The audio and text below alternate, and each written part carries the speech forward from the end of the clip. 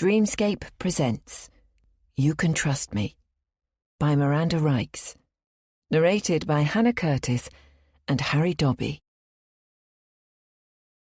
Prologue. 25 years ago. The little bell rings, again. I'm upstairs trying to concentrate. Computer studies is my favourite subject, and I'm going to be a programmer when I leave school. It's cool because mostly it's the boys who are good at it. The only girls in the class are Karen and me, and she looks like the back end of a bus. The bell chimes again. I'm not her slave, although she acts as if I am. I shove the earphones over my head, but still, that little tinkling sound rings through, slamming down the lid of the laptop. Stolen, because how the hell am I meant to afford a laptop? I stomp down the stairs. "Can you make me a cup of love?" Mum wheezes. The sound of her breathing makes me want to scream. The kitchen is filthy, because she can't haul herself up to clean it, and I've got better things to do. I fill the kettle up with water and switch it on. How I hate this place. Every evening, I hear the couple next door screaming at each other, and then having loud make-up sex that goes on for hours and hours. It's gross. I can't carry on living here in this minuscule box with its paper-thin walls and mould-ridden ceilings. Mum only leaves her chair in front of the television when she needs to use the brown, water-stained bathroom. And then it's up to me to help her. I should be out with my friends, having the time of my life. Instead, I'm her carer. And I've had enough. I rinse out a dirty mug and plop a tea bag inside. When the kettle has boiled, I pour in the hot water and then open the fridge. We're practically out of milk, and I can't be bothered to go out again and get some. Besides, I use the grocery money on a packet of cigarettes. I tip the dregs of the milk carton into the mug and carry it back out to Mum. Her wheezing is really bad today. That awful high-pitched whistle that makes me want to scream every time she exhales. "Here you go," I say, handing her the mug, knowing that it's too hot for her stiff fingers to hold. "Can't you put it down for me?" she asks. I plonk it on the side table, and some of the hot liquid slurps over the top. "For heaven's sake," she mutters. She glances over at it. "You know I like it milky. Put some more milk in it." It's been like this, day after day, week after week, month after month. Do this, do that. This isn't good enough. Can't you try harder? Be kind. "We haven't got any more milk." "Well, go and get some," she wheezes. "You need to think ahead." Wheeze. Plan. Wheeze. "Look at what's in the fridge and make sure you don't run out." Wheeze and whistle. I know it's not much, the moans and the criticism. Not today. But when it's incessant, and it is incessant, sometimes you get to a tipping point, and suddenly I can't take it anymore. Every muscle in my body tenses, and a shroud covers my eyes. I need to scream, to feel pain, to make it stop. I grabbed the cushion on the sofa, the ugly green cushion that's got a wine stain right in the centre, and stride towards Mum. "What are you doing, love?" she asks, except I don't register her words. "Put that cushion down. It's my favourite." It's as if Mum is talking to me from miles away, through thick brick walls, her words sounding like faint gibberish. As for me, my body is being controlled by some weird force, making me do this, making me shove the cushion into Mum's face. She struggles. Of course she does. But I'm young and strong and fit, and she's got emphysema, and it's flabby and overweight, and so ugly in every way. I hold it firmer and firmer over her face, while her limbs twitch like crazy. I push harder, holding it there for 3 minutes, 5 minutes, for what seems like forever, and then her body just collapses in on itself, and everything goes limp. Eventually, I pull the cushion away from her face. She's completely still, flopped over like an obese rag doll. Her eyes are glazed and shocked-looking, but she's not seeing me. At last, she doesn't see me. I stare at her, and all I feel is relief. So much relief.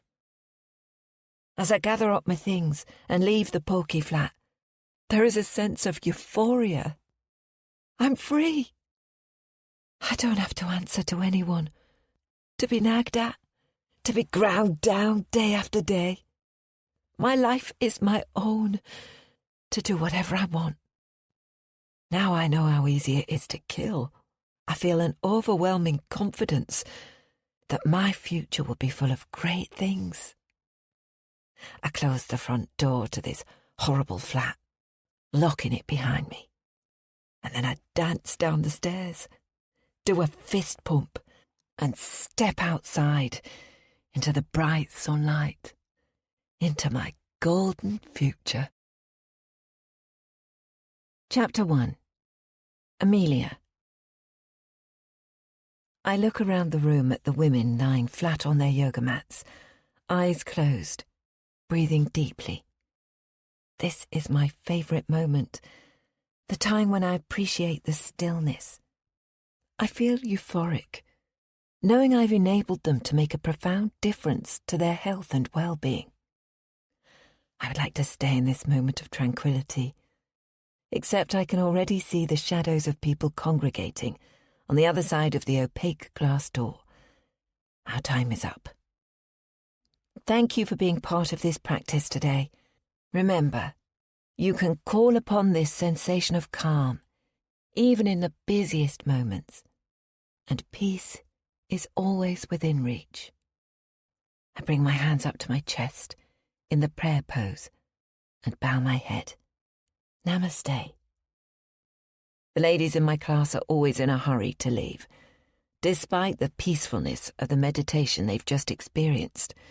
Mats are quickly rolled up, expensive athletic wear hoodies tugged back on, and the chatter in the room becomes increasingly loud. Some wave their thanks at me, others just hurry out. I don't mind. My classes are consistently full. 20 women jammed into this square room, and that's the only thing that matters. Every day I pinch myself that I'm being paid to do a job I love.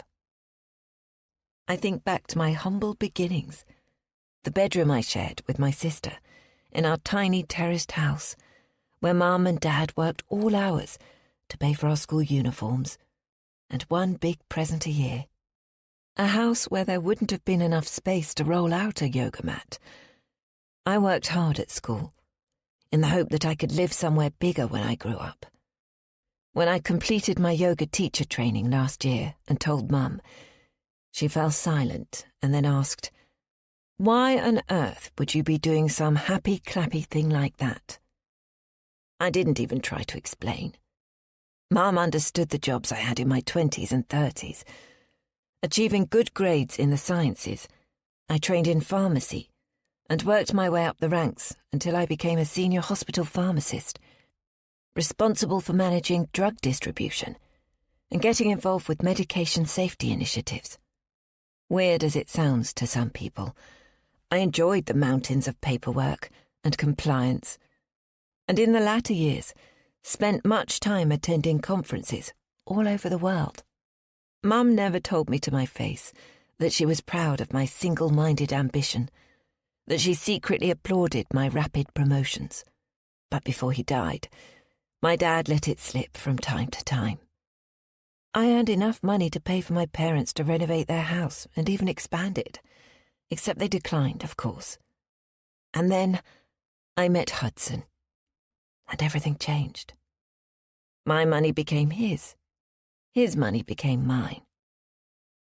Occasionally, I miss the responsibilities and independence. No, if I'm being honest with myself, I miss it a lot, particularly the financial independence. My identity and sense of self-worth were tied up with my job. I felt that I had achieved something in life, that I was recognized and admired even, a successful pharmacist. But something had to give, and Hudson and I decided that I should be the one to relinquish my career. At the time, I chose that willingly. But times change. At least my daily yoga practice is bringing me calm and acceptance, and perhaps that elusive self-confidence might start to seep back. I'm wiping yoga mats with disinfectant wipes when Vanessa strides into the studio. This is her business and her premises. I'm just one of several teachers who run classes here, and we're all beholden to her. She's strident and controlling, and expects gratitude from all her staff. I'd love to be out of her clutches. That's the plan, but there's a long way to go first. Are you done? Vanessa asks.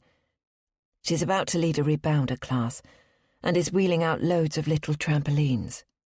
Yes, I say, gathering up my belongings. She throws me what can only be described as a filthy look, and I wonder what I've done wrong this time. I'm not going to hang around to find out. With my big canvas bag over my shoulder, I hurry out of the studio, edging past Vanessa's students who are pouring in. Amelia? I glance up and see Katia. Got time for a coffee? Romy, Paige and I are nipping across the road. I glance at my watch, but I'm not sure why I check the time because I have no other commitments today. Sure. I grin, happy to be part of a gang. We four are all teachers at Vanessa's establishment. Katia teaches Pilates. Romy specialises in aerial yoga and bar work. Paige runs the vinyasa classes, whereas I focus on Ashtanga and restorative yoga. I'm pretty sure my classes are the most popular. Only last week, Vanessa asked if I could run an extra 4 classes each week. Vanessa's studio, called Vitality with Vanessa, used to be a small department store on the high street. When the department store closed down, the place was empty for a couple of years, until Vanessa, an investment banker in her previous life, took it over and turned the premises into 3 large rooms with sprung floors, perfect for fitness classes. It's directly opposite an independent coffee shop called Eat Cake that serves the best homemade cakes in Sussex. Vanessa was furious when it opened up because, unsurprisingly, her students, feeling virtuous after a fitness class, hop over the road and indulge in a triple-layered chocolate cake or donuts filled with fresh cream. The coffee shop is always buzzing, and today is no different. As Katia and I walk in, Romy stands up and waves at us. She and Paige are seated at a small round table near the back of the shop, both nursing coffees. We all air kiss each other. Romy turns to Katia. How's the wedding planning going? Romy is a willowy woman with cornrow hair and flawless ebony skin. I'm exhausted, Katia says, as she sinks onto a chair. It's such hard work organising a wedding, and it's not even a big one. Somehow I doubt that, because along with our partners, we've all been invited. I can't say that my husband Hudson is too thrilled about the prospect of attending the wedding of someone he's never met, but we're going, whether he likes it or not. Katia is the youngest of us 4 by over a decade, and she's chosen to have a boho wedding in a field, where she and her husband-to-be will arrive bareback on horses. I'm sure she'll look stunning, with her bright blue eyes and flowing blonde hair. "What can I get you ladies?" the server asks Katya and me. "A fresh mint tea, please," Katya says. "I'll have the same, please," I add. "I can't wait for your wedding," Paige tells Katya. Paige is around the same age as me, in her early 40s, with choppy shoulder-length hair, the colour of wheat, and deep-set green eyes. She wears heavy makeup, even for her yoga classes, and I wonder if she's covering up acne-scarred skin. Paige's daughter, Taryn, is in the same school and year group as our daughter, Marnie. Not that they're friends. Paige has been a yoga teacher at Vitality with Vanessa for about 6 months, but I've only got close to her in the past couple of months, largely because Romy has included me in their friendship group. She reminds me both physically and personality-wise of a girl on my pharmacology course who always tried a little too hard, who I reckon felt inferior because of her difficult start in life. Still loads to do, although I've chosen the flowers, Katya explains. I'm going to have garlands of daisies in my hair and in my posy, and we'll have wildflowers in jam jars on the tables. I'm getting really excited. Not long to go now. Have you all chosen what you're wearing? I've ordered a stunning cornflower blue dress from an online shop, I say. That colour will look fabulous on you, Romy gushes. The truth is, I'm getting nervous about my order. I spotted the most beautiful silk dress on a website, and I placed the order nearly 4 weeks ago. It still hasn't arrived. I emailed the shop, a website called Luxall London, and eventually received a tracking number.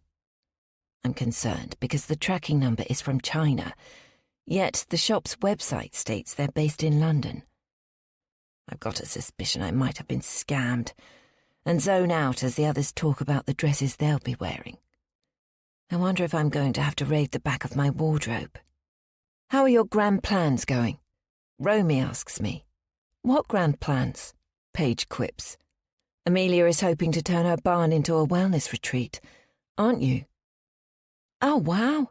That sounds amazing. Tell me more. Paige leans towards me, her face open and eager. I've got planning permission to convert our barn, and I hope to one day run yoga classes and wellness retreats from there. Will you need teachers? Paige asks. If so, count me in. I laugh. Of course. Anything to get away from vile Vanessa, Katya adds. We all snigger. So when will you be up and running? Paige asks. I sigh. I haven't got the money to do the building works at the moment. Costs have rocketed, and I'm not sure when I'll be able to do it. The money that I saved from my job as a pharmacist went towards our house. All that's left is a nest egg, squirreled away in a savings account allocated by Hudson and me to fund Marnie's university education. That's a shame, Paige adds. Can't Hudson help? Romy suggests. Romy and I have known each other the longest, coming up for 5 years now, and her husband is good mates with Hudson. No doubt Hudson has been bragging about his business and his varied investments, implying that we're loaded. And in comparison to many, we are, except there's a hefty mortgage on the house. For now, my yoga teaching brings in a pittance. The problem with my grand plan is that my husband doesn't think converting the barn into a wellness retreat is a sensible idea. He doesn't want strangers coming onto our property and nosing around. As he travels so much, I'm not sure why he's bothered. He doesn't think we'll get a return on our investment, and has dismissed my detailed business plan and carefully worked out financial projections. I disagree, and it's a big bone of contention between us. Hudson isn't sold on the idea, I admit. A couple of hours later, and I'm back at home. We live in the Sussex countryside. 3 miles drive from Beecham, where Vanessa has her studio. Not far from the sea, our tiny hamlet is located at the foot of the South Downs. Our house, once a brick farmhouse, is set far apart from the others, at the end of a long drive that winds between trees and hedgerows. We also have a ramshackle barn and a 1-acre garden. I love the house and the setting, with its beautiful views, but occasionally wish I didn't have to get in the car to go everywhere. But it's a perfect place to raise a child, and our black Labrador, Clover, gets gorgeous walks. The post has arrived, along with a small plastic-wrapped parcel from China. At long last, I just hope that the dress is as beautiful as it looked in the photo. There's so much tape, I have to use scissors to cut it, and the garment has been compressed to such a degree there's a whoosh of air when I open the package. I take out a thin sliver of fabric that crackles and sparks as it slides through my fingers. It's blue. It's a dress of sorts, but it's absolutely nothing like the photograph of the dress I thought I was buying. This garment is made from cheap nylon. The stitching is visible on all the seams, and I know without putting it on that it will look dreadful. I let out a groan. As I feared, I've been scammed. I just pray that I can return it and get my money back. Money I can ill afford to lose. I let the fabric slip back into the plastic packing and mentally kick myself. I should have known better. I grab my old laptop and navigate to the online shop.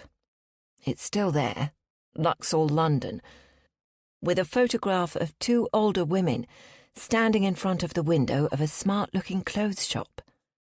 The strapline says, "Sadly, the day has come to shut down our boutique and spend more time with our grandchildren. Thank you to all our loyal customers from the past 20 years. But before we close our doors, we have something special for you. Our beautiful collection is now available with discounts of up to 80%. Once the stock has gone, it's gone forever. With love and gratitude, Margaret and Vera." With a sinking heart, I realise that Margaret and Vera most likely don't exist, and probably never have done. I scroll through the website to find the help email and fire off a message, requesting a refund due to the dress looking nothing like the one that was advertised. I feel like such an idiot. That sensation that I'm just not good enough, that time has passed me by, that I let everyone around me and myself down. When Marnie was young, I didn't miss my pharmacy job, but these days I do. Of course, it wasn't compatible with having a child. I had to travel too much. Except now, I barely recognise the woman that I once was. It's as if every year that's passed since I quit work, my education and career success have been further peeled away, leaving behind the insecure child from a hard-up working-class family. It doesn't help that Hudson has confidence in bucket loads, as if he's making up for my deficiencies. My husband has a successful travel agency business, which has grown rapidly in the last decade, and against all odds, weathered the pandemic. We live in a beautiful house, but money has definitely been tighter the past few years. Even so, Hudson wasn't keen on me resurrecting my career. And he was right. I was able to be there for Marnie when she needed me the most. Except at some point, being a mother and homemaker became not enough.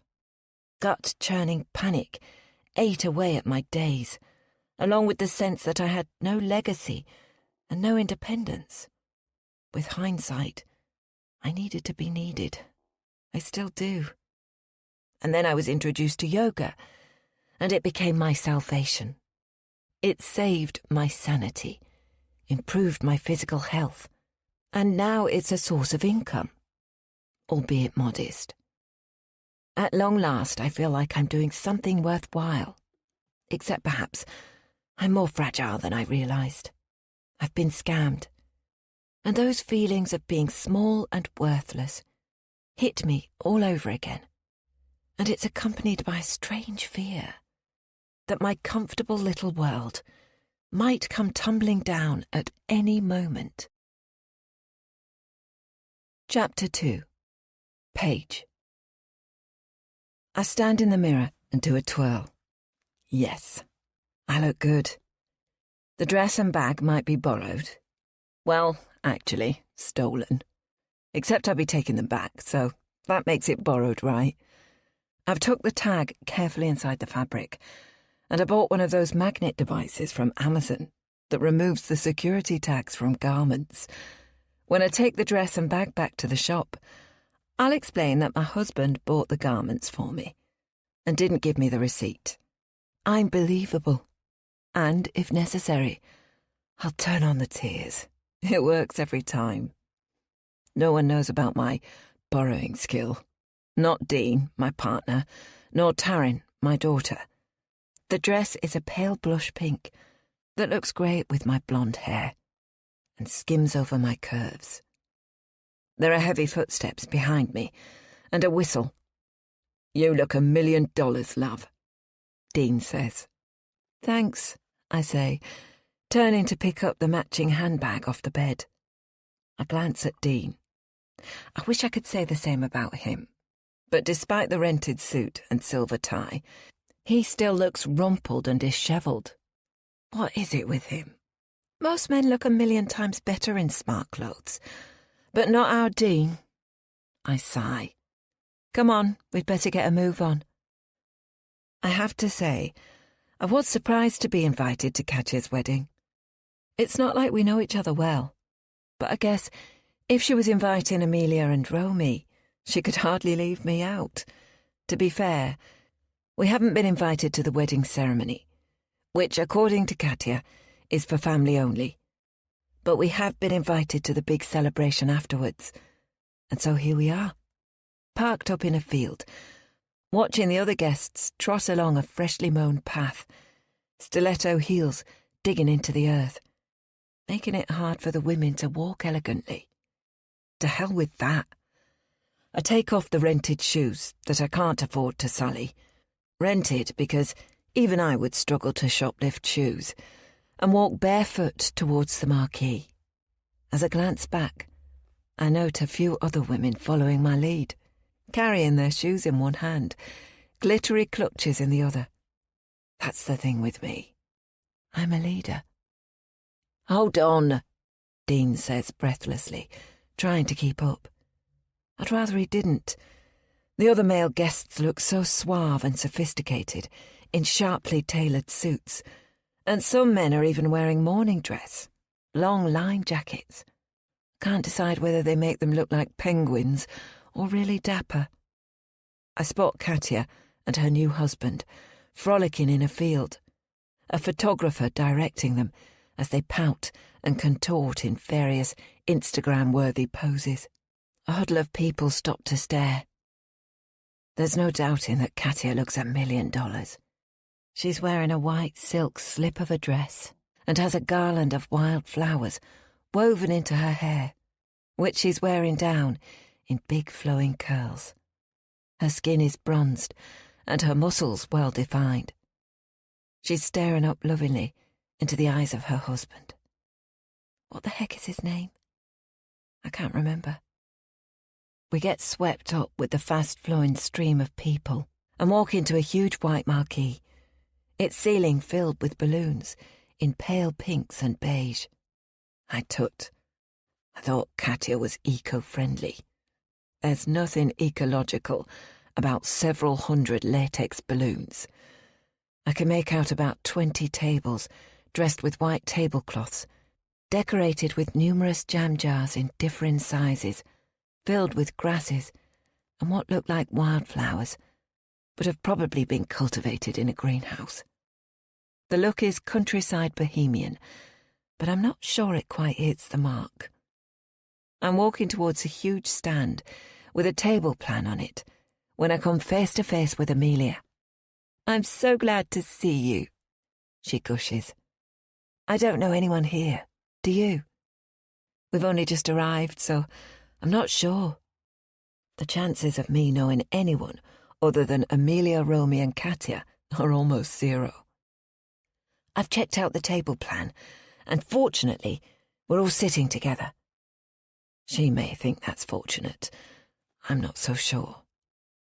Dean appears at my side and grasps my arm. He's always awkward in social occasions, and I sense his tension. He's annoying me today, and I shrug him off. He could at least have gotten a haircut. Amelia is looking at him expectantly. "Oh, sorry, this is Dean, my partner," I say, introducing them. "And Hudson is just over there, getting me a glass of champers," she adds. On cue, a man appears, holding 2 champagne flutes. Unlike Dean, who is in an ordinary blue suit, Hudson is wearing black tie, a sharply cut black suit with satin collars and a pale yellow silk bow tie. But it's not just his expensive clothes that strike me. This man is incredibly good-looking, with dark hair, greying at the temples, pale blue eyes, and a strong jaw. Amelia has done really, really well for herself. "Hello," he says, in a husky voice, his eyes running all over me. He hands Amelia a glass of champagne, but his eyes don't leave me. "Hudson, this is Paige, and her partner Dean. Paige and I work together at Vanessa's studio." I take the lead and put out my hand. "It's a pleasure to meet you," I say. I can tell immediately that Dean won't like Hudson. He's one of those suave, poshly spoken types, no doubt privately educated. The sort of man who makes Dean feel instantly inferior. Even though I've told Dean numerous times that he's worth 1,000 of the Hudson types, he doesn't believe it. Just because he's a plumber and a bit rough around the edges doesn't mean he's less of a man than someone like Hudson, who probably has a degree or 2 from some fancy university. At least, that's what I used to tell myself. We make casual chit-chat, accepting glasses of fizz and canapes from servers who all look younger than Taryn, my 16-year-old daughter. I stand just a little too close to Hudson, brushing his arm as I bring my glass of champagne up to my lips. He explains that he has a chain of boutique travel agencies, specialising in tailor-made trips for people with more money than sense. His words, not mine. I ooh and ah, and watch Amelia out of the corner of my eye. But she doesn't seem fazed by my flirting with her husband. Perhaps she's used to other women coming on to him. Or perhaps she doesn't care. Before long, we're being ushered to our tables, and the bride and groom enter the marquee to huge applause. Katya is glowing, lapping up all the attention, waving and twirling and blowing kisses like a true diva. God, I wish I could be her right now. We take our seats at our table, the one furthest away from the bride and groom's top table. I suppose we've been labelled as the least important guests. I shouldn't care, but I do. I sit down between Amelia and Hudson. "Your dress is beautiful," I say to Amelia, even though it isn't. Frankly, it looks like it's a couple of sizes too large for her, and the shade of purple does nothing to enhance her complexion. It's hardly surprising that Hudson can't keep his eyes off me. "Is that the one you ordered online?" "I thought you said it was cornflower blue," Romy adds. "I had to send that one back." Amelia lowers her eyes. "Oh dear, didn't it fit?" I ask. For the first time, Amelia seems to clock her husband, who is deep in conversation with Paul, Romy's partner. As if she doesn't want him to hear, she leans forward and says, in a conspiratorial whisper. I think I was scammed. I feel like such an idiot. Oh no, Romy says. What happened? It was nothing like the photo or description, and now I've got to send it back to China. She speaks so quietly I can barely hear her. I lean close to her, and I can't help but inhale the scent of her sickly, floral perfume. What's the name of the website? I ask, a little nugget of an idea forming at the back of my head. Luxor London, Amelia whispers. Gosh, hope it wasn't too expensive, I add. Amelia grimaces, and that's all the answer I need. The first course arrives, a salmon mousse with a minuscule portion of salad. I monopolise Hudson for a while, asking about his business, letting my arm gently nudge his. And then I turn back to his wife. Amelia seems awkward, and I can't work out why. It's as if her mind is on something else. Your bracelet is gorgeous, I say. Indeed it is. A platinum band inlaid with big sparkling diamonds. Cartier, perhaps. Thanks, Amelia responds. We had a bit of a tough time a couple of years ago, when Marnie was really ill. She almost died, but, thank God, managed to pull through. Hudson gave me the bracelet as a commemoration of Marnie's life, I guess. I would like to ask her more, except someone hits the side of a glass, and as the ringing sound permeates the marquee, everyone falls silent. We listen to some deadly boring speeches, given by the best man and the father of the bride, and then, at long last, the main course arrives. Partridge for the carnivores, some vegetarian tagliatelle for everyone else.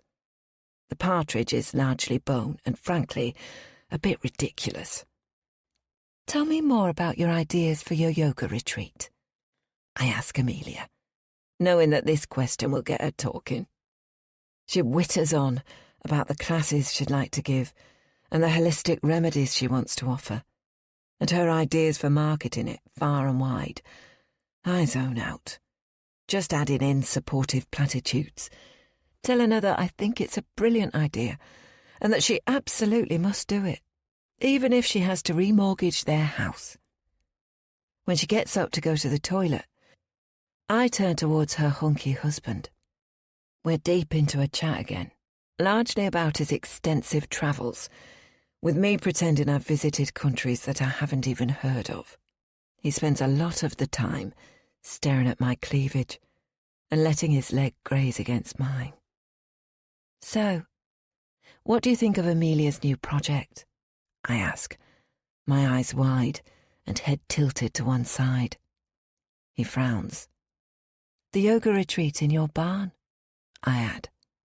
Oh, that, Hudson says, a hint of dismissal in his voice.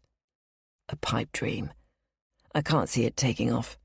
And besides, the thought of a bunch of braying women on our property fills me with horror. But Amelia is such an amazing yoga teacher.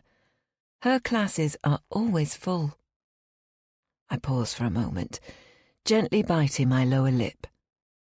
Except, I have to agree with you. I don't see how it could be a commercial success. The market is oversaturated, and as lovely as your wife is, I think she's a little commercially naive. Please don't tell her I've said that, because I adore Amelia. He laughs. You're speaking my language now. I mean, I looked at some of the ROIs in her projections, and it would take about 20 years to pay back the capital investment she wants to spend. You're right. You need to talk some sense into my wife. Let her carry on teaching her little yoga classes. But that's that. For a moment, I actually feel a tiny bit of pity towards Amelia. Hudson might be a looker, but he's hardly the supportive husband. And then she's back from the toilets, and the conversation switches, and we're talking about the new headmistress of Stanford Grammar School, the school that Taryn and Marnie go to in Beecham. Once the meal is over, Dean and I don't stay long at the wedding. I'm a nobody here, and the last thing I want to do is dance with Dean. Amelia Hudson, Romy and Paul take to the dance floor, which enables us to slip away without anyone noticing. Back at home, I check out Luxall London's website. Amelia is such an idiot to have fallen for it, because it's absolutely obvious it's a scam. All you need to do is check out the IP address, the length of time the website has been running, and the reviews on Reddit. But then again, I'm a techno genius. It's how my brain works, and it was my line of work until a few years ago. My comfort zone. I set up a new email account and send Amelia an email to the address I've lifted from the website she has promoting herself as a yoga teacher. It's a one-pager site, far from impressive, and attracting zero traffic, so I'm not sure why she bothers. I type out the following. Dear Miss Myers, please accept my sincere apologies for sending you the wrong item.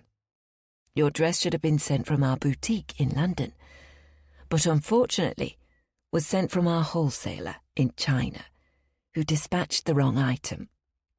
I've been away from work for a few weeks, nursing my husband, who has now passed away, and take full responsibility for the mix-up. Please rest assured, I will investigate and sort this. Yours sincerely, Margaret. After sending the email, I carefully removed the dress I wore to the wedding and inspect it, checking that there aren't any little marks or stains that a shop assistant might notice. Happy that it's spotless, I fold the dress neatly, slipping it into a carrier bag. Dean is already asleep by the time I'm out of the shower and ready for bed. As I close my eyes, I think of Hudson, with his thick dark hair and chiselled jaw. I wonder what it would feel like to have his fingers exploring my body, his wide lips on mine. And then I think of Amelia, and how she has all the look. A handsome, rich husband, living in a gorgeous house. I console myself with the thought that Amelia's look is shortly going to change. The next day, there is an email from Amelia, thanking Margaret for her kind note and requesting her money back. Oh, Amelia, you really are self-obsessed and weak, and really rather stupid. In fact, she's proven herself to be exactly as I had labelled her. The entitled type, for whom everything always turns out so perfectly. But not for any longer, Amelia. No, I'm going to enjoy playing with you and your handsome husband, Hudson. I'm rarely home when Taryn gets in from school, but today I need to talk to her. Our house is small, nothing like Amelia's mansion. It's a 2-bedroom, 1-bathroom semi on a long row of terraces. There wasn't much choice when we moved here, but despite my initial reservations, it's beginning to feel like home. My daughter is 16, and about as different to me as is possible. Sometimes that makes it hard to bond with her, especially now she's going through her goth stage, with spiky black hair that, against her pale complexion, makes her look like a ghost. Taryn wears chunky black boots, black clothes and black makeup. Honestly, she looks hideous. But Dean bites a chunk off me whenever I criticise Taryn's looks. You'd never know that he wasn't her real dad. Hi, darling, I shout out, as she stomps into the kitchen with the footsteps of an elephant. Good day at school? What is it to you? Look, I say, swallowing my annoyance at her rudeness. Do you know a girl called Marnie in your year? Yeah, vaguely. Why? I'm friends with her mum, and I thought it'd be fun for the four of us to get together. No way. Taryn's shoulders tense up. Why? Her mum is lovely. Well, Marnie's not. Could you perhaps make an effort for me? We could go out for supper, watch a film perhaps. She's a bitch. Oh, come on, Taryn. You just said you hardly knew her. She and her friends are a bunch of bullies. I stand up, suddenly, tipping the wooden chair over. Have they bullied you? I ask. Taryn knows that I don't stand for any nonsense, that if anyone bullies her, they have me to deal with. I might not be the most maternal person in the universe, but all guns come out blazing if anyone hurts my daughter. It's fine, Mum. Just chill. Look, I don't want anything to do with Marnie, and I don't want to meet up with her. It's bad enough having her around at school. What does that mean? I ask, bristling at the thought of Amelia's daughter behaving badly towards Taryn. Let it go, Mum. It's nothing. She's just an idiot. I'm going to do my homework. She takes a glass from the cupboard and pours herself some water from the kitchen tap. What would you like for supper? I ask to her retreating footsteps, thinking about what I would do to Marnie if I find out that she's been bothering Taryn. Whatever. The trouble with my daughter is she's exceptionally intelligent. There's talk that she might be Oxford or Cambridge material. It's not like she's had much support from Dean and me, at least not on the academic side. Schoolwork just seems to come naturally to her. Because she does so well at school, I let her get away with more than I should. The answering back, the rudeness, and the ridiculous dress sense. Because when your child comes home with glowing school reports and prizes, there's not much to get annoyed about. After I hear her bedroom door slam, I pick up the phone and call Amelia. Recovered from the wedding? I ask. Just about. You disappeared early, she replies. Dean had an early start. Look, I was just talking to my daughter Taryn, and she mentioned how lovely Marnie has been to her at school. I was thinking it would be fun for the four of us to get together. Go out for a pizza or something, or perhaps take in a film. What do you think? That would be wonderful, Amelia exclaims with such enthusiasm. It makes me wonder if she actually has any other friends. When were you thinking? We agree on Saturday, late afternoon. Half an hour later, over our pasta supper, I turn to Taryn. We're meeting up with Amelia and Marnie on Saturday afternoon. You have to be fucking joking. Why don't you ever listen to me? Language, Taryn, I say. You might be meeting up with them, but I'm not. Yes, you are. And it will be lovely. It's important to make new friends. You can go without me. Oh, come on, love, Dean says, patting Taryn's hand. He's always had an easy way with her, and she listens to him.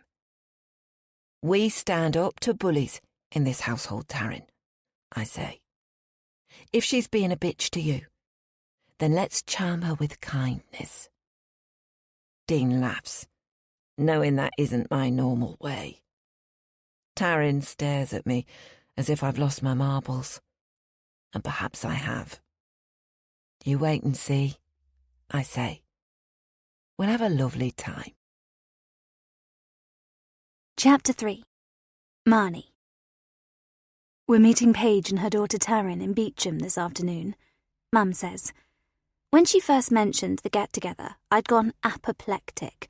What mother foists their friends' children on them when they're our age? I mean, I'm nearly 16, not some little kid whose mum can boss me around. Besides, Taryn is a weirdo, all goth and sulky and a complete swot. It's not convenient, I say, instantly losing my appetite for the piece of toast in front of me. I've got revision to do. You've been working really hard recently, and I think it would do us all good to go out for an early supper. No thanks. I get up from the table, but Mum is not going to let this one go. It's non-negotiable, Marnie. If you don't come, you don't get your pocket money this month. I throw my hands up into the air. But that's blackmail. I'm sure we'll have a lovely time, and if, in the unlikely event we don't, there's no need to see Taryn again. Hardly. We're at the same school, and what if she starts hanging on to me? She's so chuggy, I mutter under my breath. And she is. She only started at our school at the beginning of the year, and I'm not sure she has a single friend. Taryn never makes eye contact with anyone. She wears skinny black jeans with slashes at the knees and has spiky black hair, and most of the time she comes top of the class in every subject. I don't know why Mum is so desperate for Taryn and me to be friends, but I have zero intention to hang with her at school. It's not like my friendship group is great at the moment, but I'm not that desperate. Except when Saturday afternoon arrives and Mum promises to give me double pocket money for joining her at supper with our new friends. Reluctantly, I accept. I just hope that none of my actual friends see us. That would be so unfunny. Paige and Taryn are seated at a table for 4, and Paige jumps up and greets Mum as if they're long-lost friends. It's so lame. They've only known each other for a few months, and it's not like they're besties. They work together. Taryn raises her blackened eyes at me and nods. Olivia and I haven't exactly been nice to Taryn these past months. I might have said some mean things which she overheard, and now I'm sitting opposite her. I hope she doesn't mention anything, because that would be orcs. She's wearing over-ear headphones, a brand that I've been craving for ages, but are really expensive.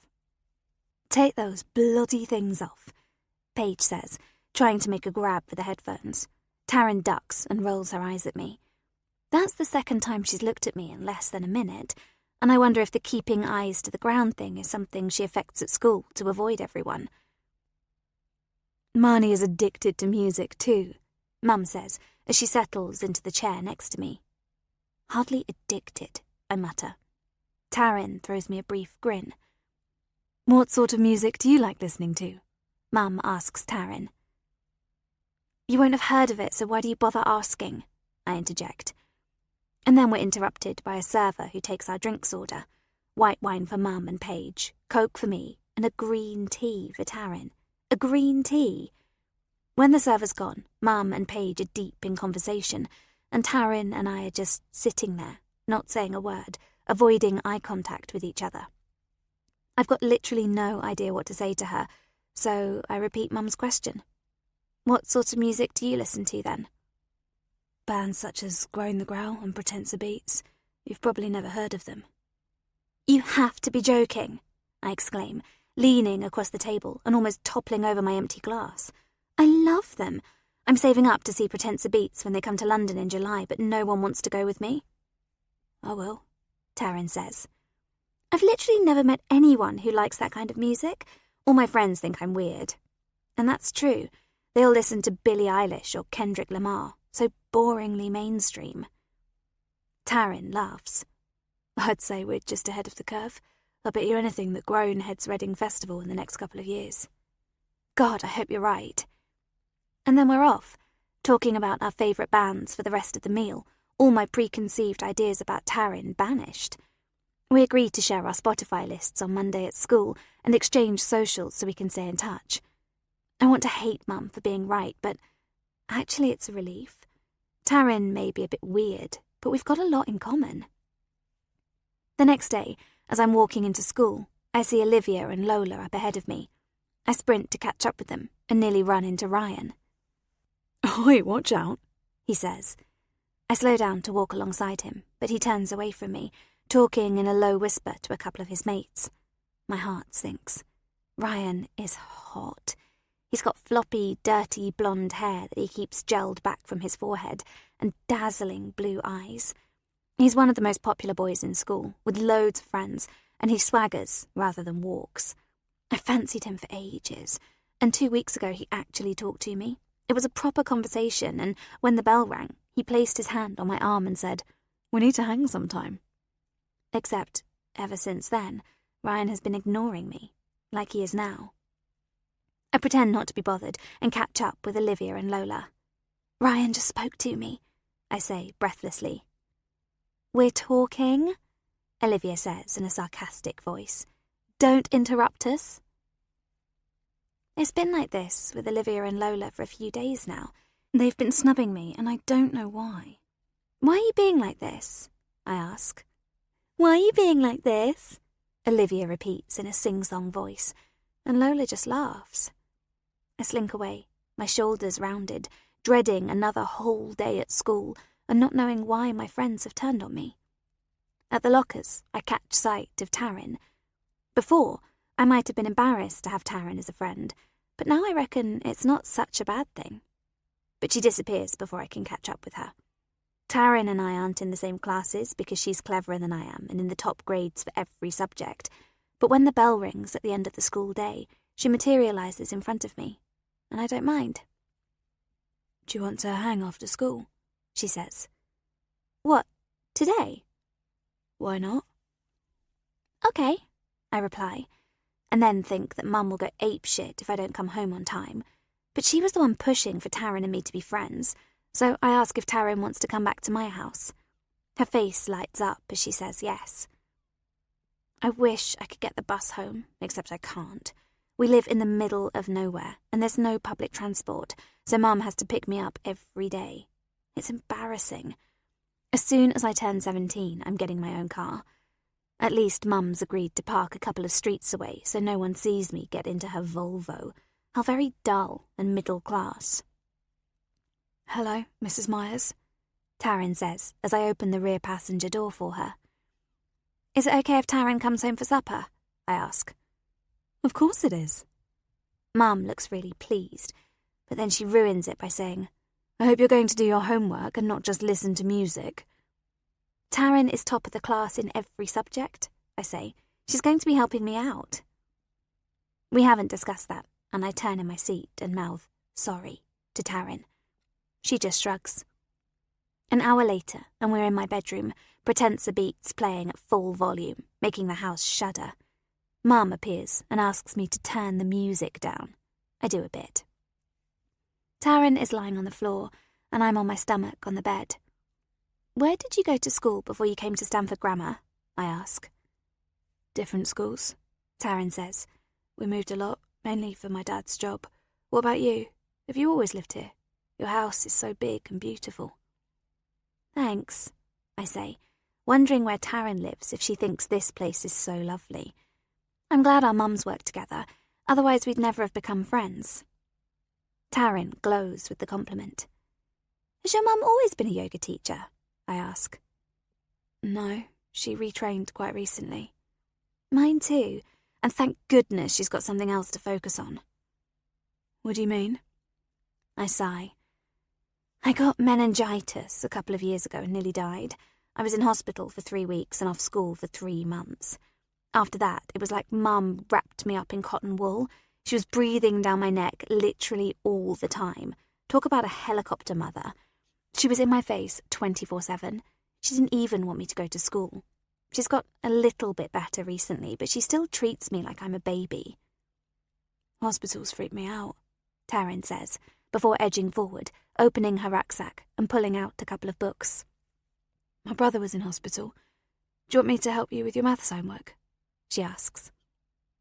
After supper, Taryn still hasn't made a move to return home, and I wonder if she wants to stay the night. But then Mum appears and says that Paige will be collecting her in an hour's time. We go onto Spotify and talk music. There's a song I really love called Into the Ether, and I start singing it. You've got a really good voice, Taryn says.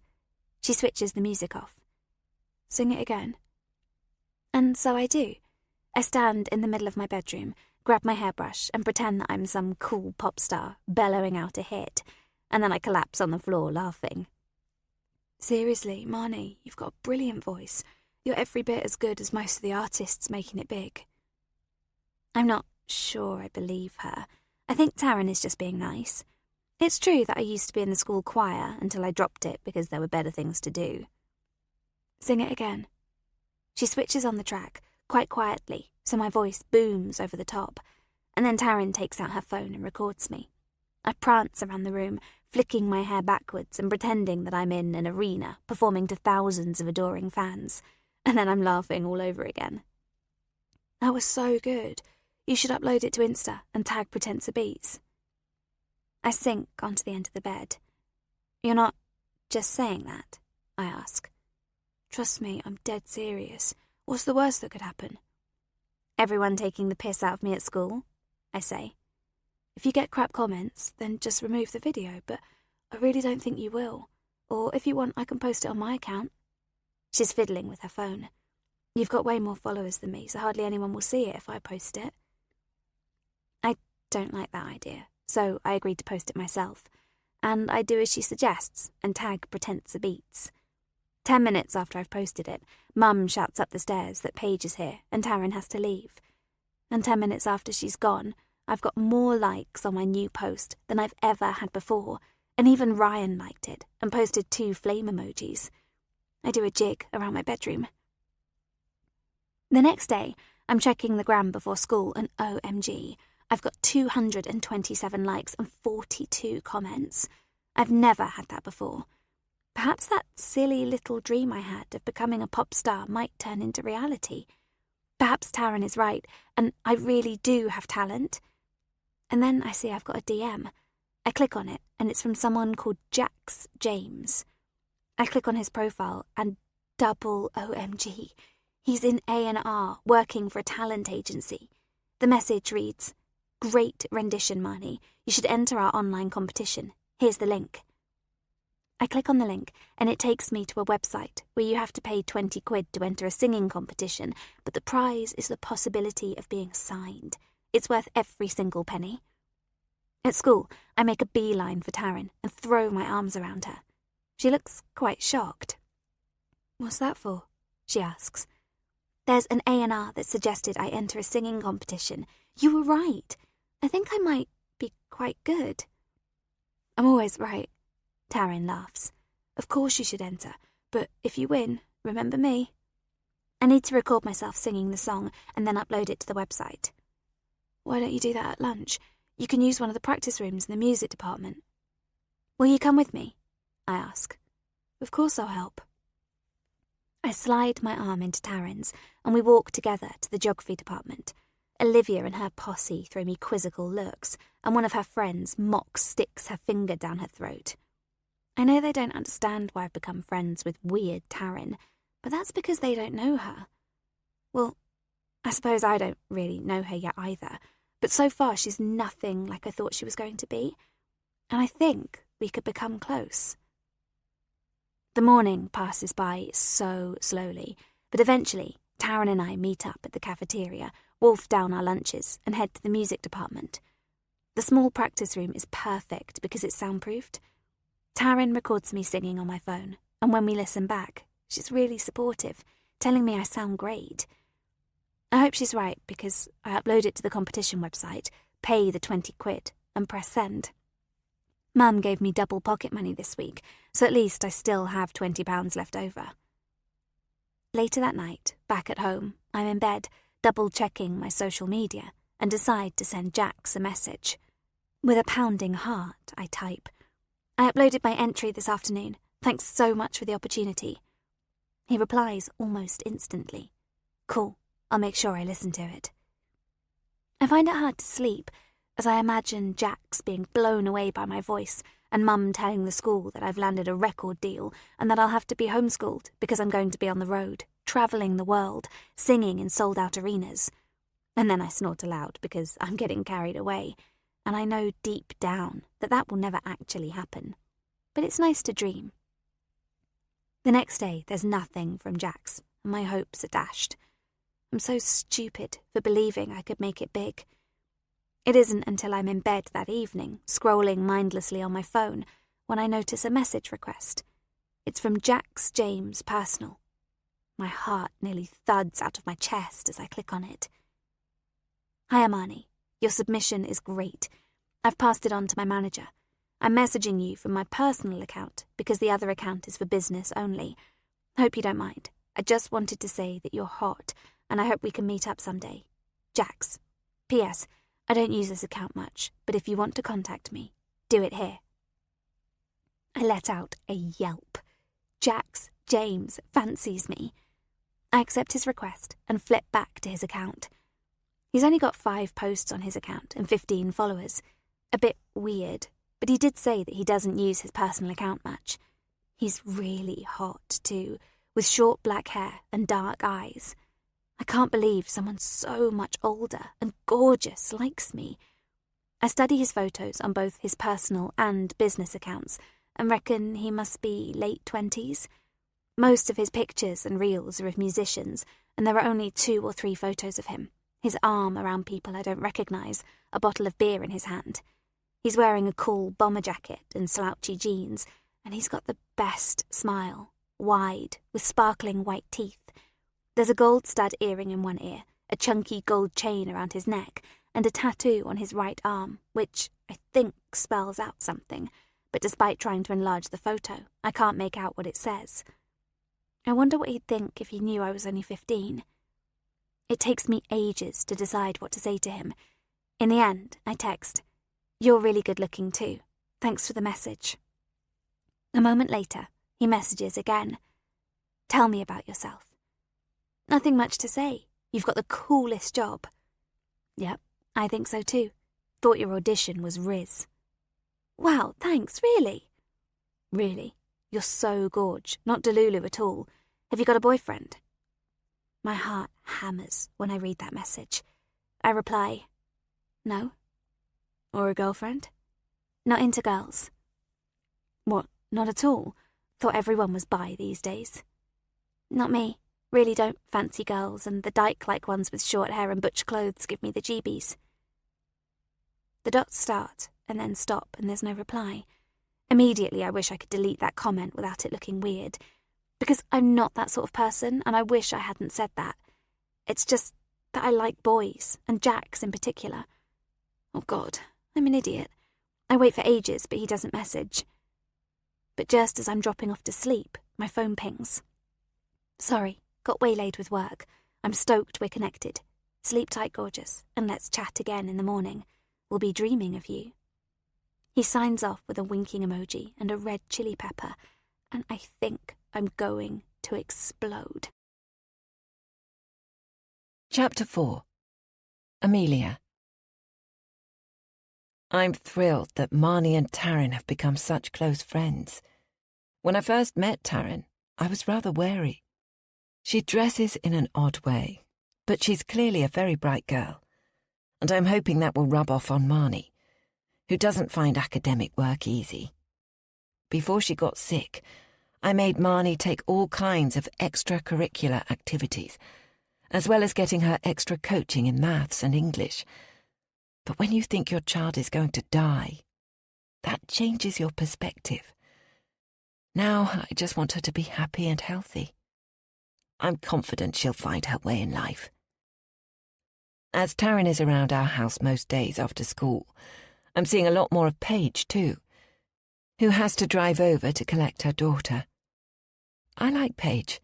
She's a bit different than my other friends, with her down-to-earth, blunt manner, which sometimes verges on rudeness. The other day, Katia turned up to Vanessa's studio in a new athletic outfit. She asked us if it suited her. I would have lied and said it was lovely, but Paige just blurted out that the colour drained her complexion. Katia looked hurt, but in some ways it's better to be told the truth, isn't it? This afternoon I'm having a bit of a clear-out, hoping to list some old clothes to sell online. I'm trying to save every penny I can, and if I can earn a little extra, I will put it towards my retreat building fund. I'm in the kitchen, writing descriptions on my laptop for all the items of clothing, while the girls are upstairs doing their homework. At least I hope they are. Marnie's last school report wasn't great, and if she doesn't buckle down, she might not even pass her GCSEs. Hudson will go apoplectic if that happens. He has Marnie's life all planned out. A-levels, a degree in a good university, preferably studying something like law or accountancy, and then a climb up the corporate ladder, followed by taking over his business. I just can't see that happening. I hear the crunch of tyres outside and see Paige pull up in her little white polo. She hops out of her car and strides up to the back door. "You're so kind to have Taryn yet again," she enthuses as we air kiss. "It's no problem, and if she can help Marnie increase her grades, then so much the better." Paige seems comfortable in our house these days, but when she first came here, there was an uneasy awkwardness. I noticed how her eyes grew large as she took in my big square designer kitchen with its pale sage units and sparkling white marble work surfaces. She walked over to the large Aga and ran her fingers over the pale cream doors. Then she stared at my Kuka tap as I poured her a glass of sparkling water. I wondered if she'd never been in a kitchen such as mine, with all the mod cons, but then she swiveled towards me and grinned, and in her typical blunt manner said, "What a beautiful kitchen. You must be loaded." Taryn and Marnie had been sitting at the kitchen table, and I noticed how Taryn flinched when her mother spoke. Today, Paige is dressed in leggings and a padded jacket, and her trainers squeak on the limestone tiles. "What have you got here?" Paige asks, pointing at the 2 black bin liners filled with old clothes. "Just stuff I'm trying to sell. Coffee or tea?" For a moment, I wonder if she's going to ask to take a look, but then she pirouettes to face me. "Tea, please." As I'm placing a tea bag in a mug, Paige sits down at the kitchen table and asks, "By the way, did you ever get your money back from that online dress shop?" My shoulders sag. "No, I got well and truly scammed." "You're not going to let them get away with it, are you?" "I'm not sure what else I can do, beyond reporting them to my bank or hopping on a flight to China.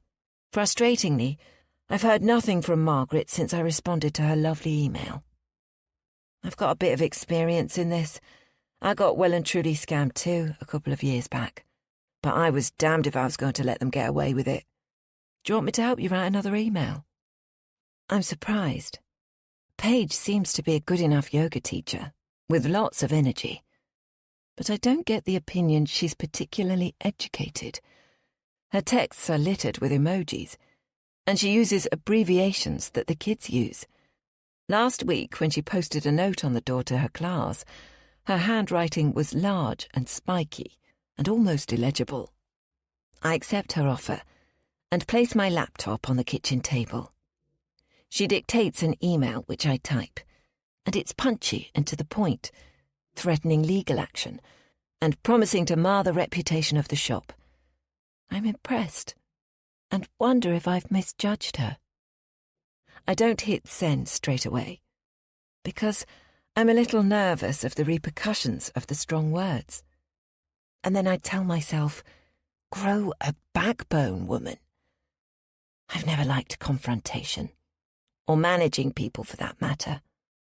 My pharmacy job suited me because I was dealing with processes and paperwork more than personnel.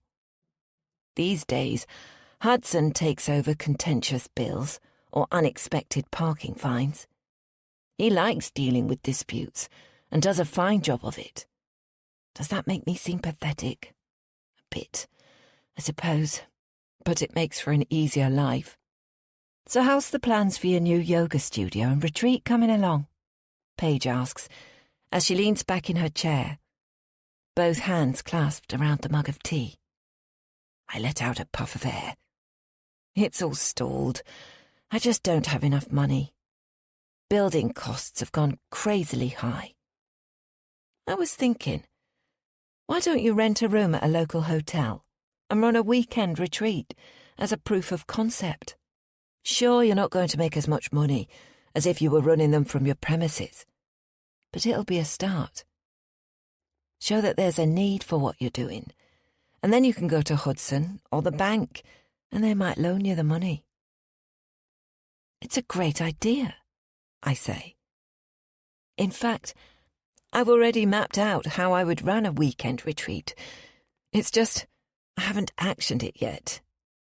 To be truthful, I've been worried it might not work. And sometimes it's easier not to try something than to face failure. My relationship with Hudson is so rocky at the moment. I'm just keeping my head down and praying that the good times return. I hope I'm not talking out of turn, but I'm a little shocked Hudson isn't supporting you, Paige says. I glance up at her in surprise. It's just that when we were talking at Katya's wedding, he seemed so proud of you and appeared to love the idea. Really? I question. That's the complete opposite to what my husband has said to my face. Not that he isn't proud of me. Honestly, I wouldn't know. But he's been adamant that we don't have the funds to invest in developing the barn. And he also isn't keen on opening our house up to the public. Perhaps he's saying one thing to me and another to other people. Or perhaps Paige got the wrong end of the stick. If you want any help running a weekend retreat, I'd love to lend a hand. Free of charge, of course, because we're mates. Besides, I've got a vested interest in you being successful, so that I can come and work here and get away from vile Vanessa. Thanks, Paige. That's really kind. I may well take you up on that. This evening, Hudson has returned from a business trip. I've lost track if he's been in Prague or Panama, but he's dumped his overnight case in the hall and is slumped in front of the television. How was the trip? I ask, passing him a glass of wine, for which he doesn't thank me. Fine. Did you pay the bill for the dentist? This is what we are reduced to. Perfunctory conversations discussing bills that need to be paid, appointments that need to be booked, whether we can afford to buy a new washing machine, as ours is on its last legs. I try to remember when either of us said, "I love you." I recall the days when we were so close we would share our most mundane of thoughts. In the early years of our marriage, our love was all-consuming. We frequently finished each other's sentences and dreamed about a future full of laughter and children and wealth. Somehow it's all gone wrong. I sink onto the sofa with a heavy sensation of sadness, wondering where the affection has gone. "Oh, I almost forgot to tell you," he says, turning the sound of the television down just a little. "I've been headhunted for a job." "A job?" I frown. "But you run your own business." "Yes, but the job's got lots of potential." I'm confused. "Don't worry, Amelia. I'm not going to take it," he says, without looking at me. "Thought you might be pleased." "Pleased?" Oh, never mind. "Talk to me, Hudson," I say. Except he scowls, shrugs his shoulders, and turns the sound up again. I debate questioning him further, except I know that look. His lips are firmly closed, his eyebrows knotted together, eyes focusing on the television screen. And I'm not in the mood for another argument. Of late, I've been wondering whether Hudson chooses to travel so much because he wants to be away from home. It's not like he couldn't send members of his staff to check out new hotels. I recall the early days when I used to accompany him everywhere, even bringing Marnie along when she was a baby, much to the abhorrence of the hotel owners, who assumed their offer of a free stay, in return for promoting their business to his customers, extended to him and him alone. But as Marnie got older and went to school, Hudson started to go alone. Occasionally, I wondered if he cheated on me with some glamorous guest or rep. But when he'd return from the airport and throw his arms around me, then head straight for a shower before tugging me to bed, I was reassured that it was me he wanted, and only me. Except he doesn't do that anymore. A couple of months ago, I signed up for therapy. But when in that first session, my therapist asked me to talk about my relationship with Hudson, I found I couldn't. I didn't want a stranger to know that our sex life had petered out, that we lie on our king-size bed without touching, that he's resentful of me for being at home, and I'm resentful of him for all the travelling. I didn't return to the therapist, and instead promised myself that I would sit Hudson down and have a proper talk with him. And I did, 3 weeks ago. I made a lovely supper, chose a good bottle of wine, and when we finished, I asked, "Can we talk?" My heart was hammering. "Of course," he said with a frown. "What about?" "About us. Our relationship. I don't think you're happy, and I'm not sure that I'm happy." He stared at me with an expression of disbelief. We sat in silence for what seemed like forever. Tears began welling in his eyes, and I wondered if I'd got it all wrong. "I know the last few years have been tough, but do you want a divorce?" He stared into his almost empty glass of wine. "No, of course not," I said. "I just want to talk about us. How do you feel?" He shrugged. "I don't know." "Are you happy with the way things are?" "I think so. I don't know what you want me to say." And then his phone had rung, and to my disappointment, he had answered it. The conversation was over, and we haven't returned to it. While Hudson is watching the television, I think about Paige's suggestion for a yoga retreat. I go into the kitchen and put my laptop on the table. Clover comes to lie at my feet. Marnie's dreadful music is permeating through the ceiling, but I try to ignore it. I make a list of local hotels and then study their websites to find out if they have suitable rooms to rent, where I might be able to house 10 women for a weekend of yoga classes. And then there's the ping of an incoming email. "Dear Miss Myers, please accept my sincere apology for taking so long to respond to you. Things have been difficult this end, with closing the business. Please supply me with your bank details and a copy of the invoice, and I will refund you in full immediately. Yours sincerely, Margaret." I respond with my bank details, and literally 10 minutes later, the full amount I spent on the dress lands in my account. I send Paige a text message, thanking her for her help. She responds with a thumbs-up emoji. Later, in bed, Hudson and I are lying in the dark, as normal, not touching. "Tell me more about the job offer," I say. "I'm tired," Hudson replies. And then he turns over, his back towards me, and tucks the duvet tightly around his shoulders. Chapter 5. Paige. "What's this for?"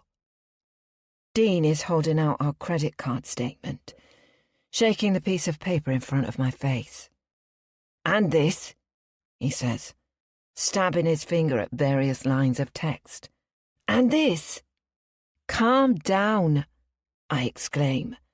"It's stuff I needed. New shoes for Taryn, and the wedding gift for Katya. Hardly an extravagance. I'm tempted to tell him that I stole the bloody dress I wore so he didn't have to pay for it. But I know how furious he'd be, how disappointed. So I hold my tongue. "We can't afford it." Dean is raising his voice, his face turning increasingly puce. "What do you mean we can't afford it? You're out working all hours, and I'm bringing in some money from my yoga classes. Pocket money. Not even enough to pay a single bill. I told you, you need to be careful. And now we're maxed out. Stop shouting at me." I hate that Dean is in control of all our finances, that I need to justify what I'm spending, and he's so bloody sanctimonious about it, stressing when we go into the red. I stomp over to the fridge and take out a bottle of white wine, pouring myself a very large glass. I don't offer him any. I'm not prepared to be in the situation we were in before, Paige. I can feel my blood beginning to boil. It's never good when my blood begins to boil. I thought plumbers earned 6 figures. I spit, knowing full well that Dean has never achieved anything near that. He might be a good plumber, but we're relatively new to the area, and it's hard to get traction in a place where plumbing and heating family businesses have been around for decades. Perhaps you should try harder. He takes a step towards me. He knows how I hate it when someone invades my personal space, how it makes me react like a terrified animal, how I can't help myself but go on the attack. And yet he takes another step forward, and for a moment I wonder if he's going to kiss me. But no, his eyes are narrowed, and he's spitting out his words. You need to rein in the spending, Paige. With his nose practically touching mine and his stale breath on my face, I can't stop the anger from rushing through my veins. I've been here so many times before. Times when I've been unable to control myself. Times when the consequences of my actions have been so much worse than the initial trigger. I know I need to stop myself. I know I'll regret it if I hurt Dean. But the fury is immense, making it hard for me to breathe, causing me to grit my teeth, to want to scream, to lash out. Enough! I shout. Dean steps away just in time, just as I grab my glass of wine and hurl the remaining liquid at him.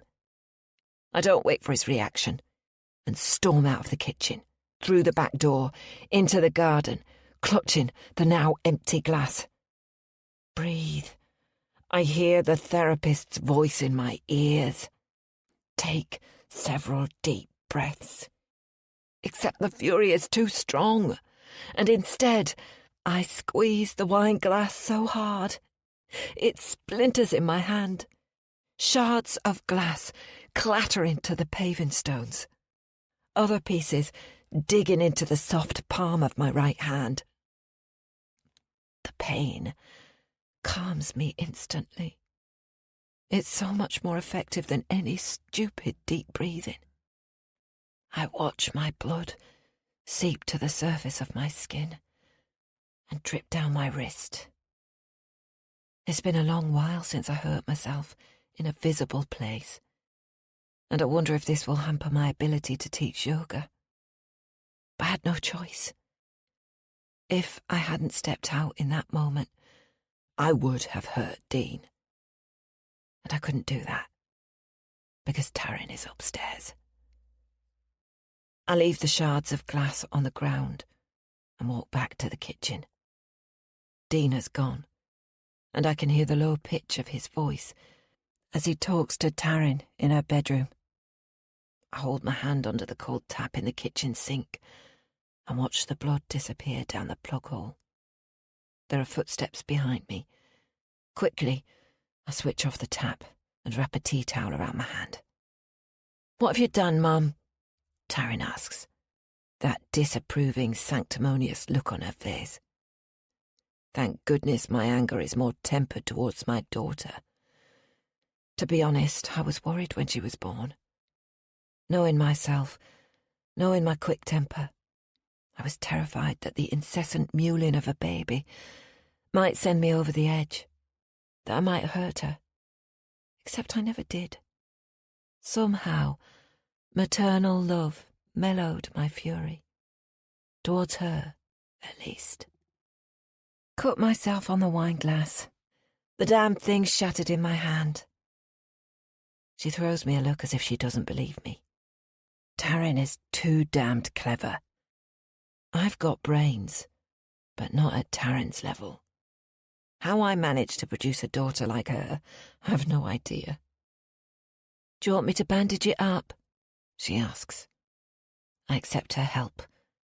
Wordlessly, she finds the first aid box and takes out some Steri-strips, removes a small shard of glass stuck in my palm with some tweezers, and then wipes it down with disinfectant before pulling my flesh together to stem the bleeding.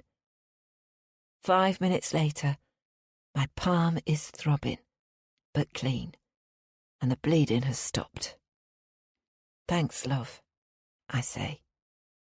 Still, Taryn says nothing. I hate that I'm a disappointment to her. Yet what can I do? The next day, Amelia has invited me, Romy and Katya, who is recently back from her honeymoon, over to our house for coffee and the chance to look through Katya's wedding and honeymoon photos. I'm the last to arrive. I really didn't want to come, except I'm on a mission and I need to remember the bigger picture. So here I am, in the home of a woman I detest, forcing myself to fawn over the photos of someone I'm completely indifferent towards. Amelia, I say warmly, giving her the compulsory air kisses. So kind of you to have us over yet again. She places one of her perfectly manicured hands on my arm, and I want nothing more but to shrug it off. Instead, I grit my teeth and give her a little shoulder bump. Oh, we're such buddies. What have you done to your hand? She asks, noticing the padded plaster on my palm. Stupid accident washing up. A wine glass broke in the sink. Ouch, she says. Will it affect your teaching? No, it should be fine. Whether it will or not remains to be seen, but I have an extremely high threshold for pain, and as Dean so unnecessarily pointed out, I need the money from teaching. He's still being off towards me, but I have a plan. A plan that should put a great big smile on his face. So, girls, Amelia says, as we approach the kitchen table, Paige came up with the brilliant idea that I test my retreat concept and run a weekend away in a hotel somewhere. Excellent, Romy adds. Yada, yada, yada. I zone out and gaze around Amelia's huge kitchen. You could probably fit the whole of our house in this space. She has all these grandiose plans and is feeling so sorry for herself because her filthy rich husband won't indulge her little whims and pay for their barn to be converted. Why doesn't she go out and earn some proper money herself? Stand on her own 2 feet, rather than be reliant on her partner. And no, I'm not being hypocritical here. I'm only earning pennies from teaching yoga because I couldn't return to my previous work. The fact that I'm reliant on Dean is out of my hands. It's not what I wanted. Up until a few years ago, I was the main breadwinner. But sometimes life throws you a curveball, and I've had way too many of those. Their barn is visible through the kitchen window. I have to agree with Hudson. If I had a home like this, I wouldn't want to have a bunch of overprivileged women turning up on my land, waving their flabby butts in the air and indulging in me time, as if they even need it. Most of them haven't got a clue what real life is like. And Paige. I zoom back into the conversation at the sound of my name.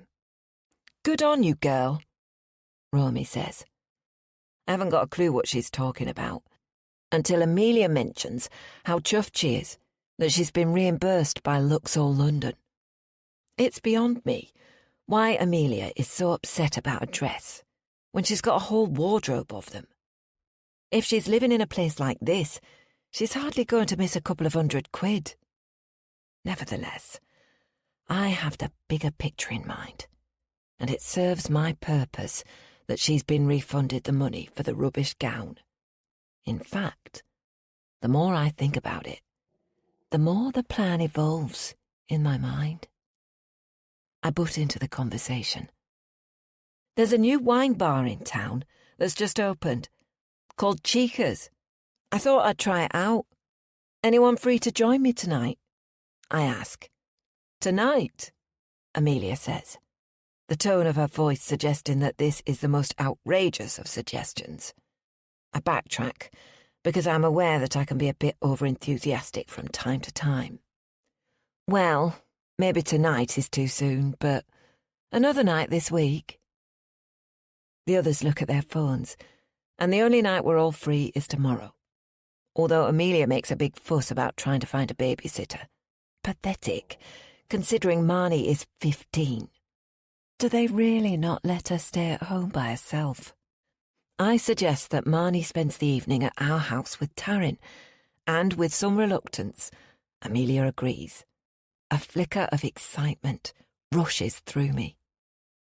Chica's is a small bistro-cum-wine bar, all fancy, with glass tables and little wooden platters filled with crudités and nibbles.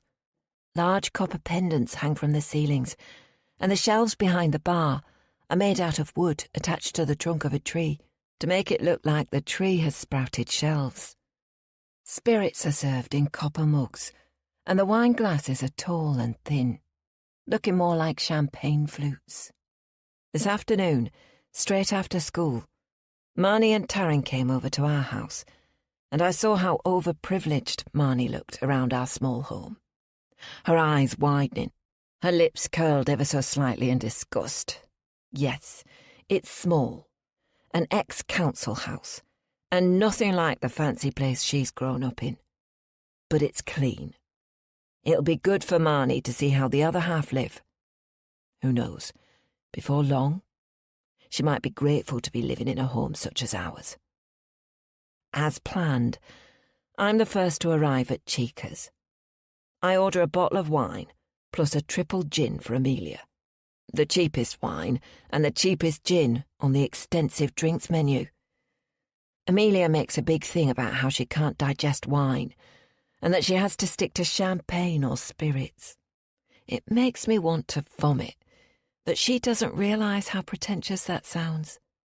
Anyway, I hope she appreciates my kind gesture. Making sure no one is looking, I drop the pill into the gin and tonic and give it a quick stir with a glass stirrer, just as Romy arrives, annoyingly early as always. Katya and Amelia aren't far behind.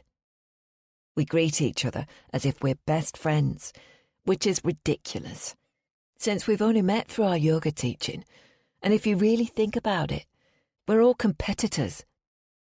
All the same, it suits me to play along. This is a cute place, Romy says. Cheers. She holds up a glass of wine. We all raise our glasses. Goodness, I need this, Amelia says, taking a large sip of her gin. Thanks, Paige. I nod. The talk is the usual mundane chatter, mostly bitching about Vanessa. She's not the most pleasant of characters, but it might be worth us remembering that she is our boss. If it wasn't for her, none of us would be teaching. Amelia gets drunk very quickly, and fortunately, I don't think the others really notice. She's particularly loose-lipped, complaining about Hudson, going on about her yoga studio dream yet again. Boring. The next round is on her, and she orders herself another gin and a further bottle of white wine for the rest of us. No doubt better quality this time. I make my excuses and disappear to the toilets.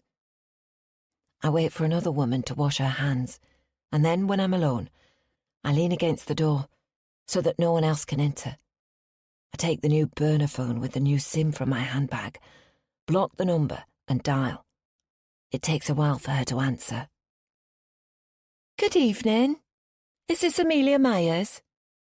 I put on a strong Liverpudlian accent, an accent that I've perfected over the years. Yes? I'm sorry to be disturbing you, Mrs. Myers, but I'm calling from Redcore Bank, and I can see that there has been fraudulent activity on your account. Please can you give me your account holder number? For verification purposes. There's a long pause, and I can hear the clatter of glasses and the hum of voices in the background. How do I know you're really the bank? She asks. She's definitely slurring the words now. Please feel free to call me back on the number on the reverse of your card. However, I would urge you to change your password. May I read out the last transactions you've made? Sure, she says. Chica's Wine Bar, 5 minutes ago. Prior to that, the purchase of an Apple MacBook for £3,055 at 5:55 p.m. today. And prior to that, an online purchase from John Lewis to the value of £943. You've exceeded your credit card balance by £3,000. No, Amelia exclaims. I haven't bought anything today except a round of drinks. These purchases did flag up as being unusual. Hence the reason for this call. I can block your card with immediate effect and look into getting these charges reversed. However, I need you to change your password. Can you do that, Mrs. Myers? Yeah, of course, she mumbles. I do need to ask you a few further questions for verification purposes. Who do you have direct debits with? Not sure, Amelia says. I cut in. I won't keep you long, as it sounds like this is not a good time. Please confirm the balance on your account. Which account? The words are drawn out. Your current and savings accounts, I say.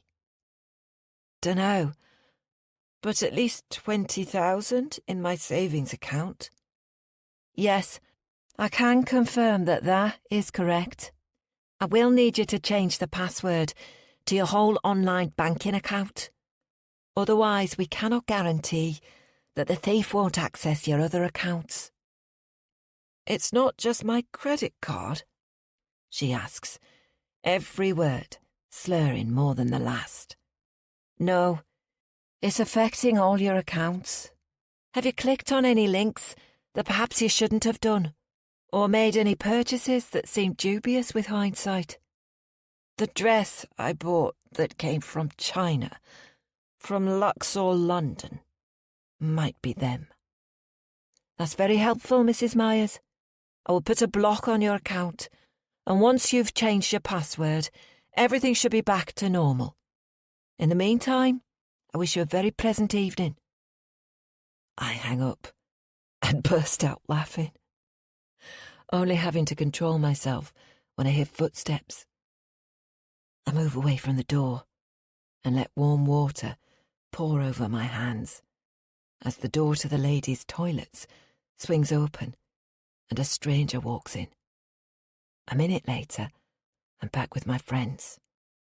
You look like you've seen a ghost, I say, placing a hand on Amelia's shoulder as I return. To my delight, Romy and Katya are deep in conversation and don't even glance up as I slip back into my seat.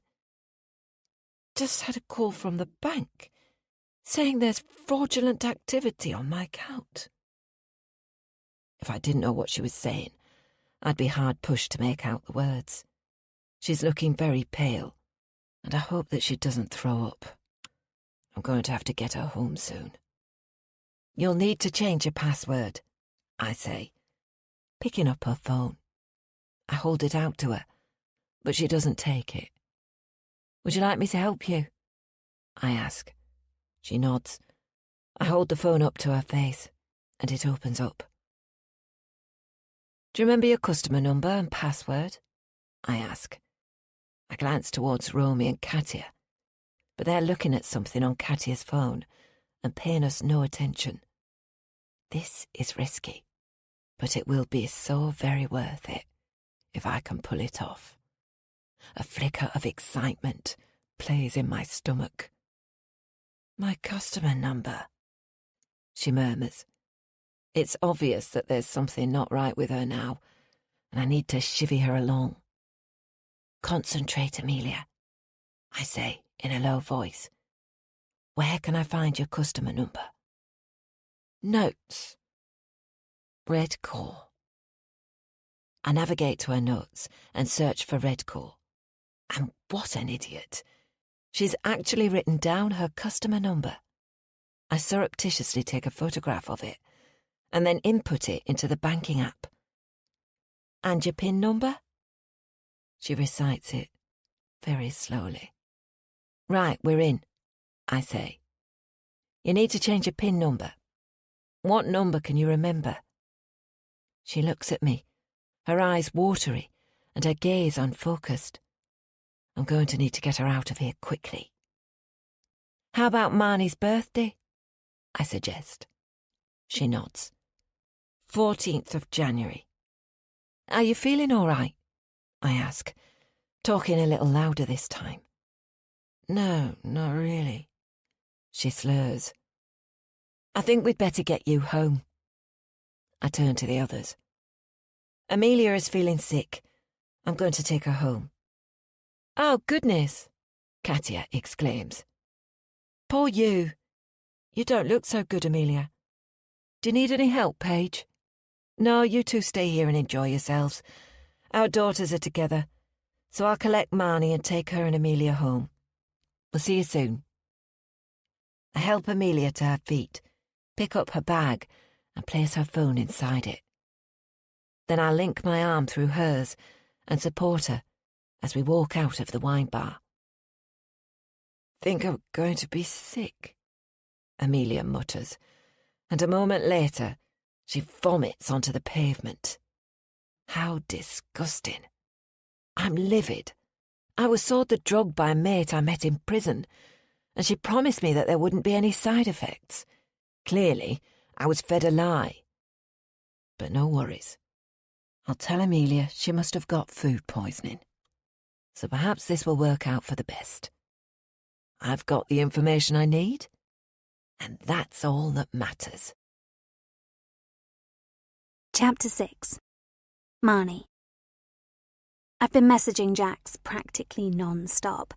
It feels like he's the first person in the whole world who truly understands me. I'm pretending that I'm 20 and in my final year at uni, studying psychology, because it must be fun knowing how the human brain works. I thought about saying I was studying music management, but reckon that was too risky. He and I share the same taste in music, and he seemed really impressed that I know so many upcoming bands and spend hours on Spotify checking out new music. He said I should think about getting a job in music if my singing career doesn't take off. I wonder if he'll be able to help me.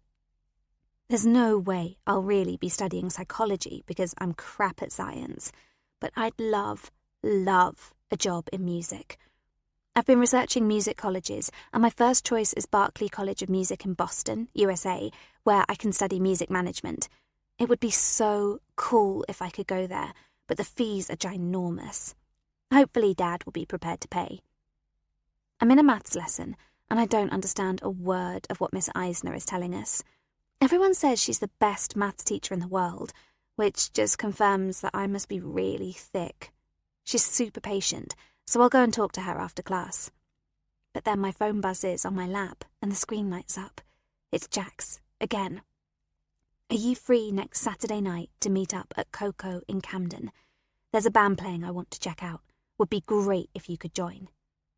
I squeal, and Miss Eisner locks her eyes on mine. Is there something you'd like to share with the class, Marnie? She asks. No, I'm sorry, I say, my face reddening. She walks along the centre aisle, passing everyone else's desks, until she's standing next to mine. I try to shove my phone into my pocket, but she sees me. She holds out her hand, and I've got no choice but to give it to her. The rest of the class snigger. What if she sees the messages? That would be a complete disaster. She takes the phone and walks back to her desk, slipping it into a drawer. Come and see me after class, Marnie, she says. I wish Taryn and I were in the same lessons, but she's in the top set and I'm in the bottom one. I can't wait to show her the messages later. She's going to be completely stoked for me. When the class finishes, I pick up my rucksack and walk to the front of the class, ready to be scolded and given an order mark. Except Miss Eisner surprises me. "Are you finding these concepts tricky?" she asks. I nod and, annoyingly, find tears starting to well in my eyes. "First of all, you know that it's forbidden to be using your phone during class." "I'm sorry," I murmur. "I won't do it again." "I'd like you to stay behind after school on Thursday, and I'll talk you through what we're studying this week to make sure you understand it. But I'm only prepared to give my time to students who are committed to working. If you don't put in the hours and concentrate in class, next time I won't be so lenient and you'll be in line for a detention. And keep your phone switched off during the school day. Do you understand, Marnie?" I nod my head and mutter, "Thank you so much, miss." She reaches into her drawer and removes my mobile phone, handing it to me without so much as glancing at it. Such a relief. I scurry out of the classroom and head towards Taryn's locker. As expected, she's there waiting for me so we can go to lunch together. My other friends seem to have melted away, but I don't care, because Taryn and I are really tight. "You are not going to believe it," I say, opening up my phone. "Jax has invited me to meet IRL the weekend after next." Taryn's eyes widen. "But what are you going to do? He'll know you're not 20 when he sees you, and how will you get into a club when you're so underage?" "I don't know. I'll worry about that nearer the time. But first, I'm going to accept." "You're going to London all by yourself at night?" she asks. Taryn looks super impressed. "I'll find a way." I send Jax a message. "I'd love to. Can't wait to meet you." It's really tough getting through the day because all I can think about is how I'm going to get to London at the weekend.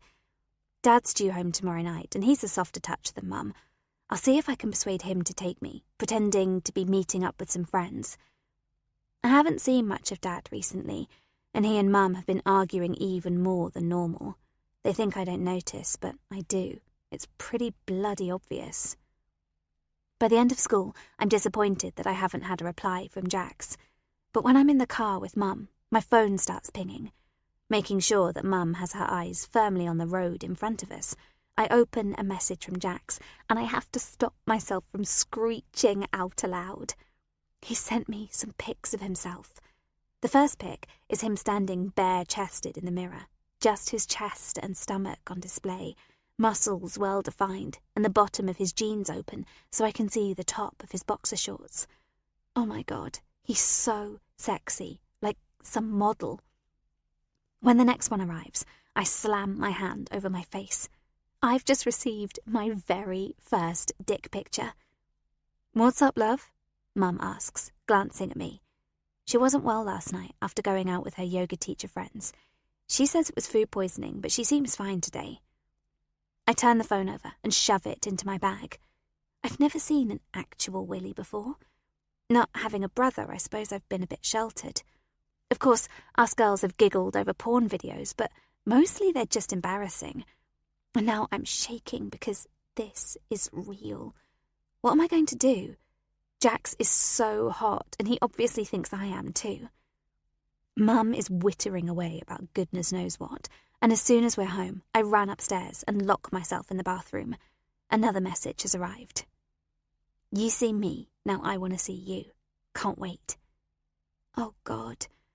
I know this is the sort of thing we're not meant to do. They've told us this at school, and Mum gave me a lecture a year or so ago. But he sent me his pics first, and he's a real person with the coolest job ever.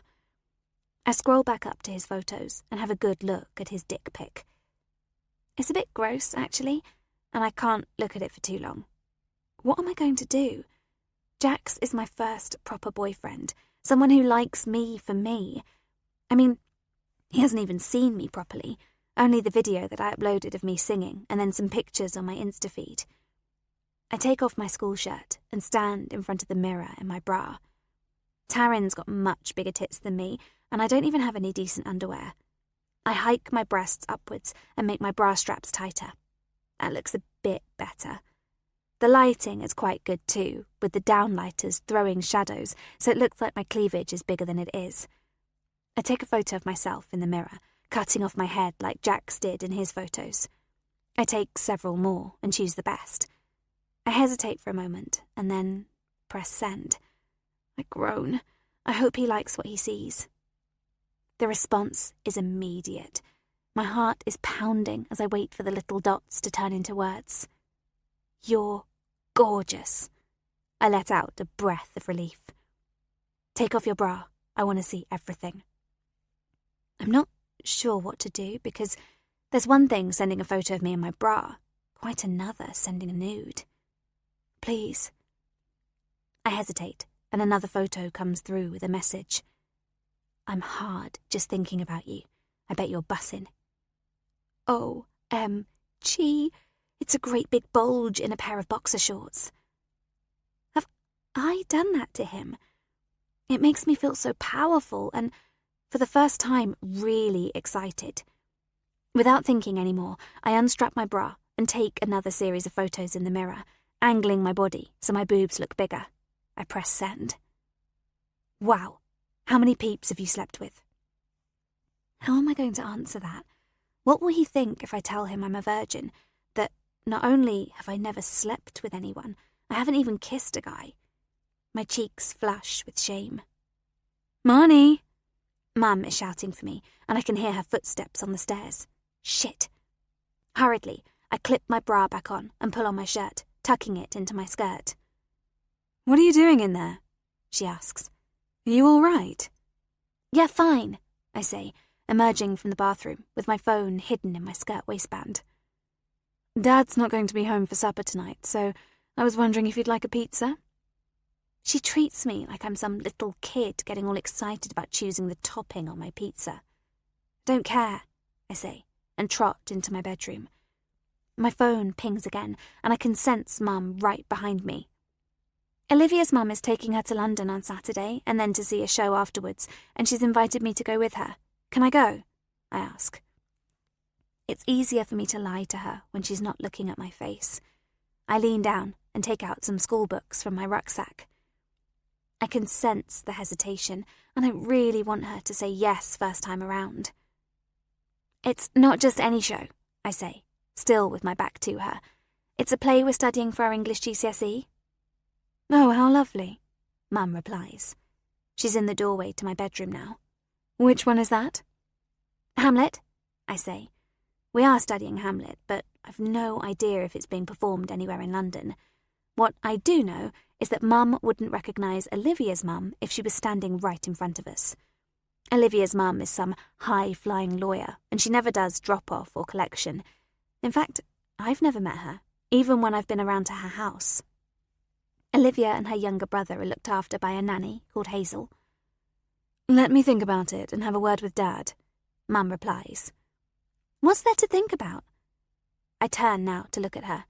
"You can't carry on wrapping me up in cotton wool forever." Mum flinches. We've had this conversation so many times. The thing is, after I nearly died from meningitis, Mum became increasingly protective of me. It was okay for the first year, but now it's stifling.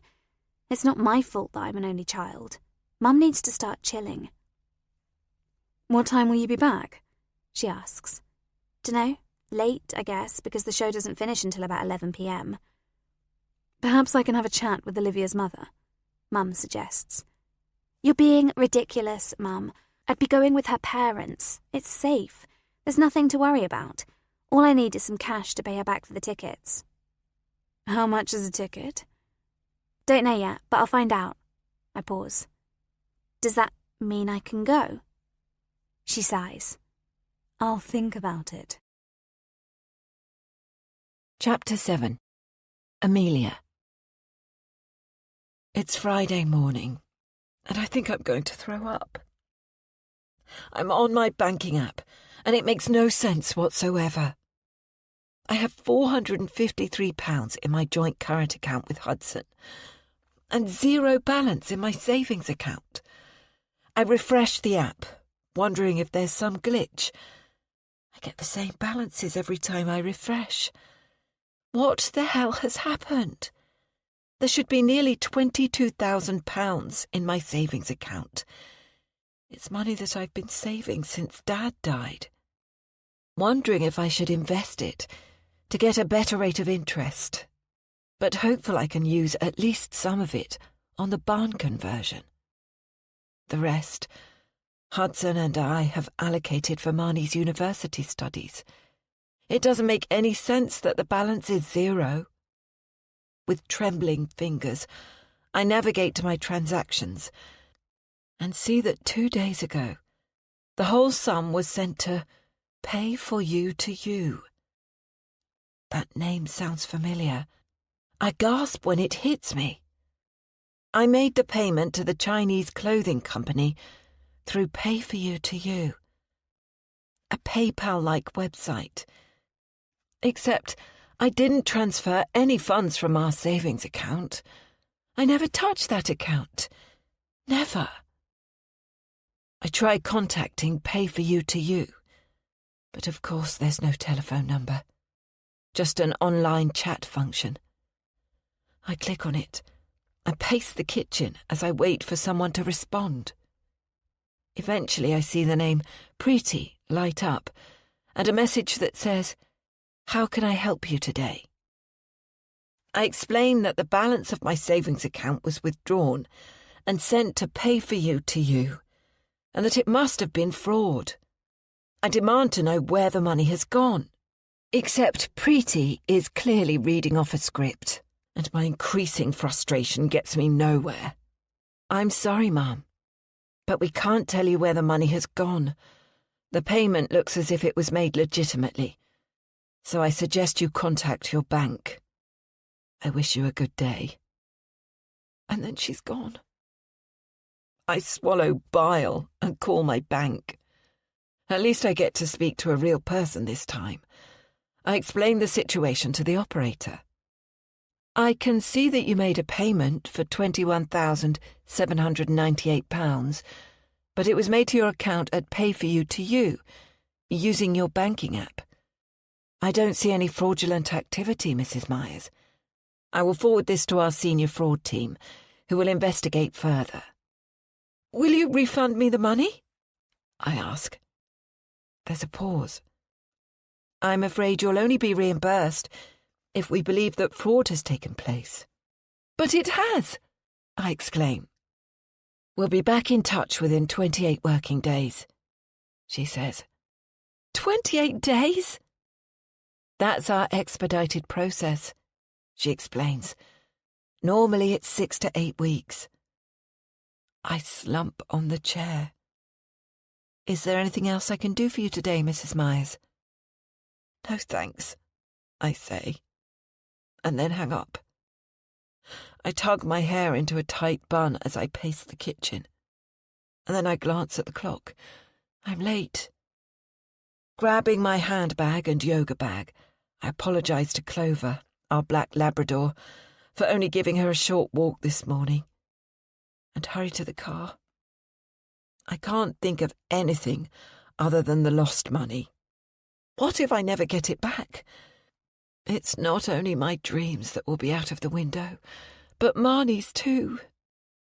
It was meant to be our nest egg for her university education. And how am I going to tell Hudson? He'll be home tonight. My yoga class is full, as it normally is. Yet I just can't muster the energy that I usually bring to the class and have to force myself to stay present. No one complains, but my ladies leave faster than normal. There's a knock on the door, and Romy pops her head around. "Are you recovered?" I tilt my head to the side. "When we went out to Chica's, Paige said you were feeling ill and you left early."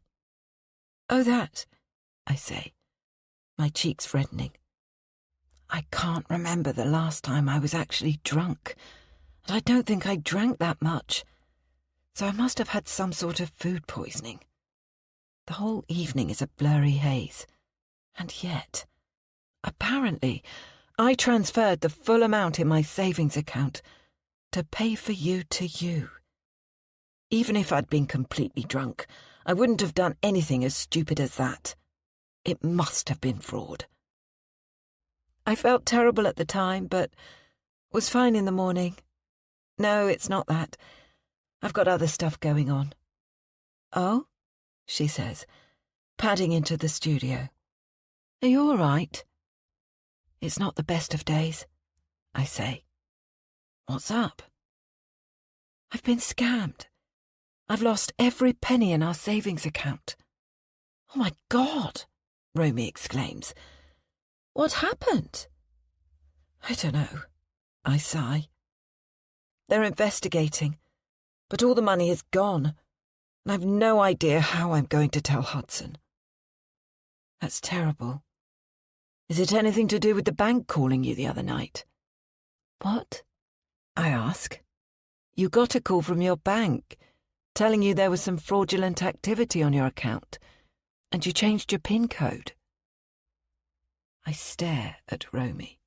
I have literally no recollection of that. Why can't I remember it? I fumble in my bag for my mobile phone and search back through my calls received list. Romy is right. I received a call from a withheld number at 8:15 p.m. on the night we were out. I look at my banking app and I see I supposedly made the transfer at 10:23 p.m.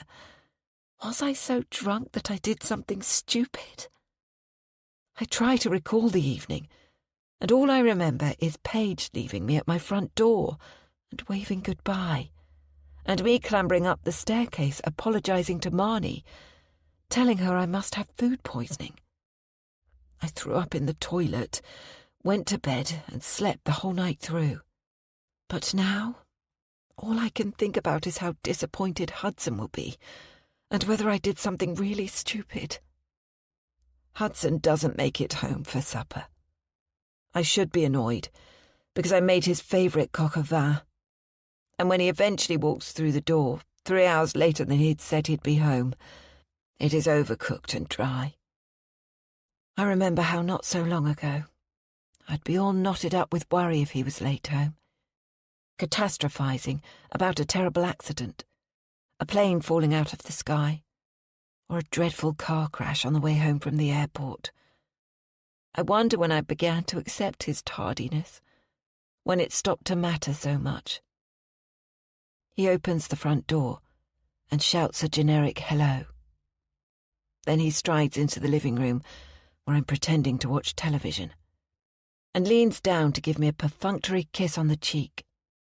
He catches his shoe on the edge of the coffee table and grumbles an expletive before disappearing upstairs. It strikes me that he's permanently angry these days, muttering obscenities over the smallest of things, such as a bin bag splitting or him losing his keys. Sometimes I think he's angry with me, that perhaps he wants a new life, the one that we dreamed of, but that never materialised. Yet he seemed genuinely shocked when we had our futile conversation, and I don't want to open that can of worms again. Despite everything, I still love him. Marnie comes bouncing into the kitchen. Dad says I can go to London with Olivia. She grins. A small and quick victory that under normal circumstances would infuriate me. Except today, I'm not that bothered, because all I can think about is the money. The money that was allocated to her tertiary education. The money that has vanished. Hudson has changed into casual clothes, his hair damp from the shower. "How are my favourite 3 girls?" he asks. Clover pushes her nose into his legs, and he strokes her soft black back. Even though he's asking the question, Hudson isn't smiling. We never laugh together anymore. Marnie says, "I'm going to bed. See you in the morning." And she's gone, before either of us can attempt to hug her or wish her a good night. It's like we're all little planets, floating around each other, making sure we don't knock each other off our lonesome trajectories. Hudson slumps into his armchair. "I'm exhausted too," he yawns.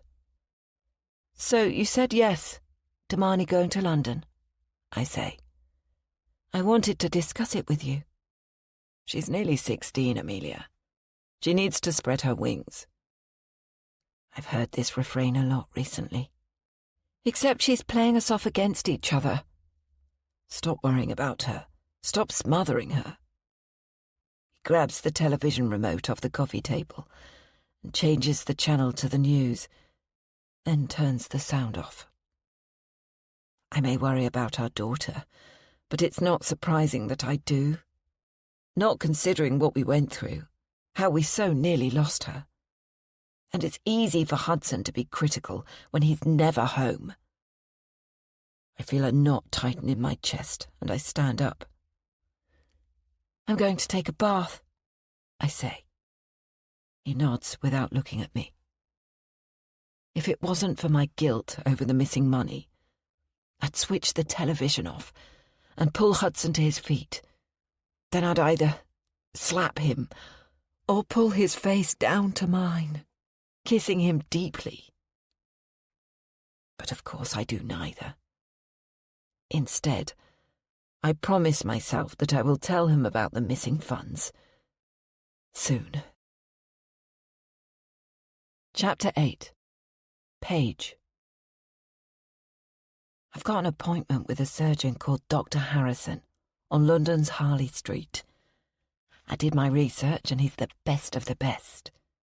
A cosmetic surgeon with literally thousands of 5-star reviews, praising him on creating perfect faces for his clients. I don't want to look completely different, and I certainly don't want pouty lips and overly chiselled cheekbones.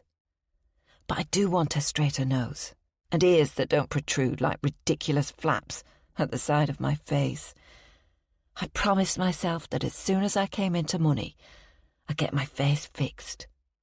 When I was a kid, Mum took every opportunity to tell me I was fat and ugly, and I'd never find myself a man. Well, she was wrong about that.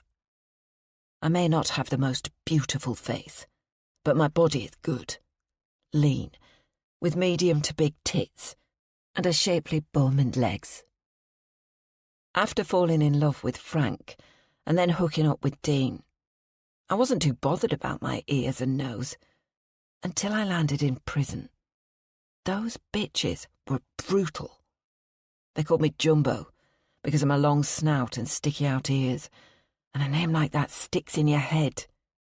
It doesn't help that my new profession as a yoga teacher means I'm surrounded by other women, many of whom have definitely had work done, even if they proclaim they haven't. I'm pretty sure that Amelia has regular Botox, and those boobs are definitely too perky to be her own. Not that she'd admit it, of course. So, here am I, sitting in a waiting room that looks more like the lobby of an exclusive 5-star boutique hotel. There's a book on the table with photos showing the before and after pictures of Dr. Harrison's clients. If I didn't know better, I'd think they'd been photoshopped. Some of the women look like dogs before treatment, and afterwards, whilst they might not grace the pages of a magazine, they're attractive enough. I've already got good bones, so it shouldn't be too hard for the doctor to make me look stunning. A woman enters the waiting room, dressed in a designer suit, her hair scraped back off her symmetrical, overly smooth face. Miss Miller? Yes, that's me, I say, standing up. Dr. Harrison is ready to see you now, if you'd like to follow me. We walk along a plush, carpeted corridor, with paintings of mountains lining the walls, and then she pushes open a door. Dr. Harrison stands up from behind his desk. The room is large and bright, with an examination bed along one wall and a bowed window looking onto the street beyond. Please take a seat, he says, indicating to the chair opposite him. It's a pleasure to meet you, Miss Miller. He glances down at a form on his desk, no doubt the form that I had to fill in online, given my credit card details and a brief explanation as to what I want to have done. So, You're looking to adjust your nose and pin back your ears, is that correct? I nod. Before I examine you, I'd like to understand why you feel you need to have the work done. Sorry? I say. Regrettably, there are too many unscrupulous doctors out there who will give their clients whatever they request, rather like picking something off an extensive menu.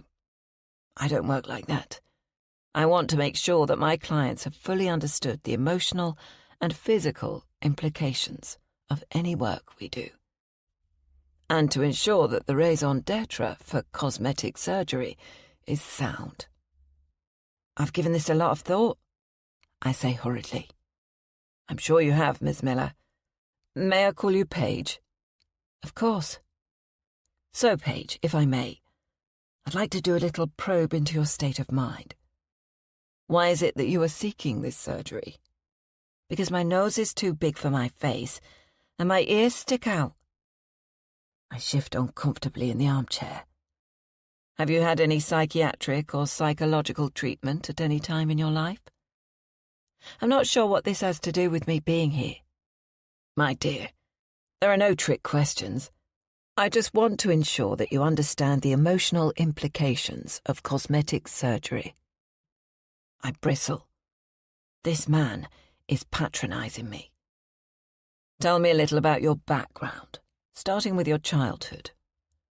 I open and close my mouth. My background is none of this man's business, and I most certainly will not be sharing my secrets with him. I don't see how that's relevant. We need to ensure that we're a good fit, you and me, he says. Humour me by answering a few of my questions, and then we'll do a physical examination.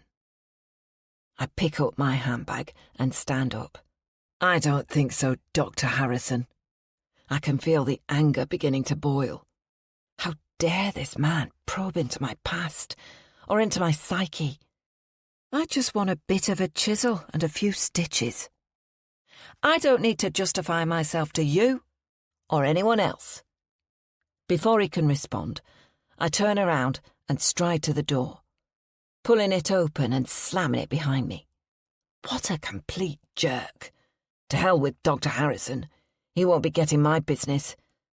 I stride quickly, but I hear footsteps behind me. Miss Miller, a female voice says, we will be taking payment for your initial consultation from your credit card. I look over my shoulder at the woman who collected me from the reception room and stick my finger up in the air. Fuck off to that, I say, and literally run out of the front door. I'll cancel the card, and then they can stick it. I'm raging as I stride down Harley Street. What a hideous experience. I'm going to have to find someone else who doesn't ask such probing questions. My breathing is fast and shallow, and I pick at the scab on the palm of my hand, welcoming the pain as little droplets of blood rise to the surface. I find myself on Marylebone High Street, walking by a jewellery shop. In the past, I might have stolen a few items from such an establishment, but today, I have money in my pocket. Besides, I can't take the risk.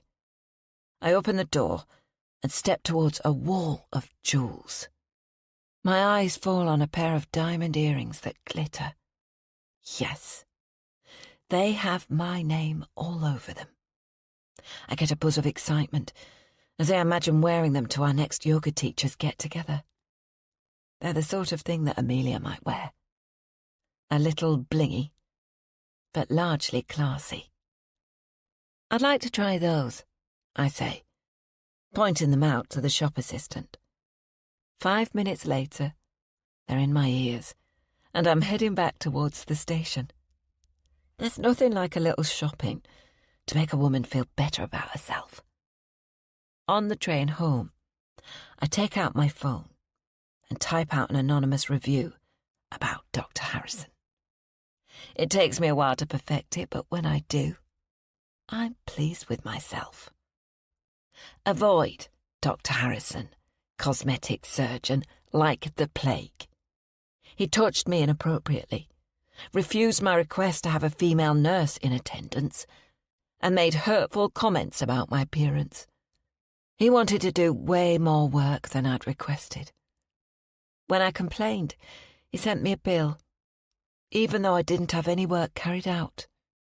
I'm told that lots of women have complained about him, but he employs a PR agent to squash all the negative reviews. You've been warned.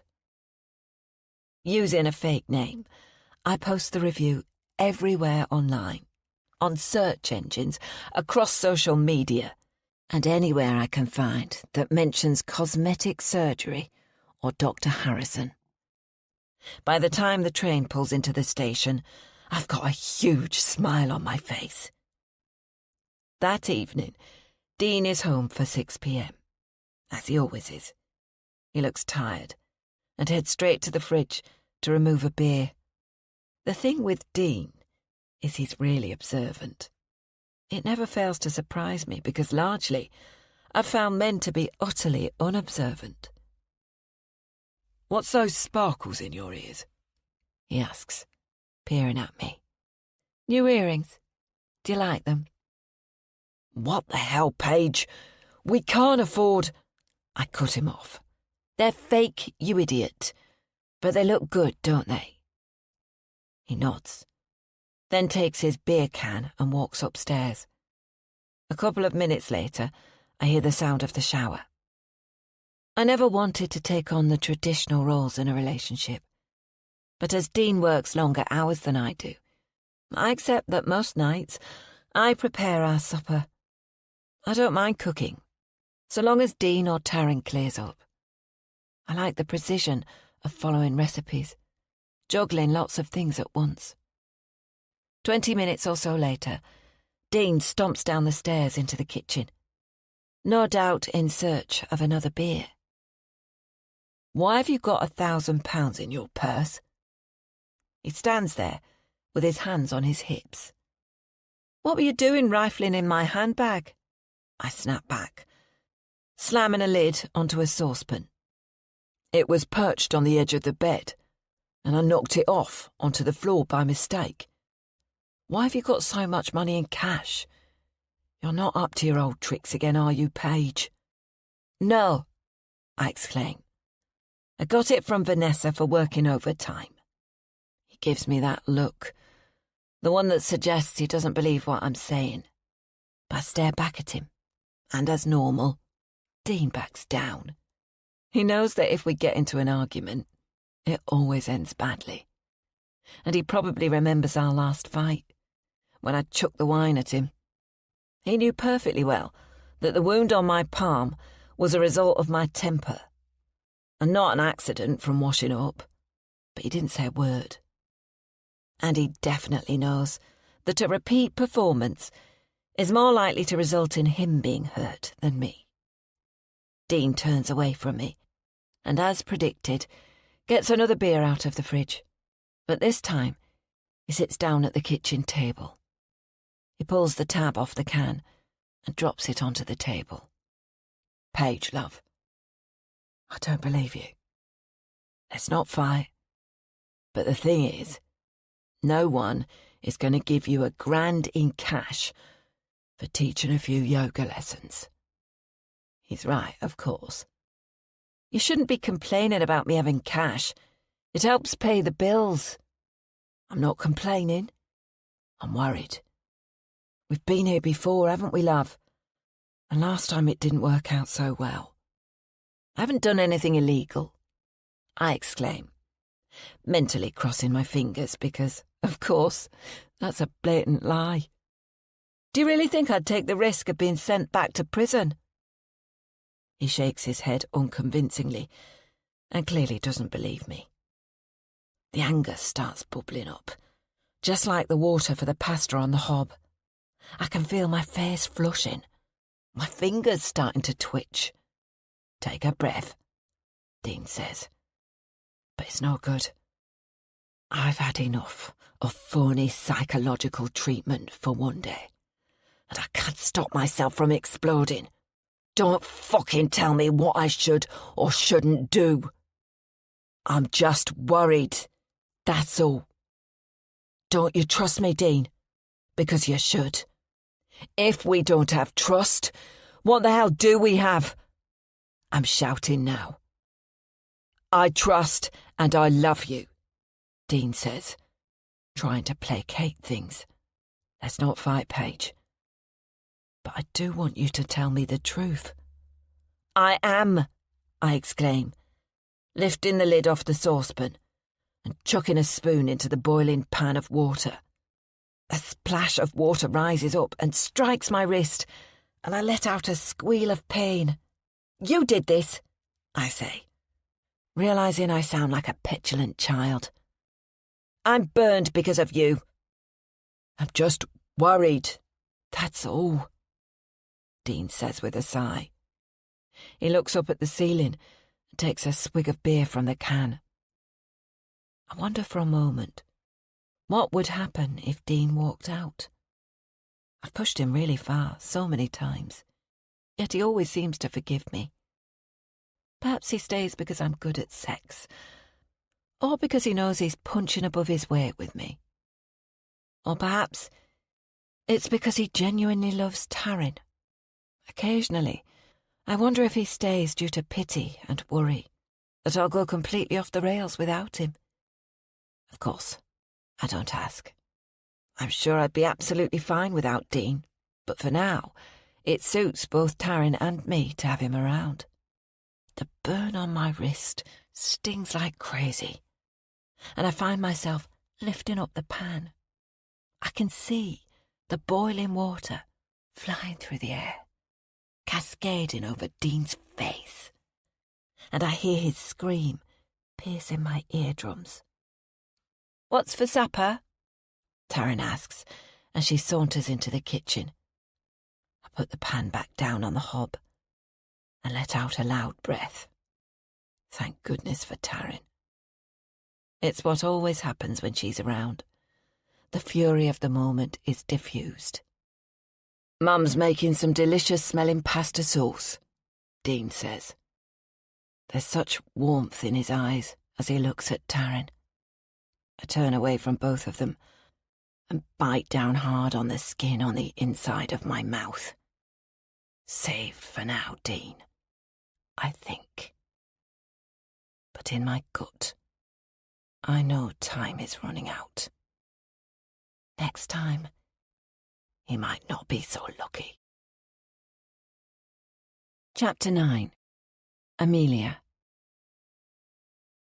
We need to talk, I say to Hudson, as he dumps his briefcase and coat and slumps into the kitchen. My heart is hammering.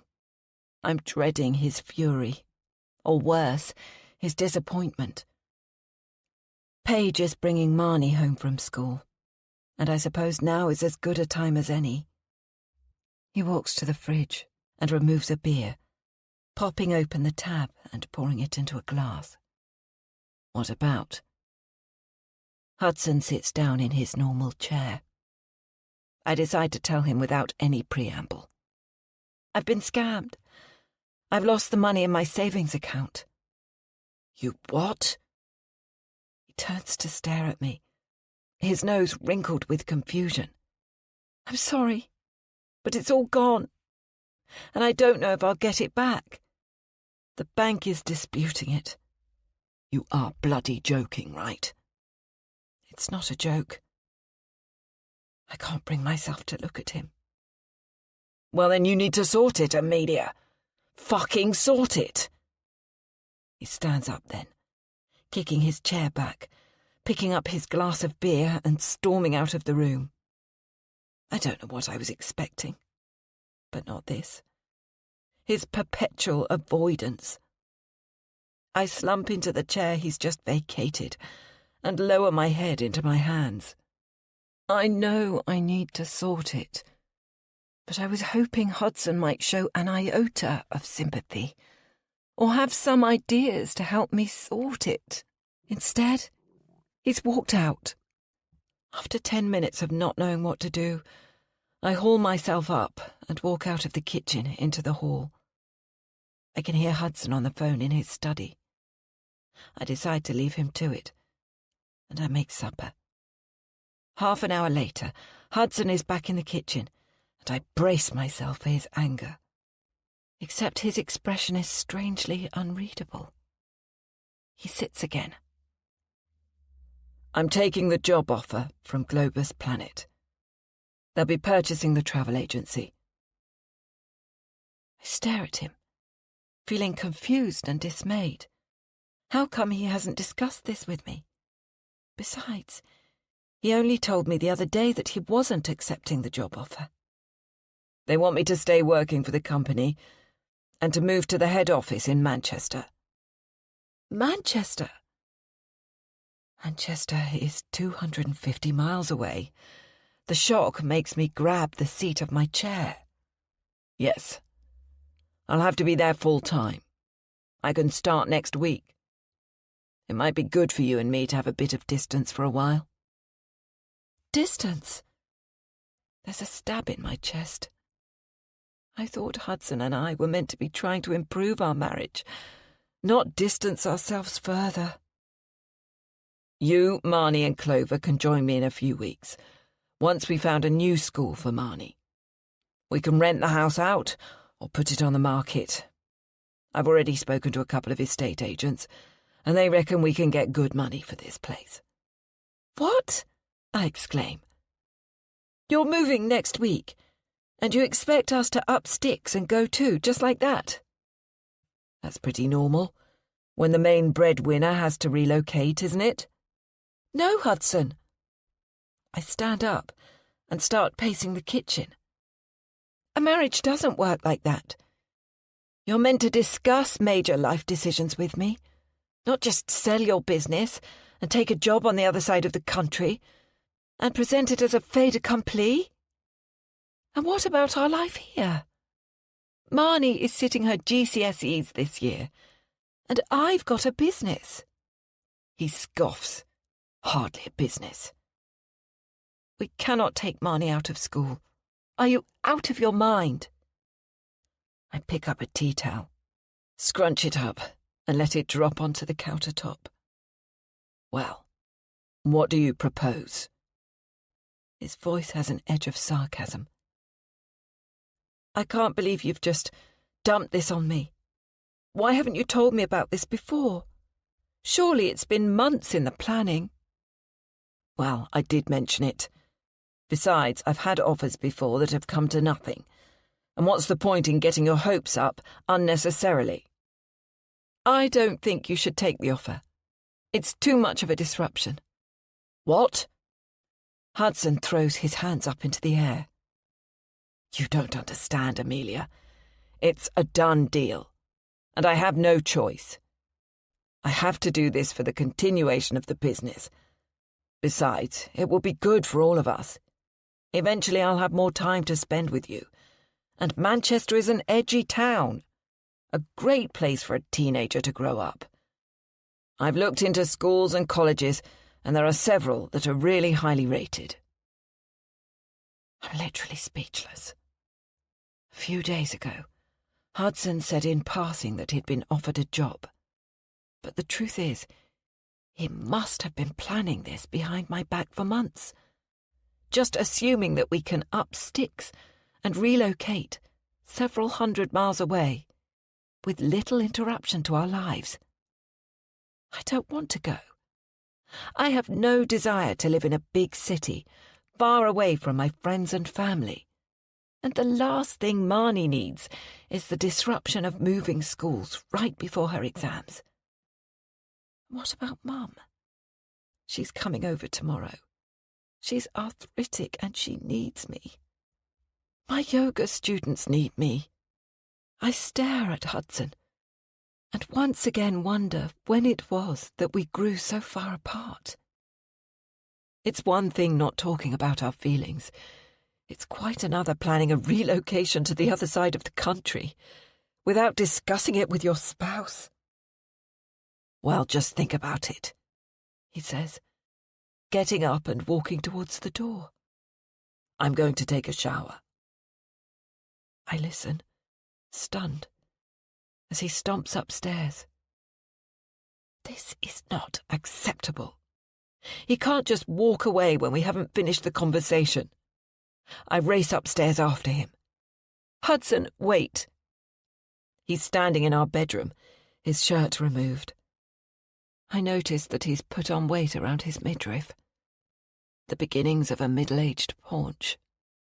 A few hairs on his chest are turning grey.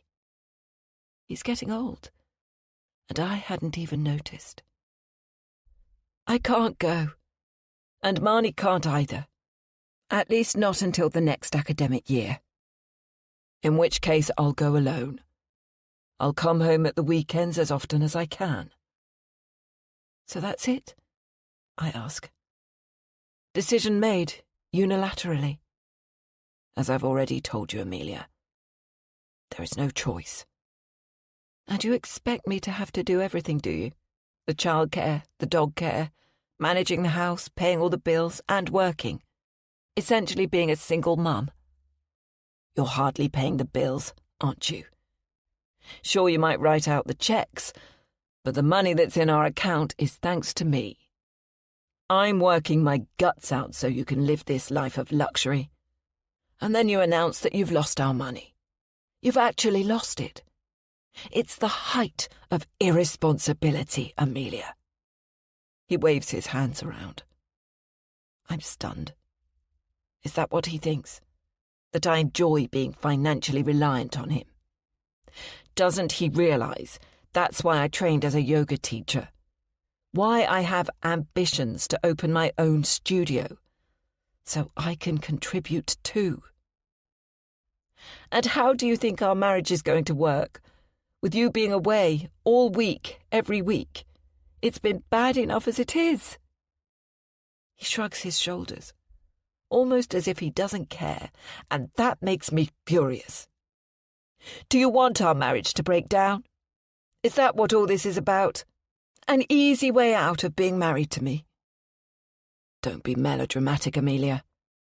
This is a great job offer, and one we can't afford to turn down. If you won't move, then what's the alternative? We'll just have to try a bit harder, won't we? But I am trying, I exclaim, feeling exasperation.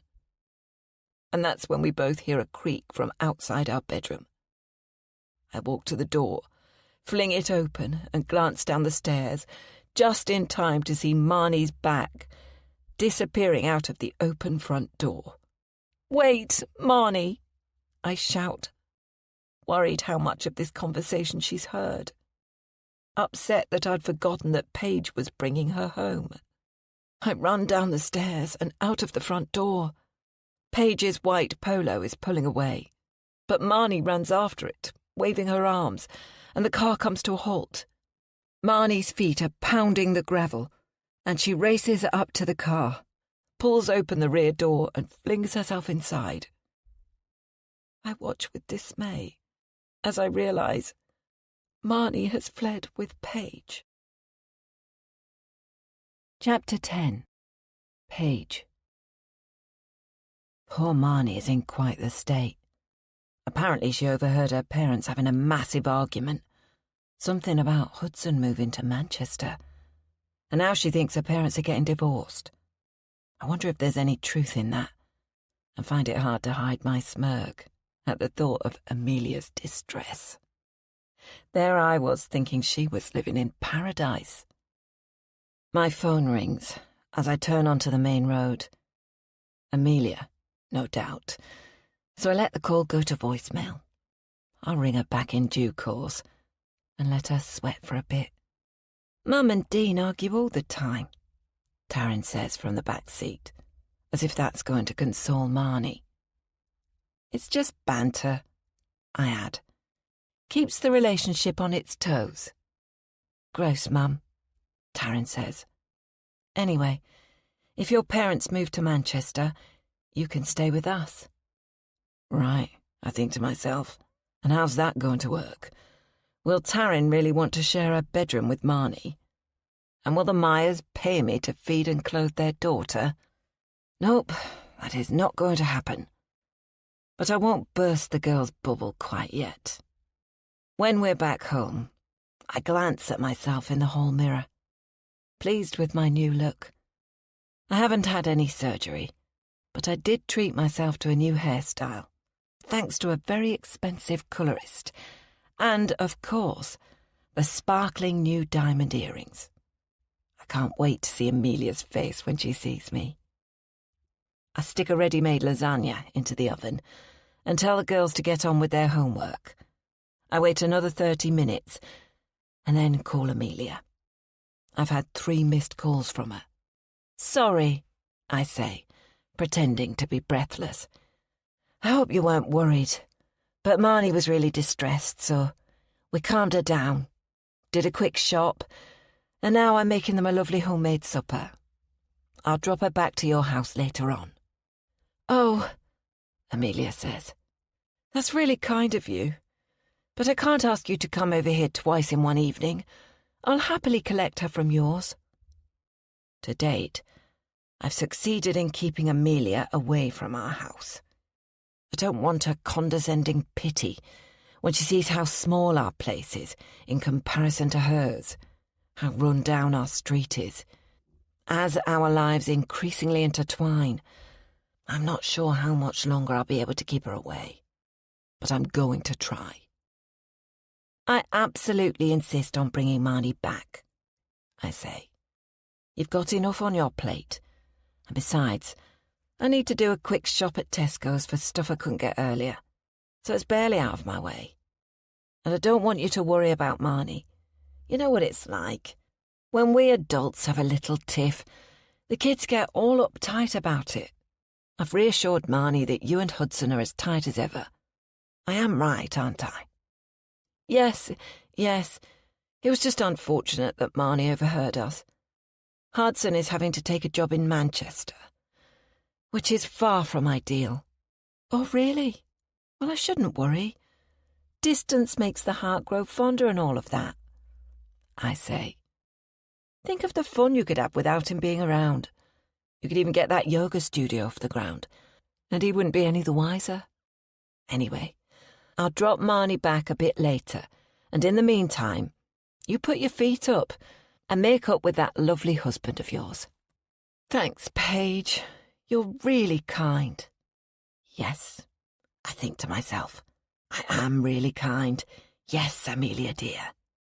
You really can trust me. I drive Marnie home at 10:30 p.m, which I'm sure is much too late for a school night. I can imagine how twitchy Amelia will be, but indebted to me as she is, there's not much she can do about it.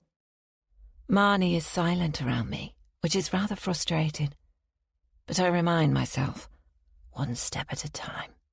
The lights are all on in the Myers residence. Such a waste of electricity. So typical of the rich. Marnie hops out of the car, and I follow her. Amelia is at the front door before we reach it.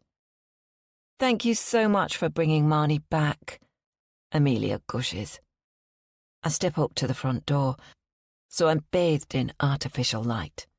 My earrings should be glistening, and my hair all shiny. Except, frustratingly, Amelia doesn't seem to notice. Are you teaching tomorrow? I ask. I am. Great. Me too. Let's catch up for a coffee. I hope you mended things with Hudson. With another quick shake of my new locks, I head back to the car. Amelia shuts the front door before I'm even inside. She's such a self-centered, selfish woman. It makes my blood boil. The idea hits me as I'm driving back home. Why am I never the centre of attention? Why does no one truly notice me? That might sound a little childish and all me. But when you've been through as much hardship as I have, I think it's a fair enough thought. Why don't nice things ever happen to me? Am I less deserving than Amelia or Katia? In many ways, I should be more deserving, because I wasn't born with a silver spoon in my mouth. My mother hated me, and never failed to remind me how much of a pain in the butt I was to her. But at the same time, expected me to wait on her hand and foot. I've had to work for every little thing myself. I've suffered terribly. I think of how beautiful Katia looked on her wedding day, how she was the centre of attention, and it gets me thinking. Dean has asked me to marry him loads of times, and I've always said no. I mean, what's the point? It's not like I'm going to inherit a fortune from him when he dies. And he's a good dad to Taryn, whether we're married or not. Except, perhaps now is the time to say yes. I've got money, and we can afford a lovely wedding. And it's about time that I'm the centre of attention. I let the thought drip feed overnight, and the more I think about it, the better an idea it becomes. The next day, I finished my one and only yoga class.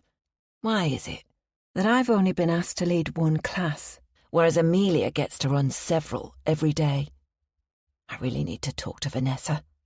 Except this morning, I'm leaning into positivity and self-love, whatever the hell that is. I see Katia and Amelia chatting next to the water machine, and I hurry towards them.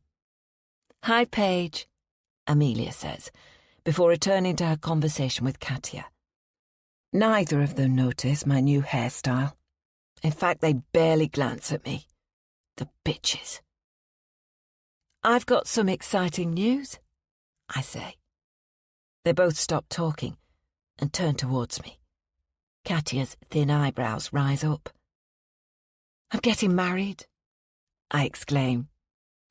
"Oh my goodness, that's fantastic news," Amelia says. "When did Dean ask you?" "He's asked me numerous times over the years, but this time I actually said yes. It's so exciting." "Congratulations," Katia says, although there isn't much enthusiasm in her voice. Perhaps she thinks it's too soon for her to be usurped as the blushing bride. Stupid cow. Anyway, it's a bit hush-hush at the moment, as we haven't even had the chance to tell Taryn, so if you wouldn't mind keeping it to yourself for a few days. Amelia does that silly zipping up of her lips motion, and with a spring in my step, I hurry away. For once, Taryn comes straight home after school. "Darling," I say, putting my arm across the kitchen doorway to stop her from leaving the room. "I've got a huge favour to ask of you, and if you say yes, I'll give you £100. She eyes me suspiciously. "Could you go to Marnie's house this evening, or otherwise stay up in your room?" "Why?" She crosses her arms over her chest. "Because Dean and I are going to have a romantic dinner. I'm doing it as a surprise for him." "Why?" She scrunches up her nose. "Just because. We need to do these things to keep our relationship alive." "Gross, Mum. I can't go to Marnie's. Her grandmother is over." "Well, you can stay upstairs then. I'll make you some food and bring it up on a tray. And if you keep out of our hair for the evening, I'll give you £100 as a thank you." "Since when have you got £100 to spare? Normally you're so tight, can't even get £1 out of you." "I've come into a bit of money recently. Not that it's any concern of yours." I see a flash of worry on her face. "All above board," I say. "Now chop chop, and I'll bring you some food later." I spend the next hour preparing steak, chips, and mushy peas for Dean, his favourite meal. It's not exactly gourmet, but Dean has simple tastes. I've got a bottle of champagne cooling in the fridge and a ready-made chocolate gâteau, which I'll pretend I made.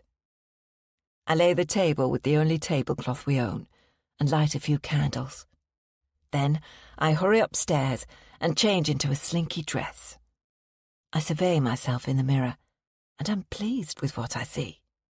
Sure, the nose and the ears aren't fixed yet, but my body is both curvy and toned, and I look $1 million. And then I hear the slamming of his van's door. There's loud, thumping music coming from Taryn's bedroom, but at least her door is closed.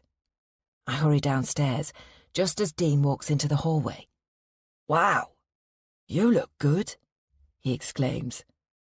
I throw my arms around his neck, even though he's wearing his overalls and stinks of sweat and the faint hint of drains. Dean appreciates me, and that feels good. "I'm cooking you your favourite meal, so hurry up and get showered," I say, ushering him upstairs. "What is it? My birthday or something?" He grins. I pat him on the backside, and he climbs the stairs. Half an hour later, and he's sitting at his normal place at the kitchen table. I wish he'd made an effort with his clothes and had bothered to shave. But he's not to know how special this evening is going to be. "What's all this?" he asks, gesturing at the lit candles and neatly laid table. I don't answer, but walk to the fridge, take out the champagne, pop the cork, and pour us each a large glass. "There's something I want to ask you, Dean Smith," I say. I wonder if I should get down on one knee, but the dress is really tight, and I think I'll pop the zipper. Dean's eyes widen. "Stand up," I say, as I hand him the glass of champagne. He's frowning now. "Will you marry me?" I ask, fluttering my eyelashes and pouting my red lips ever so slightly. "Seriously?" he asks. "I'm dead serious." "Of course I will, you silly cow," he says, placing his glass on the table and wrapping his thick arms around me so that the champagne slops out of my glass. The silly cow bit wasn't quite the reaction I was hoping for, but Dean looks truly chuffed. He smashes his lips down on mine and shoves his tongue into my mouth. I pull back. "Steady on, tiger," I say, putting the palm of my right hand on his chest. "We've got a yummy meal to get through first." "I haven't got you a ring, though," Dean says. "Don't worry, there's time for that. I can't afford much, love, and I know you like your diamonds. I've got a bit of cash. I can lend you the money, and then you can pay me back," I suggest. Dean looks a bit suspicious, but doesn't say anything. "I can't believe you actually want to do it," he says. "After all these years. You've been good to me and good to Taryn. I think we should formally become a family, don't you?" It strikes me that neither of us has said that we love each other. In fact, I'm not sure we've ever said it. But then Dean's is a means to an end, and he's not the sort of bloke to rock the boat. He's steady, is my Dean, and that's what Taryn has needed. Steadfastness. I finish off the steaks and pile his plate up high. "Smells delicious, Pagey," he says. He only calls me Pagey during sex.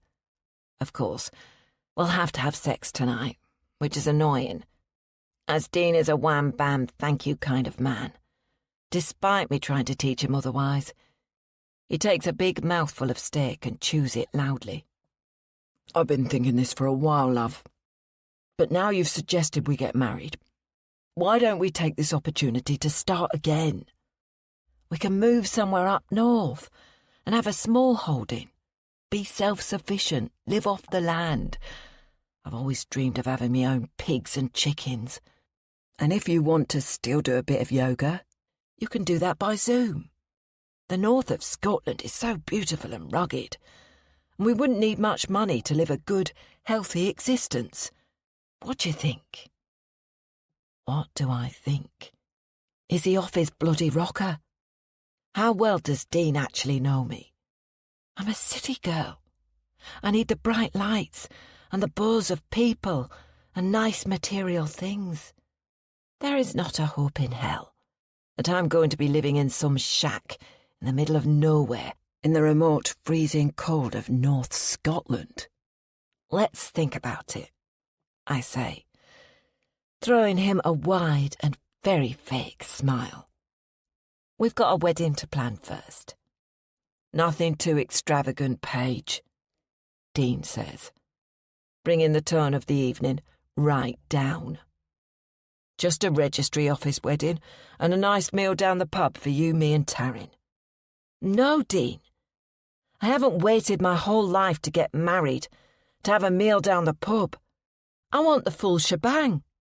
A church wedding, flowers, a meal in a marquee, like Katia did. Dean pales, and I laugh. You don't need to worry about the money. I've told you I've come into some money, and I've been squirreling it away especially for this. We can afford it. I promise you. He looks really dubious and is about to say something when I lean across the table and put my finger over his lips. You don't need to worry. I'm not the sort of person who makes the same mistakes twice. Promise me. I nod. Anyway, we need to tell Taryn the happy news. She's going to be chuffed to bits. I push my chair back and walk over to the shelf where we keep our crockery and glasses. I remove another wine glass and half fill it with champagne. Then I walk to the kitchen door, open it and shout up the stairs. The music is still thumping, and knowing Taryn, she won't hear me. I shout her name, and when I get no response, I hurry upstairs, knock on the door and fling it open. She's hunched over her desk and starts when I tap her on the shoulder. Dean and I have got something to tell you. Can you come downstairs? Thought you wanted me to stay in my room, she says, without looking up from her school-issued laptop. We did, but now you can come down. I've got some food for you. She huffs, but eventually gets up and follows me downstairs. That's the thing about Taryn. She's a good girl, really, and barely takes after me. Well, this is all very romantic, she says in a snarky voice. I hand her the half-filled glass of champagne. I don't drink alcohol, she says. Oh, come on, it's a special occasion. At least take a sip. What's up? She asks. Dean and I are getting married, and we'd like you to be our chief and only bridesmaid. What? A grin emerges on her face. She plonks the glass down and throws her arms around Dean's neck. She's been asking for him to adopt her for years, but we've never got around to it. Taryn has never met her birth father. The bastard left me when I told him I was pregnant. You happy, love? Dean asks Taryn as he strokes her back. Yes. You're crazy for wanting to marry her, but I'm stoked you're going to be my proper dad. I've always been your proper dad, Dean says. I have to break up the loving between my husband-to-be and my daughter. Right, take your supper and leave Dean and me to our romantic evening, okay? And the £100? Taryn asks. You'll get it in the morning. Later, when Dean is pumping himself into me, and I'm pretending to enjoy it, I find myself imagining it is Hudson lying on top of me. I wonder what it would feel like to have a classy man make love to me. Someone who actually knows how to make a woman feel good, rather than taking their lead from cheap porn. And then I wonder, what have I done? Am I saying yes to marrying Dean just because I want a wedding? The truth is, I am. Then again, I've always known I'd be getting rid of Dean at some point, whether we're married or not. And if we are married, then there must be plenty of legal and financial benefits. So what the hell? I will go through with it and enjoy myself in the meantime. there are 2 wedding dress shops in Beecham, neither of which I've visited before. I called the smartest one in advance, and using my poshest of fake accents, made an appointment for Taryn and me. It's called Grace's Wedding Boutique, and has beautiful satin gowns hanging in the window, and swirling letters painted on the shop sign. Just inside the entrance is a little side table with a bottle of champagne cooling in a silver bucket, and several champagne flutes. Classical music is playing softly through hidden speakers. For a teenager who pretends to be a goth and views herself as a bit different, Taryn is ridiculously excited. She's brought Marnie along too, which actually I'm quite glad about, because I'm hopeful she'll talk Taryn out of choosing a black bridesmaid dress. Obviously I'm not going for the full white meringue look, rather something simple and elegant, more suited to an older bride. But this is my first marriage, so I'm going to stick with white or cream. As we enter, a shop assistant steps forward. She's wearing a boxy suit, and her hair is pinned back over a broad forehead with a thick Alice band. "Hello, I'm Grace. Welcome to my boutique. Can I help you?" She peers down her nose at me. I bristle. "I'm getting married, and I'm looking for a dress for me and my daughter." Grace turns towards Marnie and says, "I'm sure we can find you something pretty." "I'm the daughter," Taryn says, while Marnie reddens. "Oh," the woman replies, looking Taryn up and down, as if she's something the cat dragged in. I feel that anger surge through me, but I dig my fingernails deep into my palm, reminding myself that I'm the customer here, and she's just a stupid shop owner. "And what is your budget?" Again, Grace looks down her nose at me, and I can tell that she's thinking I can't afford shit, and that I should be dress shopping at M&S, and not at a fancy boutique. "How much are your dresses?" "They start at £2,000 and go up to 10,000. I can feel the smile slipping off my face. "Is that within your budget?" she asks, giving me such a snooty look I want to slap her face. "It's less than my budget," I say quickly. "What the hell, Mum?" Taryn mutters. Ghastly Grace wrinkles her forehead, looks me up and down, and scowls as if she doesn't believe me. She's staring at my Tesco shoes when she should be hurrying out the back to select my dresses. I can't stand this condescending cow. "Do you want our fucking business or not?" I exclaim. I stride over to the little table with the champagne bottle, pour myself a glass, and drink the whole thing in one go. Marnie and Taryn are staring at me with round eyes. "Come on, girls," I say. "This witch doesn't deserve our business." I storm out of the shop, with the girls galloping behind me. "God, what a cow," I say, as we stride along the high street. "Let's go to the other shop." This shop isn't as fancy, but it does have rails stuffed full of wedding dresses and a shop assistant who talks with a Brighton accent and doesn't ask me how much money I've got. When I describe the kind of dress I'm looking for, she disappears around the back to make a selection. Meanwhile, the girls are rifling through a rail of bridesmaids' dresses, all of which Taryn is rejecting. Normally, Taryn spends every minute of her waking day typing into her phone, her fingers flying over the screen, but today she hasn't even looked at it. "What's your colour theme?" Marnie asks me. "I'm thinking blues. Do you think you can get Taryn into a blue dress?" Taryn groans, but she doesn't outright reject the idea. "They're all so fancy," she says, as she pulls out a long sky blue satin dress. Just not me.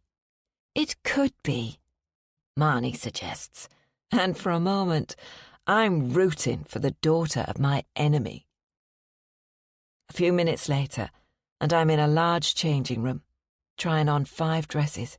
Each time I walk out into the shop, the girls ooh and ah, and I feel truly great about myself.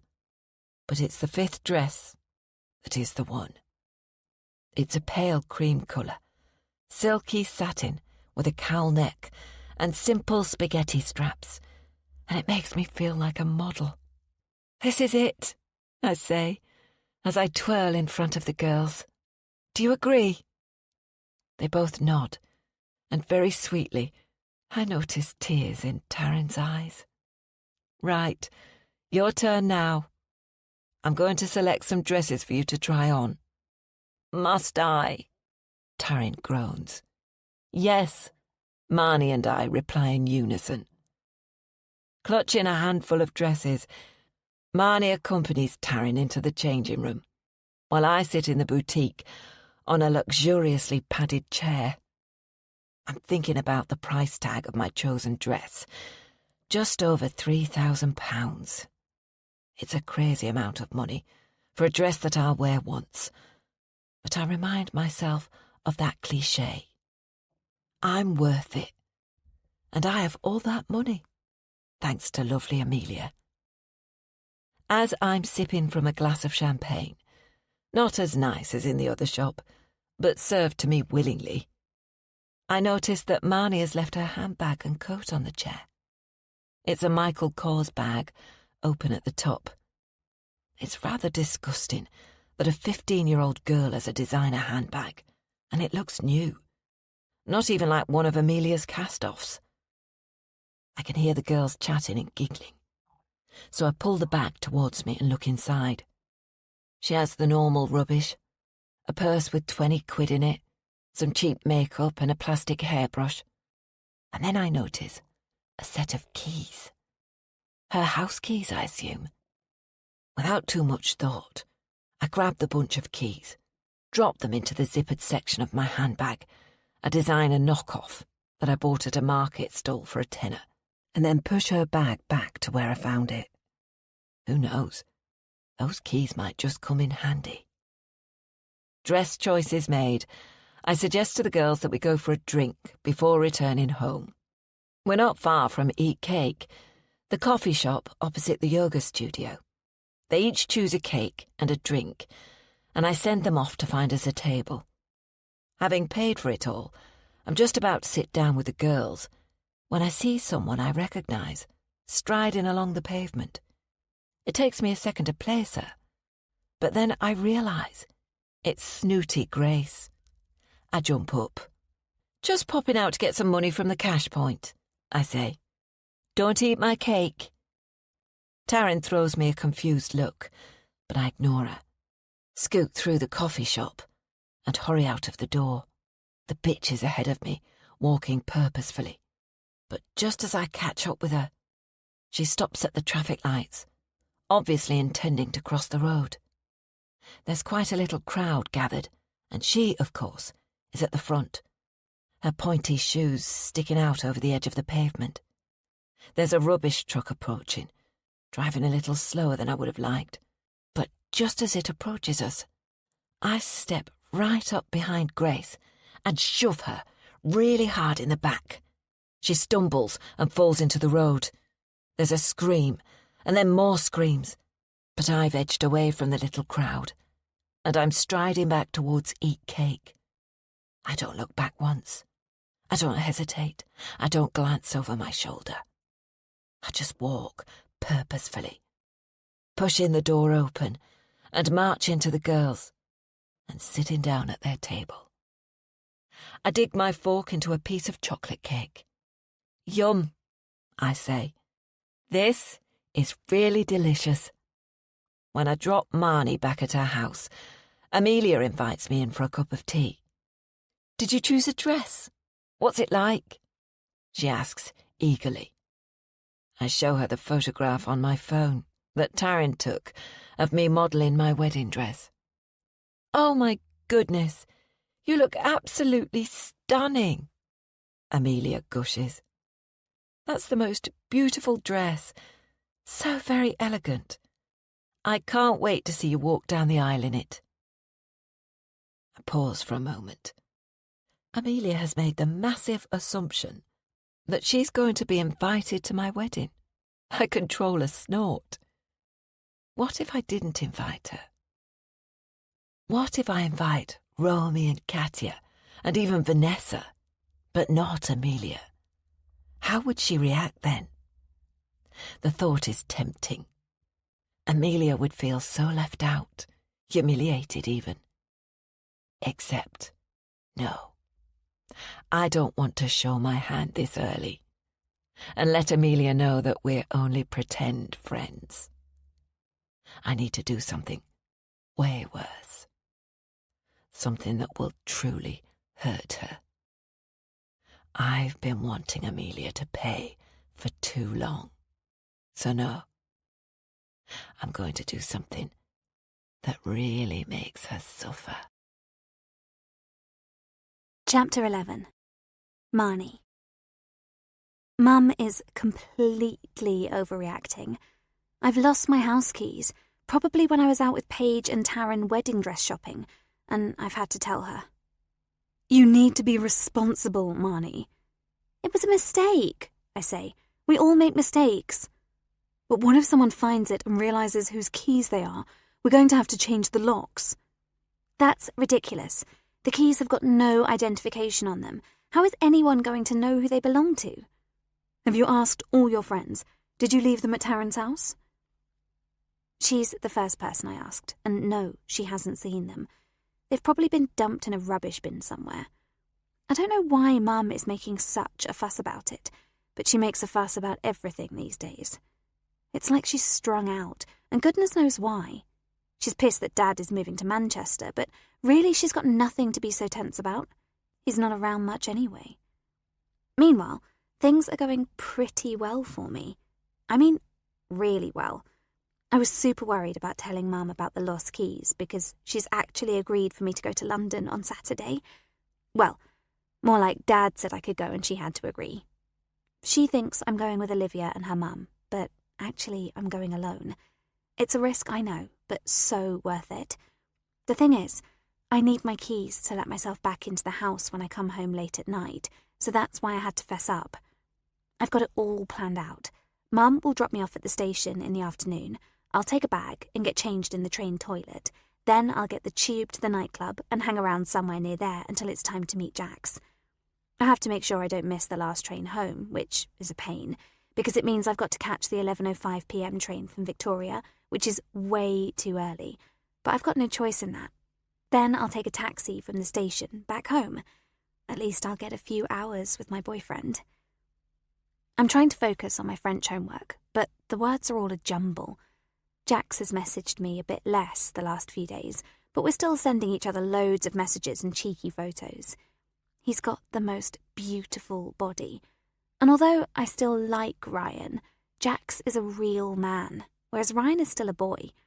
Not that Ryan has even glanced in my direction at school. Before, I might have been upset, but now I'm with someone so much better. I wish I could show Jax off to everyone at school, except I can't. Not even Taryn. Despite her edgy looks, she's a bit of a prude, and I don't think she'd approve of the pics. And now he's messaging me again. "Can't wait to meet you. You too. Kiss." I had an ex and wonder if that's too much. 8 p.m, outside Covent Garden Tube. Italian for supper, and then onto a club. You'll love it. "Can't wait." An hour later, another message pings through. "I need to see all of you. ? NKD.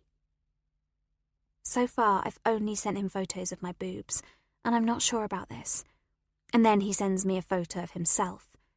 The whole of his body, from his neck down to his feet, and he's completely naked, with a massive hard-on. My cheeks flame red as heat spreads through my body. Oh my God, he is so hot. I slap my hand over my face. He's a real man, and he wants me. This is what you do to me, Marnie. Just thinking about you. Your turn now. It takes me over an hour. I shower and shave, nicking my skin and making myself bleed, and then wondering how much hair I should or shouldn't have. Will it be obvious that I'm a virgin just by looking at my photo? I try different poses in the mirror, crossing one leg over the other, leaning over the sink, trying to push my boobs together, and I take a gazillion different shots. He sends me another message. Still waiting. And in the end, I just choose one at random and hit send. He replies immediately with a thumbs up emoji. Somehow that seems like a bit of an anticlimax, but what would I know? I'm new to all of this. The hours drag by, but eventually it's Saturday, and then it's Saturday lunchtime, and then it's time for Mum to take me to the station. I've packed a short black bandeau dress and makeup, stuff that I bought when I was out shopping with Taryn, stuff Mum doesn't know I have. She'd go apoplectic if she saw me in that outfit. "Have a lovely time," she says as she waves me off, "and say thank you to Olivia's mum." I run into the station, holding my phone over the ticket barrier and racing down the stairs to the platform. The train is surprisingly busy, but I manage to get into the toilet and, with some difficulty, get changed. When I emerge, I walk back to my seat, passing a mother with two girls, probably 11 or 12 years old. They stare at me, and their mother frowns and then throws me the filthiest of looks. I sit down, and a couple of boys, probably not much older than me, let out a whistle. One of them makes an obscene gesture, and the other bursts out laughing. I feel really uncomfortable now, so I tug on my coat and cross my bare legs. I try to ignore the boys for the rest of the journey, but I can feel their eyes on me. At Victoria Station, I keep my coat firmly tied around me and walk towards the tube. There are crowds of people, and I suddenly feel a bit scared. Literally no one knows I'm here. I could be abducted and Mum and Dad would never find me. I keep my eyes on the ground and walk quickly, heading towards the tube. The crowd sweeps me downwards, and it takes me a little while to work out which tube line I need to take. The Victoria line to Green Park, and then I need to change onto the Piccadilly line. I've got 3 hours to kill, so I suppose it doesn't matter if I get a bit lost, although I need to keep an eye on what I spend. I've only got 50 quid on my phone. Eventually, I get out at Covent Garden, and it's drizzling with rain. I shiver. I'm not wearing enough clothes, and my legs are freezing. And there are so many people. Too many people. I wander around for a bit, but I don't want to go far in case I get lost or freeze to death. Eventually, I find a Starbucks, buy myself a coffee, and find a seat. Time goes by so slowly. I message Taryn, pretending that I'm in London with Dad doing boring stuff. She's so excited about her mum and Dean getting married in a couple of weeks' time. I asked if her mum was pregnant, because what's the rush? They've been together forever. She sent a laughing emoji and said being pregnant was not a reason for getting married. And then I felt a bit foolish. All the same, I don't understand why there's this big hurry. But I'm happy for Taryn, because she's happy. On the whole, she doesn't smile much. I play games on my phone, and then notice that my battery is down to 12% and I haven't brought a charger with me. It starts to get dark outside, and eventually it's 7:45 p.m, so I hurry back to the tube station. I send Jax a message. "Here early, waiting at the entrance. See you soon." I can see that he hasn't been active on Instagram since early this morning. I guess he's had a busy day, and now he's probably hurrying to meet me. My heart is hammering in my chest. What if he doesn't like me in the flesh? What if we miss each other? That's silly. He'll call me if he can't find me. He's got my mobile number. I hop from foot to foot, constantly glancing at my watch. It's exactly 8 p.m. now, and there are so many people milling around. I'm looking everywhere, trying to make out his face. At 8:05 p.m, I wonder if I've got the correct exit. I find the road sign and send him another message. Waiting at the exit on James Street. When it gets to 8:15 p.m, I'm literally shivering with cold, and there's a gnawing feeling in my stomach, and it's not just hunger. I go back onto Instagram, and it looks like he hasn't seen my message. Has something bad happened to him? Perhaps he's sick, in hospital. Perhaps something happened to someone in his family. Just before 8:30 p.m, I decide to call him. I realise that we've never actually spoken. I mean, people of our age don't, do they? It's all done via messaging. But there is a call button on Instagram, and I've come all of this way, and we have such a good connection. At 8:33 p.m, I press the call button. A female voice says, "This number is no longer in service." I pull the phone away from my ear and stare at it. What the hell? I press the call button again and get the same message. Tears spring into my eyes as it dawns on me what's happened. I've just been ghosted. Jax has done a disappearing act.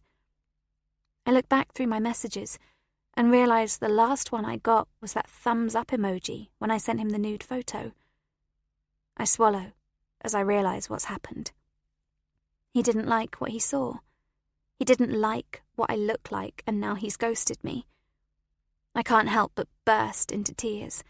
It feels like he's stabbed my heart and stolen all of my dreams.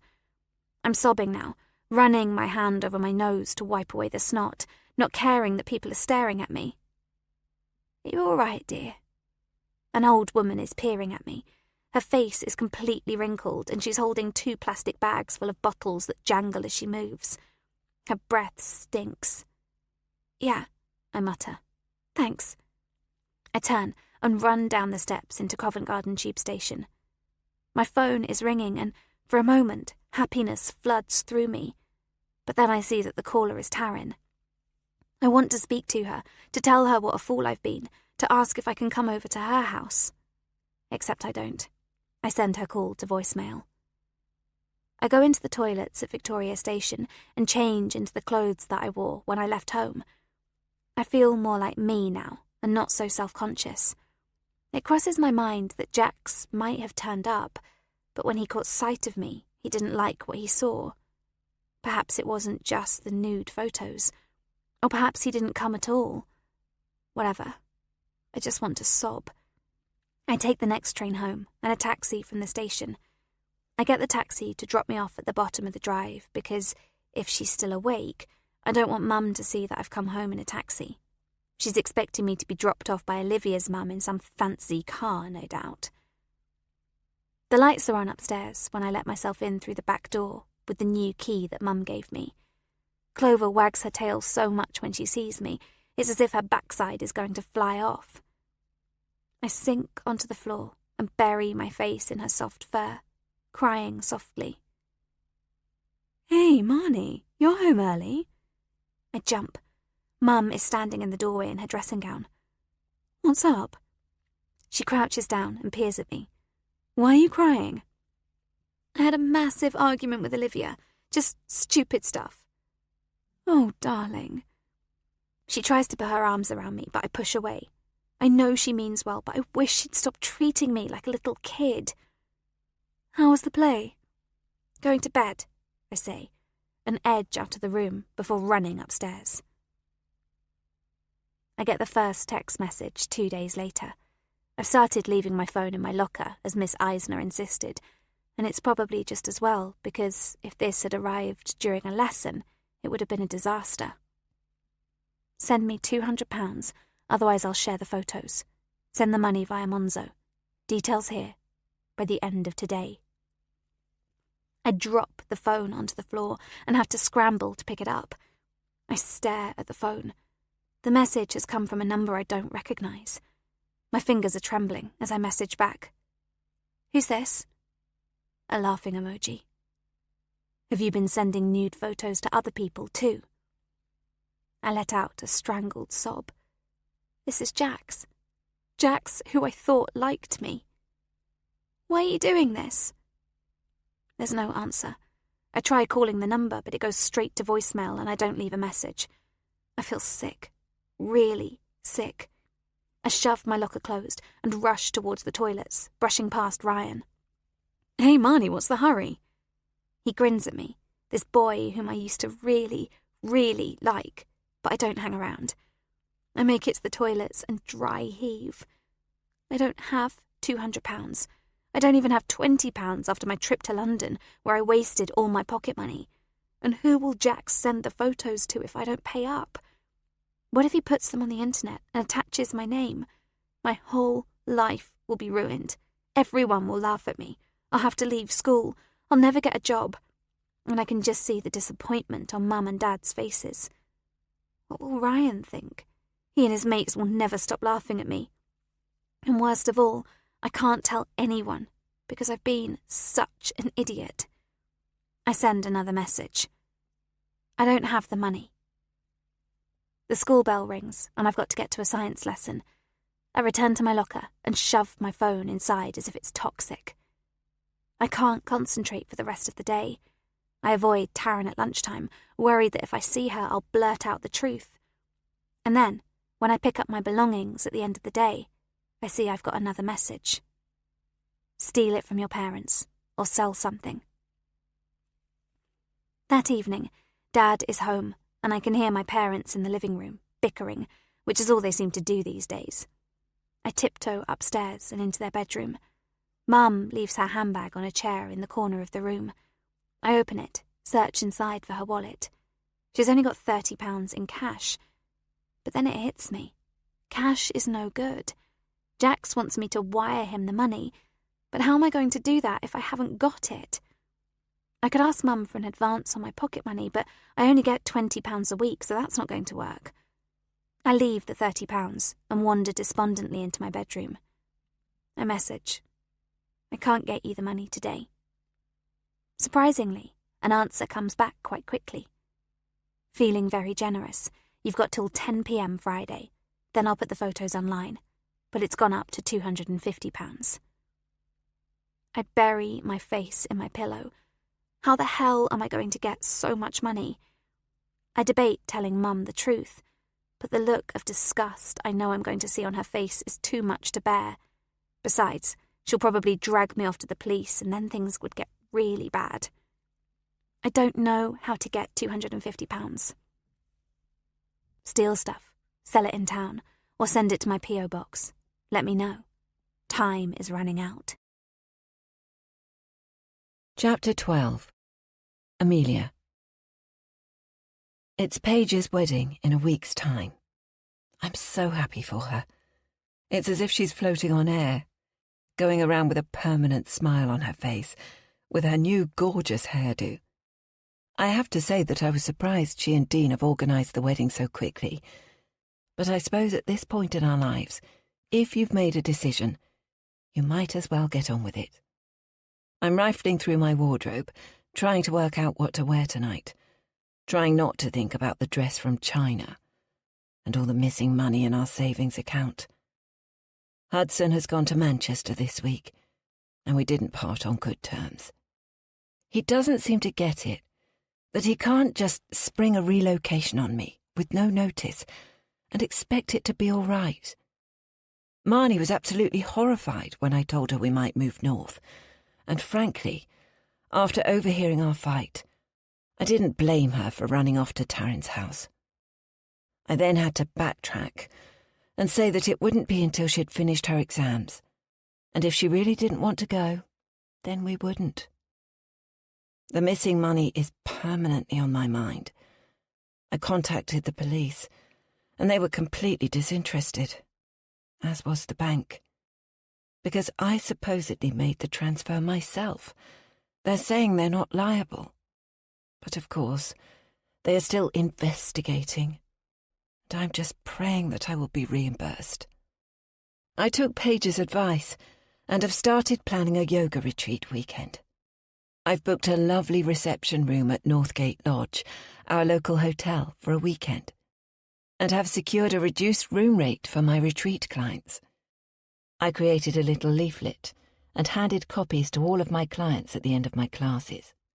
I'm a little nervous Vanessa might find out, as strictly speaking, I'm soliciting her customers. But then again, she doesn't do weekend retreats, and to my delight, I've got 10 women signed up. 10 women who are prepared to take the time out of their lives and trust me enough to believe that my retreat will make them feel better about themselves. I'm excited, but also nervous. Not least because Northgate Lodge expect me to put down a deposit for the rooms and meals, and I haven't got the money to do it. I only ask my customers to pay a 10% deposit, and that isn't enough to secure the hotel booking. I know I was stupid, naive, but I haven't done this sort of thing before, and I never expected to lose all my money and be maxed out on my credit card. I'm thinking of asking Hudson tonight if he'll lend me the money. I haven't even shared with him that I'm planning the weekend. This evening, I'm hoping our little family will come together and we can put aside our arguments and disappointments. It's my birthday. We've had a tradition for the past few years of going to dinner at Northgate Lodge for my and Hudson's birthdays. They have 2 restaurants, the spa restaurant, where my clients will eat, and the main hotel restaurant, which has a culinary rosette and serves exquisite food, along with eye-watering prices too. I had debated messaging Hudson and telling him that perhaps we should not go this year, but then decided I didn't want to bring the money woes to his attention. He has enough to contend with, starting a new job. He left for Manchester on Sunday evening, and we've had cursory conversations every evening since. I'm a little surprised that he didn't ring me this morning to wish me happy birthday, but I assume he'll be doing it in person. Marnie also forgot it was my birthday, and when I reminded her that we'd be going out for supper tonight, as normal, she seemed quite dismissive. I'm worried about her.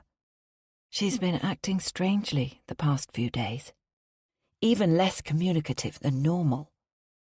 I hope the thought of moving isn't going to affect her studies. I pull out my go-to black dress to wear for supper tonight and lay it on the bed. Then I open my jewellery box. But weirdly, my precious bracelet that Hudson gave me after Marnie was ill isn't in the slot I normally keep it in. I search through the rest of the box and then pull out the contents of my top drawer, as well as my bedside cabinet. I'm sure I last wore it to Katya's wedding, and I would have definitely put it away. There's a slight panic in my chest, because not only is this the most valuable piece of jewellery I own, but also it's particularly sentimental. I take a deep breath and start looking all over again. But then my phone rings. "Is this Mrs. Amelia Myers?" It's a male voice, and I'm expecting this to be a cold call, especially as the number comes up as withheld. "Yes," I confirm. "I'm calling from Shoreham Police Station. We have your daughter, Marnie." My stomach roils. "Marnie? Oh my goodness, what's happened to her? Is she all right?" I feel myself go into a panic as I glance at my watch, my pulse pounding and my knees trembling. It's 3 p.m, and Marnie should still be at school. "She's fine, but you'll need to come to the station to collect her." "But what's happened? Is she hurt? Does she need to go to the hospital?" "There's nothing physically wrong with her, but you do need to come and collect her, ideally as soon as possible." "Yes, of course. Is she a victim of a crime?" "We will explain everything when you arrive." And then he hangs up on me. Immediately, I try calling Marnie, but her phone is switched off and it goes straight to voicemail. I grab my bag, apologise to Clover for leaving her alone, and hurry to my car. It's a 15-minute drive to Shoreham, and I speed as fast as I can to get there, trying but failing to think of a reasonable reason why Marnie might be at the police station. I find a space on a residential street opposite, not bothering to look if I'm allowed to park here or not. Only as I'm switching the engine off do I think about calling Hudson. I glance at my watch. He'll probably be on the train on his way south, and as there's nothing he can do to get here faster, I decide to ring him later, when I know what the situation is. Hurrying out of the car to the squat red brick building opposite, I realise with a jolt that I've never been inside a police station. What an uneventful, mundane life I've led. I push through the doors and walk into a lobby with no one inside, and then up to an unmanned front desk. I press an old-fashioned gold buzzer, and a moment later, a uniformed officer walks through a door behind the Perspex counter. "My name is Amelia Myers. I'm here for my daughter, Marnie."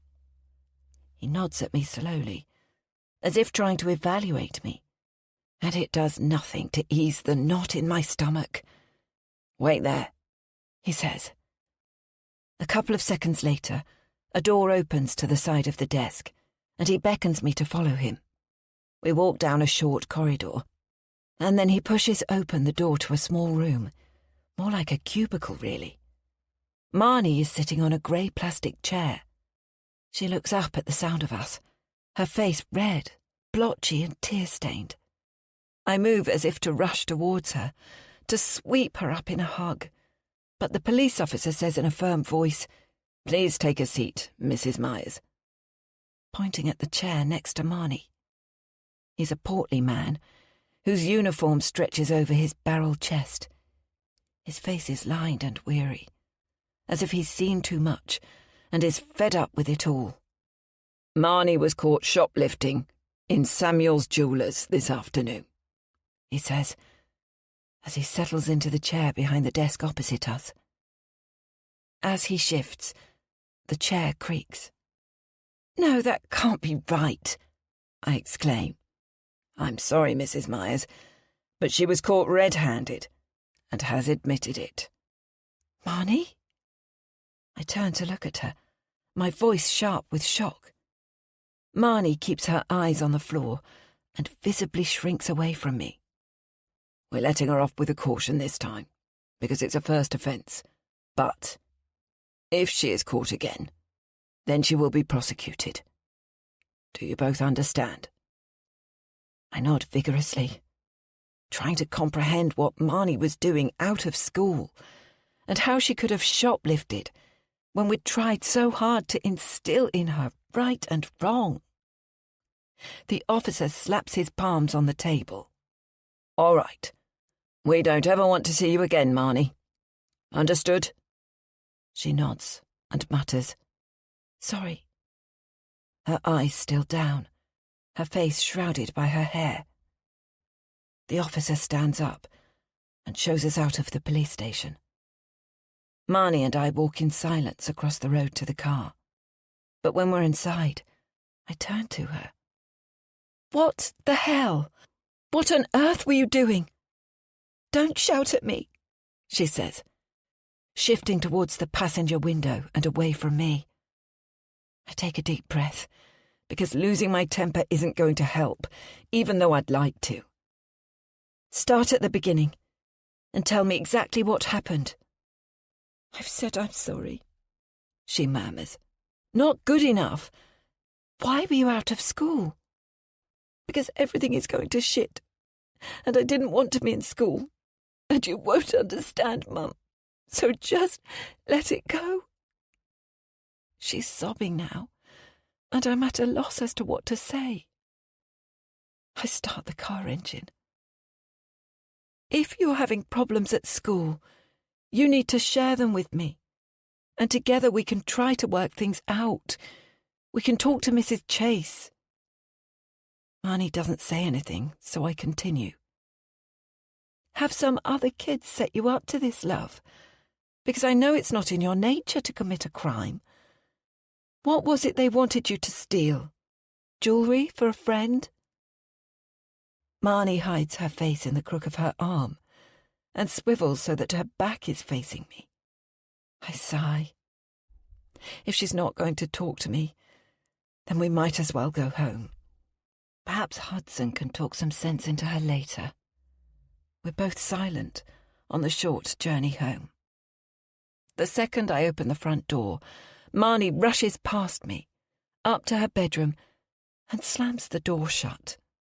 I know she's hurting, but I deserve an explanation. So much for a fun birthday. I message Hudson. What time will you arrive at the station? I'll collect you. The little dots start up and then stop. It takes him another 3 minutes to send the message, and all it says is, "Station." What time does your train get in? I'm in Manchester. I've got a late meeting, so thought I'd take the train in the morning. Disappointment and dismay sit heavily on me as I realise that Hudson has forgotten it's my birthday. I've had nothing from him. Not a card, no flowers, no present. And now he's not even coming home. I don't know whether to laugh or cry. I pick up the phone and call him. "It's my birthday," I say dully. "I thought you'd booked us a table at Northgate Lodge." "Oh, shit," Hudson says. "Sorry, Amelia. I completely forgot the date. There's so much going on here with the new job and everything." There are voices in the background, and I can't tell if he's in a busy office or a bar. "Look, love, I've got to go now, but I'll call you later. And sorry again." He hangs up before I can respond, before I can tell him that Marnie was caught shoplifting, and that this is one of my most miserable birthdays ever. Chapter 13. Paige. I'm putting away the yoga mats when Amelia pops her head around the door. "Are you free for a coffee?" she asks. I'm about to say no, because I have zero desire to spend time with Amelia. But there's something in the tone of her voice that makes me look up. She looks awful. Her hair is greasy and pulled back into a ponytail, and very unusually for her, she doesn't appear to be wearing any makeup. "Sure," I say, experiencing a little dart of glee. "Give me 5 minutes." "What's up?" I ask, as we cross the road together, heading to the coffee shop. I haven't got the patience to listen to Amelia moan about how miserable her life is. I have so much to do for the wedding. Needing to visit the florist, confirm my hair and makeup, sample the dishes we're going to eat for our buffet lunch. But, as always, I have to remember that my focus is Amelia and the plans I have for her. I wish I was a more patient person, but it's just not in my nature. We stand in the queue, with the scent of freshly brewed coffee and the clatter of china and voices swirling around us. "Things aren't great with Marnie," she admits, which does take me by surprise. Taryn hasn't said anything, but then again, Taryn doesn't say much. I'm about to ask what she means, but we're at the front of the queue. "Can I get you a coffee?" Amelia asks. "And a cake?" "A coffee would be great, thanks." We carry our mugs to the only free table and sit down. Immediately she leans forward, and I brace myself to listen to a juicy bit of gossip that I can use against her at a later date. "I had the shittiest of birthdays," she sighs. Oh, for goodness sake. She's a 40-something-year-old woman. Who bothers with birthdays anyway? Hudson forgot it and didn't come home. And Marnie, well, please don't tell anyone, but she got caught shoplifting. I try very hard not to smile, to show shock and compassion and all of the emotions I guess I should be displaying upon receiving such news. "Of course you can trust me," I say. "I'm sorry to hear that. Marnie shoplifting. That's quite the shock." She point-blank refuses to discuss it with me, other than repeatedly saying sorry. I'm worried that she's got in the wrong crowd, that some kids have put her up to it, that she's being bullied. I was wondering if you could ask Taryn if she knows anything. I bristle slightly. Is she implying that Taryn might have been shoplifting too? No. My daughter is too much of a goody two-shoes. After what I went through, she's turned the other way. Sanctimonious, ruthlessly honest, little Miss Perfect. Only a couple of days ago, she said that she intended to study law when she goes to university, and then will become a barrister. I've no idea where all these ridiculous, grandiose ideas come from. Certainly not me. Fortunately, Amelia doesn't wait for me to respond and carries on. And Marnie skived off school. She was caught shoplifting in the middle of the afternoon when she should have been in lessons. I'm wondering if she's upset because Hudson has moved to Manchester. I suppress a grin. Could be. Or perhaps she's just being a teenage rebel. It's normal behaviour at that age. Has Taryn ever done anything like that? My initial reaction is to stiffen, to take offence that she's suggesting Taryn might be a bad influence. Just because we live in a smaller house than her and don't have her privileges doesn't mean I haven't taught my daughter morals. Except I managed to check myself and settle my features into a neutral look. I throw her a sympathetic smile. Me and Taryn are like Edwina and Safi in Abfab. She's been a goody two-shoes her whole life. Dean and I joke that Taryn was born aged 50. I take a sip of coffee and tilt my head to one side, conspiratorially. There is one thing I do, just in case. I've put a tracker on Taryn's phone. You know, just in case anything happens to her. Have you done the same? I only find my phone, but she can switch that off. There's a sneaky little app you can install, so you can track the phone without her being able to switch it off. Do you want the details? She nods eagerly, so I share the app with her. And how are things with Hudson? I'm sorry he forgot your birthday. I'm not in the slightest bit sorry. In fact, I think it's rather hilarious. He's working crazy hours. He's in the head office at Globus Planet in Manchester, while they're finalising the sale of his business. Of course, I was disappointed he forgot my birthday, but he did come home the next day with a massive bunch of flowers. So you made up? I ask. Amelia shrugs her shoulders. Kind of. She takes a sip of coffee and then plonks it down rather hard. Actually, not really. I've decided to go up to Manchester on Thursday. Catch has offered to take over a couple of my classes, and I was wondering if you could do the others. Sure, I say, bristling slightly. She could have asked me first. I'm hoping that it'll be easier to have a proper chat away from home and try and sort out some of our differences. Actually, I was wondering if there was any possibility Marnie could stay the night with you. Of course, I say, perhaps a little too eagerly. And Clover? Who's looking after the dog? My lovely cleaning lady, Julia, is having her.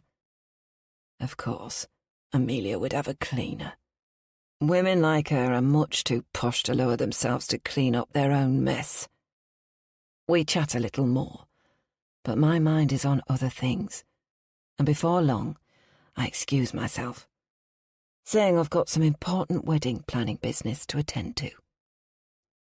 The next day, I'm dressed in my smartest, sexiest dress, with a trench coat over the top and high heels, sitting on the train to Manchester. I've no idea if my little plan will work, but it's worth a try. Globus Planet's offices are easy to track down. Located in a red, turreted building, not far from Piccadilly Station. If Amelia is correct, and Hudson really is working hard, then I've likely got a long way to head. but that's all right. It will be worth it. There's a Costa Coffee almost opposite the front door to the office block, and I find a table in the window with a perfect view of the door across the road. Around 5 p.m, hordes of people pour out of the building, and I'm concerned that I might miss him. But I can't hang around the office front door for too long, in case the security officer gets suspicious. By 6 p.m, Hudson hasn't appeared, and I'm tempted to go over the road and ask for him at reception. I give it another few minutes, and then I spot him. I race out of Costa Coffee, pushing past a couple of dawdling women, and stride along the pavement until I'm walking just behind him. He's wearing a grey suit, a coat over his arm, and carrying a leather briefcase. His head hangs low, and he's strolling along quite slowly, so I'm able to keep up. And then I get lucky. He turns into an off-licence. I wait outside, my heart hammering, a huge smile on my face. A couple of minutes later, he emerges, a plastic bag in his hand, weighed down by the outline of a bottle. I walk towards him. "Hudson?" I ask, my voice hesitant. He glances up and stops walking abruptly. He frowns at me for a moment, a flicker of recognition in his eyes, but as if he can't quite place me. "It's Paige, Amelia's friend and colleague. We met at Katya's wedding, and our girls are best friends." "Paige!" he exclaims, his tired face lighting up with a grin. "What on earth are you doing here?" "I could say the same to you." I laugh. "I'm from Manchester. My mother lives here, and I'm up visiting her. What about you?" "I'm working here now. Up here during the week, and back to Sussex for the weekends." "Oh, goodness. Amelia mentioned that you were working away from home, but I didn't realise you were in Manchester. What a coincidence." We smile inanely at each other for a few seconds, and then both speak at once. "After you," I exclaim. "Are you heading back to the station?" he asks. "No, I'm staying with my mother tonight, although she hasn't got a clue who I am any longer, so sometimes I wonder why I bother. It's sad and depressing. But anyway, I'm sure you've got plans," I say, gesturing towards the plastic bag with the name of the off-licence on it. He blushes slightly. "Actually, I haven't. If you're not in a hurry to get away, would you like to go out for a drink?" Bingo! I glance at my watch and take a long beat to reply. "That would be lovely. Thank you." He takes me to a wine bar, located on a quiet side street. I perch on a high stool at a tall circular table, and while he's gone to place the order, I edge my stool so it's a little closer to his. Hudson returns with a bottle of white wine and 2 glasses. "So, how are you finding Manchester?" I ask, as we clink our glasses together. "I'm having to work harder than I've ever worked, so, to be honest, I haven't got to know this city. Days are long with work, and in the evenings I'm trying to find a decent flat to rent. The company have given me my current one, but it's only for the first month, and then I'm on my own." "So Amelia and Marnie aren't joining you?" He sighs. "Not until Marnie's finished her GCSEs. The timing wasn't great." "It must be lonely, being in a strange city all week long." "It's early days, but I'm hopeful I'll make some friends in due course." "No one at your office befriending you, then?" I ask. He's a good-looking man. There must be a few people giving him the once-over. It makes me wonder how faithful he's been to Amelia over the years. He coughs, and I wonder what he's hiding. We make small talk for a while. He asks me about my yoga teaching, but glazes over when I describe it. So I ask him lots of questions, and he puffs his chest out as he talks about himself. When we finish the bottle of wine, I say, "Well, I really must be off now. I'm sure you've got supper plans and things to do. I'll just grab a sandwich somewhere and kill time in the dreadful spare room in Mum's care home. But it was lovely to see you again." He doesn't miss a beat. "If you're not doing anything this evening, would you like to join me for supper? There's an Italian around the corner that has become my local." I pause and hesitate for a few beats, just long enough not to appear desperate. "I don't want to intrude," I say. "Not at all. I will enjoy the company." Double bingo. Disappointingly, Hudson turns out to be dull. I knew he would be entitled and pleased with himself, but I had higher hopes for him. Despite his travels all over the world, he is small. Let your mind drift gently with the melody, as if carried by a soft breeze across a quiet night.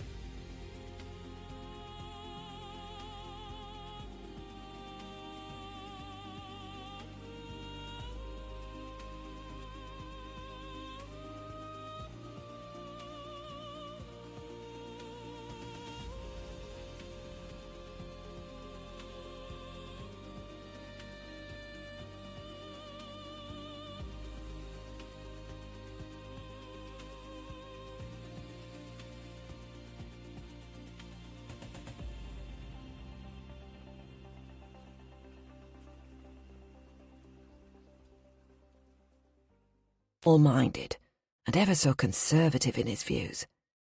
Not that that changes my plans for the two of us. I can do dull. As he's wittering on about the integration of his business into the Manchester firm, I wonder how he would react if I told him the truth about me. That my ordinary backstory of being a mum and loving partner with a passion for yoga is, in fact, a front. That I've been to prison and mingled with women who would literally eat Hudson for breakfast and spit him out for elevenses. I imagine how his handsome, symmetrical features would distort with shock and disgust. And that's why I say nothing. I have work to do, and Hudson is one of my pawns. We finish off another bottle of wine. Or more like, he drinks most of it, because I'm pacing myself. And then he orders us both a digestive, and the restaurant gives us a complimentary limoncello. I'm slightly tipsy, but Hudson is definitely under the influence. He insists on paying for the meal, which is just as well, as I had no intention of contributing. And then we're out on the street, shivering in the cold night air. As I walk, I intentionally weave into him, giggling and apologising. He links his arm into mine to steady me. "Where's your flat?" I ask, edging very close to him, so that I accidentally, on purpose, bump my hip against his. "Just around the corner." "A nightcap?" I ask. I don't fancy going back to the old people's home yet. It's so depressing there. He hesitates for a moment and then says, "Sure." Hudson is living in a serviced apartment, one of those places with a 24-hour concierge and the need to sign in and out. The apartment is nice, but bland. A bit like him, really. There is a small sofa and an armchair in the bare-walled living room, and a grey open-plan kitchen. He opens the bottle of red wine that he'd bought earlier in the evening, and pours us each a large glassful. When is Amelia coming to keep you company? I ask, knowing full well what the answer is. She's due tomorrow, but not for long, I think. She doesn't want to move to Manchester.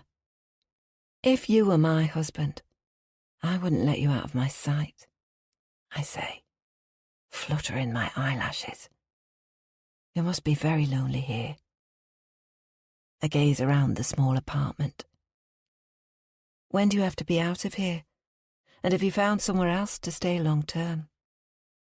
Honestly, I haven't had the time to visit any places, and have just looked online, he says, as he sinks into the armchair opposite me. Shouldn't Amelia be helping you? I ask, and then wave my hand in front of my face, as if to dismiss that thought. No time like the present. I take my phone out of my handbag. Let's see if we can find you somewhere. You need a place that's more homely than this, and perhaps in a block that has communal facilities, such as a gym or cafe, so you get to meet people. He nods. I pat the sofa next to me and say, "Come over here, and we can look together." Hudson hesitates for a second, but then steps over to the sofa. To begin with, I edge away from him, keeping an inch or so of space between us. But as we start browsing through possible rentals on my phone, I shift nearer to him, so that the full length of my leg is pressing against his. I can feel the warmth of him, the woody scent of his aftershave, his alcohol-scented breath on my cheek. And despite everything, I feel a faint sense of arousal, and I'm pretty sure he does too. This is going to be such fun. What do you think of this one? I ask, leaning so close that my breast touches his arm. He says, clearly unable to concentrate on the listings. Slowly, I lower the phone and put it on the sofa arm. Are you feeling it too? I ask, in a husky whisper, placing my hand on his knee. Hudson sighs loudly. I'm a man, he says, briefly leaning his head back against the sofa. Not exactly a profound statement. But then, to my surprise, he stands up and turns to look at me. Aren't you getting married soon? He asks. Shit. I need to backtrack fast. I get up too, and step away from him. I'm sorry, Hudson, my bad. Theatrically, I bury my face in my hands. It's all the booze we've drunk tonight, and I'm being a complete idiot. You're a very handsome man, but you're right. I was completely out of order. Please forgive me. Of course, he says. I can tell that he's flattered. I just need to use the bathroom, and then I'll be out of your hair. No hurry to leave, he says. I think it's the right thing to do for both of us, don't you? He nods, but I'm sure I see regret in his eyes. I'm furious. I misjudged that. Came on too quickly, in my normal impetuous fashion. I should have known better. Should have played the longer game. But it's not too late to do some damage. Amelia is coming here tomorrow, and I need to leave some things behind. Chapter 14. Amelia. It's raining in Manchester. The city is humid and oppressive, which just adds to my unsettled mood. Hudson has agreed to leave work early, so that we can have a full evening together. I told him that we needed to talk, and I wonder if he thinks I'm here to tell him Marnie and I are moving to Manchester. We're not, but we do need to talk, to discuss our marriage. I walk from the station to Hudson's apartment block, umbrellas bumping each other, trying to avoid the puddles forming on the pavement. It's weird, going to an address where your husband of 20 years has been staying, but where you've never visited.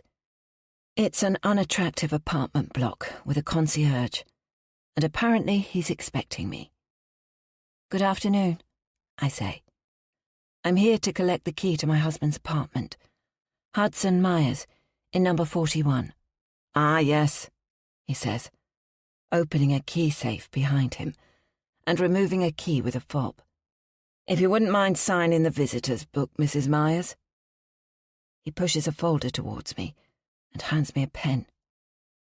Hudson's apartment is small, dull, and functional. I dump my bag and make myself a cup of tea. He has very little in the fridge.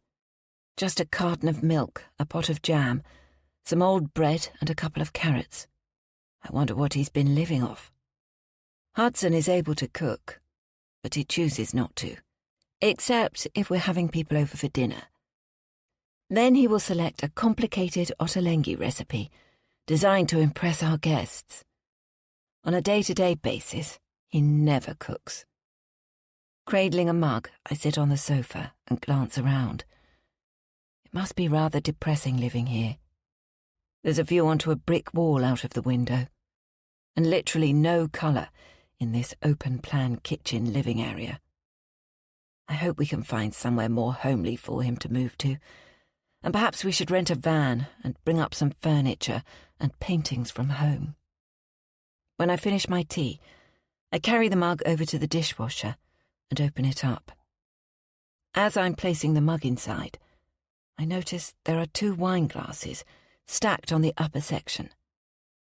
It takes a moment for me to realise that one of the glasses has the remains of red lipstick on the edge of the glass. With dismay, I reach into the machine and take out the dirty glass. That has definitely been used by a woman. My heart quickens, but I tell myself that he would have entertained a colleague, that I've got no reason to believe that Hudson has been unfaithful. Just as I shove it back in, the front door opens and Hudson steps inside. He looks tired, grey rings under his eyes, a show of stubble on his face. "Hello, darling," he says. He walks towards me and places a quick kiss on my cheek. "I've got you a belated birthday present." He dumps his coat and briefcase on a chair and walks out of the living room and into the bedroom. I follow him. Reaching on top of the chest of drawers, he lifts up a pale turquoise bag and hands it to me.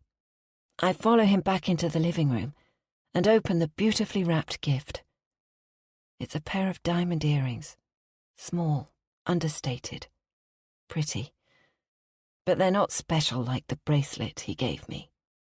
Which reminds me, I still haven't found it. I must look harder when I'm back home. "Thank you," I say, placing a kiss on his lips. Hudson steps backwards, almost as if I've scorched him. That is weird. "Who came over for drinks?" I ask.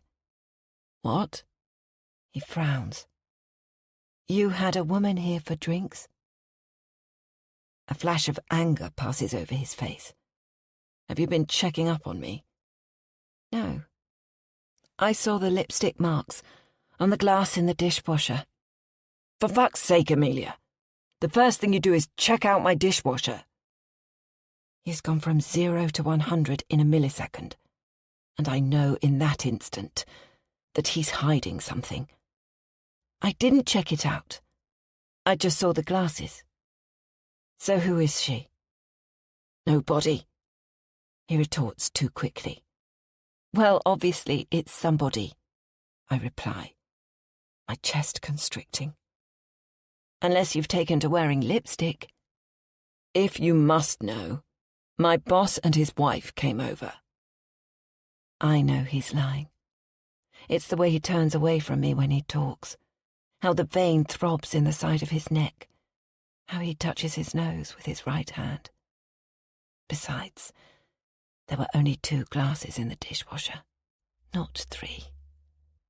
You haven't come all of this way just to have an argument, have you? Hudson turns to face me, his hands on his hips. I need to take a breath, to recalibrate. I'm going to the loo, and then let's sit down, I say. In the bathroom, I can't stop the tears. Our relationship is at an all-time low. And now I know for a fact that Hudson is lying to me. There's a box of tissues on the sink, so I take one and pat my eyes dry, then put my foot on the pedal bin to open it. That's when I see another flash of colour. Crouching down, I look into the bin. There are 2 cotton wool pads, one with a hint of beige foundation on it, the other coated with the same red lipstick that was on the glass in the dishwasher. I gasp. Hudson has had a woman staying here. I slam the lid of the bin shut and am ready to storm out of the bathroom. But as I step into the corridor, I hear Hudson on the phone.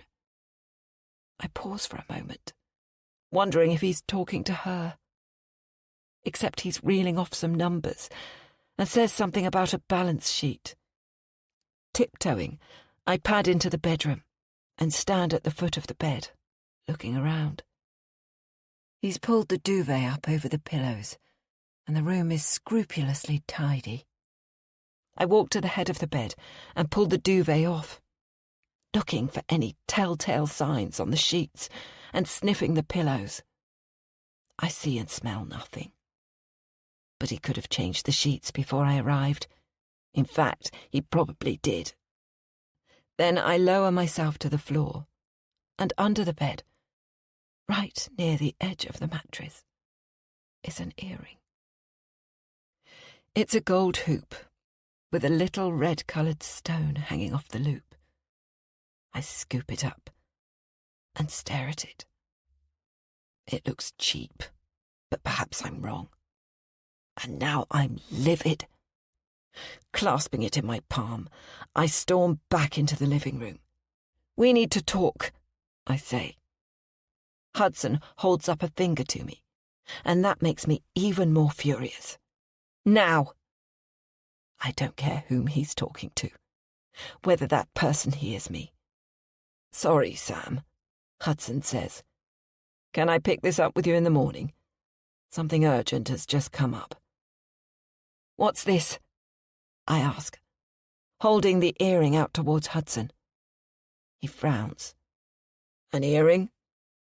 I roll my eyes at him. And who does it belong to? I spit. I've no idea. He bunches up his shoulders. Stop lying, Hudson. I found this in your bedroom. But I don't know whose it is, he says, throwing his arms into the air. It obviously belongs to whatever woman you slept with. The one who left makeup pads in the bathroom bin and lipstick marks on the wine glass. Is she the real reason why you have relocated to Manchester so quickly? Look, Amelia, I don't know what you're talking about. I haven't had an affair with anyone. Stop bloody lying to me. I'm shouting at him now, which I know isn't helpful. But I'm a mixture of furious and hurt. Calm down, he says, which of course has the opposite effect on me. I'm truly sorry I forgot your birthday, and that this move has happened so quickly. But I haven't done anything wrong. So it's just a bizarre turn of fate that I found all of these things, I say. They were probably left by the last tenant. The cleaners aren't very good. Oh, really? You're saying that your bathroom bin hasn't been emptied in over a fortnight, and the bedroom floor hasn't been vacuumed? I thought this was a serviced apartment. My voice is laced with sarcasm, because of course he's lying. I don't know who those things belong to. Hudson is getting red in the face now, but he's not as angry as I am. I am seething. My husband has moved away from home, and within a fortnight he's already cheating on me. Or has this been going on for ages? After all, he's had plenty of opportunity. "You're lying, Hudson!" I shout at him. "Call me when you decide to tell the truth. But until then, stay away from me and Marnie." I storm out of the living room, into the hall, grab my coat off the peg on the wall, fling my handbag and overnight bags over my shoulder, and tug the front door open. "Wait," Hudson says. I swivel around and stare at him. "I'm telling you the truth," he says. "And you can't keep me from my daughter." Well, it's perfectly obvious that he isn't telling the truth, and frankly, he can go to hell. I walk out of the door, slamming it shut behind me, furiously blinking back tears. I run down the stairs to the lobby area, where the concierge is standing behind his desk. He looks up at me with an expression of surprise. I suppose I look rather more rumpled than I did when I arrived, no doubt with a blotchy face and reddened eyes. "Have you seen my husband with another woman?" I ask. He frowns. Then he opens and closes his mouth. I tilt my head and stare at him. I don't care if I make him feel uncomfortable. "I'm sorry, but we don't get involved in marital disputes." And there it is. All the confirmation I need. If Hudson hadn't been cavorting with another woman, this stranger would have just said no, wouldn't he? I glance down at the desk in front of him, and a thought crosses my mind. "Shall I sign out of the visitor's book?" I ask. "No need. If you'd just like to hand me back the keys, I can do it for you." "I'd like to sign out myself," I say. "Let's do it by the book." He knots his eyebrows together and pushes the open folder towards me. And then, fortuitously, his phone rings and he looks away. Quickly, I scour back through the signatures and flat numbers recorded in the adjacent column. There's nothing for flat 41 today. So I quickly flick the page back to yesterday. And that's where I see it. Flat 41 and a scribble. It's completely illegible, but someone visited Hudson's flat yesterday evening. I am trying to decipher the times when the concierge turns to face me, puts down his phone, and pulls the open book back towards him. "What did she look like?" I ask, my voice bitter. "Blonde? Brunette? Red-haired?" "I'm sorry, but I can't tell you anything." "Can't or won't?" I stare at him for a moment, but his eyes are hard and his expression unrelenting, and I know I'm not going to get any more information out of him. With my shoulders artificially pulled back, I stride out of the lobby, down the steps, and onto the damp street below. I let out an involuntary sob as I head back towards the station. Chapter 15. Paige. To begin with, I was absolutely furious that Hudson rejected me. Am I not good enough for him? Not pretty enough? Not clever enough? I've never been short of male attention, and I know that I've settled low by choosing Dean. But I can't be with someone who is going to question me or dig into my background. It's not that I want to be with Hudson. He's a boring man, much too self-centered and full of himself. No, he's a means to an end. Having said that, his money wouldn't hurt. For a fleeting moment, I imagine us together. There's no way I'd live in Amelia's house out in the sticks, but I could see myself in a lovely Georgian townhouse, going to the theatre on Hudson's arm, having dull sex with him in return for unlimited spending. I suppress that dream and remember that however furious I might be, that he pushed me away. My real focus is on Amelia.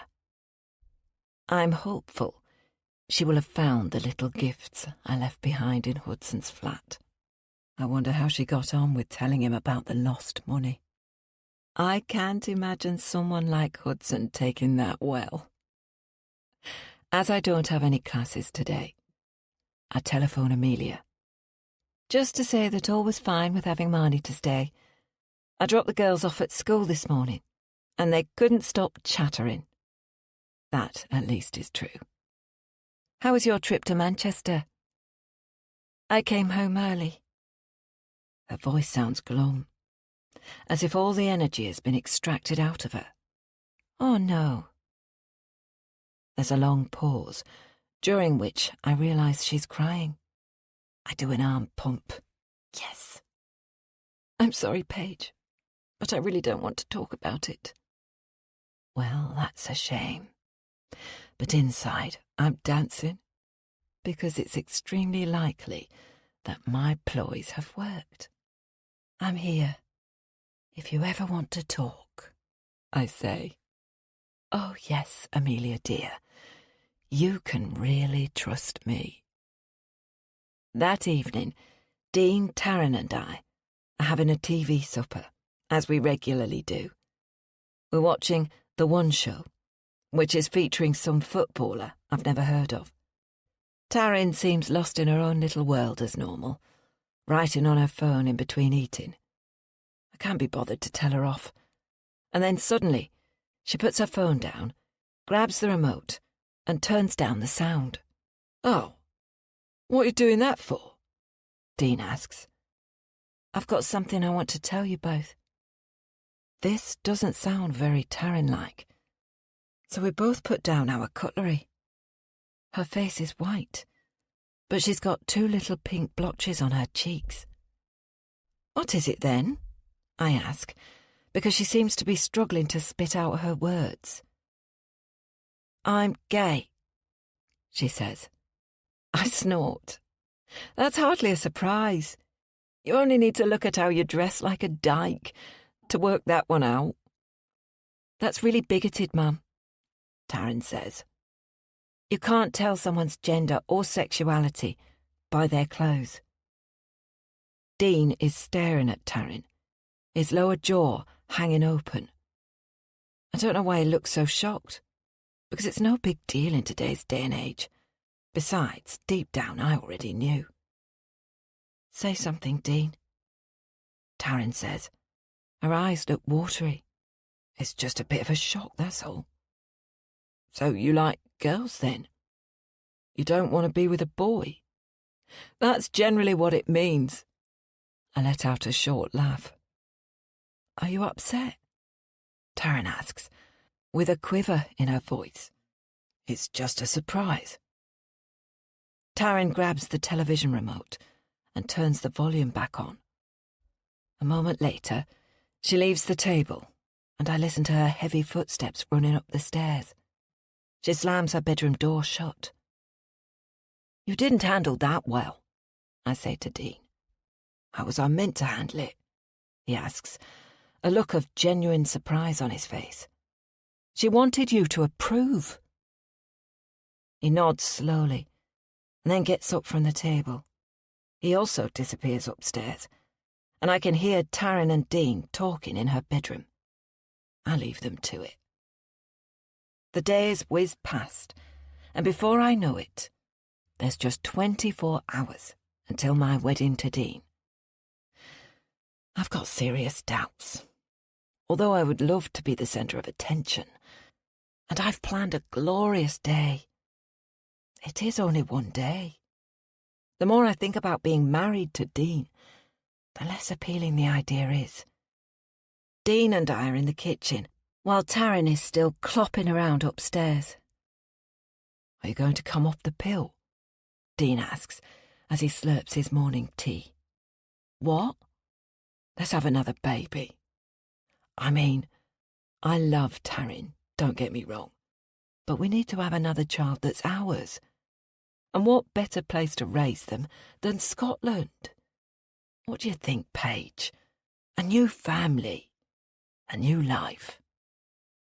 What I think is, you've got to be bloody joking. Firstly, at 41, it'll be touch and go if I can get pregnant. But secondly, I'm done with all of that. Why on earth would I want another child? And it's a complete joke. His idea about moving to Scotland. I have such great ambitions, whereas Dean wants a small life. It's on the tip of my tongue to tell him that he's being completely ridiculous. But strangely, the words don't come. Perhaps it's the look of longing in his eyes and the realisation that he and I want such different things. And then he goes off to work, and I spend the rest of the morning pacing our small house. I can't go through with it. I can't marry Dean. I'm going to lose a lot of money if I cancel. But I'd rather that than making what is clearly a wrong decision. By midday, I'm in a bit of a state, so I call Dean and ask if I can come to where he's working. "Everything all right, love?" he asks. "Thought I'd bring you some hot soup. I've just made some." "That's kind of you." He gives me the address of an old factory on the edge of town that is due to be demolished to make way for a housing development. He's having to disconnect all the pipes, make sure that everything is sealed off. Hardly a glamorous job.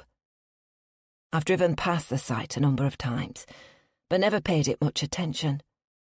There's a tall metal fence surrounding it, and as I pull into the entrance, I pass broken signs, and one that is graffitied. The gate isn't secured, so I get out of the car and push it open, driving around the site of the building and parking next to Dean's van. The place is like a mausoleum, and it gives me the creeps. Dean has mentioned that it is a horrible place to work, but it pays well. I get out of the car and look up at the 3-story red brick building. There are rows of tall windows with black iron frames, and the glass is broken in many of them. Tall weeds grow up the side of the brickwork, and a large blue iron door has also been graffitied. I should have asked Dean to come home for lunch, rather than me driving out here. I walk up to the door, and it opens with a deafening creak, as if the hinges haven't been oiled in decades. In front of me is a concrete staircase. "Hello?" I shout. "Where are you, Dean?" "Come up the stairs and turn to the left." His voice echoes, as if he's in a cave. The stairs are filthy, and I'm pretty sure that they're lined with mouse shit. The place smells gross too.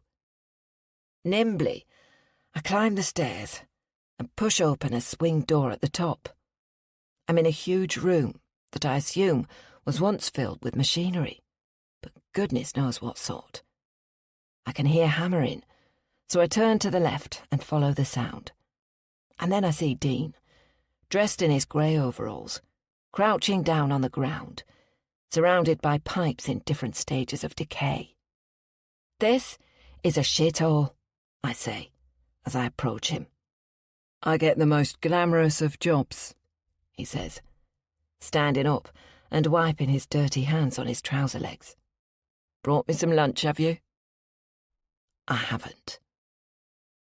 "I want to talk about the wedding," I say, feeling suddenly uncomfortable. I think it's a mistake, and we should call it off. Dean snorts. "You are joking, right?" "I'm not. We've just spent a bloody fortune on it," he says. I don't point out that he hasn't spent a penny on our wedding. It's all been my money. That's not a reason for going ahead. "Why the change of tune, Paige?"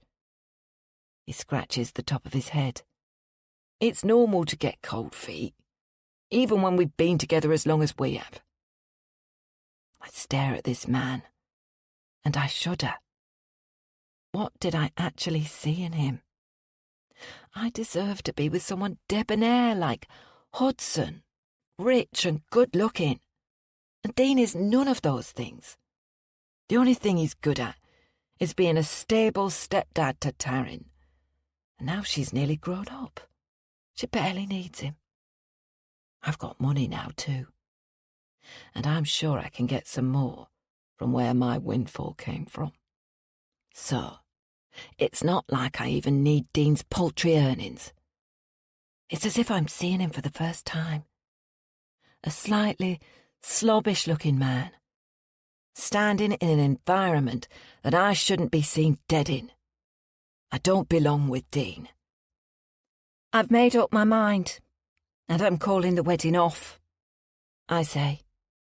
Dean's face crumples. Don't be silly, love, he says, stepping forward and putting a dirty hand on my arm. I shrug him off. I'm not being silly. I'm being deadly serious. It was a mistake, and a mistake I'm willing to admit to. But I want to marry you, he says, rubbing his jaw as if I've just shared a conundrum. You need two people to marry. There's sarcasm in my voice.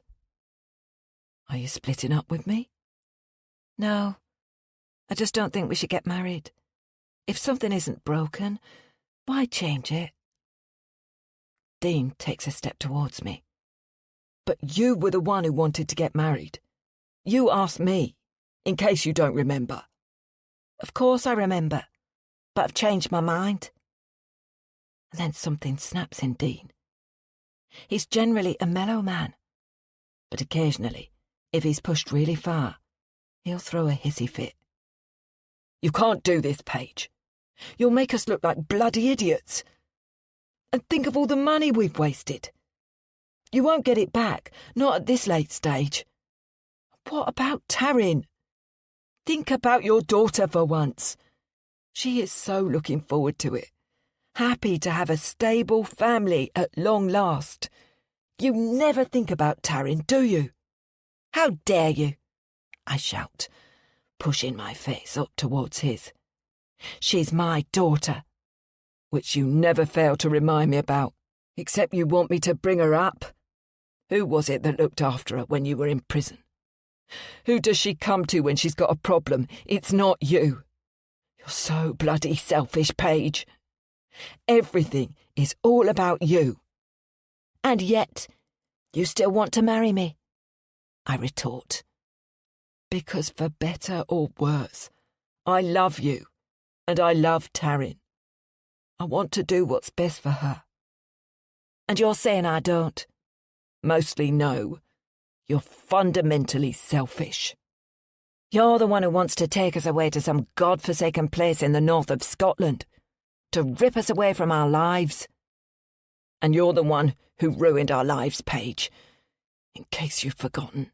Stop bringing that up. I'm yelling now. A red mist rises up inside of me. One that I recognise. One that I'm unable to stop. It wasn't my fault. Nothing is ever your fault, is it? Except it was. The anger is choking me now, gripping my chest, making me desperate to lash out. There's a piece of copper pipe lying at Dean's feet, and before I know what I'm doing, I've bent down and grabbed it. Oh, yeah, as if violence is the way to go. Dean says. This mild-mannered man who I thought I loved, or at least cared for, is goading me. Doesn't he know what I'm capable of? How fury grips me like a long-lost lover's embrace. I lift up the copper pipe, which is lighter than I anticipated, and before I can stop myself, I'm swinging it like a golf club, the momentum taking me by surprise, and with one long, sweeping blow, the pipe smashes into the side of Dean's head. His eyes open, and he wobbles for a moment, a look of shock gripping his features, making him look like a gargoyle. But then he stumbles over his toolbox and he's flying, as if in slow motion, cartwheeling his arms uselessly, and he smashes into the filthy concrete ground, the side of his head bouncing, his eyes wide with shock. A wave of power rushes through me, the sense that I'm in control, that I always get what I want. Dean isn't going to bother me again, and I let a smile linger on my lips. Suddenly, I'm startled, my heart missing a beat, as something flies straight over my head. A pigeon settles on a window ledge before flying out of an open, broken pane of glass.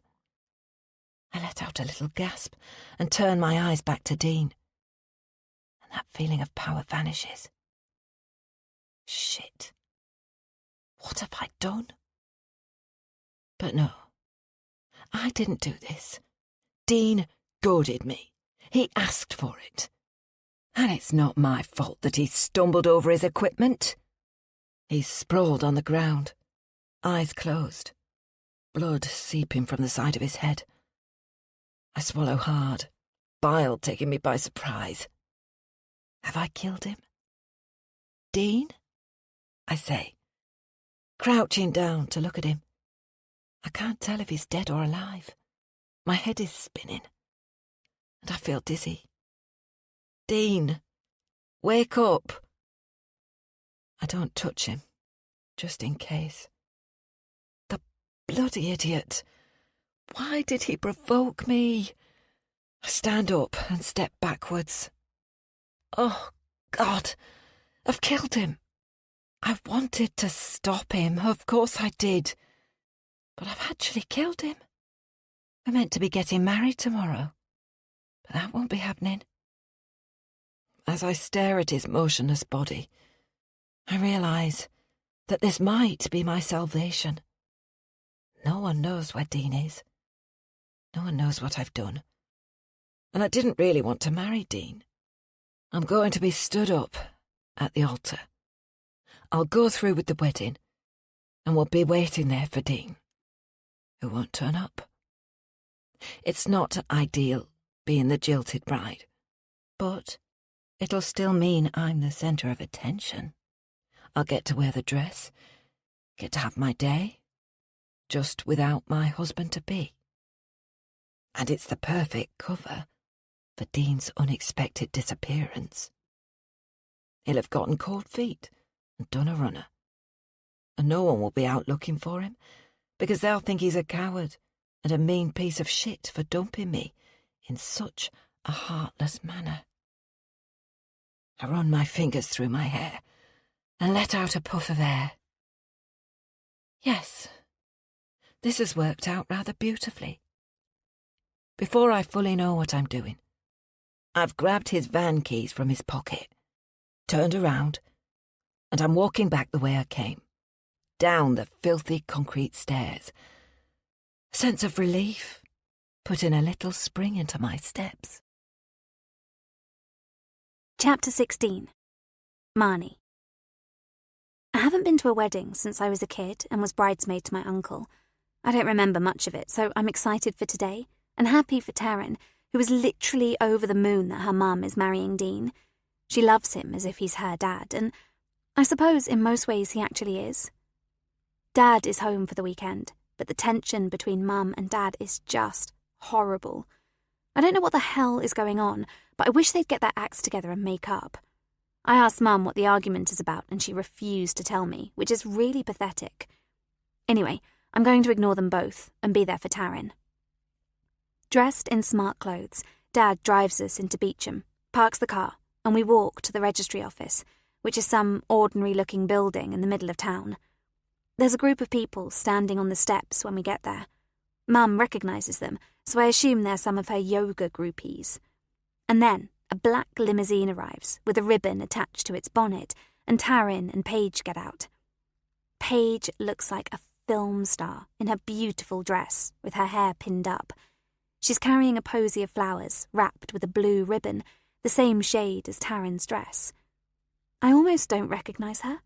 Gone are the black clothes and black nail varnish, and although her hair is still black, she's got a flower behind her ear, and she's wearing a knee-length blue dress in shiny satin and flat pumps. She looks completely different, and I think she's a bit self-conscious because her shoulders are rounded and she's not looking at anyone. I walk over to her, and she smiles broadly. "You look amazing, Taryn," I say, and her smile widens even further. We follow Paige and Taryn into the building. There's a reception area with a sign that lists all the weddings happening today, 6 in total. It's like a conveyor belt, which is a bit sad. There's a wedding party leaving, and they're milling in the lobby, all chatty and laughing, and there are loads of them and very few of us. Eventually, a man in a suit arrives and whispers something to Paige. Then he ushers the guests into the room where the ceremony is being held. Mum, Dad, and I sit together on the right-hand side of the aisle. We wait for ages, listening to dull, piped classical music. Mum leans across to Dad and says too loudly, "Where's Dean? Shouldn't he already be here?" "Perhaps they're going to walk up the aisle together," he says. It's the first civil words they've said to each other all day. One of Mum's friends leans over from behind us, and she and Mum start whispering. The registrar, who is standing at the front of the room, looks at her watch and frowns. The music stops and starts again, playing the same loop of classical music. After a couple of minutes, the registrar steps forward and walks down the aisle, her eyes on the back of the room, avoiding catching anyone's attention. This is weird. Very weird. She's gone for ages, and still Paige and Taryn don't appear. Something must be wrong. Eventually, there are footsteps and the registrar is back. Her face is red and she appears ruffled, jittery. There must be about 30 people in here, and everyone falls silent, but she has to raise her voice in order to be heard over the music, which still carries on. "I'm afraid that the Smith wedding will not be taking place today. You'll be contacted in due course should Dean and Paige decide to rearrange." She looks at her feet and then mutters, "Sorry for the inconvenience." "What the hell?" I say out aloud, and then I'm up on my feet, hurrying along the aisle and out of the room before the other guests can even process what's been said. I need to get to Taryn. She's there, huddled at the side of the entrance lobby, her arms wrapped around herself, her face wet with tears. "What's happened?" I ask. "Dean hasn't shown up." For a moment, I'm speechless. "I'm so sorry," I say, putting an arm around her awkwardly. She leans into me. "And you look so pretty." She lets out another little sob. "Where's your mum?" "In the ladies. She says she's staying there until everyone leaves." "I'll get Mum and we'll come find you, okay?" She nods, but seems reluctant to let me go. I manage to unpeel myself from her grasp and wriggle my way through the stream of people emerging from the reception room. There are a lot of loud whispers and shaking of heads, and then I see my parents. "Dean hasn't shown up," I say to Mum. "I've told Taryn we'll find them and take them home. Is that all right?" Mum looks shocked. "Of course it is, darling. But don't they have any relatives here who they might prefer to lean on? It's not like we know them that well." "Taryn is my best friend," I say indignantly. "Why is Mum being a bitch?" She has a little conflab with Dad, who leaves along with the other guests, while Mum and I follow signs to the ladies' toilets. We find Paige and Taryn both crying, their mascara running down their cheeks, and Paige's hand-tied bouquet lying on the side of the sink. They look completely miserable, and I feel so sorry for them. It's the ultimate humiliation, isn't it? Being jilted at the altar. The sort of thing you read about in books. "I'm so embarrassed," Paige says, repeatedly, burying her face in her hands. "I can't believe it. Dean wouldn't do something like this," Taryn says. "He was so looking forward to marrying Mum." "Could something have happened to him?" Mum asks. "That's what I'm worried about," Paige says with a sniff. "I just want to go home and call around the hospitals, speak to his workmates, check who saw him last." "When did you see Dean?" Mum asks. "Yesterday. We agreed to do the traditional thing and be apart the night before the wedding." Mum seems a bit lost for words, but eventually says, Right, let's get you home. Hudson can get a taxi home, so I can take you in our car. But what about the wedding venue? Paige asks. We'll worry about that a bit later, Mum says. She puts her arm around Paige, and I do the same to Taryn. Half an hour later, we're at Paige's house. Mum hasn't been here before, and I can see her looking around, a bit surprised, I think. Their house is about a quarter of the size of ours, and really not very nice. It's clean and quite tidy, but the walls are all painted white, and there are no paintings or photographs anywhere. The living room is crammed full of cream leather chairs and a sofa that is way too big for the room, making it feel even more cramped than it is. There's an old laptop with its lid open on the scratched glass coffee table. What's that doing there? Paige asks, pointing at the laptop. She looks weird, still in her wedding dress, bare feet poking underneath the dress, her face tear-stained. Mum looks confused. Isn't that your laptop? Mum asks. No, it's Dean's. He hardly ever uses it except to do his accounts, and generally I help him do them. She walks over to it, her dress catching on a chair leg. There's the sound of ripping, but she doesn't even notice. Paige picks up the laptop, and the screen lights up. I can see from here that there's a big crack across the screen. Oh, she exclaims, and drops the laptop onto the sofa. What is it? Taryn leaps forward and grabs the laptop. No, she exclaims. Now Paige is out of the living room and running up the stairs. I can hear her heavy footsteps above us. He's gone, she shouts. The bastard is gone. I stare at Taryn, who is shaking. He's left a note, she murmurs. Read it. She shoves the laptop towards me and Mum, and I grab hold of it. A message is written all in capital letters. Sorry, I can't do this anymore. Sorry to let you down at the last minute, but it's for the best. Wishing you and Taryn a good life. Dean. Taryn appears stunned, almost frozen, but upstairs Paige is wailing. Mum hurries out of the room and rushes upstairs to look after Paige, while Taryn sinks onto the leather sofa. I put the laptop back on the coffee table and sit down next to her. The sofa isn't leather at all, but plastic. It feels sticky and cold against my bare legs. Taryn seems to sink into herself, her shoulders hunched, her chin on her chest, her arms wrapped around her torso. I can't believe he's done this, she murmurs. He's always been there for me. Dean is my dad. I don't know what to say, so I just sit there awkwardly. Eventually I ask, why do you think he left? It's probably because Mum loses her shit a lot. She goes from 0 to 1,000,000 in a nanosecond, and it can be really difficult. She can be a complete psycho. Have things got worse between your mum and Dean recently? I'm wondering if something weird is going on with adults at the moment, because my parents are also at each other's throats. No, I thought everything was okay. More than okay, because they'd been together for years and never bothered to get married. And now we were going to be a family. Taryn buries her face in her hands again, and I rub her shoulder. But Mum probably pushed him too hard, she says. I'm sorry, I say, because I'm at a loss how to make things better for Taryn. I can't imagine what she's feeling right now. Mum had a really difficult childhood. I never met my gran, but apparently she was a cow, really mean to Mum. They never had any money, and Mum had to go out to work when she was 15. We're both silent for a long time. Do you think Dean left because of me? Taryn asks. No, of course not. Why would he leave because of you? She shrugs. I don't know, but maybe he didn't want to adopt me. Was he going to? Well, it would have been more official with them being married. How can he leave me to be alone with Mum? Taryn sniffs. Things are pretty crap with my parents too, I say. Dad's away, and when they're together they're fighting all the time. I'm never going to get married, Taryn says. There's something really sad about the way she says that, as if no one would ever want her, rather than her choosing not to wed. You'll find a man who will love you for you, I say. Taryn is a good person, and today in her bridesmaid dress she's looking really pretty.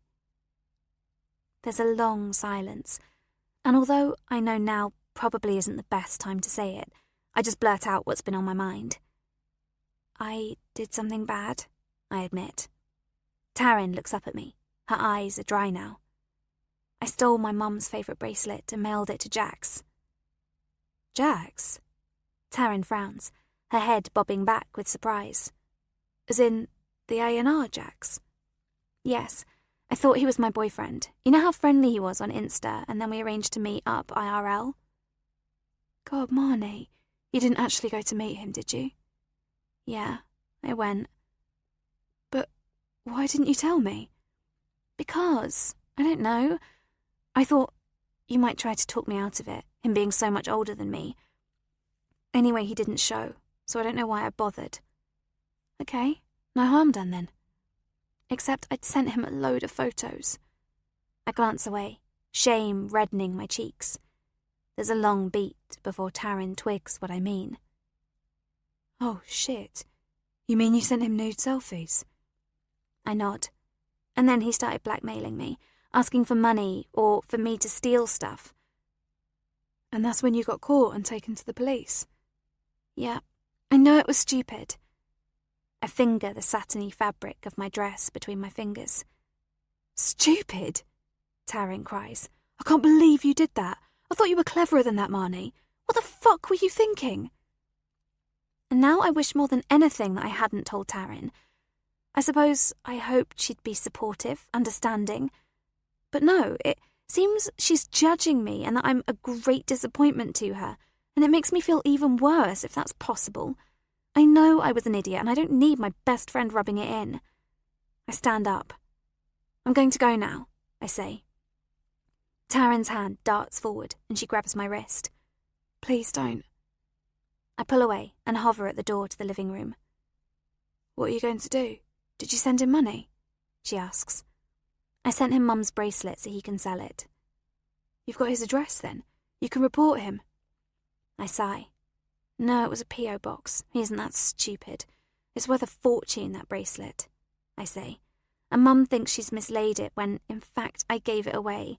It makes me feel really shitty. Are you going to tell her? Taryn asks. Dunno. Everything's a bit crap at the moment. Yeah, it is. I rub the toe of my shoe against the side of my other shoe, unsure what to say, what to do. I can hear Mum and Paige's voices in the kitchen, and they sound calmer now, but I can't make out what they're saying. I've got something to tell you too, Taryn says. Can you shut the door? I nod and close the living room door, returning to sit on the armchair opposite Taryn. I think I know why Dean has left us. I came out to Mum and Dean last week. Came out? I'm confused for a moment. I'm gay, Marnie. Hadn't you realised? And now I feel like a double idiot, because it kind of makes sense, but it had literally never crossed my mind. I think back through the conversations we've had where I shared how much I liked Ryan, and then how excited I was about Jax. And with hindsight, Taryn never mentioned the names of any boys that she liked.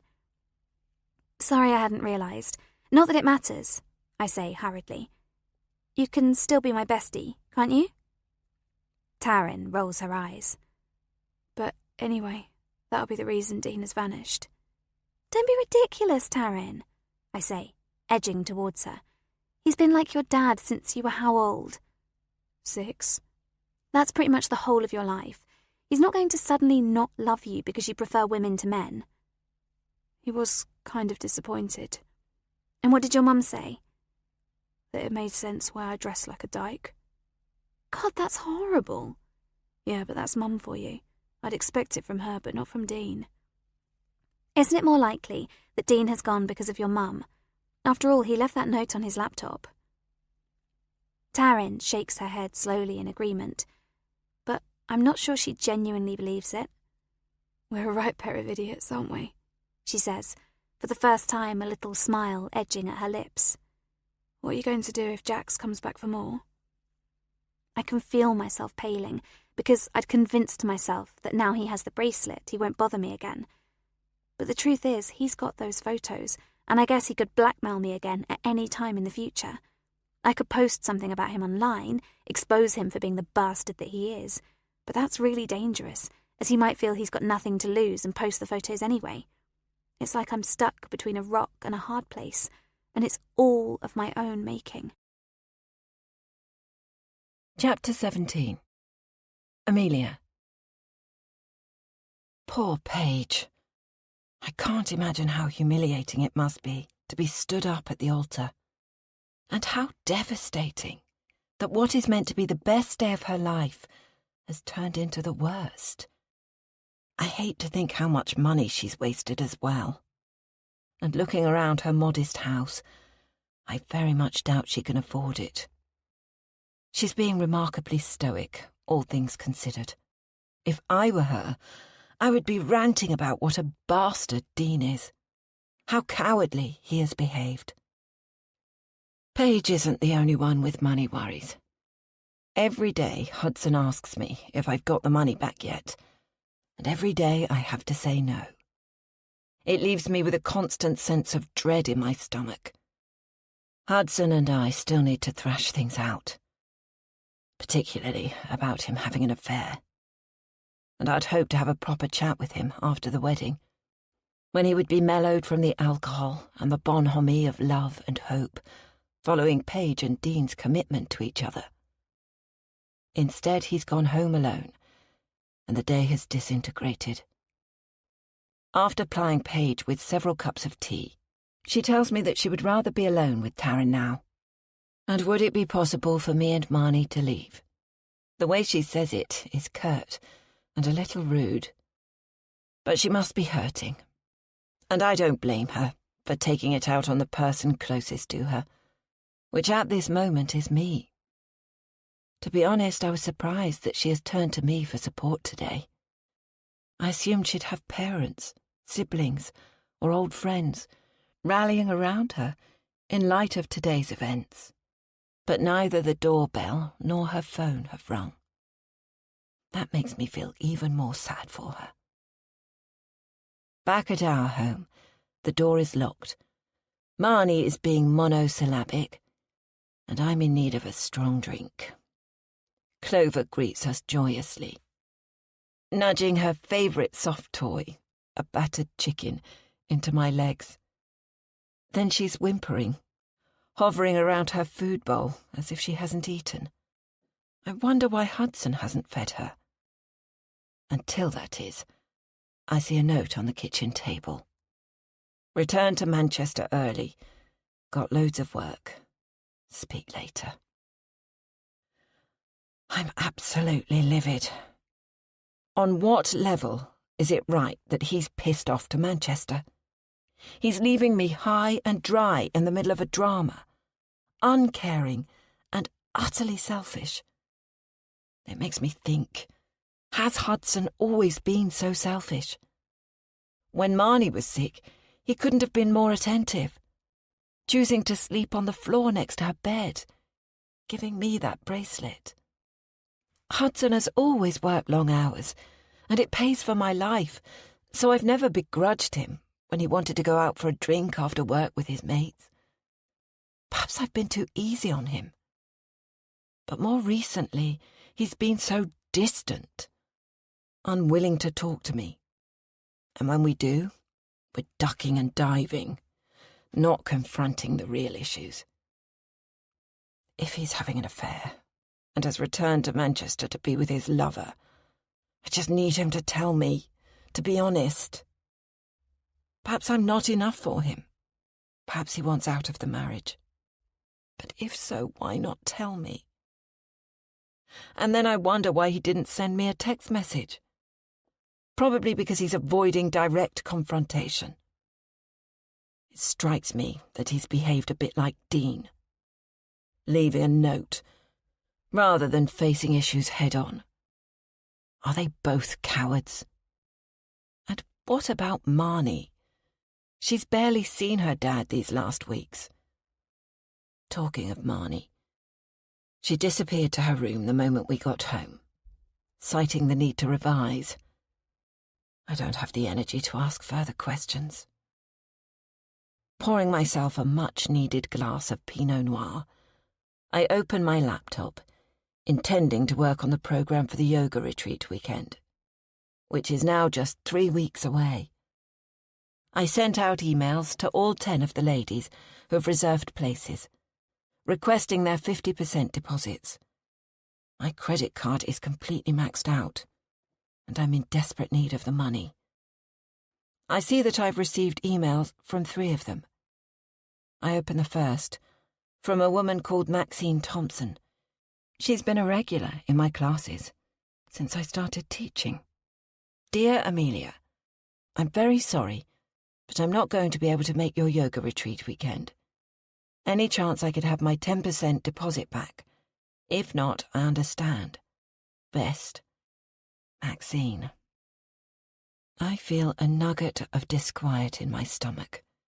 Maxine is always so friendly in class, and I would have thought she'd at least give me a reason for pulling out. I click on the next email. This one is much curter. Can't make the retreat weekend now. Please give my place to someone else. When I open the third email, and it's in a similar vein, I know that something is very wrong. Just days ago, these women seemed so excited, committed, eager to have a weekend away from the mundanities of their lives, supportive of my new venture. I go onto my banking app to see if I have received any deposits, but no money has come in. All that remains is the huge bill that I need to pay the hotel. I let out a groan. What am I going to do? Several of them, including Maxine, attend my Monday afternoon class, so I can talk to them and ask why they've got cold feet. But it doesn't get away from the fact that I owe money. I could ask Hudson to loan it to me, but I know what his reaction will be. He'll go apoplectic. Instead, I pour myself another glass of wine, close my laptop, and try to watch some mindless television. My regular Monday morning classes are normally full. 20 eager women, all looking to get fit and decompress.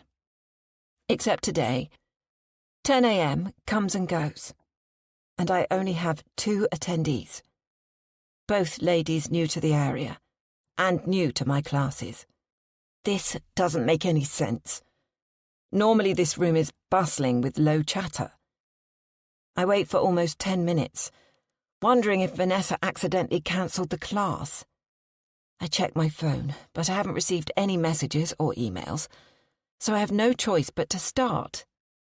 I find it hard to maintain focus. Afterwards, I hang around the coffee shop opposite, alone, before returning for my later class. Once again, it's almost empty. Just 3 women. There's a sensation of impending doom in my gut. Something I don't understand. When the 3 ladies have left and I'm tidying up, Vanessa pops her head around the door. Can you come to my office, Amelia? Before I got into the yoga world, I'd assumed that all yoga teachers would have an air of calm about them, be gentle in their practice of Buddhist principles, being part of a kind community. Of course, I was hopelessly naive. Vanessa has an aura of officiousness about her, all hard edges and no nonsense, and even her voice is strident. I follow Vanessa in silence to her office. Once again, I wonder if she employed an interior designer, because the space attempts to be zen, but somehow misses the mark. Yes, she has the obligatory Buddha statue on the bookshelves behind her desk. There are 2 salt lamps, which never seem to be switched on, and a scent machine that bellows air rather than aromatherapy scents.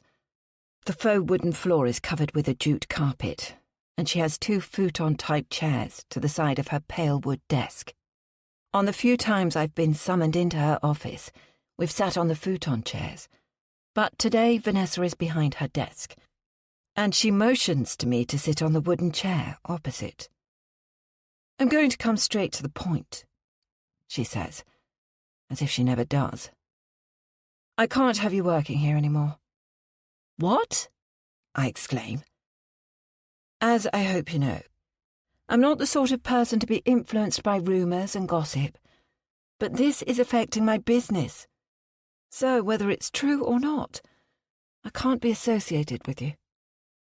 "What rumours?" I ask, perching forward on the edge of the uncomfortable chair. "You mean you haven't heard?" She knots her eyebrows together, as if she doesn't believe me. She sighs. "It's about your daughter." There's a long silence, and bizarrely, Vanessa seems unable to meet my eyes. This isn't like her. "What about my daughter?" I wonder if somehow she's found out that Marnie was cautioned for shoplifting. But is that really a reason to fire me? "I believe she was taken out of school for a period, a couple of years ago." "Yes, Marnie had meningitis." Vanessa extends her neck from one side to the other, causing it to crick. Why the hell isn't she getting to the point? "What's going on, Vanessa?" "I've been told on good authority that your daughter Marnie wasn't sick a couple of years ago, but she was taken out of school by social services." "Social services?" I exclaim. "I've never even met someone from social services." "They're investigating child abuse claims against you and your husband." "What?" I can't digest what Vanessa is saying. Child abuse? That's what I've been told, and what most of this town seems to believe. Your clients have been cancelling left, right and centre, asking to be moved to other teachers, some saying that they're taking their business elsewhere. I'm sorry, but I haven't got a clue what you're talking about. Blood rushes into my face, and if it was anyone else other than Vanessa telling me this, I'd think they were playing a sick joke on me. Is it correct that your daughter was off school for a couple of months? She asks. Yes. As I said, she had meningitis and was in hospital for 3 weeks, followed by several weeks' recovery at home. Except people are saying she didn't really have meningitis, that in fact you were being investigated for child abuse, and that your daughter was in the care of social services. That's ridiculous. It's on her medical records, where she was, what happened. Vanessa shrugs her shoulders. I'm not passing judgment one way or another. But any whiff of child abuse, and I have to step right away. I'm sure you understand how this looks. I stand up now and lean over Vanessa's desk, looking at her imploringly. But it's all untrue. This is a complete travesty. Chinese whispers based upon lies. You only have to ask Marnie, ask our doctor. Except that isn't information I'm able to get hold of, is it? Vanessa pushes her chair back, and it scrapes on the floor. You're getting in my personal space, Amelia. I don't appreciate it. I'll be following this up with a formal letter. But for now, I'd like you to leave. And please remember the clause in the contract you signed that states you are not permitted to solicit business from any of our clients. I don't know whether to laugh or cry. This is completely absurd. Like I've stepped into some dystopian parallel life. And if I can prove that this is completely false, I say, will you reinstate me? Vanessa's mouth narrows into a thin line. If having you here is harming my business, then I'm afraid the answer is no. I'm sure you understand. Except I don't understand. Where has this rumour come from? And why are people believing something that is completely horrific? As if we didn't go through enough stress as a family, as a result of Marnie's illness. I try not to think about those days, when I wasn't sure if my beautiful daughter was going to live or die. How terrified we were that she was going to lose her hearing or her limbs. And the gratitude afterwards that she seemed to suffer no long-lasting effects. How can something so awful be turned into such a grotesque lie? And why? I back out of Vanessa's office and stand for a moment in the corridor, trying to catch my breath. This could be easily cleared up by asking Marnie to explain what happened, for her to tell Vanessa that she was genuinely ill. Except, how can I ask my 15-year-old daughter to explain to my employer that she wasn't sexually abused? Horrible thoughts of fake, implanted memories come to mind. How young people can be led to believe that something happened to them when actually it didn't. No, it's inconceivable that I can discuss this with Marnie. If only we had an old-fashioned doctor, someone who had known our family through the good and bad times. Perhaps I could call on him or her to make a statement. Except we don't. We're a part of a large surgery and never see the same doctor twice. What I don't understand is why. Why has someone started such a vile rumour? What have Hudson and I done to warrant this? I straighten up, grab my coat and bag from the small kitchen, where we yoga teachers leave our belongings, and walk through the foyer. There are a few women milling around, as always, dressed in yoga athletic wear. I can sense their strange glances, the whispering as I walk past them. My head down, the collar of my coat turned up, in a futile attempt to shroud myself. I walk quickly, almost running across the car park to my car, eager to get home. Whether he likes it or not, Hudson and I are going to have to talk. This affects us both. Back at home, I go online, onto my Instagram account, where I post yoga memes and photos of me in intricate poses. I've got a decent following, and most of my new customers come through this channel. It's exactly as I feared.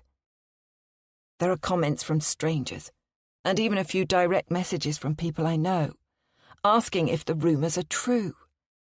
Child abuse, social services, wicked mother, investigation. The words make me want to be sick. I go onto other social media platforms and search for my name. And to my dismay, some anonymous posters have garnered a lot of traction, telling people to stay away from me, that I'm a child abuser, that there's no smoke without fire. This explains why I've had all the cancellations for the yoga weekend, and why my regular customers at Vanessa's have deserted me. I don't cry easily, but right now, I want to sob. Except the tears get caught at the back of my throat. I've worked so hard to get traction for my yoga business, and overnight, it's all been destroyed. Chapter 18. Paige. What's the saying? Sticks and stones may break my bones, but words will never hurt me. Well, that's not true. I found that words are extremely powerful and can break someone easily. After I posted those online rumours about Dr. Harrington, other women came out of the woodwork.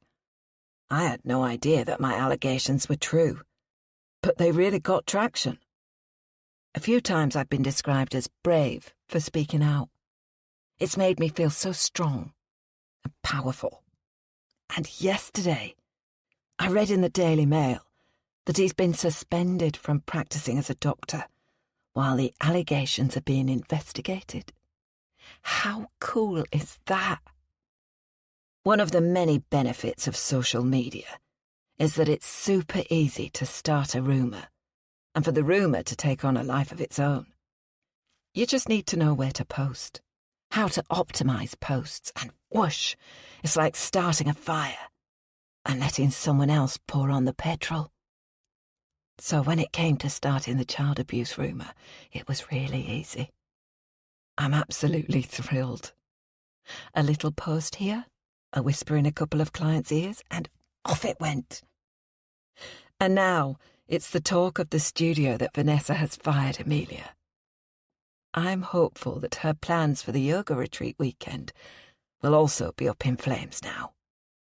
And I'm looking forward to getting a phone call where she sobs her heart out to me. Oh dear. Dear Amelia. I'm also hopeful that I'll pick up her old clients. I'm aware that I tend to go headfirst into things. But with Project Amelia, I've decided to be more systematic. I can destroy her business and her reputation easily. In fact, I've already pretty much ticked that box. But now, I'm going to ruin her marriage.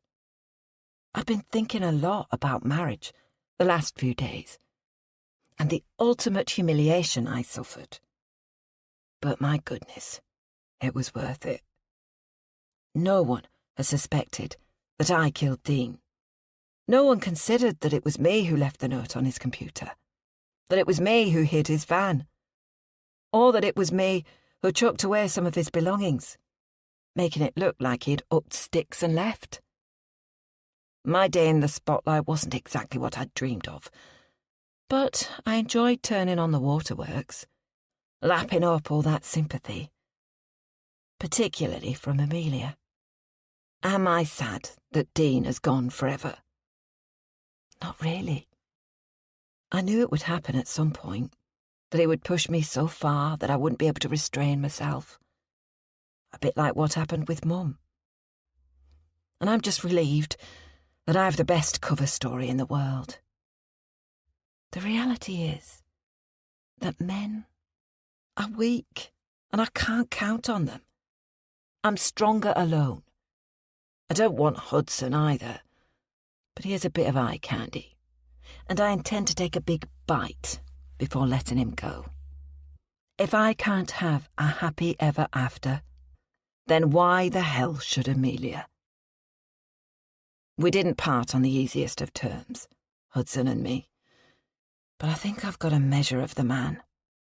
He thinks he's Mr. Big Businessman, so I'm going to put a proposition to him. I call him at his office, eventually persuading his idiot secretary that I do know him and that he will absolutely want to talk to me. Nevertheless, he sounds hesitant when he answers. I'm sorry about what happened. The wedding, he says. Oh, that, I say dismissively. I'll get over it. Actually, I'm calling about something completely different. A business proposition that I think might interest you. Okay. There is hesitation in his voice, and I curse myself for trying it on with him when we were last together. I should have taken my time. What exactly? It's an opportunity in the luxury travel industry. A bit complicated to share over the phone. Could we meet up when I'm next in Manchester? There's a silence. Purely business, Hudson. Purely business. Of course, he says eventually. When are you next here? I know it's rather soon, but tomorrow, actually. My mum took a bit of a turn for the worse. Could I treat you to dinner this time? Tomorrow evening, if you're free. He hesitates again. It's quite time-sensitive, this offer. I've been contacted by a contact in Cape Town. This is a gamble, because I've checked out Hudson's firm, and he specialises in South America. Perhaps he doesn't want to get into Africa, but I had to choose a part of the world I'm hoping he knows little about. Actually, I am free tomorrow evening. Why don't we meet at Rothsko's at 7 p.m? I'll book us a table. When we finish the call, I do an arm pump. Men are so predictable, so easy to manipulate, and I can't wait to have a little play with Hudson. The next evening, I make sure I arrive at Roscoe's 10 minutes late. I'm wearing a smart suit, a navy jacket and matching skirt that sits just above my knees, and a pale pink silk blouse with a pussycat bow. Not my style at all, and the outfit makes me feel constrained and awkward. But tonight I'm playing a part. I bought the clothes from an upmarket high street chain, and I'll be taking them back in a couple of days, requesting a refund. The tags are neatly hidden, and I have to make sure I don't sully the clothes. But I'm not going to waste my money on such tasteless items, and as my plans are going so well, I don't want to risk shoplifting. Besides, I'll never wear this outfit again. Poking out of my tote bag is a folder housing about 20 pages of A4 typewritten notes. I found a standard business plan on the internet and printed it off. The restaurant is large and noisy, with high ceilings and hard floors that make sounds bounce. There must be 20 or so servers hanging around, dressed in white shirts and black trousers. Faux green plants stand between tables, and the kitchen area is open to view, with chefs hurrying around, dishes steaming, and flames bursting upwards. "Good evening, madame." A server appears, carrying a stack of menus. "I'm here with Hudson Myers," I say. He glances at a computer screen and finds Hudson's name. "Please, follow me." Hudson is already seated on a bench seat in the centre of the restaurant. He stands up when I arrive and leans over to give me an air kiss on both cheeks. "Lovely to see you again," I say, settling into the uncomfortable leather chair opposite him. I place my bag on the floor, but not until I've ensured he's noticed the folder poking out. "I'm sorry I didn't get to talk to you the other day. Amelia was so lovely to me." We need to get the awkwardness of my non-wedding out of the way first. "I'm very sorry that happened to you," he says, twitching slightly, his fingers playing with the edges of the menu. "It's going to take me a long time to get over it. Would you mind if we don't discuss it?" I tilt my head and stare at Hudson. He flushes slightly and looks away. I clap my hands together. "So, have you found yourself a flat yet?" "Yes, I have, actually. I'll be moving in next week." "It must be a relief, knowing you're going to get out of that service department." I wonder for a moment if he might mention the makeup pads I left in his bin, and the earring under his bed. But he doesn't. No, of course he doesn't. Instead, he laughs. "It's not the nicest apartment, is it? How are things with your mother?" We make chit-chat for a while, skirting around the real reason I'm here. Ordering food, a tuna dish to start with, followed by steak for him, a salad and chicken for me. He selects us a decent bottle of red wine. I notice that he changes the subject when I mention Amelia, and I'm glad that things are not well in his paradise.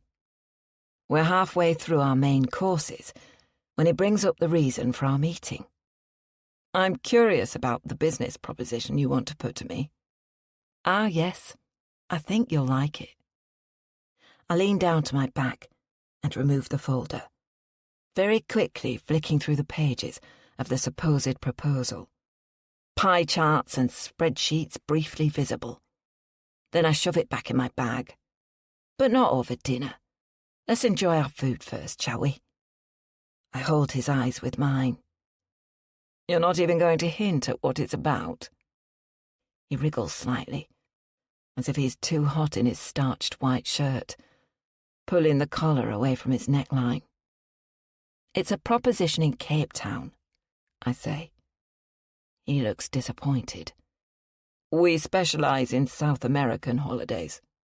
"I know that. I've done my research, Hudson. But you will need to see this. It's the most extraordinary expansion proposition regarding a South African holiday firm that's going to float. If you get in there now, you are guaranteed to make millions." "Millions of rand doesn't count for much." I shake my head slowly. "I'm not that much of an idiot, Hudson. It'll make you millions of pounds. But it's quite a complex proposal, so I suggest we go through it somewhere quiet, where we're not being listened to." I glance at the table next to ours, where two couples are seated, in their 30s, deep in conversation and not remotely interested in us. You never know who might overhear things, I add. He seems to buy that, and the conversation moves into more personal stuff. Chatter about our girls, his worry that Marnie struggles with her education, and how he's concerned she won't make university.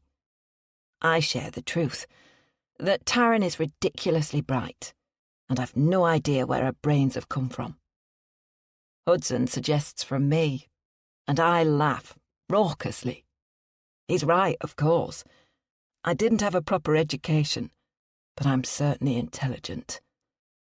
Sometimes I wonder how my life might have turned out if I'd been born into a family such as the Myers. I would have attended good schools, been given extra coaching, gone to a first-rate university.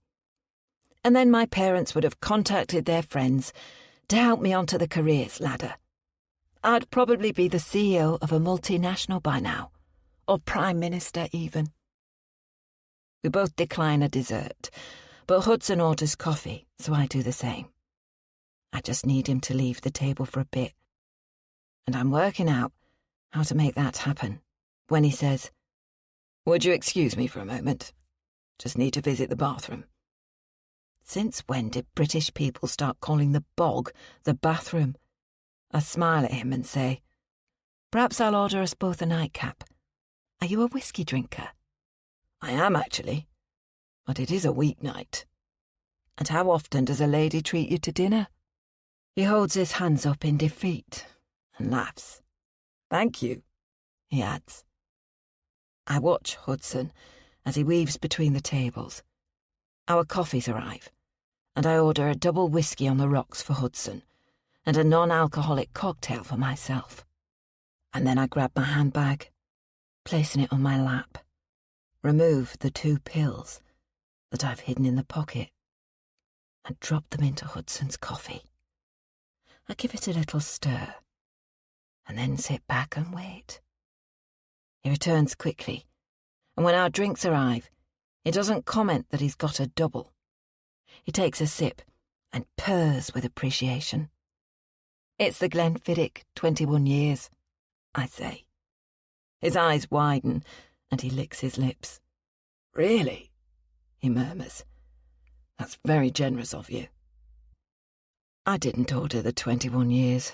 I'm not going to pay £35 for a small glass of whiskey, thank you very much. The 12 years was $15.50, and even that's a crazy price. He finishes his coffee quickly, but sips at the whiskey slowly. "Is the cocktail good?" he asks. I lick my lips and hold his gaze. "Delicious," I say, in a husky voice, as I play with the bow at my neck. He shifts slightly in his chair, and I know that I'm having an effect on him. I lick my teeth with my tongue and part my lips. "Tell me about your company," I say. He starts talking about his travel agency, how it's being bought by this larger firm, but the more he speaks, the more his words begin to slur. His eyelids start closing, as if they're too heavy to stay open, and I realise I need to get him out of here quickly. I wriggle my fingers at a passing server. "Could you bring us the bill as fast as possible, please? My friend isn't feeling so well." The server looks concerned. The last thing the restaurant will want is one of their customers puking over a table. She returns quickly, and I pay with my credit card, not even looking at the total, because I know it'll sicken me. I don't leave a tip. "I think it's time we got you home, Hudson," I say. His head jerks backwards, and I can tell he's finding it hard to focus on me. Perhaps I shouldn't have given him the double dose. I stand up, fling my bag across my body, and move to Hudson's side of the table. I whisper into his ear. "You need to get up and lean on me, Hudson. You've drunk too much, and we don't want to make a scene in the restaurant. Imagine what your new boss would think." Momentarily, that seems to awaken him, and I help push his chair back so he can stand up. He wobbles a bit, but I put my arm through his and manage to steer him through the restaurant. Concentrate on where you're walking, I instruct him, and lots of slow, deep breaths. It's such a relief when we're outside, and fortunately, the cold night air seems to awaken him. I'll order you a taxi, I say, holding out my hand as a cab passes, its orange light lit up. The taxi slows down a few feet from us, and I steer Hudson towards the waiting car. I open the door and gently push Hudson, so he fumbles his way inside. I think I'd better come with you, I say. Hudson doesn't even glance at me. If he's pissed, I don't want him in my cab, the taxi driver says. No, sorry. He's just had a bit of an adverse reaction to his medication. Nothing out of the ordinary. If he throws up in the back, you'll have to pay for it to be steam cleaned. Don't worry, he won't, I say, with more conviction than I feel. The cabbie rolls his eyes but starts driving. Besides, it's less than 5 minutes to Hudson's serviced apartment block. I manage to get him out of the cab, but he's leaning so heavily onto me, I'm not sure I can hold him upright. Wake up, I say, slapping his right cheek. That seems to rouse him. You need to walk properly, through the foyer and into the lifts. We don't want the concierge to see you in this state. Pull yourself together, I say brusquely. I put my arm around Hudson as we enter the building. The concierge stares at me, and I can't work out if it's a good or bad thing that it's the same man who saw me here last time. He's drunk way too much, I say, with a false laugh. The concierge just nods as I scribble my name illegibly in his book. In the lift, Hudson leans against the wall, his eyes closed. I slap his face again, in order to rouse him so I can manhandle him towards his apartment. Where's your key? I ask. He fumbles half-heartedly in his jacket pocket, so I put him down until I find the keys. Inside his apartment, I guide him to the bedroom, and he literally collapses half on, half off the bed. His eyes are closed and he's breathing slow and shallow. I take my time, removing Hudson's clothes. First, taking off his shoes and letting them slip to the floor. Then, I remove everything else and scatter the clothes around the small apartment. Shoes and socks at the door, trousers, belt and shirt in the living room, and his boxer shorts near the bedroom door. When he's totally naked, I have a good look at him. Honestly, he looks better dressed than naked, with the beginnings of a paunch around his middle and white limbs covered in dark hair. I tug him up the bed and struggle to pull the duvet from underneath him. Eventually, I get him where I want him. His head on the pillow, his body underneath the duvet, one arm hanging off the side of the bed. I spend a little while wandering around the flat, looking at his pathetic belongings. I hold his phone up to his face so that it opens, and I look through the messages he's had with Amelia. They're curt and functional and ever so boring. What a shame that Hudson is so dull, and how lucky he is that I'm going to be spicing things up a bit.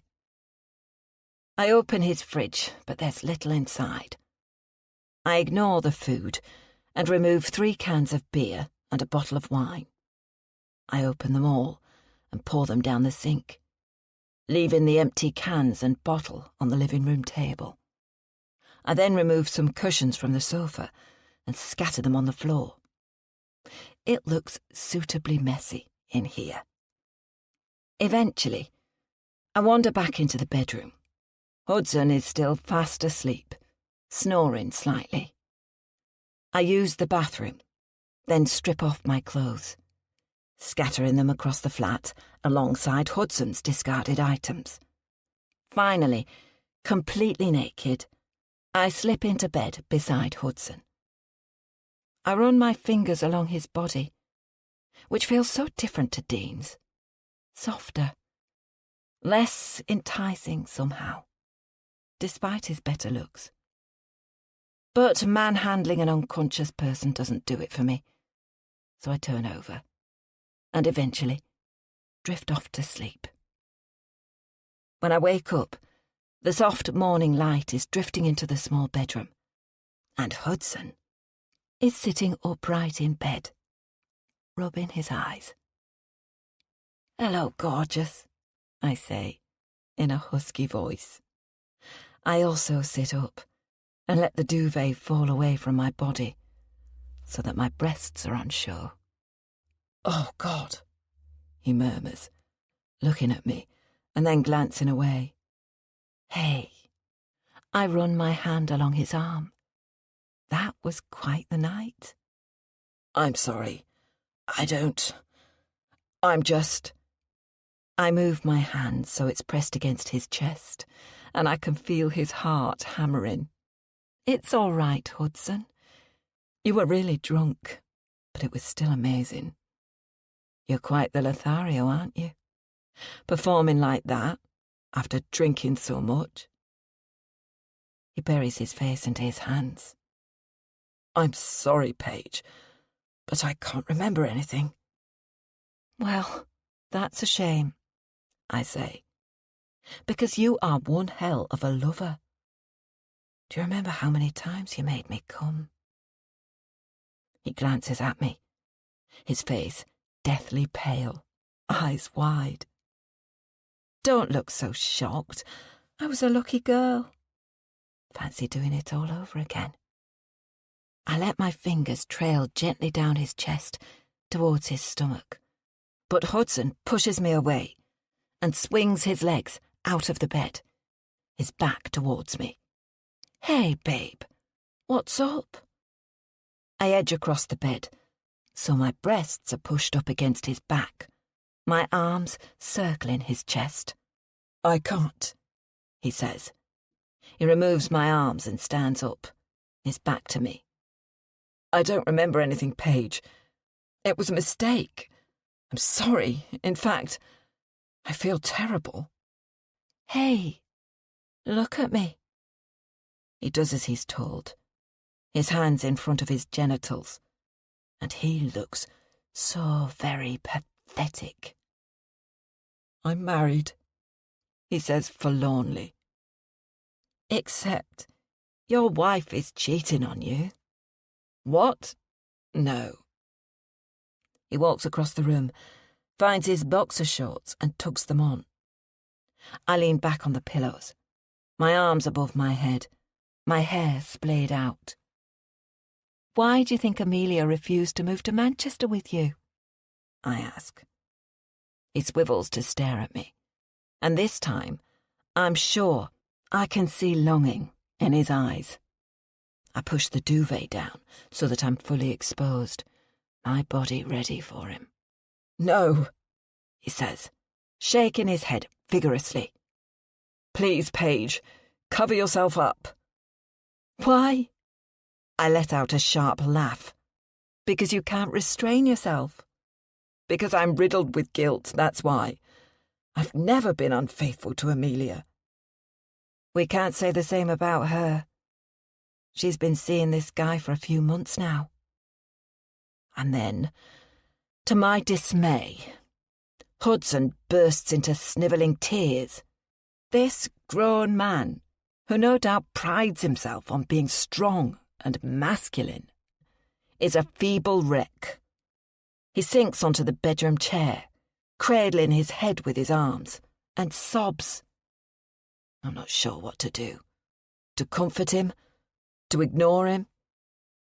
Eventually, I slip out of bed, wrap a blanket around myself, and pad towards him. I kneel down in front of him. "We had an amazing night, Hudson. I know you're feeling broken, that you cheated on Amelia, and that she's been cheating on you. But please don't regret it. We don't have to do it again if you don't want to." "Do you know who Amelia is seeing?" he asks, his voice cracking. "He's a personal trainer. who does occasional work at Vanessa's studio, I say. Hudson wipes his nose with the back of his arm. Gross. Do you know his name? Yes, but I'm not going to give it to you. You and Amelia have a lot of sorting out to do. When you're ready, we can meet again. For now, thank you for the most amazing night. I kiss the top of his head. I'm sorry, Hudson says. Don't be. I stand up. We never got around to discussing the business proposal, so let me know if you want to chat through it sometime, I say. Is it all right if I use the bathroom? By the time I've showered, put on my makeup and dressed, Hudson is also dressed and more composed. He's made me a cup of coffee, except I don't want it. I walk up to him, so we're just centimetres apart. A final goodbye hug? I ask, holding my arms wide open. He nods. I squeeze him tightly, my body pressed hard up against the whole of him. I stay there for a long moment, my fingers gently caressing the back of his neck. That is, until I feel him beginning to harden. Then I pull away, stand on tiptoes, and gently brush his lips with mine. I turn and stride to the front door, opening and closing it behind me, without so much as a backwards glance. As I walk along the corridor to the lifts in yesterday's clothes, my bag swinging off my arm, I feel pleased with myself. Very pleased, with a job well done. Now, for the next step. Chapter 19. Marnie. Things are really weird at school today. I sense it the moment I walk through the gates, as if people are staring at me, whispering behind their hands. It happened before, when I returned to school after having meningitis. But that was ages ago, and I get why people stayed away. I think they thought I was contagious, that even though I was better and no one else at the school had it, I was somehow a pariah. But that passed quickly enough. A week later and I was just another ordinary kid. I'm at my locker collecting my books when Olivia sidles up next to me. She blows so hot and cold. Sometimes she's my friend, other times she's bitching about me. She's having a 16th birthday party tonight and I haven't been invited. I'm pissed about that. Hi, I say. Happy birthday. She's wearing a Sweet 16 badge. She stops still and stares at me, then shakes her head with an expression of disgust and walks away. What the hell was that? It's the same in all my morning classes. People move away from me, they stare, mutter behind their hands, and I haven't got a bloody clue what I'm supposed to have done wrong. I message Taryn. You know what's going on today? She sees my message but doesn't respond. At lunchtime, I wait until she appears, her head down, her spiky black hair the same as it was before her mum's non-wedding. Hey, I say, nudging her in the ribs. For one horrible moment, I wonder if she's going to be acting strange towards me too. Taryn, my only real friend. But no, she looks up and smiles, removing her earbuds from her ears and shoving them in the pocket of her skirt. Do you know what's going on? I ask. She frowns. Why people are acting weird towards me today? Oh, that, she says, as her shoulders slump. You really don't know? I wouldn't be asking if I did, I say a little too sharply. It's the rumours about the abuse?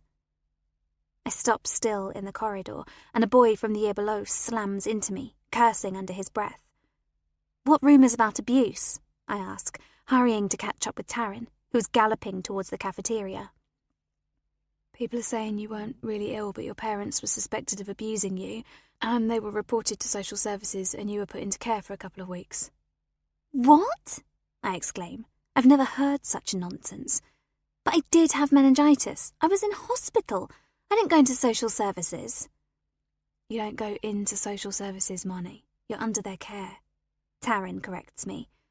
but never mind. I believe you. I can't get my head around this. Why would anyone think that my parents abused me? And 3 years later, too. Taryn shrugs her shoulders. We're at the front of the cafeteria queue now, but I'm not hungry. I grab an apple and a Mars bar and pay for them. Look, I know it's a load of bull, Taryn says. Your parents are the nicest and there's no way they'd do anything like that to you, but people talk. And this is one of those rumours that's got out of hand. We sit down opposite each other at the end of a long table. I notice that no one else comes to sit anywhere near us, even though there aren't any free spaces elsewhere. What am I going to do about it? I ask. Talk to your parents, I don't know.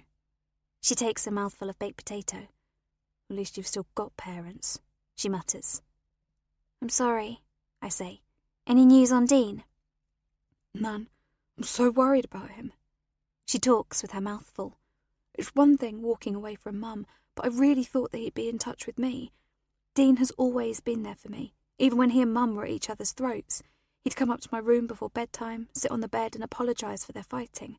When I was sick, it was Dean who looked after me, and even though he didn't understand most of what I was learning, he'd help me revise for tests. Other than the fact he wasn't my biological dad, he was my dad, if you know what I mean. I just know he wouldn't disappear like this. You're right, it doesn't make any sense, I say, thinking how both Taryn and I have been so mucked up by our parents. Do you think he's gone off with someone else? If he has, he'd tell me, I'm sure. I'm worried he's sick, or something worse. She shakes her head, as if to dismiss the thought. Anyway, what are you doing about getting your mum's bracelet back? Not much I can do. The number Jack's used is out of service now. You could go to the police, Taryn suggests. I look at her in horror. Then I'd have to tell them that I took nude pics of myself, and they'd want to see them, and I'd look a complete prat. No way. Suddenly it hits me. Maybe the photos have already been shared. Maybe that's why everyone is staring at me and laughing. Maybe the abuse rumour is somehow related to that. I think I'm going to throw up. You haven't seen the photos, have you? What, your nudes? Taryn wrinkles her nose. Yeah, of course not. Why? I was just wondering if Jax might have put them up somewhere and people have seen them. Taryn shakes her head vigorously. No, it's the abuse rumours that are making people talk about you. The two things have got nothing to do with each other. Anyway, have you been invited to Olivia's party? No. And you? She asked me this morning, but I'm not going to go. I feel a stab of envy. Olivia used to be my friend, and she's never been nice to Taryn, always mocking her behind her back. Why would she invite Taryn and not me? I keep my head down for the rest of the afternoon, and am relieved when the final bell goes. I'm hurrying along the main corridor when a boy shouts my name. I turn around to see Ryan. Gorgeous Ryan with his floppy blonde hair and green eyes. My heart sinks for a moment, and I'm fearful of what he's going to say to me. I'm relieved at least that he's alone and not with his posse of yobbish mates. Hey, Marnie, how are you doing? Okay, I say cautiously.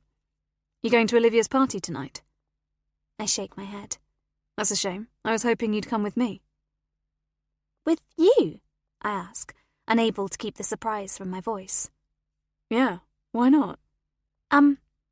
Yes, I'd love to, thanks. My heart is thudding, and I can feel my cheeks flushing. I can't believe that Ryan is asking me to go to the party with him. Meet you there then, he says. Olivia's house at 8. Sure, I say, but he's already walked away. I feel giddy with excitement. Perhaps today isn't as bad as I thought it was. Mum picks me up as usual. She's stony-faced and quiet, and I wonder if she's heard about the abuse rumour too. I nearly ask her, but then change my mind.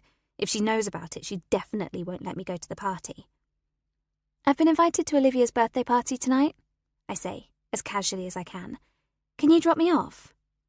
No, Marnie. You know perfectly well that you're not allowed out on a school night. But it's Friday tomorrow, so there's only one day left, and I don't need to stay out late. The answer is no. I glower at her. It's so unfair. Just because we live out in the sticks means I'm always penalised, because I can't just catch a bus from the next street or hitch a lift with a friend. If I need to go anywhere, it's such a convoluted process. like when I lied that I was going to London with Olivia's mum. I didn't get caught that time, so I just need to come up with a way of getting to the party without Mum knowing. Annoyingly, I can't ask Paige to collect me because Taryn's not going. But that isn't going to stop me because I am absolutely not going to let the chance to have a date with Ryan pass me by. After supper, when Mum tries to engage in conversation and I refuse to say a word, I disappear up to my room. I count out all of my pocket money and check my bank account. I've got £23.50. Speaking quietly, I order a taxi and ask for it to wait at the end of the lane. I then put on the bandeau dress that Mum doesn't know I own and cover it up with a thick jumper. I shove the skirt up, bunching it around my waist, and tug on a pair of joggers. What Mum hasn't worked out is that if I climb out of my bathroom window, I can hop down onto the flat roof below and then shimmy down the drainpipe. I've done it a few times before, but never to actually run away. I can hear her downstairs. She's got the television on, and she's clattering plates in the kitchen.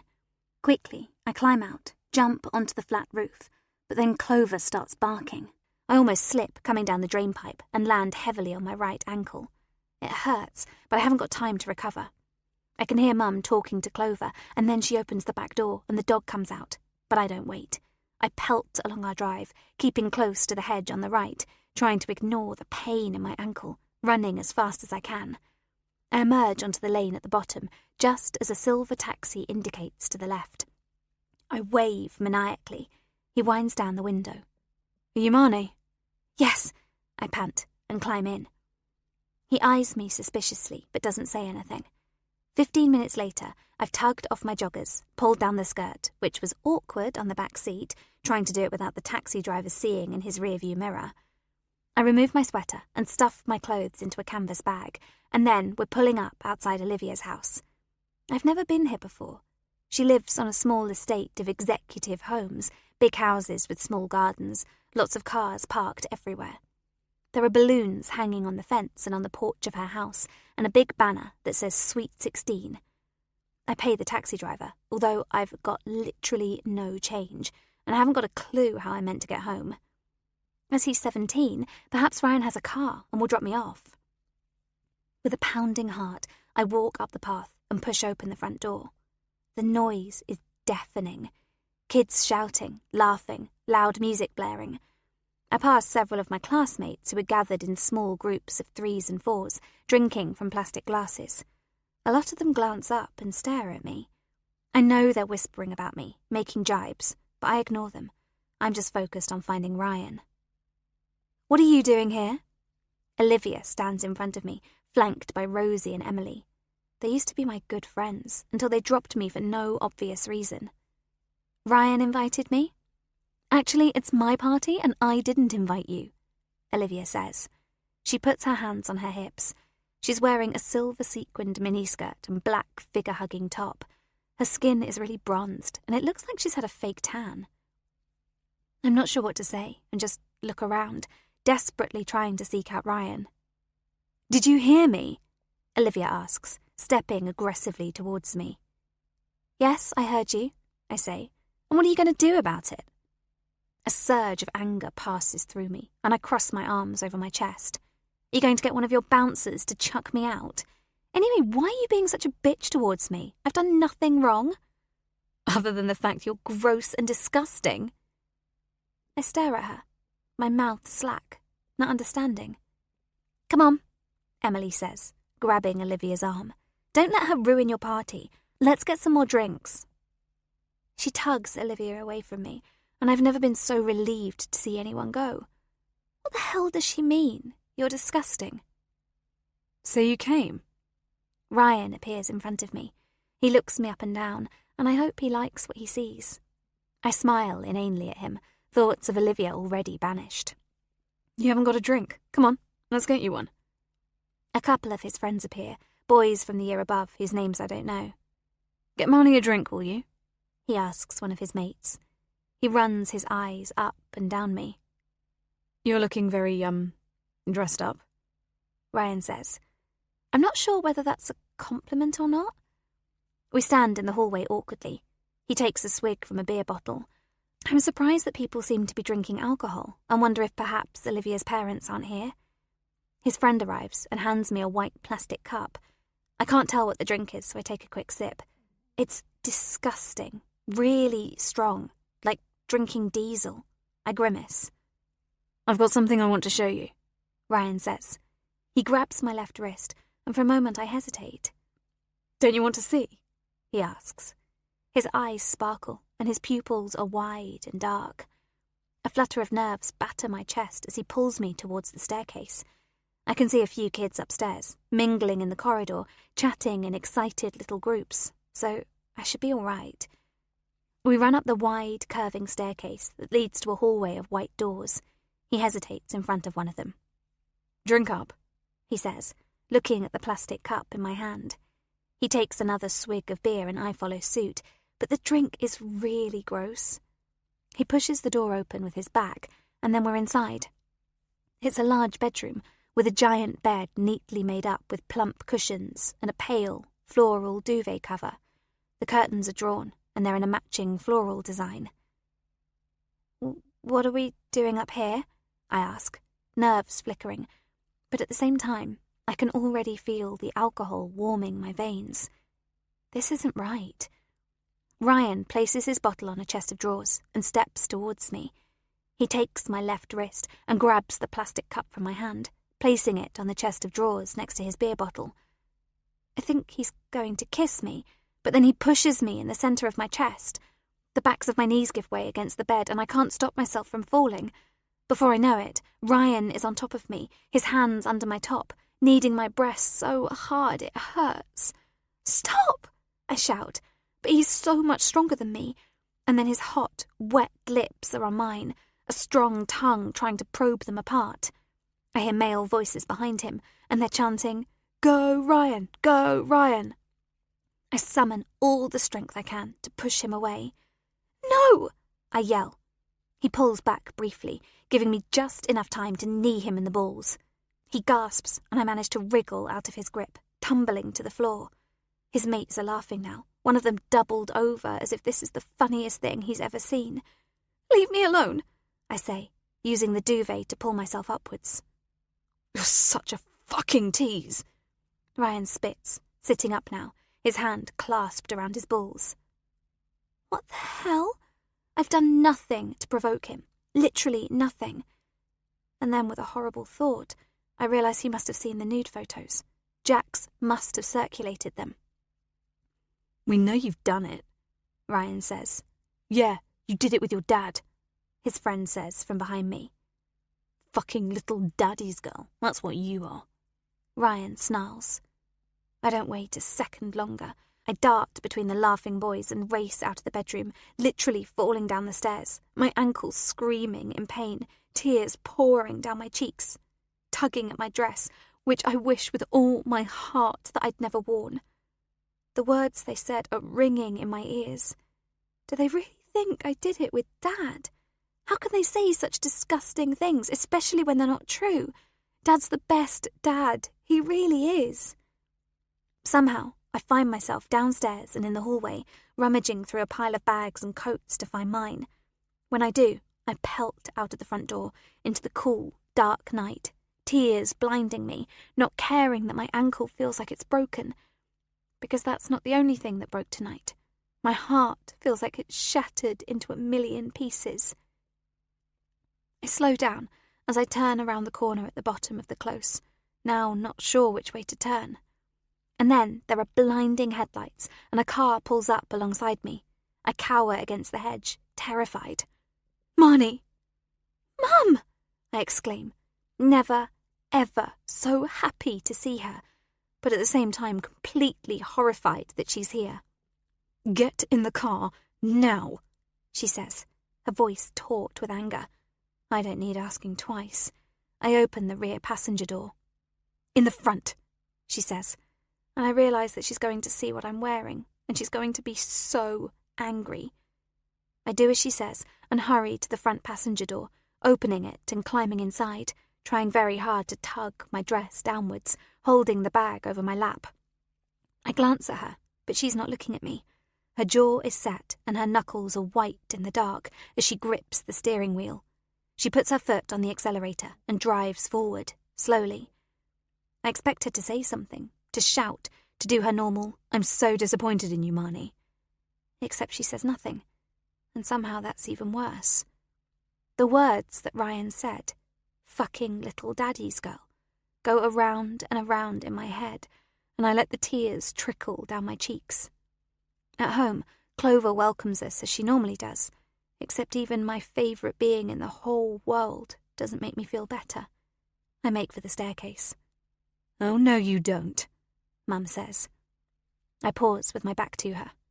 "In the kitchen, now," she says, her voice low and almost trembling. With slumped shoulders and my ankle throbbing, I turn around. I stand in the doorway, looking at my feet, wondering if my ankle is swollen. "How dare you leave the house without my permission? No worse than that, Marnie. I specifically told you that you couldn't go to Olivia's party, but you ignored me. You are 15 years old and dressed like a..."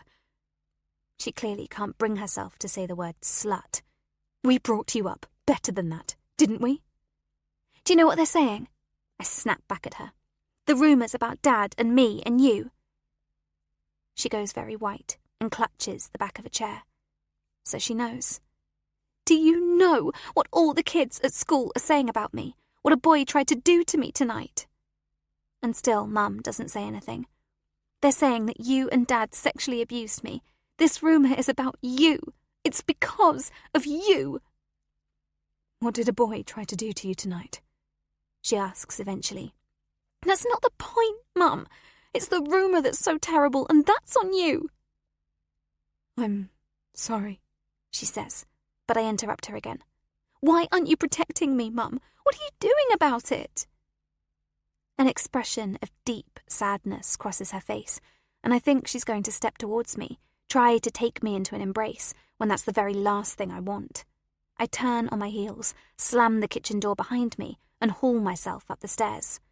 When I'm in my bedroom, I pull a chest of drawers in front of the door so she can't get in, and then I collapse onto my bed. Chapter 20. Amelia. I played it all wrong. I should have realised that the child abuse rumour would be circulating around Marnie's school. Except I'd hoped it wouldn't, that I could protect our daughter from it. I failed. Hudson and I failed. He because he's not here when we're facing a crisis, and I because I tried to bury my head in the sand. When I went up to say goodnight to Marnie and realised that there were piles of clothes under her duvet, rather than my child, I knew straight away that she must have gone to the party I forbade her to attend. It only took a couple of phone calls to get Olivia's address, and I headed straight over there. What I wasn't anticipating was Marnie running down the street in distress. At least that spared both of us the indignity of me marching into Olivia's parents' house, seeking out my daughter. After she slammed the kitchen door in my face, I thought about going to her, trying to console her, attempting to come to an uneasy truce. But I remembered how I was at that age, and how I needed to calm down in my own time, away from my overbearing mother. So I left Marnie alone. Hudson didn't call me, and I didn't call him. So I guess we all went to bed angry and lonely. Although perhaps Hudson was in the arms of his other woman. We have so much to sort out. Hudson and I. The infidelity, the money, our future, if we have one. Yet I can't muster the energy, and I certainly don't want to have such a conversation on the phone. After a restless night, I'm downstairs in the kitchen, making conciliatory pancakes. 7:30 a.m.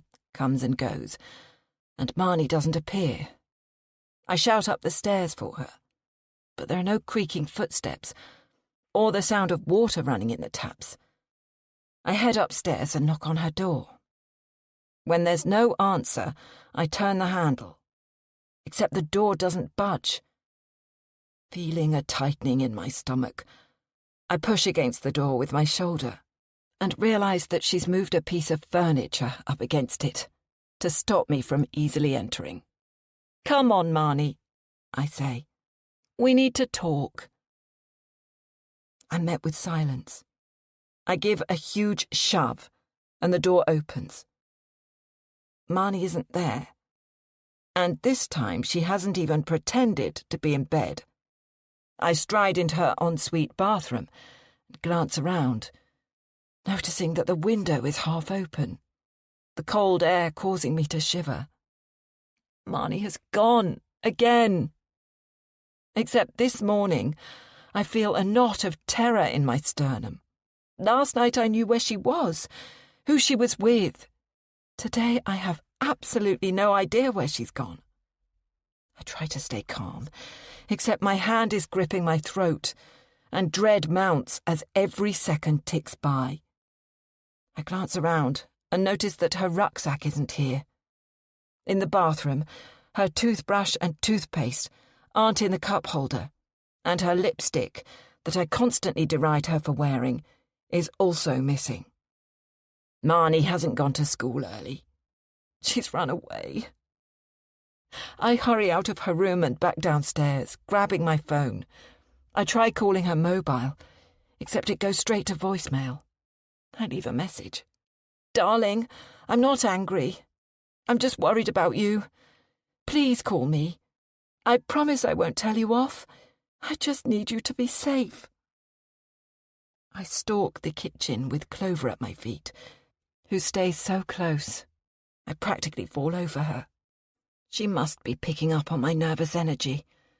Perhaps Marnie has taken it upon herself to go to Manchester, although with no money, I've no idea how. The thought of my naive 15-year-old hitchhiking up the spine of England fills me with horror. Or perhaps Hudson has sent for her. But surely he wouldn't be so cruel as to not tell me. I call him. The phone rings out. I call again and leave a message. Hudson, Marnie has run away. It's possible that she's on her way to Manchester to stay with you. Please call me as soon as you get this message. Maybe I'm overreacting here. She's angry with me for discovering that she went to the party, and she's angry about the rumour. Goodness knows how badly she's been bullied as a result of it.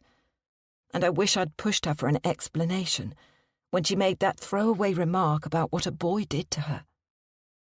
In a way, she's right about the rumour. We should have protected her better. We did such a good job when she was sick, physically nursing her to health.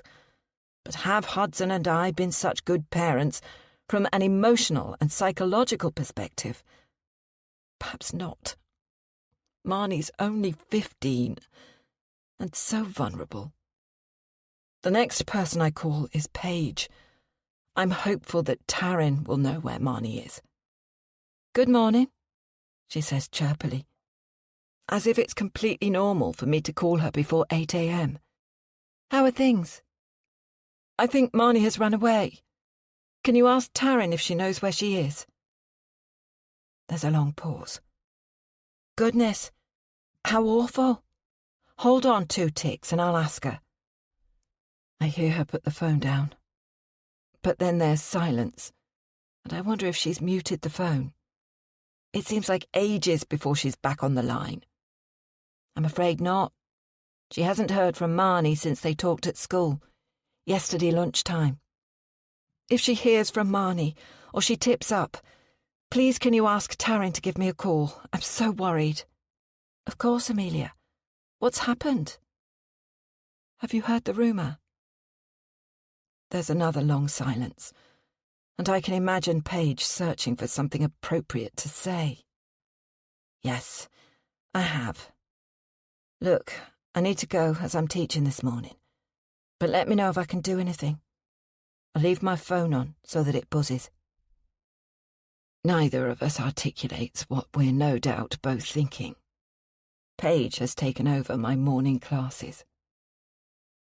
I try calling both Marnie and Hudson every few minutes, but neither gets back to me. Unsure what to do next, I leave a scribbled handwritten note on the kitchen table, asking Marnie to call me the moment she gets home, that I'm not angry, that I'm out looking for her. I remember the tracker I secretly put on her phone, and with trembling fingers, navigate through the app. Except when I click on her name, it says the last known location was here, at our home. Does that mean the app isn't working, or that her phone is off? I grab my handbag and car keys, reverse the car out of the garage, kicking up gravel as I do so. Then I head to the end of our drive. I vacillate, wondering whether to turn left or right, but in the end, turn left, the way we go to school. I drive slowly, scouring the side roads, the pavements, my head bouncing from left to right. Except Marnie has vanished. I go into the centre of town, driving too slowly and getting hooted at by impatient drivers. And every few minutes, I call both my daughter and husband. When my phone starts ringing, I almost crash the car. "Yes?" I say hurriedly. "Good morning, Mrs. Myers. This is the school secretary speaking. Marnie's form teacher has told me that she hasn't come into school today. Is she sick?" "No, I think she's run away. I don't know where she is." There's an audible intake of breath and a long pause. Eventually the woman says, "Well, please keep us posted. And if she turns up at school, we'll let you know." "Thanks," I say automatically. She ends the call. Eventually, I head back home, hoping, no, praying, that Marnie will be there, apologetic for her little misadventure, and that we can hug and make up. Except the only being greeting me is Clover. I return to Marnie's bedroom and search through her drawers, under her bed and in her wardrobe. But I find nothing. It isn't until I lift the duvet off her bed, followed by her pillows, that I find it. Her mobile phone, which is switched off, is under her pillow. Why? Marnie never goes anywhere without her phone. Did she leave it here on purpose, knowing that I might try to track her? My whole body clenches with fear. I spend the next hour on the phone, and it's definitely the worst hour of my year. People who I once considered friends are curt, even rude, unwilling to spend any time talking to me. It's obvious that the rumour about Hudson and me being investigated for child abuse is rife. Women I've known for years through Marnie's school promise to let me know if they see her. But the undertones are there. Judging, dismissive. And I imagine them thinking, "This serves you right. There's no smoke without fire. Perhaps Marnie is better off without you." I call Hudson's office, his new office. I'm put through to a woman on his team. "How can I help you?" she asks cheerily. "I'm Amelia, Hudson's wife," I explain. "Please can I talk to him? It's a family emergency." "Oh, goodness," she says, with a strong Mancunian accent. "But I'm afraid he's not in the office today." "Where is he?" I ask, a little too curtly. "I'm sorry, but I don't know. He just said he wasn't coming in today." Of course he did. The one day I actually need him. He's not contactable. "And is it normal just to take the day off?" I ask. There's an audible intake of breath. "Mr. Myers is my boss. I don't question him when he says he's taking the day off. I'm sorry I can't help you." By lunchtime, I'm feeling physically sick. A dry heave into the toilet. Nothing comes up, and I don't feel any better. I imagine scenes of devastation, horrific things happening to Marnie. And I know there's only one place left for me to visit. The police station. We have a small police station in Beecham. It's not manned all the time, but I'm hopeful it will be today, and it'll save me the drive to Shoreham. I debate calling 999, but I need to look into the eyes of a police officer and not be fobbed off by a faceless person on the end of the phone. I drive too quickly, and when I get there, I park on a yellow line, happy to accept the fines and any other consequences. I just need to find Marnie. I'm in luck. The police station is open, and there's a uniformed officer sitting behind a plexiglass screen. He's typing something into a keyboard and takes a long time to look up, despite clearly having seen me. "Yes," he says eventually. He's rotund, with a white beard and balding head. There's something Father Christmas-like about him, comforting even. "How can I help?" His eyes crease as he looks at me. "My daughter's gone missing. She's probably run away, but she's only 15, and she doesn't have any money or her mobile phone. I don't know what to do." "Oh dear. Teenagers." He sighs, as if this is a regular issue for him. Perhaps it is. "How long has she been gone for?" "She left our home sometime in the night. It could be 12 hours or longer." "And you've tried friends and family? Everyone you know?" "Everyone," I say, although that is patently not true. "I've called her, left messages, but then I found her phone hidden under her pillow, switched off. Are you going to make me wait 24 hours before officially reporting her missing?" Horrible images flash through my head of her motionless body lying in long grass at the side of a road, cars dashing past. "You say she's 15? He asks, cupping his chin with his hand and leaning forward on his elbow. "Yes, still a kid."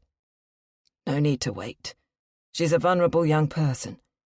We'll file a report and put out an APB bulletin to all the cars." "An APB?" I ask. "It's a broadcast to all the police officers in the area to keep a lookout for her. Let's have a sit down, and I'll take some more details from you." He gets up from his chair and appears in the doorway to the right of the reception area, leaning against the door. He motions for me to walk through.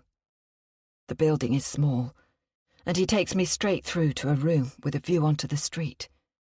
There are 2 wooden chairs and a computer standing on a desk. "I'm PC Bruce Newlands, and you are?"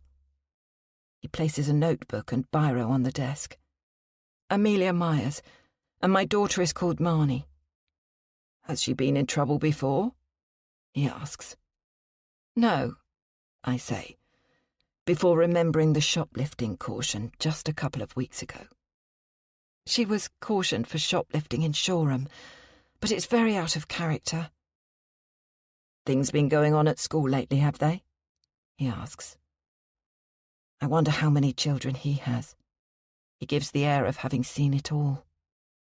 PC Newlands asks me lots of questions about Marnie, and I explain that her dad is currently in Manchester, working. I share a couple of recent photographs, and he promises me that he'll be taking this very seriously. But conversely, the vast majority of missing kids turn up within a few hours. "She's probably just annoyed with you over something very trivial," he says, scribbling in his notebook. I wonder if I should mention the child abuse rumours. The fact that Marnie went to Olivia's party last night, and I found her running away down the street. For now, I don't. I decide not to muddy the waters, because I just want this man to focus on finding her. "What will you do?" I ask, desperation in my voice. "We've got set procedures in cases like this. So in addition to putting out the APB, we'll start with house-to-house inquiries, send an officer around her school, check local CCTV. We'll do everything we can to find her, Mrs. Myers." I smile weakly. "Now, I want you to go home and stay there. I'm going to speak to my bosses, but we'll likely be sending a family liaison officer out to wait with you. And when young Marnie tips up, Just give me a call. He stands up, hands me a business card, and then shakes my hand. And for a moment, I don't want to leave this room, where this kindly man is being so positive. When will I hear from you? I ask. As soon as we have any news. Just try not to worry too much. Teenagers go walkabouts all the time. It's easy for PC Newlands to tell me not to worry, but I have a terrible sense of dread in my stomach and a tightening around my throat. Of course I'm going to worry about my only child, especially as our last words were an argument. I just pray that Marnie knows how much I love her. How I have a secret admiration for her Houdini escape and her ballsy decision to attend Olivia's party, despite me forbidding her to go. I'm lost in thought as I head home, peering from side to side, in the vain hope of seeing Marnie loping along a pavement. As I turn into our drive, I see there's a black car parked outside the front door. 2 men climb out as I park up alongside them. Are they plainclothed police officers, or the family liaison officer PC Newlands was talking about? But how did he organise this so quickly? The way they stride towards me sends another wave of fear through my veins. There's something about them that suggests they're not police. Both men are big and burly, one wearing a shirt that's too tight for him, the other displaying thick-set tattooed arms protruding from a short-sleeved T-shirt. They have matching buzz cuts, and the taller man looks as if his nose has been broken on multiple occasions. "Mrs. Amelia Myers?" the man in the shirt asks. "Yes," I say cautiously, clutching my handbag in front of me. "Is this about Marnie?" "Marnie?" He frowns. I don't answer.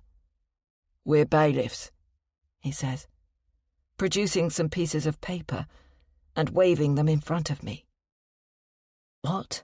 I can't take this in. It doesn't make any sense. Not today of all days, when Marnie is missing. Why would bailiffs be asking for me? "I'm sorry, I don't understand," I say. I can hear Clover barking from inside the house. It started to drizzle, and the droplets tickle my head. "You and Mr. Myers defaulted on various loans, I believe.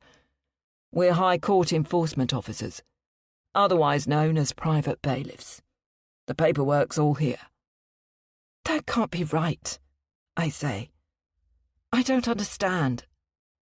"Mr. Myers home?" the man asks. I shake my head. This doesn't make any sense.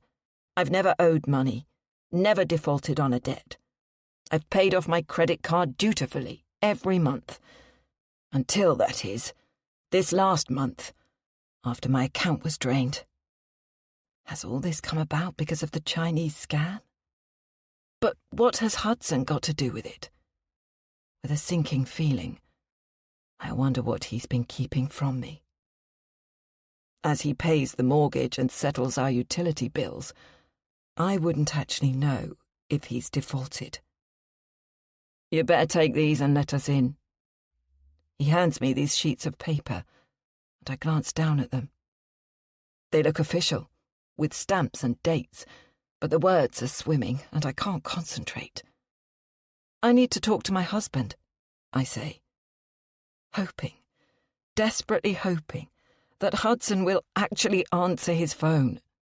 Hoping that this is all some terrible mistake. "Haven't got long until the van turns up," the man says, glancing at his watch, which looks suspiciously like a Rolex. I swallow hard. How much stuff are they planning on taking? I call Hudson. Yet again. And yet again, it goes straight to voicemail. This time the tone of my voice is furious. "Call me immediately. It's a matter of life or death." It hits me then that Hudson must have known about this. He must have known that we, or at least he, has been accumulating debt, and that at some point the bailiffs were going to turn up. They don't just appear without any prior notice. And I suppose that's why he has done this disappearing act on me.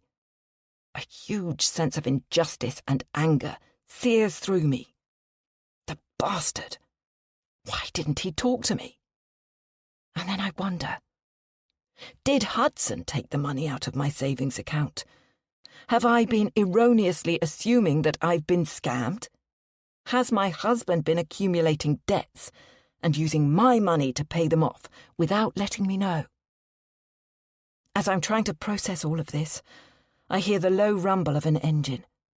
A large transit van is indicating to turn into our driveway. I stare at it in horror, and then turn to the two men. "What are you going to take?" I ask. "Any goods that we believe are to the value of 70 grand. And between you and me, I believe your lender is looking at repossessing the house, so you might want to pay up on the mortgage." I'm not sure whether to laugh or cry. Can today actually get any worse? "What happens if I don't let you in?" I ask. The men raise their eyebrows at each other. "Not a good idea, love. Not unless you want to be hauled up in front of the courts." Slowly, I turn around and open the front door. Clover comes bounding out, barking viciously at the bailiffs. At least the dog is on my side. "Can you get her out of the way?" the larger man says, his steel-capped boots edging closer to Clover. I grab her collar and walk her inside. The heavy footsteps of the men behind us. I watch helplessly as they walk into the living room and survey it, their presence too large, just wrong, in my carefully curated space. What do they see? The cream sofas, the pastel-coloured curtains, the photos of Marnie on the top of the upright piano. They walk towards the large television in the corner of the room, and the ugly leather chair where Hudson has spent hours watching the football. I turn away, just as a female voice rings out. "Mrs. Myers?" Dear God, what now? I edge out into the hall. There's a woman wearing a black trouser suit standing in the doorway, her hair tied back in a ponytail, freckles covering her nose. "Mrs. Myers?" she asks again. "I'm Connie Matman, the family liaison officer. I'm a police officer here to support you, whilst the team look for Marnie. Can I come in?" She doesn't wait for an answer and steps into the hallway. "Would you like me to take my shoes off?" she asks. I almost laugh with the absurdity of a question which only a couple of hours ago would have sounded perfectly normal. I shake my head. "We'd better go through to the kitchen," I say, my head buzzing. "You're having a delivery?" she asks. "No." I wonder if I need to tell her, because it's humiliating. But then the words just slip out with a sob. "It's the bailiffs. The bailiffs have turned up, right in the middle of this horrific day. Have you got any news on Marnie?" "Oh dear," Connie Matman says, her nostrils flaring. "I'm afraid there's nothing on Marnie yet, but I don't want you to worry." "Not worry," I exclaim. "Clearly my husband has got us into terrible debt, and he hasn't even had the decency to tell me about it. I've just got home to find these men taking away our possessions. And worst of all, by far the worst of all, my 15-year-old daughter has disappeared." My voice is on the edge of hysterical. "I'm sorry you're going through this. It does sound very miserable." Quite the understatement. "Hudson isn't answering his phone, and for all I know, Marnie might be with him." "That would be a good starting point for us. Where is Mr. Myers?" In Manchester, I think. He's moved there for work, but he's not in the office today. I explained that to the police officer at the station. Right. Leave that with me, and I'll ring a colleague. We'll get the Manchester Constabulary to call in on your husband. Can you give me his address, at home and at work? With shaking fingers, I scroll through my phone's address book and give Connie Matman Hudson's new addresses. She turns her back to me as she calls a colleague, talking in a low whisper. When she's finished, she says, I think we both need a cuppa, don't we? Show me where your mugs are, and I'll make us a nice cup of tea. I don't want tea, I exclaim, realising I'm biting the head off the one person who is being kind to me today. Sorry. It's just, I want you to find Marnie, to get these men out of my house, and tell my husband to sort the bloody mess he's got us into. Of course, love, she says. It strikes me that she's too young to be calling me love. Have a seat. Except I don't. While Connie Matman is rifling through my cupboards, I pace the kitchen. Rage, humiliation, and a terrible fear, all knotting together inside me, until my stomach clenches so painfully I have to grab onto the back of a kitchen chair and bend over with pain. In my twisting gut, I realise that today is a turning point in my life. That today there will be the before, when life was rosy, and the after, which right now is a black, gaping hole. Chapter 21. Paige. Here you go. I've made the girls hot chocolate with piped cream on the top. A big swirl that's come out of the spray can of cream. They're curled up either end of the sofa, both with blankets wrapped around them, their feet touching. It's rather sweet, actually. God knows what they're watching. Some reality rubbish on Netflix. Not that I mind. It'll do Taryn good, taking the day off school, getting her nose out of those books. And as for Marnie, well, I was hardly going to turn her away, was I? The poor kid walked all the way to our house, traipsing along country lanes in the dead of night, her way illuminated by a torch. She's lucky she didn't get hit by a car, or picked up by some weirdo. The knocking on our front door startled me, and when I glanced at the clock and saw it was only 5:46 a.m, my first thought was Dean's back. Except Dean has a key, so it wouldn't have been him. Then I thought of the police, but I've been so careful, haven't I? I tiptoed to the window and pulled back the curtain, peering out into the murky light. And there was young Marnie, standing at our door, a small rucksack on her back, her shoulders hunched and her hair damp from the rain. I pulled on my dressing gown and hurried downstairs, unlocking the door. She took one look at me and burst into tears. "What's going on?" I asked. "I'm sorry," she sniffled. "Things are really bad with my mum, and I didn't know where else to go. Can I come in?" "Of course you can, you lovely girl," I said, putting my arm around her shoulders and pushing her into the hallway. I took a quick glance at the street, but there was no one around, and I'm hopeful none of my neighbours saw her. I was horrified when she told me she'd walked the 5 or so miles to get here. "I'd have picked you up if you'd called," I said.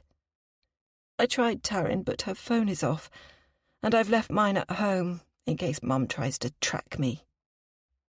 "Let's get you dry and warm, and then you can tell me everything." Honestly, I felt on top of the world, knowing that Amelia and Hudson's daughter had rejected them in favour of me. By the time Marnie emerged from the bathroom, Taryn was up, wondering what all the clattering was about. I was in the kitchen making the girls a full English breakfast, along with pancakes. Taryn seemed bemused that Marnie was here, but that's my girl. Sometimes she looks at me as if I'm the crazy one, when it's actually her who's on the spectrum. "Tell us what's happened," I said to Marnie, as she sat at the kitchen table and stared at the feast I made. "Mum went apeshit because I went to Olivia's party when she told me I couldn't go." "And?" I said. She just shrugged her shoulders. "I couldn't stay at home anymore. Not with Dad in Manchester, and Mum acting like I'm a baby." "You have a bed here for as long as you want one," I said, patting her arm reassuringly. "You can share with Taryn, or you can have my bed, and I'll bunk down with Taryn, on the pull-out mattress." Taryn threw me a quizzical look, but then she doesn't know about Project Amelia. She's probably assuming I'm happy that she has a best friend at long last. Or perhaps they're more than that. A girlfriend, maybe. "Thank you," Marnie muttered, her mouth full of egg and bacon. Amelia called me shortly after 7:30 a.m, as I knew she would. There was desperation in her voice. "I think Marnie has run away. Does Taryn know where she is?" I hurried up the stairs and into my bedroom, away from the girls, and then waited for a long time before answering, working hard to suppress my smile in case it showed in my voice. "Goodness, how awful. Hold on 2 ticks and I'll ask her." I closed my bedroom door, just in case she could hear Marnie's voice in the background. I told her no, that Taryn hadn't heard from Marnie, and that even though I'm teaching, she should reach out to me. I laughed when I finished the call. A couple of hours on, and the girls are enjoying some relaxing time, and I'm on cloud 9. Of course, I'm going to keep Marnie hidden, because I know that Amelia will be frantic. To be fair, I would be too if Taryn disappeared, but that's not in Taryn's nature. Then again, I give Taryn a freer rein. But it's not in my daughter's nature to rebel. She'll choose a herbal tea over a cocktail and a book over a computer game. Heaven knows she doesn't take after me. Anyway, now I'm going to add to the stress of Amelia's morning.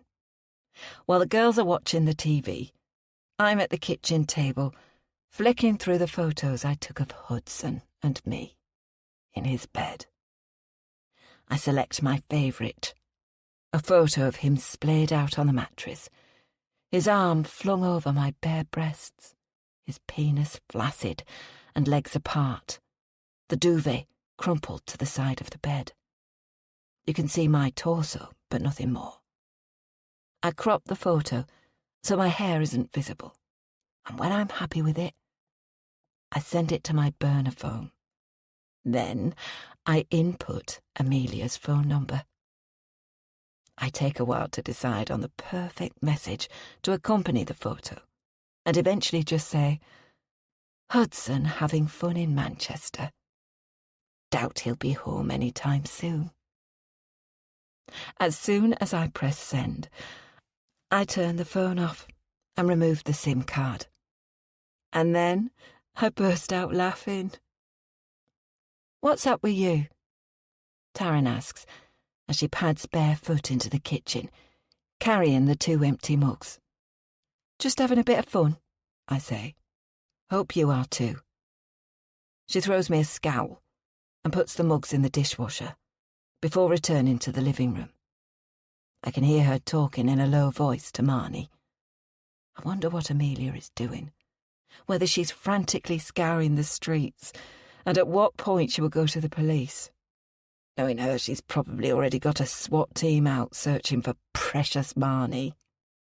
I scour the local news and all the social media platforms, but there's nothing yet about a missing teenager. But then a message comes through on the school WhatsApp, asking if anyone has seen Marnie Myers today, and I let out a whoop. A few minutes later, Amelia sends another message, clearly to all of the contacts on her phone, saying that Marnie is missing and she's reported it to the police. I consider waiting all day, but at some point in the future, Marnie will tell her mum that she was here all along, and that could really backfire for me. So, just after midday, I go out to my car and telephone the police. I'm calling about a young woman called Marnie Myers, I explain. It's possible that she's been reported missing. The police officer doesn't elucidate one way or another, so I carry on. She's running away from an abusive environment. She hasn't told me much, and I don't want to push her, but she's really upset, and I believe she might have been sexually abused by her parents. Right, the officer says. I actually hadn't realised that she's been reported missing, except then I got a message from her mother, Amelia Myers, and thought I'd better tell you that Marnie is at our house. There is no way that I'm letting her go home, and I'm hoping that you could send an officer around here, or social services perhaps. I give the officer further details on Marnie, and on my relationship with the Myers, and also direct him to the rumours online. When I finish the call, I lean my head back and grin. I hope that I've just opened the sluice gates, and that the consequences for Amelia and Hudson will be devastating. Chapter 22. Amelia. My phone pings with a message, and for a millisecond, I'm hopeful that it's someone saying they've found Marnie. It isn't. The message comes from an unknown number, and it's accompanied by a photograph.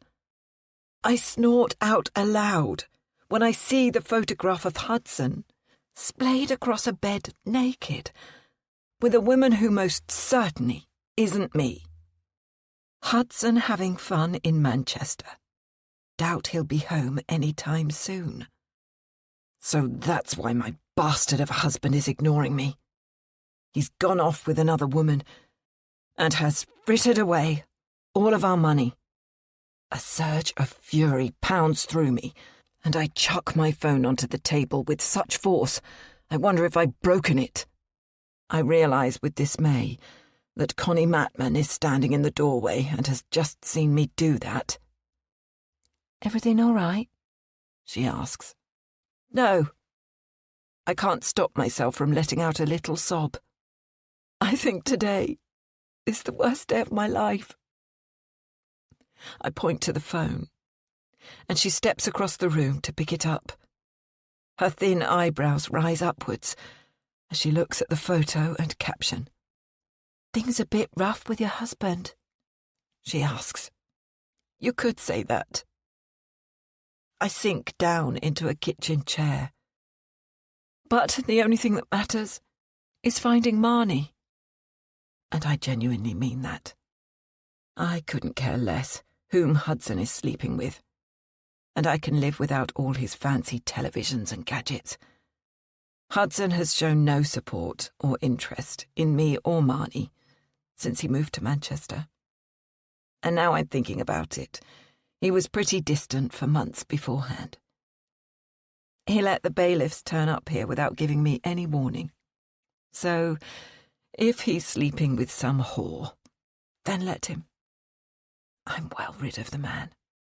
Right, we're done. The bailiff seems enormous, standing in the kitchen doorway. And then he adds rather ominously, "For now. Suggest you get those debts paid off, Mrs. Myers."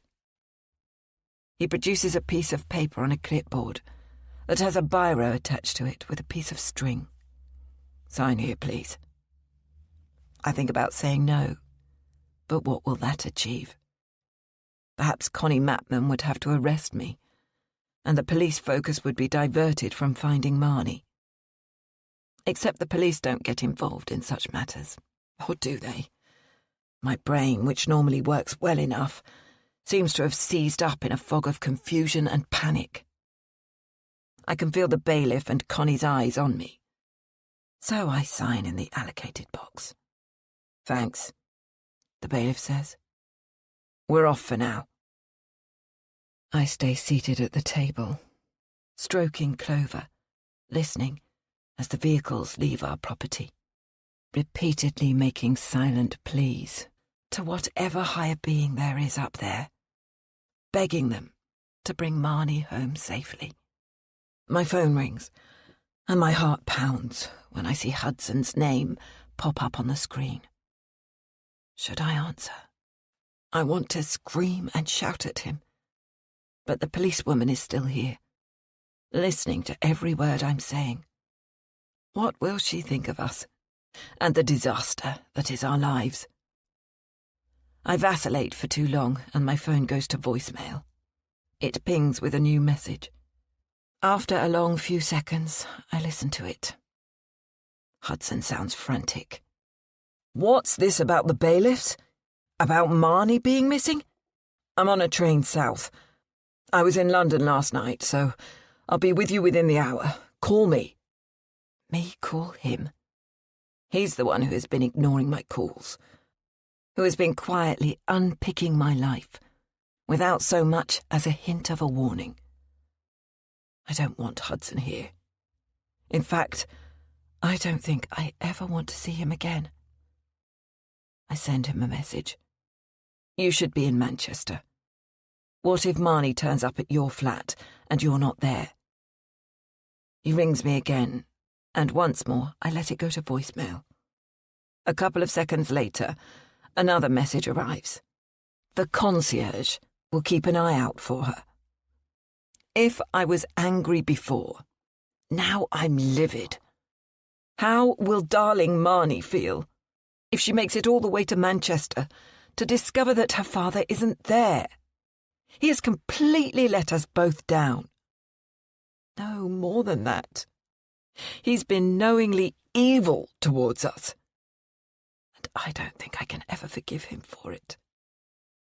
As I'm pacing the house in fury, my eyes are drawn to blanks in all of the rooms, the places where the televisions used to hang, the painting above the fireplace that Hudson overpaid for by an American artist I'd never heard of, 2 silver jugs that his parents gave us for our 2nd wedding anniversary, the living room sofa, and Hudson's leather chair. But worst of all, I look outside and realise that my car is gone. I hurry to the key holder on the wall by the back door and see that my car keys are missing. They've taken my Volvo XC60. How the hell am I meant to get around? I can't even go to a local shop without driving. But then I remember that we still have the little Fiat in the garage that used to belong to Mum, that we've kept for Marnie's use when she passes her test. Assuming they haven't taken it, I'll have to use that. Connie Matman's phone rings, and she leaves the room to answer it. I hear her speaking in a hushed tone in the living room. I'm tempted to tiptoe out into the hall to try to hear what she's saying, except I'm too late. She's already back in the kitchen, the expression on her face unreadable. "Good news, Amelia. Marnie has been found, and she appears to be safe and well." "Oh, my God!" I exclaim, the relief making tears spring to my eyes. "Where is she?" "I can't give you any more information at this stage, but rest assured, she's safe." "When is she coming home?" "I suggest you stay here, and we'll be in touch as soon as we have more information." "Can I talk to her? Is she at the police station?" "I'm sorry, but I can't give you further details." There's something in the tone of her voice that suggests she's keeping something from me, and despite the great news, I feel a shiver of discomfort. "My job is done here for now," she says, gathering up her jacket and handbag. "For now?" She gives me a sideways glance. "Just a manner of speaking." With the house empty, The enormity of the morning hits me. Every bone in my body aches, as if I have been pummeled. Yet it's my heart that is the most broken. I sink to the living room floor and bury my face in Clover's velvet soft black coat. I think back through the years of our relationship. Hudson and I were strong for so long. We had our hiccups, as every couple does. I desperately wanted another child, and when, month after month, I failed to get pregnant, we did a round of IVF, and another. But I didn't have the emotional or physical energy to do a third round. I quit work. We moved here to our lovely house, and I spent ages renovating it, doing much of the painting and sewing of curtains myself. Meanwhile, I was there for Marnie and for Hudson, supporting him as his business grew and then floundered when COVID hit.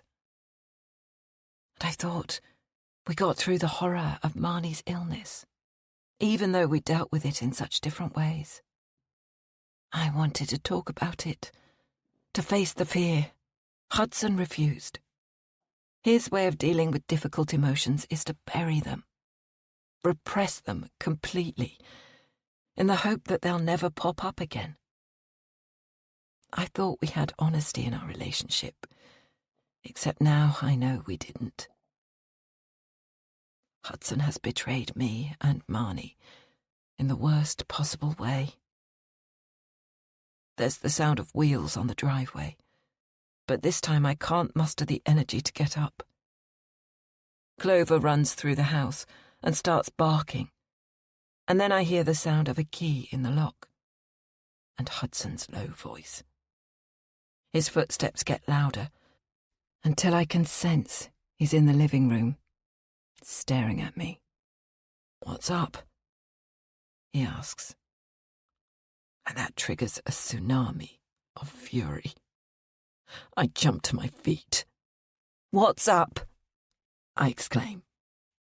"You ask me what's up when our daughter has gone missing, and you defaulted on goodness knows how many debts. So much so that I've had the bailiffs here this morning, clearing out our house, taking my car. Oh, and then there's your mistress, and all the lies you've been telling me." I don't know what Hudson expected, but he goes very pale and takes a step backwards. He steps on Clover's paw and she lets out a little yelp. He can't even stop himself from hurting the dog. "I'm sorry," he says, in a quiet voice. "I should have told you about the debts." "You're a coward, Hudson." He flinches. "What did they take?" "It doesn't matter what they took. What matters is you didn't tell me. How do you think it felt to have the bailiffs here, and then the police turn up because of Marnie? And now we're in the most terrible mess." "Marnie, where is she?" "I don't know, but she's with the police. She's safe."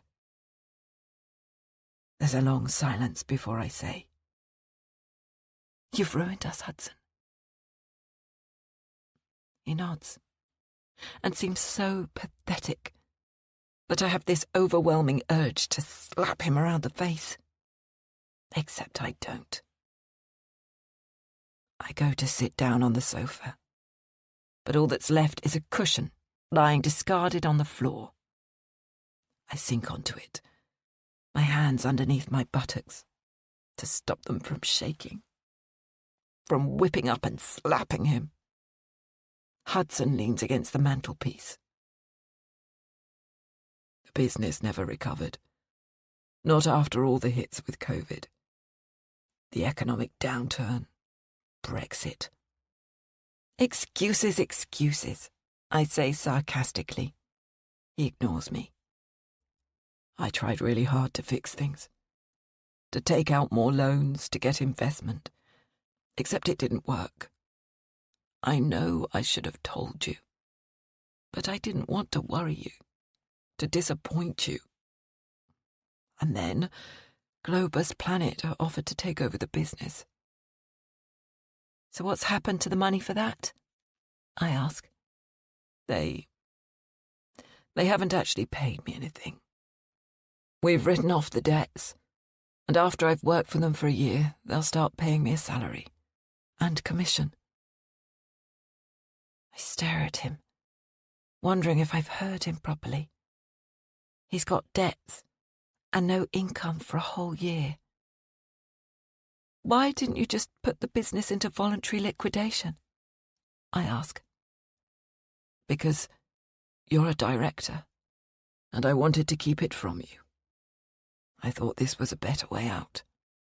You're a lying fool, I say, the anger returning with a vengeance as I jump back up to my feet. I thought we could use the money in your savings account, except you lost it, didn't you? This is hardly my fault, Hudson. Besides, my savings wouldn't have stopped all of this. I wave my hands around our empty living room. Have you been paying the mortgage? Are we going to lose the house? Hudson slumps even further.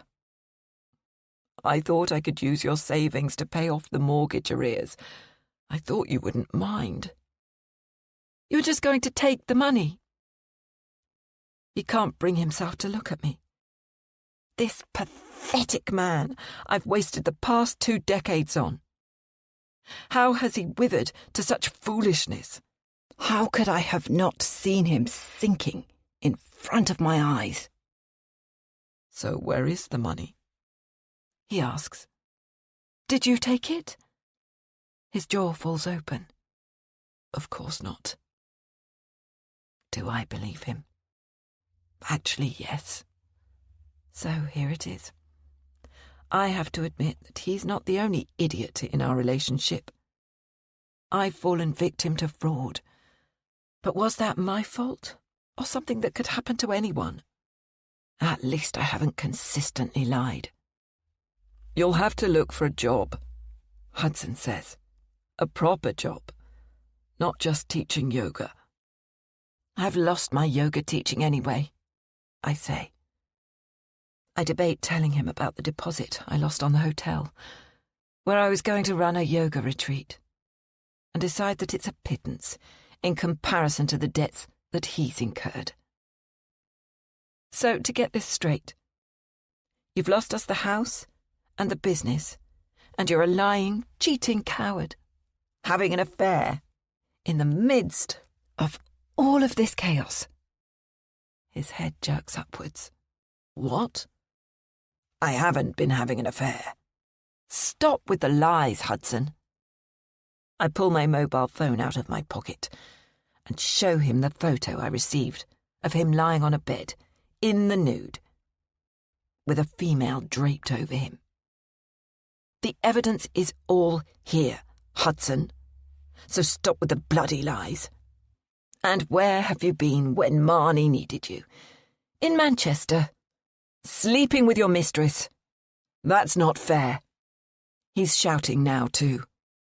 Marnie ran away from you, not me. Only because you weren't here. I'm crying. I just can't help myself. Yet I don't want Hudson to see me like this, weakened by all of his blows. I want a divorce, I say, angrily rubbing the tears from my cheeks. And I want sole custody. Hudson loses it now. He grabs the cushion off the floor and hurls it towards me. For the first time in our marriage, I'm actually scared that he's going to be violent towards me. He grits his teeth together, a vein in his forehead bulging and beating furiously. A flush creeping up his neck. Sole custody, he says. He's clasping and unclasping his fingers, bouncing on the balls of his feet, and I take a step backwards, worried he's going to charge at me. You are never going to get sole custody of our daughter, he spits. And then the doorbell rings. We both freeze. Clover barks from the hallway. "Who's that?" he asks. I walk to the window and glance outside. It's a dark saloon car. They've probably brought Marnie home. "I want you out of this house. Go out through the back door. And don't come back." I storm past him, into the hallway, and fling open the front door. Except Marnie isn't there. There are two men on the doorstep, both wearing dark suits. The shorter man holds out his warrant card. "Mrs. Myers?" he asks. "Yes," I say cautiously. His colleague appears to look over my shoulder, but I don't turn. "I'm D.C. Craig Cooley, and this is my colleague, D.C. Arjun Singh. We're here to talk about your daughter, Marnie. Can we come in?" "Is she all right?" I ask, suddenly panicked that Connie Matman might not have told me the truth. "She's fine," D.C. Cooley says. "But we need to explain what's going on." I step to one side and let the two men in. "I'm Hudson Myers." Hudson steps forward and shakes both of their hands, a little too vigorously, I think, as if he's trying to prove a point. So he ignored my instructions to leave the house. Instead, he leads them into the living room, where the cushion he threw at me is on the floor, and where there are ugly blank spaces, scarred with a lighter-coloured paint, where the picture and television used to be. "Oh," Hudson says, "we'll have to go into the kitchen." I want to shout at him, to say that he threw away our home and no longer has any right to invite people in. The two men follow him into the kitchen, and Hudson indicates for them to sit down. I bite the side of my cheek and choose a seat as far away from my husband as possible. D.C. Singh speaks first. "Marnie is safe, but I'm afraid that your daughter will not be coming home." "What?" I ask. He carries on talking. "She's in the care of social services while we investigate allegations of child abuse." "What allegations?" Hudson asks, his face white. It feels as if my world has truly dropped into hell. With the terror of losing Marnie, the horror of the bailiffs, and the arguments with Hudson, I have completely forgotten about those horrific rumours. "But they're not true!" I exclaim. "What allegations?" Hudson asks again. And I realise that perhaps, for the first time in a long time, Hudson is being honest. He genuinely doesn't know what we're talking about. Chapter 23. Marnie. Two women turned up at Taryn's house and talked to Paige in hushed whispers in the kitchen for ages. Then one of them came into the living room and told me that I was going to go with her. "Why?" I asked. Paige came into the room and tried to pacify things, saying that these ladies were from social services, and that although she'd explained I could stay with her, unfortunately there were rules, and I had to go with them. "But I don't understand," I said repeatedly. "Why couldn't I go home? Where was Mum?" "It's to do with some rumours," the taller woman said. She introduced herself as Candice and said she'd be looking after me. "I don't need looking after," I said. "I just want to go home. I'm really sorry I ran away. I should never have done that. It's my bad." But the two women just glanced at each other, as if silent words were being passed between the two of them. "We're here to keep you safe," Candice said. "But I am safe." "I'm sorry, love," Paige added, "but you need to go with these ladies. There's no choice because you're underage." "I'm nearly 16, I said, but apparently that didn't count. I looked at Taryn, appealing for her to say something, but she just shrugged, a frown on her forehead. She didn't understand any more than I did. When Candice opened the rear door to a small silver car, I thought about running away, because I'm sure I could have outrun these two, but I reckoned I was already in enough trouble as it was. Besides, I stupidly left my mobile at home, worried that Mum was going to track me through it. If I'd known I was going to be reported to social services for running away, I would never have done it. Never. We drove through town and into another town about 20 minutes away. "I'm sorry if I've done something wrong," I said when we stopped at some traffic lights. "Sweetheart, you've done nothing wrong. We're here to protect you." For a moment, I wondered if they were abducting me and I was going to be tied up in some basement somewhere and held for a great big ransom. But I trust Paige, and I don't think she'd have let me go if she thought it was dodgy. We stopped in front of a Victorian brick house. It was large, double-fronted, with a black front door and overgrown grass at the front. Candice got out and opened the door for me. I climbed out of the car, carrying my backpack. Candice leaned back into the car and said something to the other woman, who then drove away. "Welcome to your new home for the next few days," Candice said, beckoning me to join her as she walked along the path. "I don't understand why I'm here," I said. My knees were knocking together, and I wished I hadn't drunk that hot chocolate at Taryn's because now I felt sick. "I'll explain everything when we're inside." She smiled at me, but there was a pitying look in her black eyes that I didn't like. The hallway was narrow, with lots of hooks on one wall, anoraks and coats hanging in different sizes. Rows of trainers and boots stood underneath. I could hear voices from further inside the house. She led me into a kind of living room with a bow window that looked out to the front. The sofas were shabby, and there was a brown wooden table in the window and a bookshelf with leaflets on it, the type that you see in a doctor's surgery. "Have a seat, love. Would you like a drink?" "No, thanks," I said. "I just want to know why I'm here." "Of course you do. I can tell you're a bright young lady." Her chair creaked when she sat in it. I sat as far away from her as I could. "There have been some rumours that things might not be as safe at your home as they should be, that your mum and dad might have hurt you in the past." "But that's not true!" I exclaimed. "It's horrible stuff that's completely untrue." She tilted her head at me and nodded slowly. "When there are rumours like that, we have to investigate properly to make sure that young people are being kept safe, and that's why you're here, so my colleagues can investigate and in the meantime ensure you're well looked after." I shook my head vigorously. "It's all a big misunderstanding. I had meningitis. I was in hospital. It's not—" She interrupted me.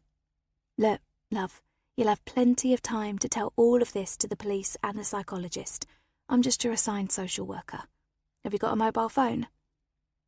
"I left it at home." She hesitated for a moment. "Can I have a quick look in your backpack?" "You think I'm lying?" I exclaim. "It's not in your best interests to have your devices today," she says, before adding, "This is for your own good, Marnie." Except it wasn't. It isn't. She held out her hand and I felt like swatting it away.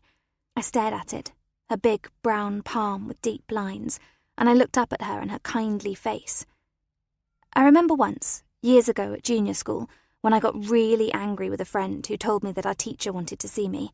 I don't even remember what I did wrong. I'd shouted at her and reduced her to tears. Mum was called into school, and she told me that I shouldn't shoot the messenger. I'm not sure I fully understood back then what she meant, but now I do. Candice isn't the person making up the rules here. She's just the messenger. Reluctantly, I hand over my backpack. "Thanks, Marnie. If you keep your head down and do as you're told, things won't be so bad for you here." After that, a man appeared wearing a t-shirt advertising some band I'd never heard of, which is weird because I really know my music. He took me to a room which was going to be mine. It's a small room, narrow, with a single bed and a big pinboard on the wall that's covered with little lumps of old blue tack. There's a sink in here too, and a wardrobe with 2 plastic coat hangers. It smells weird and has a bad feeling to it. I remember Taryn and me watching a YouTube video about feng shui, and I'm pretty sure that this room is all wrong. Connie walked in a couple of minutes later and handed back my rucksack. "Go and meet the others when you feel like it. There's a television room and kitchen downstairs, which you're welcome to use." She gave me a sad smile, hesitated for a moment, and then left. Yesterday evening, I was starving, and I could hear voices in the dining room and the scent of cooking. I made my way downstairs. The door was open, and there was a bunch of kids seated around a huge table, I guess ranging in age from 7 to 16. A girl with short hair and skinny jeans was helping herself to food from dishes lined up on a side table. "Hi," I said, feeling awkward. She just ignored me. "Do I just help myself?" she asked. "Ooh, do I just help myself?" She mocked me in a faux posh accent. "Up to you. Eat or starve. No one gives a shit." She picked up her plate and headed back to the table. I did the same, sitting at the far end.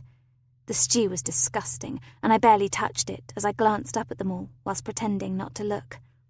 Most of them have no table manners, talking with their mouths full and picking up food with their fingers. The man who runs the place is called Jim, and he pretends to be cool, but I don't think he really is. After supper, I went straight back to my bedroom. Thank goodness I had a few school books in my bag, along with my laptop, which I was surprised was still there. I'd expected Connie to confiscate it. Except then I realised why she didn't. I couldn't get online. There is Wi-Fi here, but Jim said he couldn't give me the password. All the same, I wrote a long email to Mum and Dad, telling them how sorry I am for running away, and when I'm home I'll send it to them. I didn't sleep much. The pillow is thin and lumpy, and the sheets smell stale. There's a blind at the window, but it's too transparent, and the light from the street lamps pours in. Instead, I sobbed for Mum for hours, the first time I've done that since I was about 5 years old. It's like I've been caught in some alternative reality nightmare, and I think it's all because I ran away. I'm such an idiot. I don't belong here. And now it's morning, and I'm eating a bowl of Cocoa Pops and a slice of white bread, trying not to catch anyone's eye. The mean girl keeps throwing me looks, and I have to pretend I don't notice. Jim appears in the doorway. "Right, everyone, time to get ready for school. The minibus will be out front in 10 minutes. I jump up, relieved to be able to get out of here, to get back to my normal life. Except Jim holds up his hand. "Not you, Marnie. You won't be going to school today. You've got an appointment with Gemma." I don't know why, but I thought with the name Gemma, she'd be young. Except she's not. She looks almost as old as my gran, and she's got grey hair with white strands in it, and wears bright red glasses that she probably thinks look trendy, but make her look absurd. We're sitting in another small room. There are 2 sagging armchairs and a coffee table between us that has a box of tissues on it, and a jug of water with 2 glasses. She offers me a Coke, but I say no. "Do you know why you're here, Marnie?" she asks me, crossing her legs.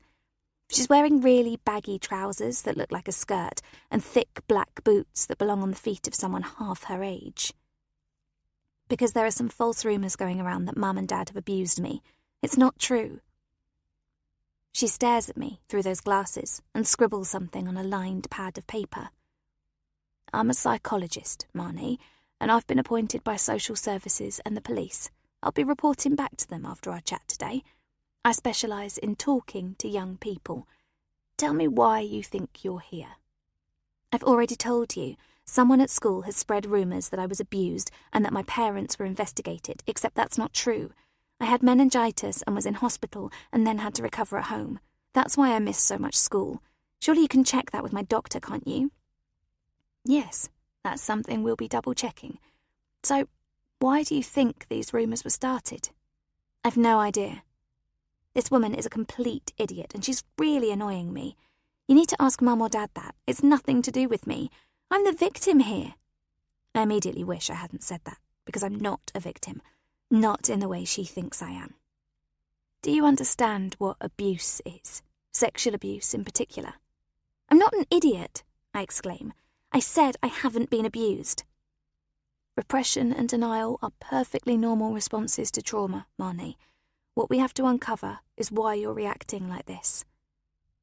I stare at the woman as if she's a fool, which she must be because she's talking bullshit. "Tell me what happened yesterday and the day before. What prompted you to run away from home?"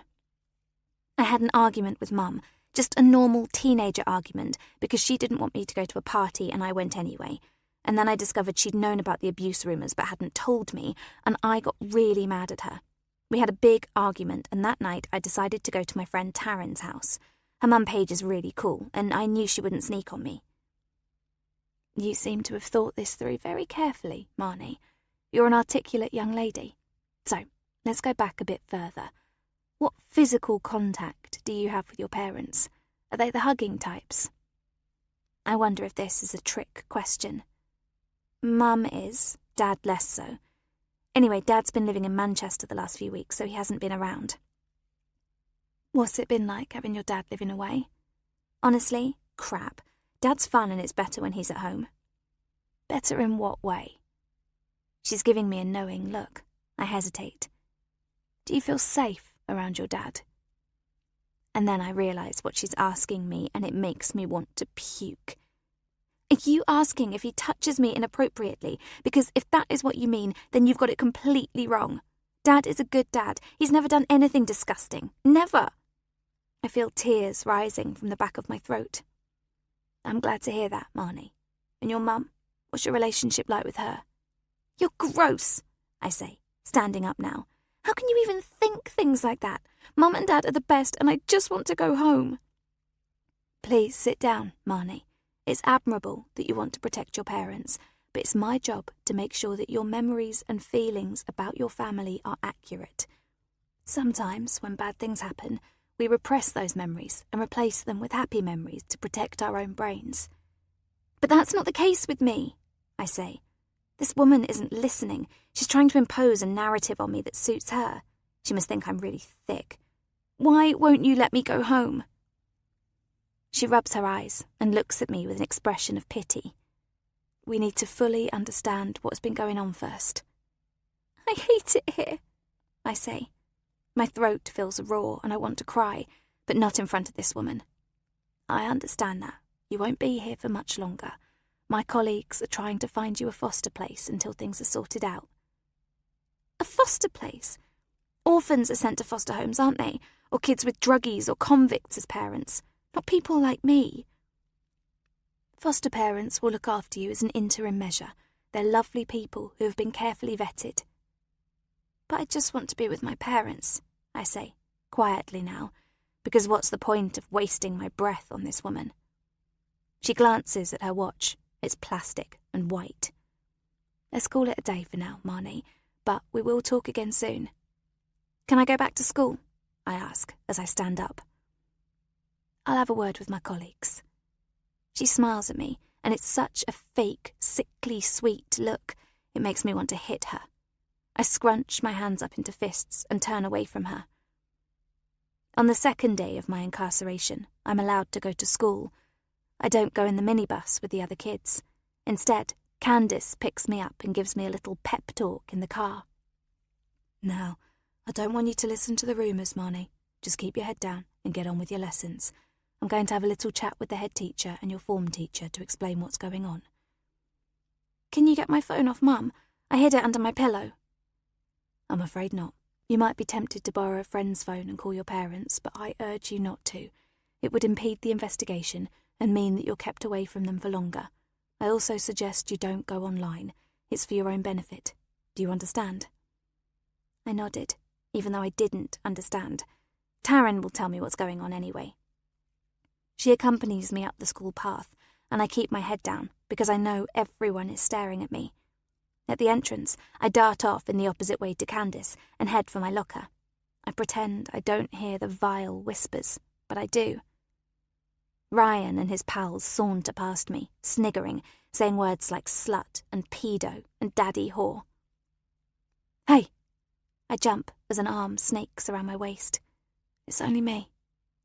I've never been so pleased to see Taryn, and I give her a huge hug. We rock together, but then Ryan walks past us again and says, "Lesbian sluts." I bristle and pull away from Taryn. "Don't let him get to you," she says. The bell goes, and Taryn says, "I've got to go, but I'll catch you at lunch." She gives me a wave and hurries away. How I wish we were in the same classes. The morning drags by. I try my hardest to ignore the whispers and to concentrate in class, but I find my mind wandering, and I spend most of the time doodling in my notebook. At the end of maths, during which I understood nothing as normal, Miss Eisner beckons me over. I tense, waiting for her to tell me off for not completing my homework. "How are you, Marnie?" she asks. "Fine," I say, crossing my arms. "I heard you're not staying at home." I can't meet her eyes. This is so humiliating. "You know you can talk to me, if you'd like." There's warmth in her voice when I swallow hard. It's not true, what they're saying. I look up at her, and she's the very first adult who I think might believe me. "They're making up stories about me and my parents, and it's not fair. Will you help me?" "Of course I will," she says. "Have you got any friends you can turn to?" "Taryn. She's my best friend." "Well, I'm glad you've got someone."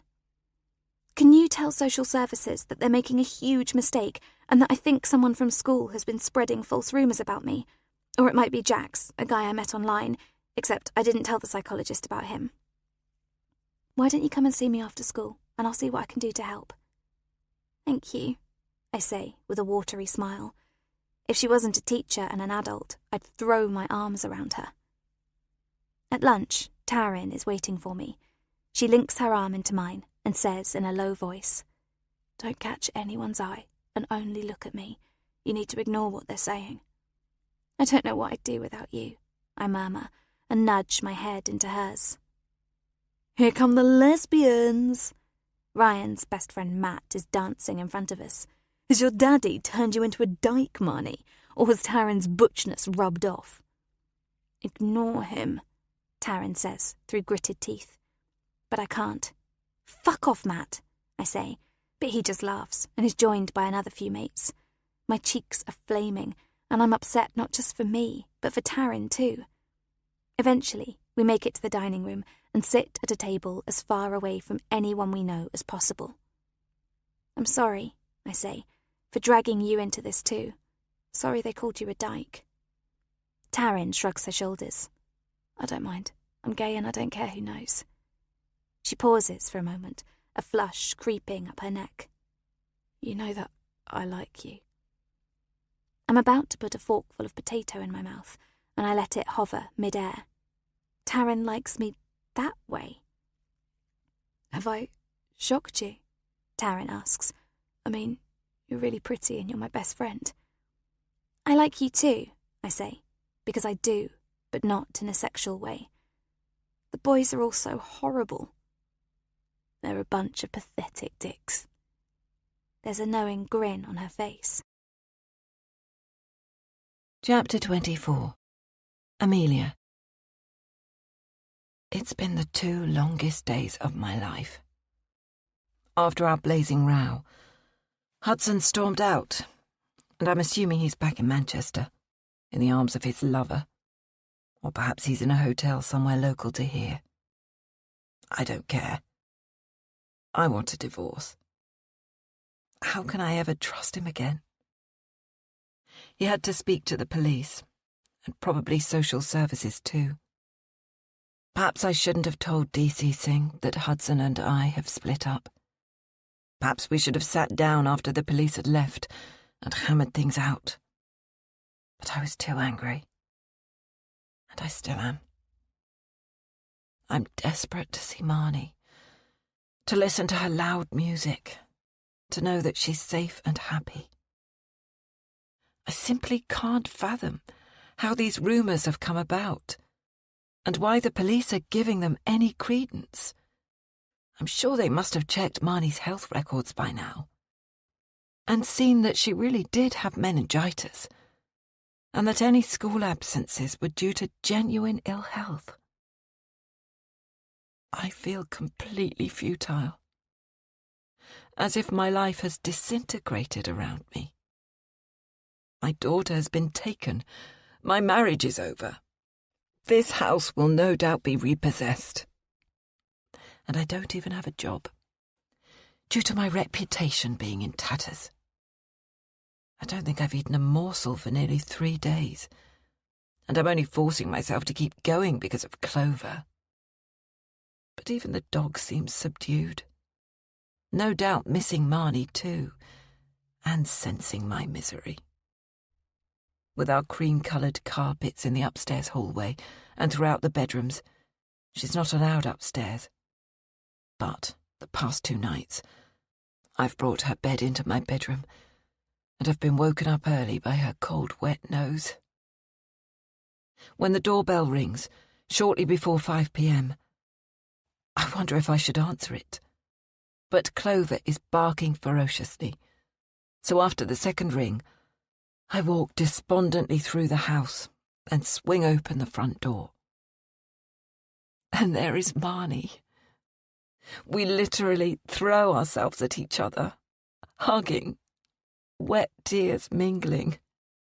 "Oh, darling, I'm so happy to see you."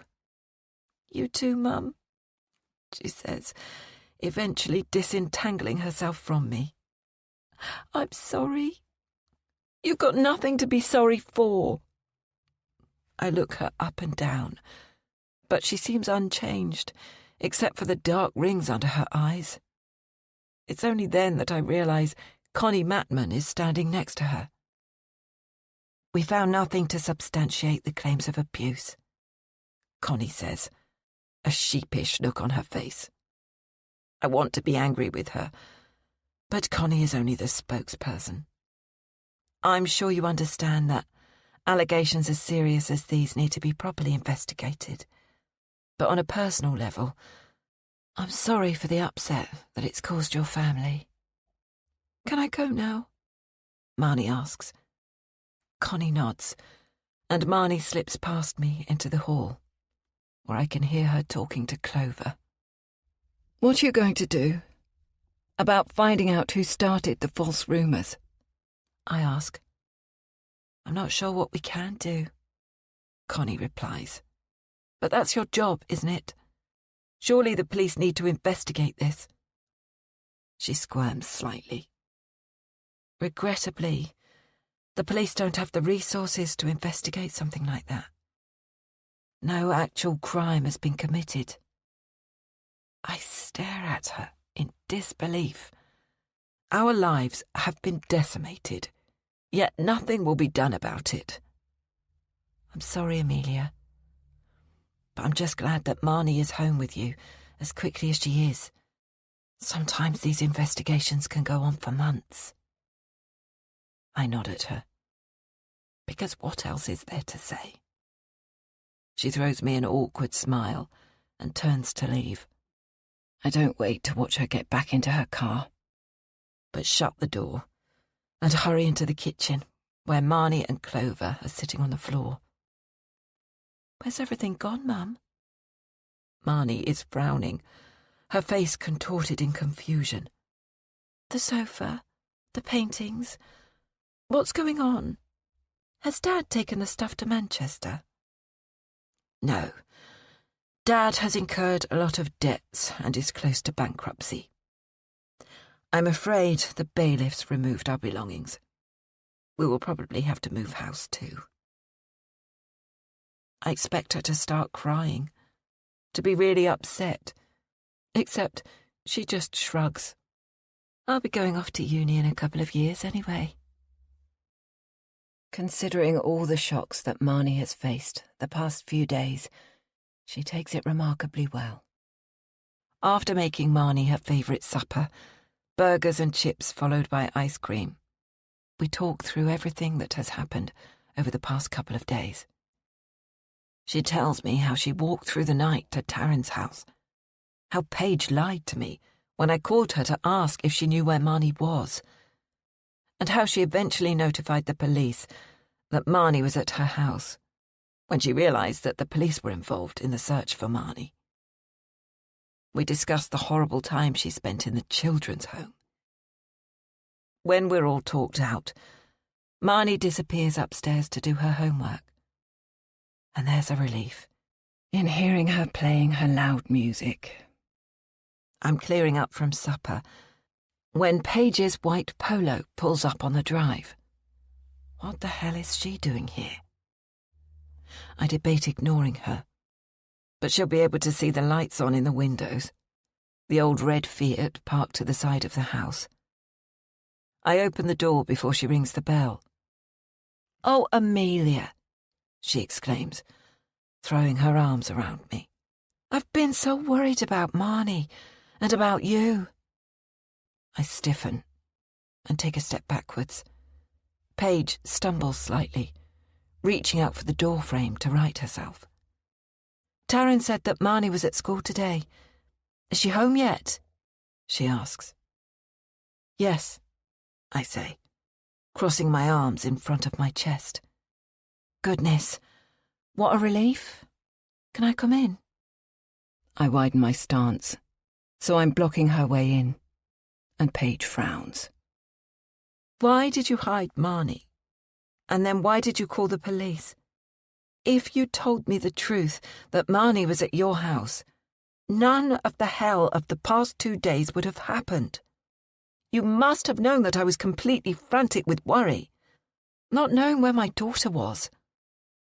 "Oh, come on. It's hardly my fault," Paige says.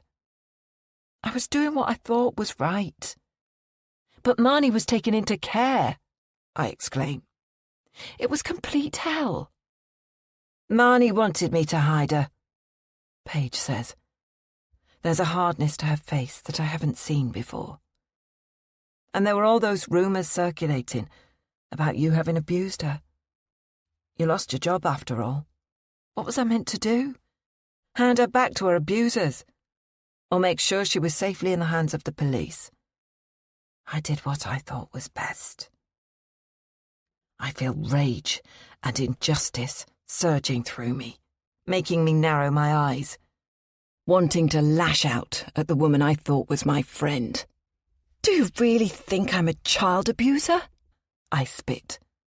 "Well, not now, obviously, but—" I cut her off. "What kind of a friend could think that? It's not like we know each other that well. I just wanted to do what's right. You're getting very agitated." "I'd like you to leave," I say, my hand on the doorknob. "The last couple of days have been sheer hell." She takes a step backwards, and I close the door, but not before I hear her say, "There's no smoke without fire." "Who was that?" Marnie is standing at the top of the stairs. She's changed into a pair of joggers and an old t-shirt, and her hair is wet from the shower. "It was Paige. I don't understand why she lied to me when I called her, when I asked if she'd seen you. And I don't understand why she reported us to the police. None of this would have happened if she'd acted like a normal person. I think that's a bit unfair, Mum. I did ask if I could stay at her house, and I was angry with you. I didn't want her to tell you I was there." "I'm sorry, Marnie, but I don't want you to be friends with Taryn anymore, and I certainly don't want you going around to their house." Marnie stares at me with an expression of disbelief. "But Taryn's my best friend. You can't tell me who I can and can't be friends with. I thought you were happy that I was home." "Of course I'm happy," I say. "I love you with all my heart, and I'm just trying to protect you." She scowls at me, turns on her heel and disappears back into her bedroom, letting the door slam behind her. I walk slowly up the stairs and knock on her door.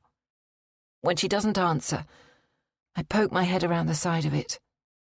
Marnie is seated on the bed, clutching her phone. "You won't run away again, will you?" I ask. She rolls her eyes at me. "Good night, Mum." I let Clover sleep in my room again. Chapter 25. Paige. When the rage comes, there's little I can do to stop it. I have to let it out. To do something that will hurt someone else or myself. I would have taken a knife to Amelia's expensive Volvo. Except the only car parked in her driveway is a battered Fiat. I climb back into my car and dig my fingernails deep into the flesh of my thighs.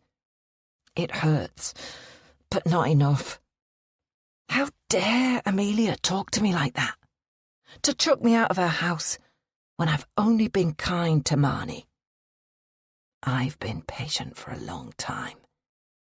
And although I've achieved some of my goals, things haven't moved fast enough.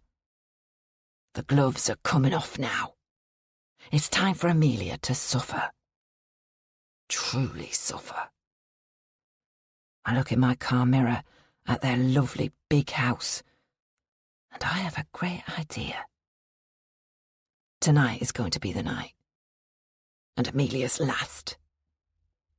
Amelia mentioned that Marnie is home, so I suppose she might get caught up in my plans too.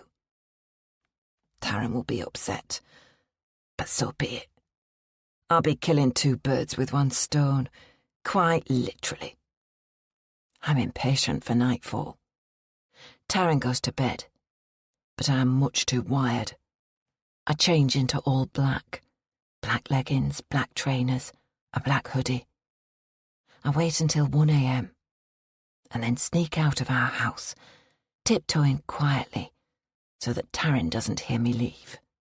I've parked the car in the next street over, so starting the car engine won't wake any of our direct neighbours. And then I'm on my way, a smile on my lips, feeling anticipation and happiness. I've forgotten how nice it is to be out at night, with the empty roads and the cover of darkness concealing bad things. When I approach Amelia's road, I park up on the main street, turn in my car so that it's pointing home. The tyres up on the pavement, the car almost hidden underneath the heavy branches of an oak tree. I sit for a while, taking deep breaths, making sure that no one passes me. Thankful that the Myers live in the middle of nowhere, far from the gaze of nosy neighbours. Slipping out of the car, I wait for my eyes to adjust to the low light. The moon is hazy, but it is visible, and I walk along the side of the road before turning into the Myers Drive. The house looms in front of me, dark and full of shadows. I put my hand into my pocket, double-checking I have what I need, making sure that the ringtone of my phone is switched to silent. My feet make no noise on the wet grass, and when I approach the house, I open the side gate, holding my breath, worried it might creak.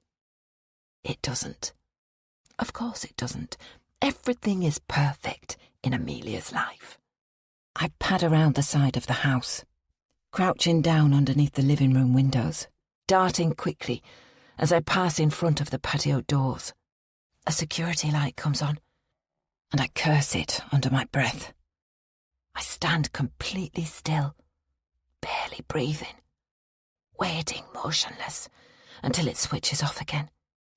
And then I'm at the back door, the keys I took from Marnie's bag when we were at the wedding dress shop, clutched in my hand. I slide the first key into the lock, but nothing happens. For a second I fear I might be thwarted, but then I try the second key, and it slips straight in. I'm smiling as I ease the door open. The idiots don't even bolt their doors at night. Now is the point when my plan could fall apart. If Clover the dog starts barking or whimpering, she might wake the family up. Then I'd have to run. But Clover knows me, and she's a stupid Labrador. Led by her stomach, I have a bone in my hand, ready to placate the mutt. I turn my torch on and step inside the utility room. Then I stand completely still, listening. There is silence, just the ticking of a clock from further inside the house.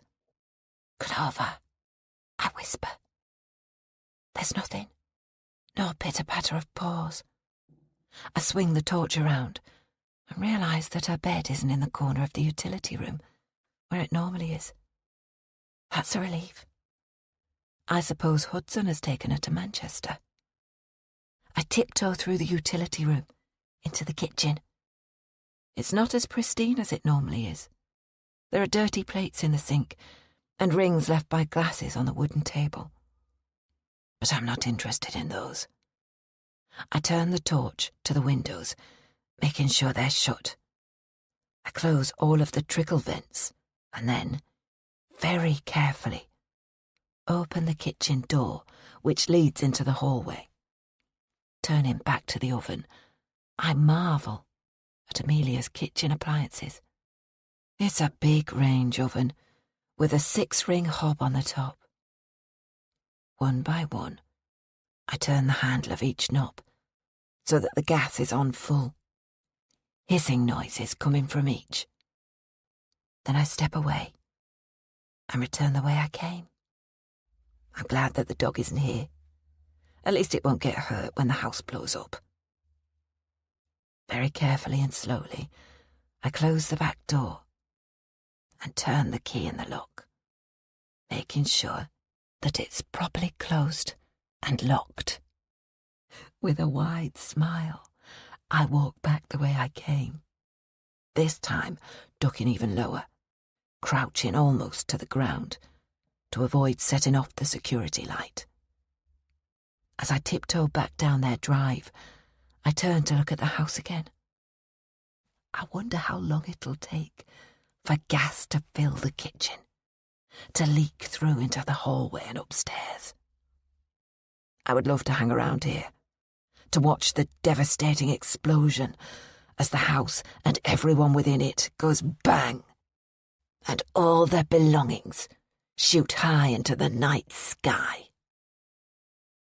Except, I don't know if that will happen in an hour or 7 hours, when Amelia comes downstairs to make breakfast, or while she's still asleep in her bed.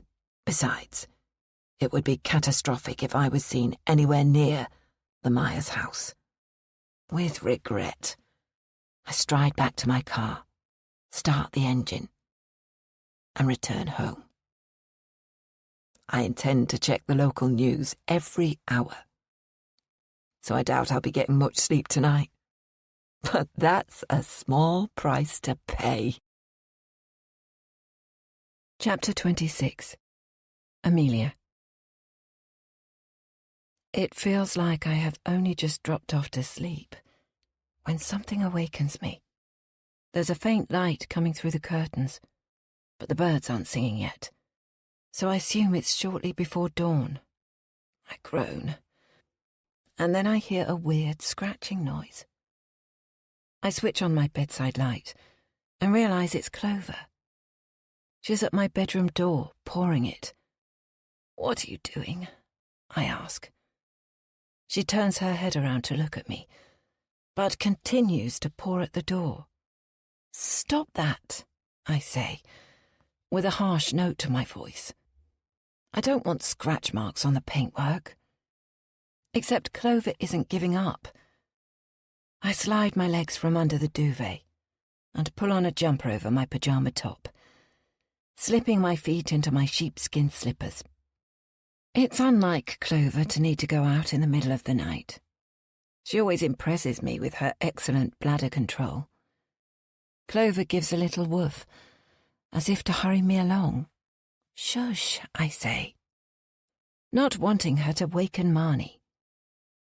I open my bedroom door, and Clover scoots out into the corridor, running straight into Marnie's arms, who's wearing an oversized t-shirt and bare legs.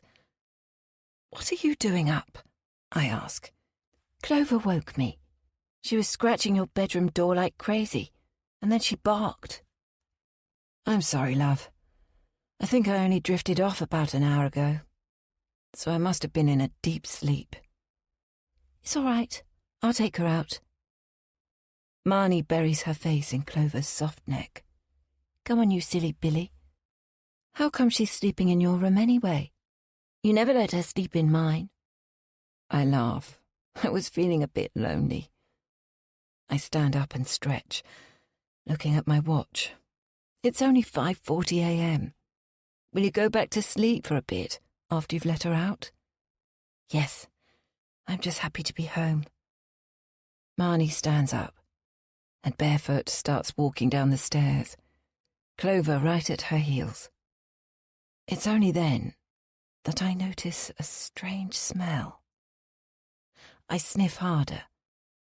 The grogginess of sleep and sheer emotional exhaustion is stopping my brain from working properly. I go down a few steps, and then it hits me. That's the smell of gas. And before I know it, I'm hurtling down the stairs, just as Marnie puts her hand over the light switch in the downstairs hall. "Stop!" I shout. Marnie swings around to face me, her hand falling to her side. "What's the matter, Mum?" "That smell. It's gas." Marnie sniffs. "Oh, yeah. It's gross. Don't know I didn't notice it before." "Go outside, now," I say, my voice quivering. "Immediately." Marnie looks at me with big, scared eyes. She's got her hand on Clover's collar. "Are you coming?" "Just go, Marnie." As Marnie opens the front door, I hurtle around the corner into the kitchen and almost gag. I squeeze my nose and put the palm of my other hand over my mouth. The room is full of gas. I race to the hob and realise that every single knob is turned on, gas billowing out, filling the space. Trying not to inhale, I turn each one off and then run out of the kitchen. Let the music unwind the tension of the day, making space for the next chapter to arrive with clarity.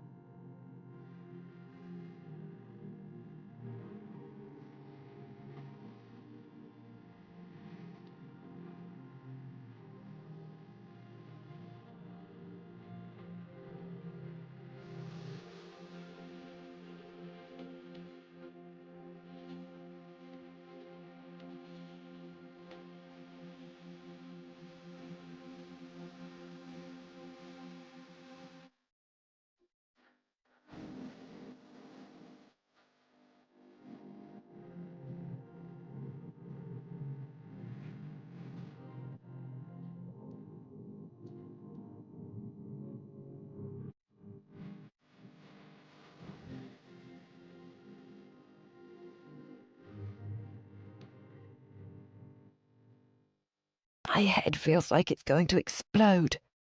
And then I realise that there's a possibility that the house might blow up. I've seen the devastating after effects of domestic gas explosions on the news. Grabbing the house phone from the console table in the hall, I race out of the open front door. Clover is sniffing around the flower bed, and Marnie is standing next to her, too close to the house. "Go to the end of the drive," I say. "But it's only gas." Marnie frowns. She clearly has no idea of the implications. "Run," I say, and watch as Marnie grabs Clover's collar and in a crouch runs barefoot across the grass. I know from experience that I can't get reception for the landline phone down the drive, so I jab in 999. "We've got a huge gas leak," I say, when the operator asks which emergency service we need. "Fire brigade, I suppose." After establishing that the gas was due to the hob levers being left open, and not an actual gas leak, which would require the gas board to come out, the operator asks for my name, address, and telephone number. He then promises to dispatch a fire engine as quickly as possible. I'm feeling nauseous now, with a headache so severe it feels like my head might split open. "Should I go back into the house to open the doors and windows?" I ask. "No, it's safer that you stay away from the house. The fire officers will take care of that." We end the call, and I hurry towards Marnie, who is crouched down at the end of the drive. She's shivering, and I realise that I'm freezing too. The morning is cold, and we're both outside with barely any clothes on. Marnie is barefoot.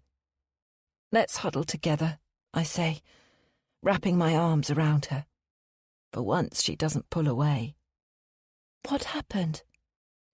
All the knobs were turned on the gas hob. Did you use it last night? Marnie knots her eyebrows together. No, I didn't do any cooking. Of course not. It must have been you. I'm quiet. I think back to last night. I made us supper. Paige turned up, but I didn't let her into the house. I argued with Marnie, but she was in her bedroom. I went to bed early, taking Clover with me. I didn't even clean up the kitchen properly. We ate burgers and chips, which I made in the oven, and I only used one of the gas rings to heat up water for peas. There's no way I used all 6 gas rings. And even when I'm most exhausted, I wouldn't have left the gas on. It doesn't make any sense. It's not long before we hear the sound of sirens. We stand up, still clutching each other and shivering, as the fire engine turns into our drive. Stay here, sweetheart. I'll go and talk to them. 4 fire officers jump down from the truck, fixing masks to their faces. 3 of them rush in through the open front door, and even from here I can smell the gas. What happened? The officer is dressed in uniform, but he has a kindly face, conker brown hair poking from under his helmet, and deeply creased eyes. All of the knobs were left on the hob, and the house is full of gas, I explain. Right. Stay away from the house, please, and we'll double-check everything and open all the windows and doors. Where are the keys? Hanging up behind the utility room door. He nods at me and hurries inside. 5 minutes later, he returns. We've opened everything up and double-checked that the gas is off. The trickle vents on your windows were closed. Do you normally have them closed? I frown. We always have them open to let fresh air into the house. No. Who else has been in the property other than you and your daughter? No one, I say. The doors were locked and all the windows were properly closed. Could anyone else have come in during the night? I frown. The only person who has a key to the house is my husband. And where is he? I think he's in Manchester. The officer frowns. He's not in Manchester, Marnie says. He's staying at Uncle Bill's house. I'm going to call him to come and get me. I want to stop Marnie from ringing him, wondering if Hudson could have entered the house and turned on the gas. If he thought I was alone in the house, would he have done that? He may be a liar, but would Hudson really do that? Does Dad know that you're back home? I ask Marnie. Yeah. I was messaging him last night. The fire officer looks confused, but I'm not going to start explaining the horror of the last few days to him. If Hudson knew that Marnie was at home, there is absolutely no way that he would put her life at risk. My life, maybe, but Marnie's certainly not. Marnie looks at the phone, which I'm still holding. Can I use that? I hand it to her, and she walks away from me, still holding on to Clover. Hey, Dad, I hear her say. Yeah, I know it's early. Can you come and get me? The other fire officers come out of the house, and one of them walks over to where I'm standing with his colleague, my arms clutched tightly around my torso. All safe to go back inside now, he says. But you need to be more careful with the gas. I didn't leave it on, I say. So, what happened? We didn't find a leak. The knobs were all turned on the hob. So someone turned them on? He asks. Your daughter? A teenage prank? Anyone else living with you? An elderly person, perhaps? No. I shake my head vigorously. It's just Marnie and me. No memory lapses or anything? I see where he's going with this conversation, wondering perhaps if I've got early onset dementia. No. I think someone did it deliberately. The two officers glance at each other, and a look passes between them. We didn't see any sign of a break-in, but perhaps you'd like to have a look yourself. See if anything is out of place. We found all the external doors and windows locked. I'll walk around, I say. The senior officer accompanies me, whilst the others lean against the fire truck, talking quietly between themselves. We walk in through the open front door. I grab a coat from the hall cupboard to try to warm up and stop my violent shivering. Together we stride around the whole house, and nothing seems out of place. There are no broken windows. Everything is exactly where I would expect it to be. Everything except the trickle vents that apparently were closed, and the gas burners that were switched on. It doesn't make sense. And that prickle of unease crawls across my skin. As I look out of the window, I see that Hudson has arrived. He's fully dressed, unlike Marnie and me. And after kissing Marnie on the forehead, he's pacing towards the house. If you think this was a deliberate act, would you like us to call the police and report it as a crime? The officer asks. Suddenly I feel an utter exhaustion. The lack of sleep, the shock, the emotions of the past few days all walloping me. My brain feels like it's in a fog, and my limbs are so heavy. I'm not sure I can muster the energy to walk. He's staring at me, waiting for an answer, just as Hudson appears alongside us. I'll decide later in the morning, I say. I don't want to take up any more of your time. I also don't want to have an argument with Hudson in front of the fire officers. He nods, tells me to take care, and they all get back into the truck. What the hell happened? Hudson asks, as I watch the fire engine reverse out of our drive. And then it hits me. Hudson is staying nearby. He has a key. He wants custody of Marnie, and an insurance claim on the house would solve all of his money problems. On top of that, Clover didn't bark. So it can't have been a stranger entering our house at night. It must have been Hudson. But then I changed my mind. No, it can't have been Hudson. He knew Marnie was staying here, and he would never hurt her. What happened, Amelia? Hudson is shouting at me now. We had a gas leak, I say. So why aren't the gas board here, fixing it? Marnie is giving me a strange look, and I realise I'm not going to be able to keep this from Hudson. Someone turned the gas hob on, full. Someone? You mean you did? He exclaims, clenching and unclenching his fists. I didn't, and Marnie didn't, I say quietly. So a ghost did it, did they? Or perhaps you're going to blame it on the dog. You're so bloody irresponsible, Amelia. First Marnie runs away from you, and now you leave the gas on overnight. And you're blaming me for screwing up.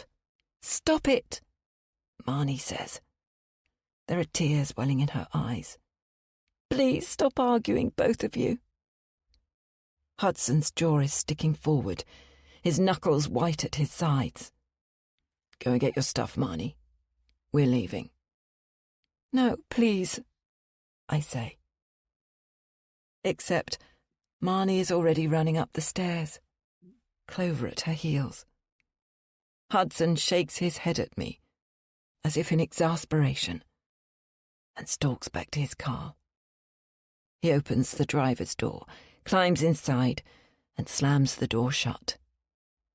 I watch as he leans his head back against the headrest and closes his eyes. How could I have loved this man? Now all I feel is fury and hate. I turn at the sound of footsteps. Marnie is running down the stairs, her clothes pulled on rather haphazardly, her rucksack flung over a shoulder. You don't have to go, I say lamely. See you later, Mum, she says, and edges out of the door before running towards her father's car. It isn't until they've pulled away that I realise that Hudson's Mercedes wasn't repossessed, just my Volvo. Did he plan that? Chapter 27. Marnie. It was nice to have breakfast at Uncle Bill's with Dad. He's got a much younger wife called Poe, a Thai lady who barely speaks any English. But she made us all a delicious meal, full of sweet stuff that Mum doesn't let me have in the mornings, and I'm relieved that Dad dropped me off at school. He told me to message him if I need him to collect me later. I spot Taryn walking ahead of me, so I run to catch her up. There is no way that I'm going to drop my best friend just because Mum tells me to. Hiya, you're not going to believe what happened early this morning. I tell Taryn all about the gas leak and the fire brigade and how Mum is completely losing it. I mean, who in their right mind switches on all the knobs on the hob? And it has to be her, because it most definitely wasn't me. And if, as the fire officers said, the house was all locked up from the inside, it has to be Mum. I'm wittering away, still on a bit of a high from the excitement of it all. So it takes me a while to realise that Taryn isn't being her normal, chatty self. Hey, what's up? I ask, noting her rounded shoulders and glum face. My mum is losing it too. When Dean was around, it was bearable because he was so level-headed and he told her to shut up. But without him, she's like this crazy whirlwind of highs and lows. It's really doing my head in. What is it with our mums? I ask. But we don't get the chance to discuss it further because the bell rings. I've got an idea, Taryn says. Are you free after school? I can be, I say. I'll tell Dad that I'm with Mum and Mum that I'm with Dad. As they're not speaking to each other, I should be able to get away with it. All right, catch you later. Miss Eisner asks me to go and see her after lunch, so I don't have the chance to catch up with Taryn. Miss Eisner seems to know that I'm back with Mum and that the investigation was dropped, and I wonder if she had something to do with sorting the situation. I promise myself I'm going to try harder at maths because she's such a nice teacher. Anyway, she gives me 40 minutes of one-to-one tuition, and I think at long last I actually understand some of the concepts. As agreed, Taryn is waiting for me after school. So, what are we doing? I ask. I've been investigating Dean's disappearance, and I've found out the last place he was working at. I'm going to go there and see if I can find him. Will you come with me? But he's been gone for ages. He won't still be there, will he? She pulls a face. He might be camping out there for all I know. This isn't the exciting adventure that I thought we might be having, but I'll be there for Taryn if she needs me. The thing is, he would never have just left me, not after Jasper died. Dean always treated me like his real daughter, even though I wasn't. Who's Jasper? I ask. He was my little brother, my half-brother, Mum and Dean's son. I come to a halt on the school path and get bashed into by some younger kids. Hurrying to catch up with Taryn, I say, feeling shocked, I didn't know you had a brother. I did mention it to you, but you probably forgot. I tried to rack my brains to remember, but if she did, it must have been shortly after we met because I really don't remember. There are no photos of him at Taryn's house, and she and her mum have never mentioned him since. That's weird, isn't it? Where is he now? I ask. Taryn sighs as she shuffled her rucksack higher on her back. We turn out of the school gate and onto the pavement, surrounded by hundreds of other kids. He got sick and died in hospital.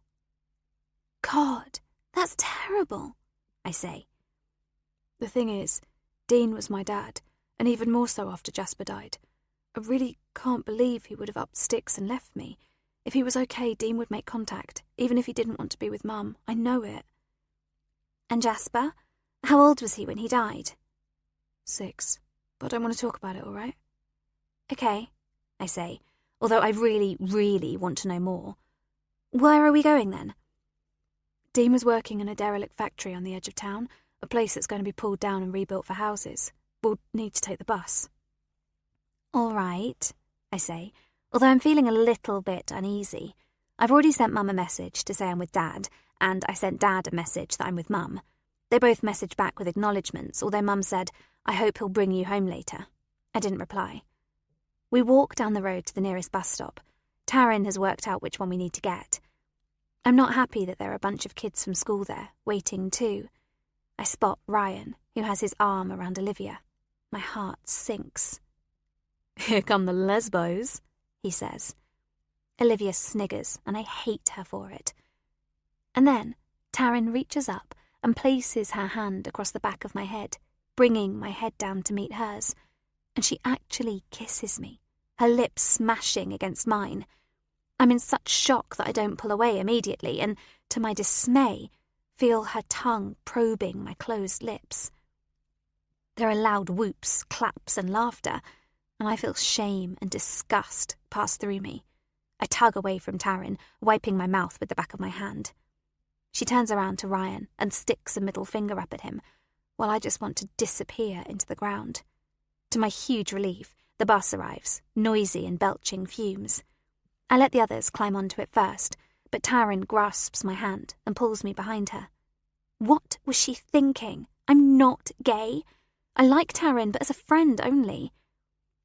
We take the last 2 seats, which are near the front of the bus. I find myself edging away a little from Taryn. I don't want to hurt her feelings, but when we talked about being gay, I didn't actually mean it. "Enjoy the kiss?" she asks, giving me a nudge in the ribs. I don't know what to say and just sit there, feeling a blush creep up my neck. "Only joking, Marnie. I know you're not gay, really, but if you ever decide you want to be with a girl, I'm ready and waiting." "Sorry, it's just—" I bluster. "It's fine, really." We sit in silence for the next 15 minutes, during which time Ryan and Olivia get off the bus, and I turn my head the other direction to avoid them. Taryn types rapidly into her phone, as she always does when she has free time. "Next stop is ours," Taryn says. I've literally no idea where we are.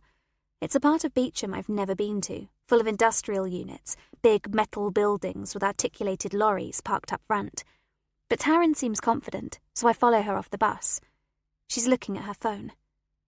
"It's somewhere up here," she says. We walk for what seems like ages, past business parks that have been closed up for the evening, past an open area of scrub where a feral cat jumps in front of us and scares the living daylights out of me. And then, further still, I see a cluster of falling down buildings. They're brick with lots of windows, most of which are broken. "This place gives me the creeps," I say. "Yeah, me too. Thanks for coming with me." There are hoardings up alongside the road with lots of signs saying, "Danger, do not enter," and trespassers will be prosecuted. We don't belong here, and I feel my heart thumping in my chest. "Don't be scared," Taryn says, as if she can sense my nervousness. "There won't be anyone here. Dean was disconnecting the pipes before this place is demolished." "How do you know?" I ask. "I looked through his notebook with his order book. He listed all the work he was doing. He was good like that. Organised." Taryn finds a place in the metal fence that isn't attached properly to a post, and it looks like it's been pulled back slightly. She wrenches the metal back, creating a hole just large enough to take a small human body. "Go through," she says. I hesitate. It's tight, and it's obvious that we're trespassing. I glance around, but there's nobody in sight. Even the birds and the airplanes seem quiet out here. I shove my backpack through first, and then wriggle under the fence, scratching my hand. "Hold it up for me," Taryn says. I do as she asks, and she's quickly by my side. "Do you know where to go?" I ask, looking around at the derelict building, wooden pallets left discarded along with plastic rubbish bins lying on their sides. There are dandelions everywhere, poking up alongside piles of bricks. "I think so. Follow me." I feel so exposed here and glance around from side to side as we hurry across the scrub to a large tarmac area, now full of potholes and more self-seeded weeds. What if there's a caretaker or someone and we get arrested for trespassing? I've already been in trouble with the police and I'm terrified of doing something wrong again. Taryn is running now, surprisingly fast and light on her feet, and I'm panting as I try to keep up with her. And then we reach the side of the building and she slows down. "I think the door is over there," she says. "How are we going to get in if it's locked?" I ask. She reaches into her rucksack and produces a hammer. "Shit, Taryn," I say, both scared and a little in awe. I took it from Dean's toolkit.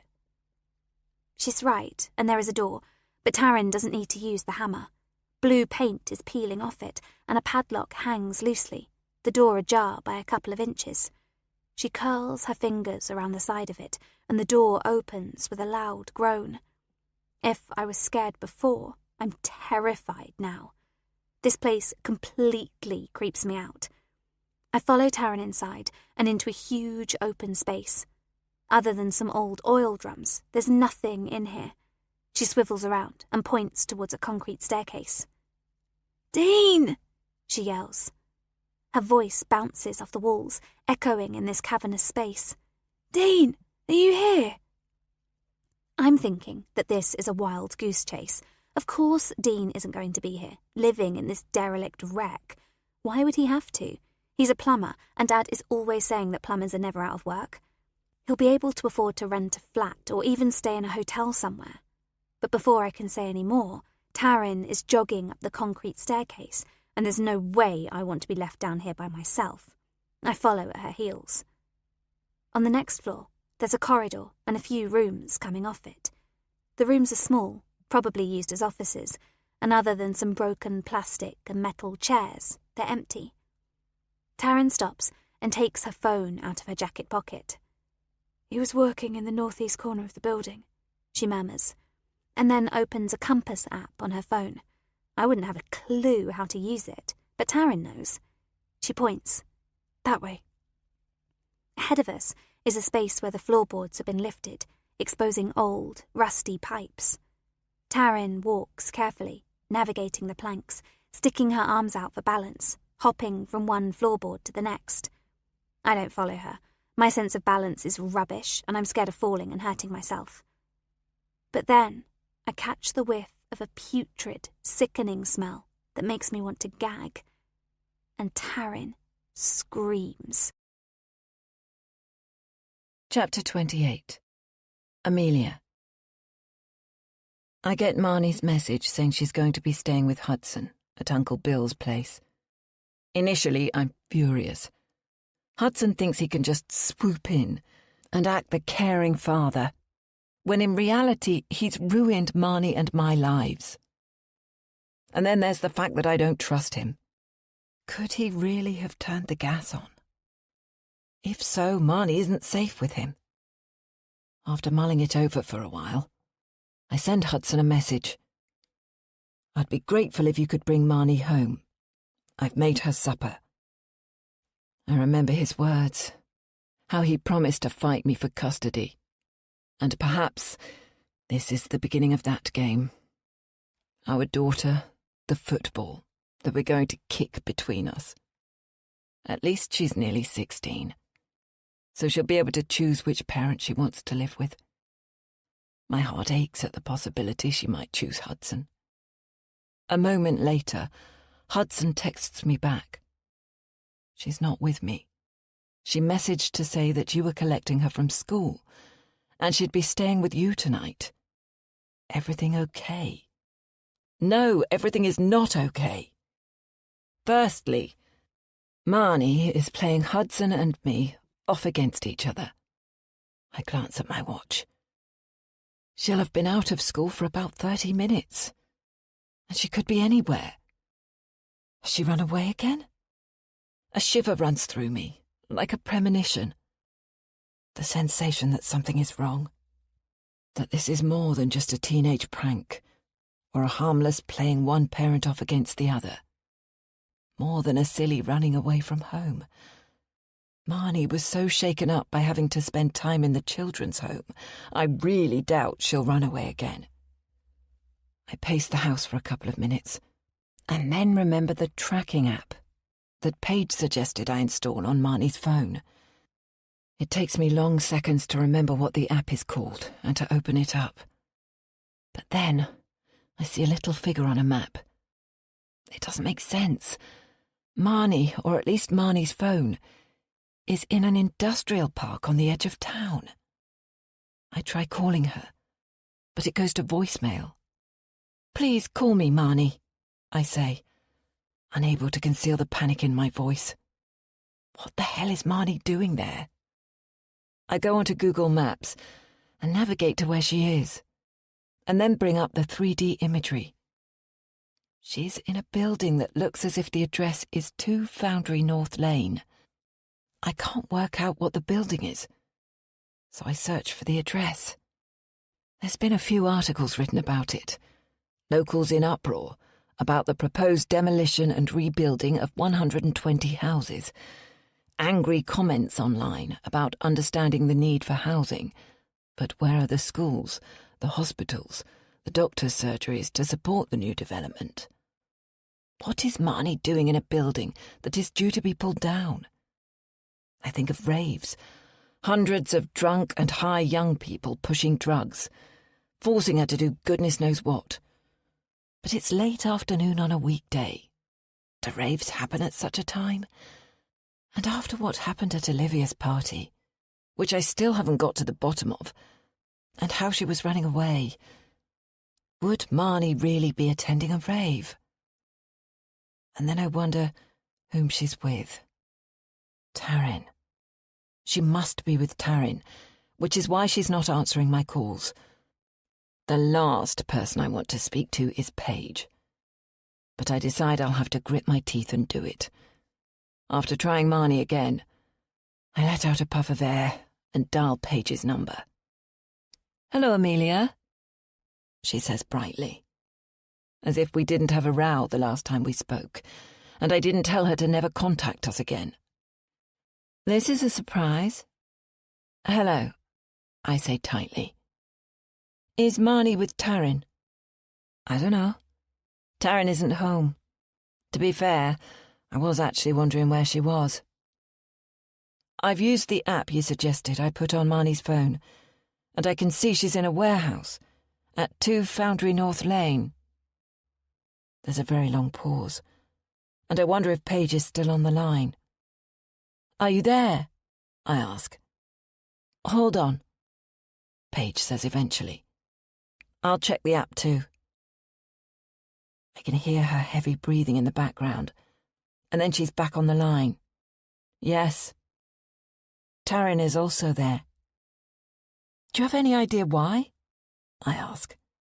"Could it be the venue for a rave? Or an illegal party?" Paige snorts. "Taryn doesn't go to things like that. Can't even get the little madam to have a glass of wine." I'm a bit taken aback by the bitterness in Paige's voice. "I'm going to head over there now," I say. "I'll go too.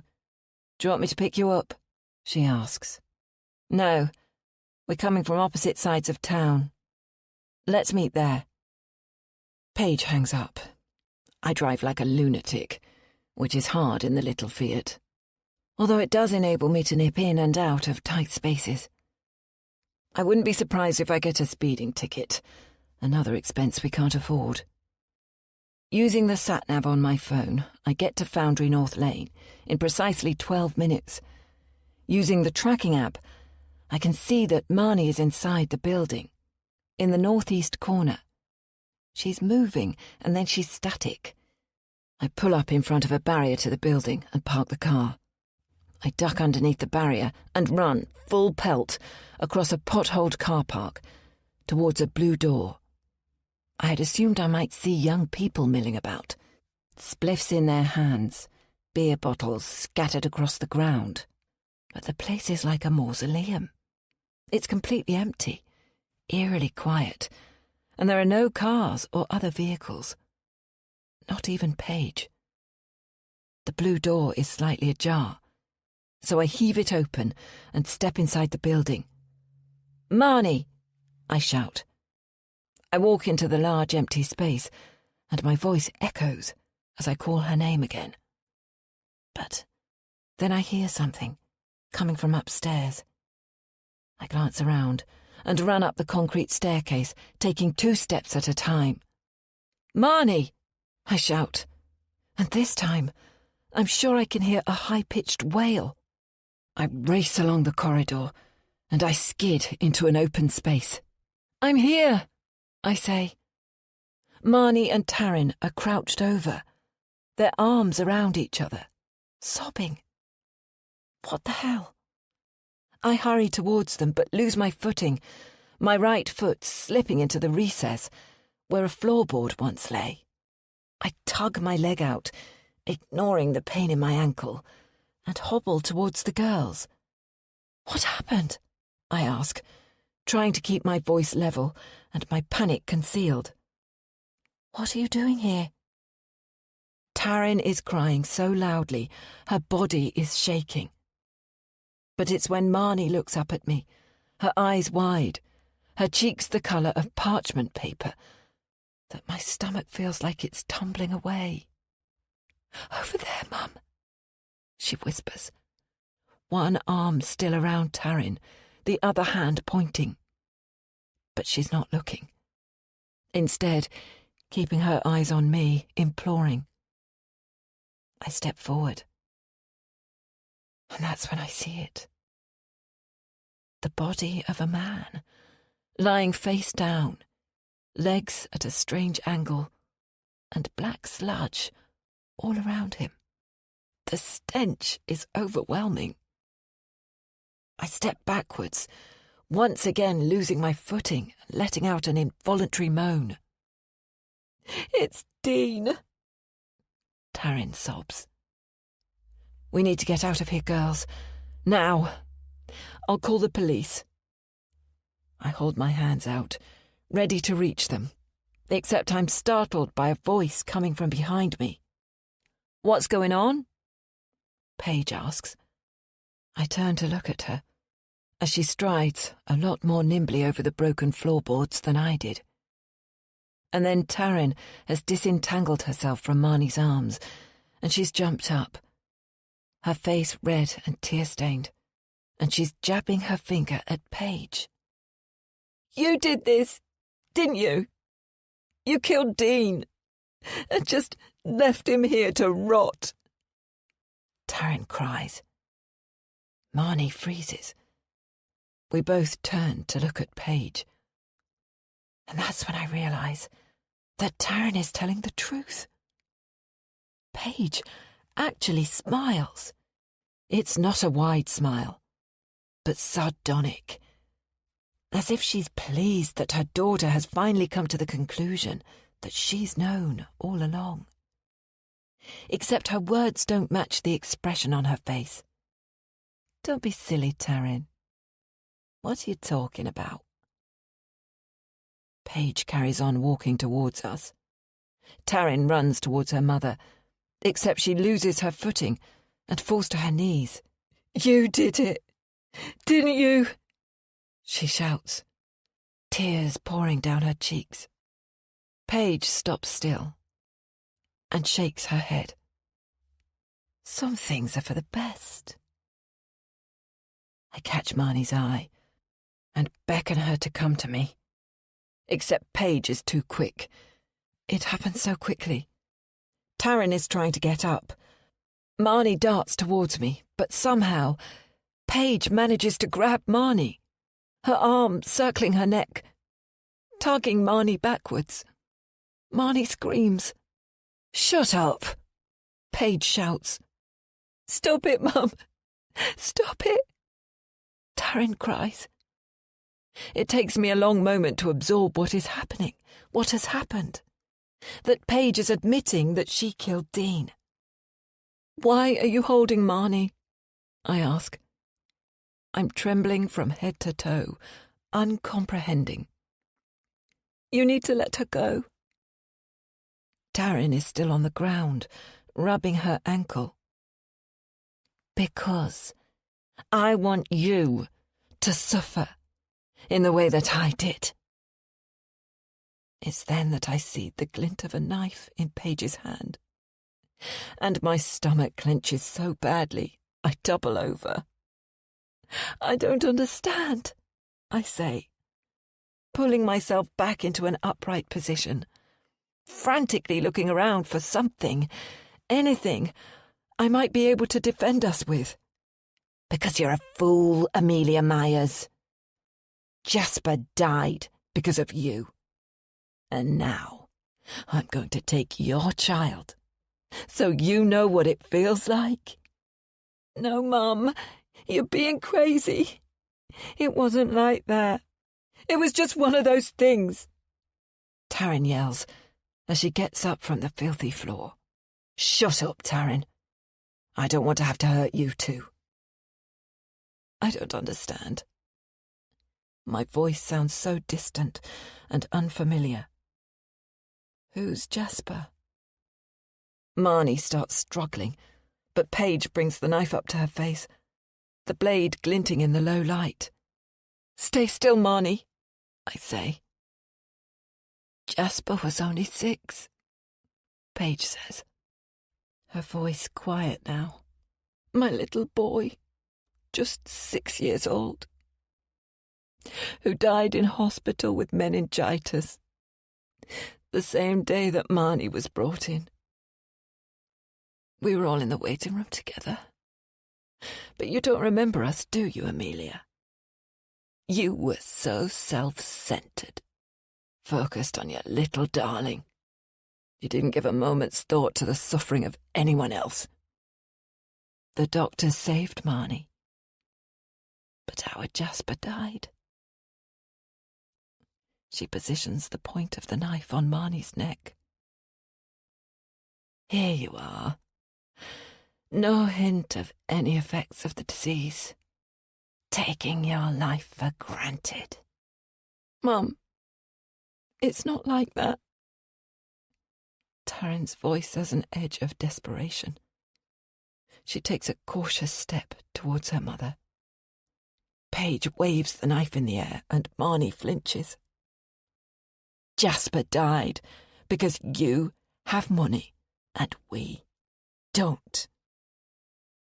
Hudson was all indignant, boasting how you had private health insurance, demanding that Marnie be treated right away, that she get the very best medicines the hospital had to offer. If they hadn't put all their resources into saving Marnie's life, then my beautiful boy would be alive today. Taryn is moving towards Paige and Marnie now, wobbling slightly, the palms of her hands straight out in front of her. Come on, Mum. That's not true. You didn't take Jasper to the hospital soon enough. If you'd acted faster, when we knew he had a high temperature and that rash started to show, he might have survived. No, Paige yells. Her eyes are flashing, and there's spittle at the edges of her lips. Shut the fuck up, Taryn. Please, Paige, I say.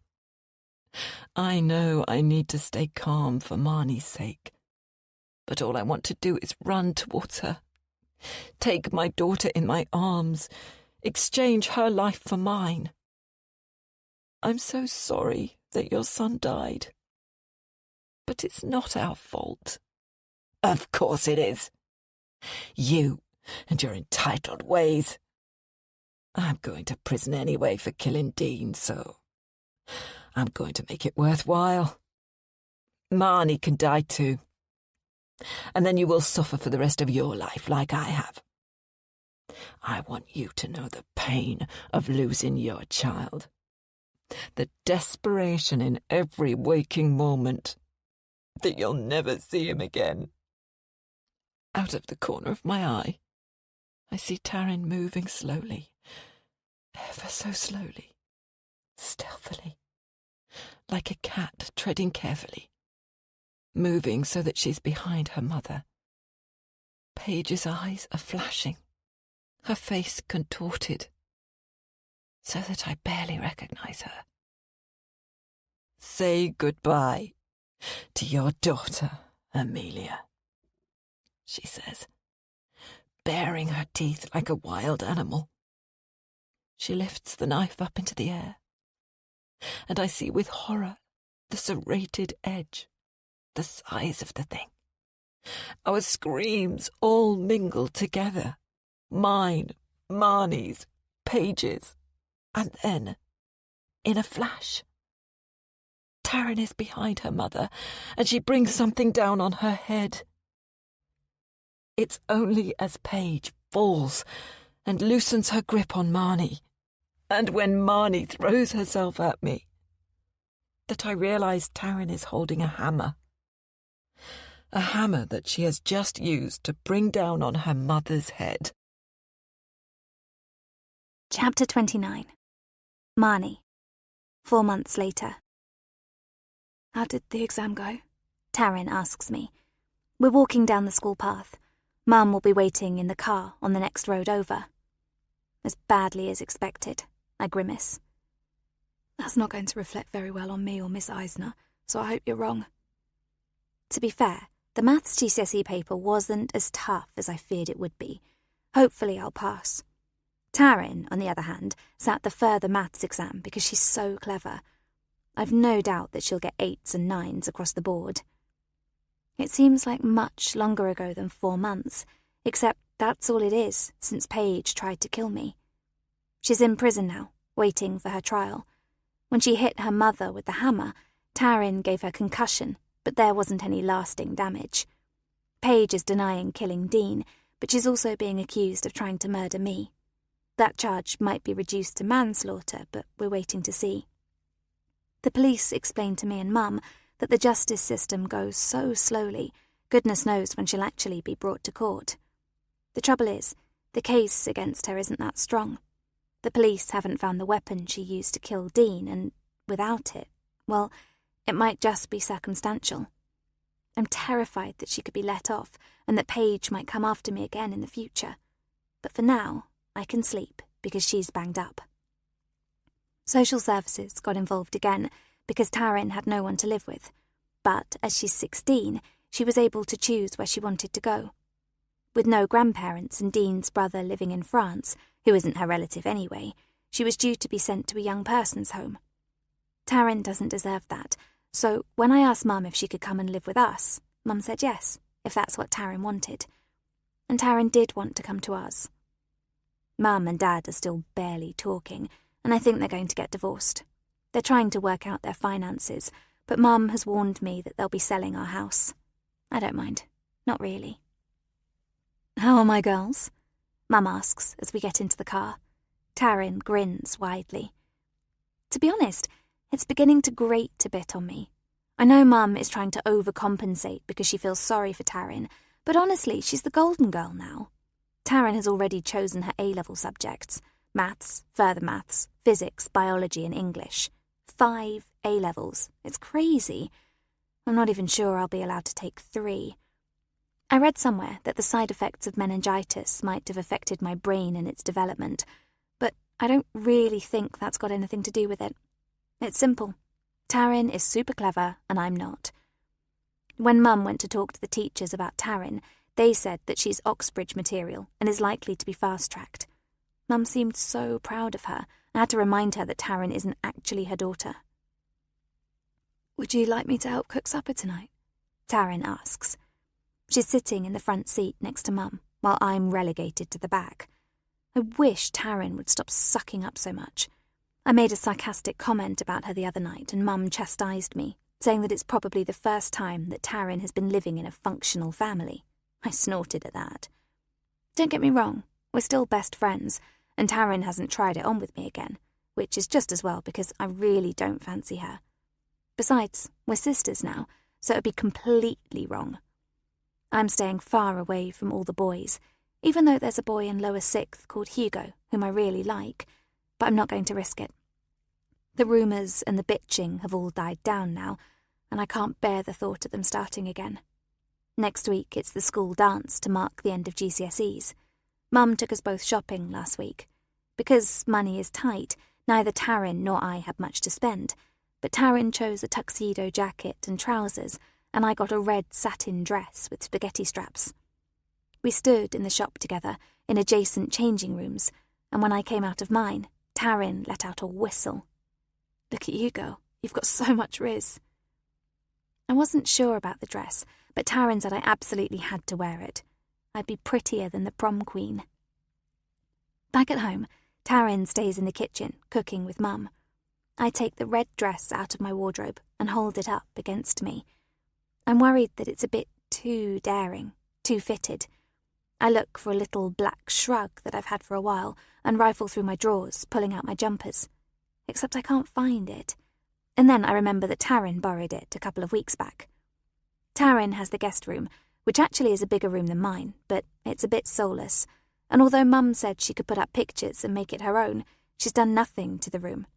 She hasn't even got a photo of Dean or her little brother, Jasper, which I think is a bit weird, but I daren't say anything to her, because what do I know about grief? I wander into her room, which is immaculately tidy, unlike my bedroom, which is a permanent tip, despite Mum's nagging. The duvet is pulled up over the pillow and smoothed out like in a hotel.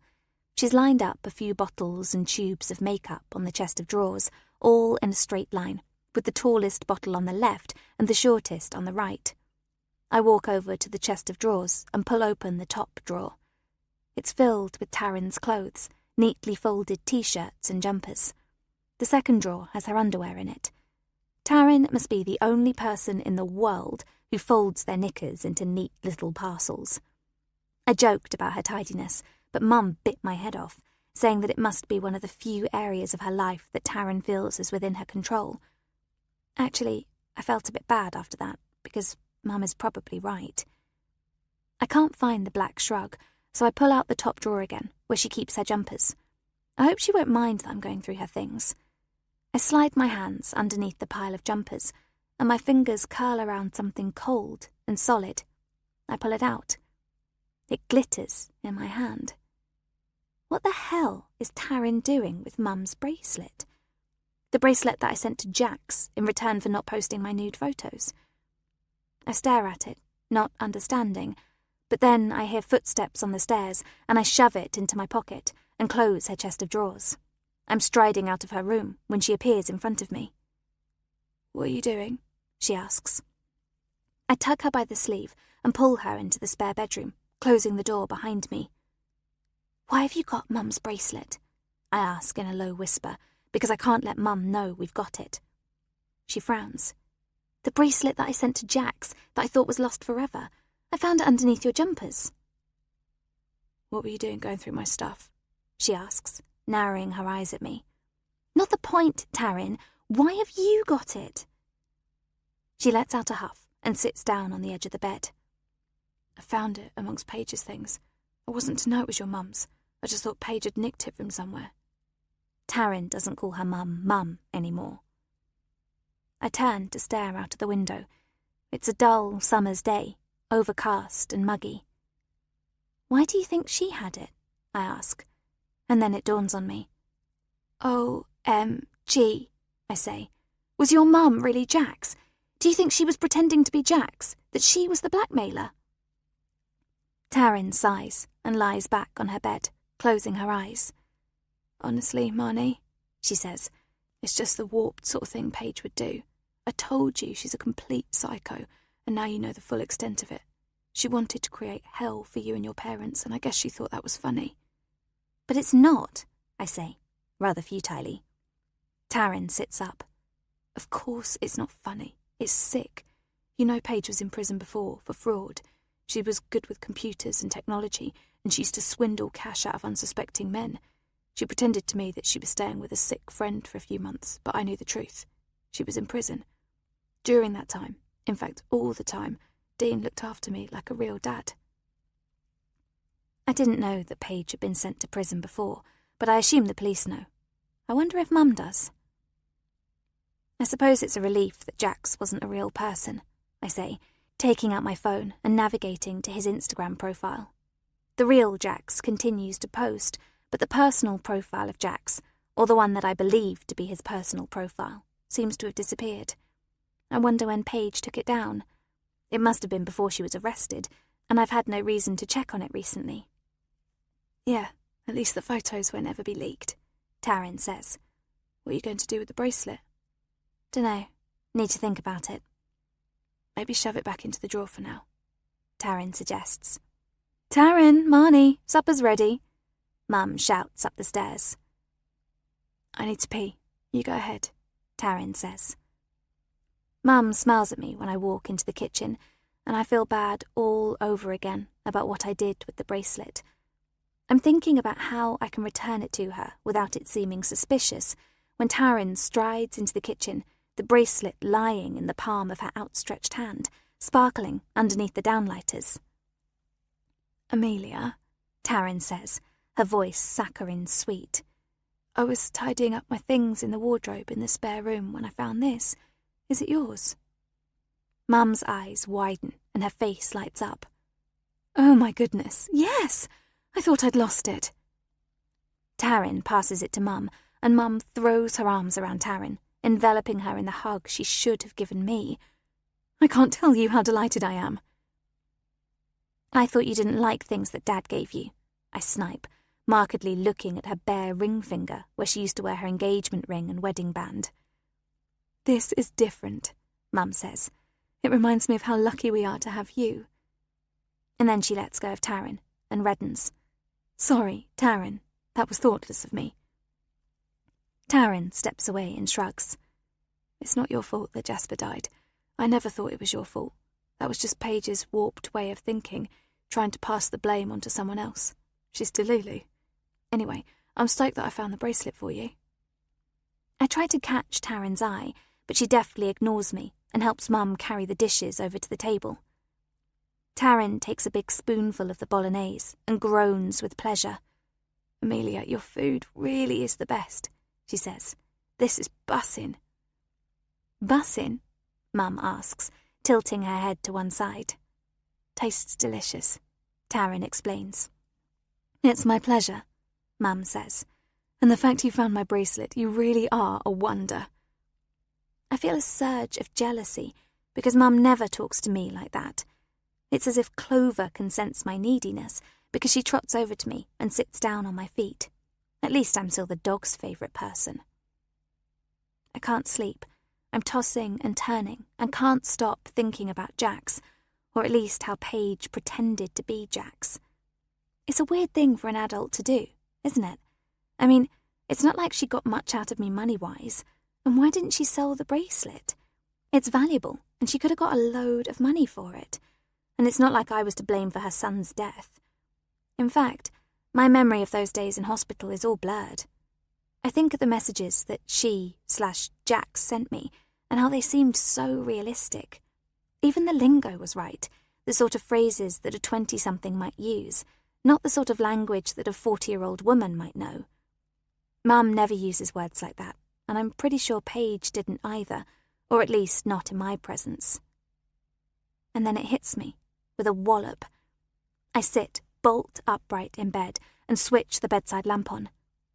This evening, at supper, Taryn used the word bussin', and Mum didn't know what it meant. And Taryn uses words like riz and stoked and delulu, all the urban slang that Jax used in his messages. They're not words that Paige or Mum would use, let alone know. I bash my knuckle into the side of my head as the thought takes hold. Could Taryn have been the blackmailer and not her mother? I don't understand why, but it makes more sense, and it would explain why she had Mum's bracelet. My mind is racing now. Taryn is in the next door room. I could ask her, except I doubt she'd tell me the truth. Taryn is clever, and she'll twist my words, make it look somehow as if I'm the crazy one. I wonder if I can get hold of her phone, see if she's got anything incriminating on it. I swing my feet out of bed, tiptoe to the door, and open it. It's dark in the house, and I feel a kernel of nerves, a bit like the horrible sensation in my stomach when the house got gassed. Using my phone as a torch, I step into the corridor and hesitate outside her room. I can see a line under the door, and it's black. Not surprising, since it's about 2 o'clock in the morning. With my heart in my mouth, I turn the door handle to the spare room. It opens easily, without making a sound. I wait for a long moment in the doorway, to be sure that Taryn is asleep. Then I shine my phone towards the bed. Fortunately, she's buried under the duvet, facing away from me, a motionless bundle under the bedcovers. I tiptoe into the room, silently praying that she'll stay asleep. I can see her phone on the bedside table, the screen facing downwards. I grab it. Taryn turns over in bed, making a quiet groan as she does so. And I freeze, turning off the light on my phone. But then she settles, and her breathing becomes steady and slow again. I tiptoe back out of the room, close the door, and hurry back to my bedroom. I sink onto my bed with a feeling of great relief, her phone and mine on my lap. The next issue I have is working out how to get into Taryn's phone. I've seen her plug in her PIN time and time again, except I've never taken any notice. Why would I? It's not like I thought she was hiding anything from me. The only thing I know is that the first digit is a 2. I lean my head back against the headboard and think. Taryn's too street smart to use an obvious code, such as her birthday. Besides, it doesn't start with a 2. There's a girl that Taryn fancies in our year. They're called Robin, and they use the they pronoun. I know that Taryn has been plucking up the courage to ask her out, and I'm hopeful that they'll get together at the school dance. I go onto Robin's socials and search for her birthday. It's the 18th of October. I put in her birth date, but that doesn't work. What else? Jasper, her dead brother. A 6-year-old was hardly going to be on social media. I scour Taryn's socials, going right back to a few years ago, but there is literally nothing about her brother. I tried to recall that horrendous day when I was taken to hospital. It was Clover's birthday, and we'd invited a few friends over, telling them to bring their dogs too. Except the party never happened. I woke up and collapsed at the side of the bed. Mum and Dad rushed me to hospital, and I felt so sick I thought I was dying. It was the 2nd of March, Clover's birthday. Poor little Jasper was sick too that day, but he didn't make it. Could 2nd of March be Taryn's PIN? My fingers tremble as I plug the date into Taryn's phone. I'm in. It's a bit sick in the head using the date of your brother's death as a PIN, isn't it? I stare at Taryn's screen, all the apps that are there ready for me to explore. The first thing I do is go onto Instagram, but the only account I find is Taryn's. Of course it is. If she has a fake Instagram account, it'll be connected to another phone, another mobile number. I come out of it and navigate to her photos. The first few are of Robin, taken at a distance, obviously without her knowing. That's creepy. But there are a couple of me, including one of me wearing the red evening dress. I navigate back a bit further, and the phone slips through my fingers onto the duvet. My breath is coming fast now as I pick it up again. There are all my naked photos, all the photos I sent to Jax of me in the mirror, posing, exposing. So humiliating. I let out a little whimper. Why would Taryn have my photos? Jax must have been her. She must have been Jax. And I guess she used a burner phone to set up the account and send me all of those horrible messages. I feel tears prick my eyes as I try to work out what she was playing at. I come out of pictures and go into her notes. She's really organised, with lots of different folders. They're labelled School, Mum, JX, T, Uni Applications. JX. It must be Jax. I swallow hard before I click on the folder, and there it all is. Copies of the messages that she sent me, all dated. Oh God, I thought Taryn was my friend, my best friend. Except friends don't do that. They don't pretend to be a stranger and blackmail each other. I can't stop myself from crying now because I just don't understand. I wonder if it's because Taryn fancied me and I didn't reciprocate, except even that doesn't make sense. I look through the rest of her notes, but there's nothing of interest there. So I come out of notes and look through her other apps. There's one called My Diary. I feel completely sick when I click on it. So this is what Taryn does when she's forever typing into her phone, her fingers and thumbs moving at lightning speed. Every day she's written what she's done that day along with her thoughts. I go back several months, and my eye is caught by a diary entry that is so much longer than most of the others. My chest feels tight as I read. So it worked. My plan actually worked. Dean was a nice enough person, mainly because he was so weak. He let me do anything I wanted, unlike Mum, who creates the biggest fuss over the smallest stuff. So why the fuck did he want to ruin everything? They were so stupid, talking about their plans for the future when I could hear what they were saying. Did they ever stop and think for one tiny second how I might feel about it? No, because they're so fucking self-centred. No one ever thinks about me. What the hell was Dean thinking, suggesting we move to the north of Scotland? I mean, our lives are here in the south. School is here. Robin is here. OMG, that girl has so much riz. Everything is here. Maybe I wouldn't feel so bad if I hadn't overheard Dean asking Mum to stop taking the pill. How could he think that he could replace Jasper just like that with another baby? You can't replace a person. Your own freaking son, for God's sake. That just killed me. Completely killed me. And then there was his reaction to me telling him I'm gay. He acted like he was repulsed, almost like he was glad I'm not his real daughter. The thing is, I didn't mean for it to happen because I'm not psycho like Mum. I left it until today, the day before the wedding. I sneaked out of school at lunchtime and told them I had a dentist's appointment. No one suspects the good girl, do they? Anyway, I knew where Dean was working because he leaves his work diary and stuff lying around. I meant to tell him that I wasn't going to move up north with them, that their plans weren't fair. I knew Dean would listen to me when Mum would just tell me where to stuff it. What I wasn't expecting was for Mum to be there. That was quite the surprise. I stood just behind the door and listened to everything she said, and then I couldn't believe it when she hit him over the head with a piece of pipe. Well, actually I could believe it because Mum's a psycho. Then she left. She just left. I wasn't sure what to do at first. I hurried over to check up on Dean. He still had a pulse, was still breathing. I could have called an ambulance or helped him, and I so nearly did. But then I realised, if Dean died and his body was discovered at a later date, Mum would be the prime suspect, and she'd be banged up in jail and I would inherit their money and be able to live the life I actually want to live. Maybe I'd go live in Marnie's fancy house, perhaps get rid of her too and become Amelia's daughter. Maybe I'd just live alone. The more I thought about it, the more it made sense. I'd finish off what Mum started and no one would be any the wiser. I left the piece of pipe that Mum used and found another piece.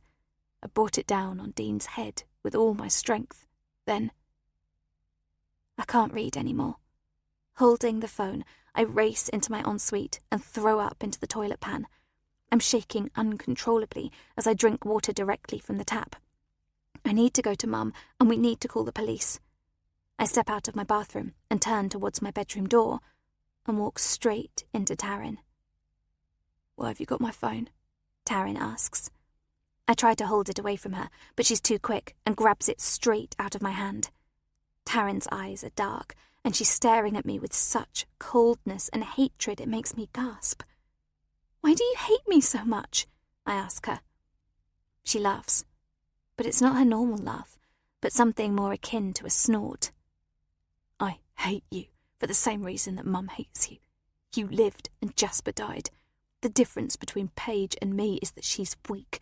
She should have just burned your house down and everyone in it, not turn the gas on and hope for the best." I stare at Taryn, trying to absorb what she's saying. "Is that what you intend to do?" I ask, my voice sounding croaky and strange. "Maybe," Taryn says. "Why haven't you done it yet?" I ask. "You've had plenty of opportunity." She sneers. "I'm not my mum. I don't do things on the spur of the moment and fuck up. Look where that got her." "But I read your diary.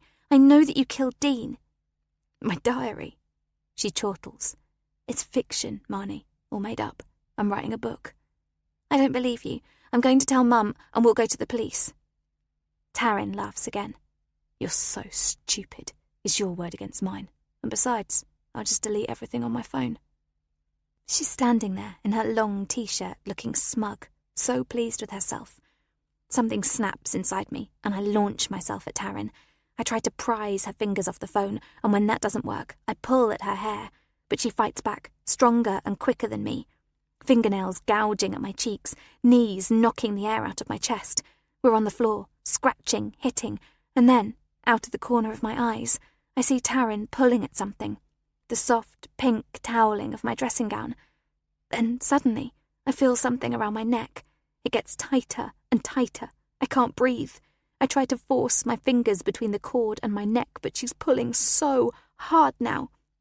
The pain is horrendous, the breath leaving my body. I sense my mind shutting down, and the bedroom fades into black.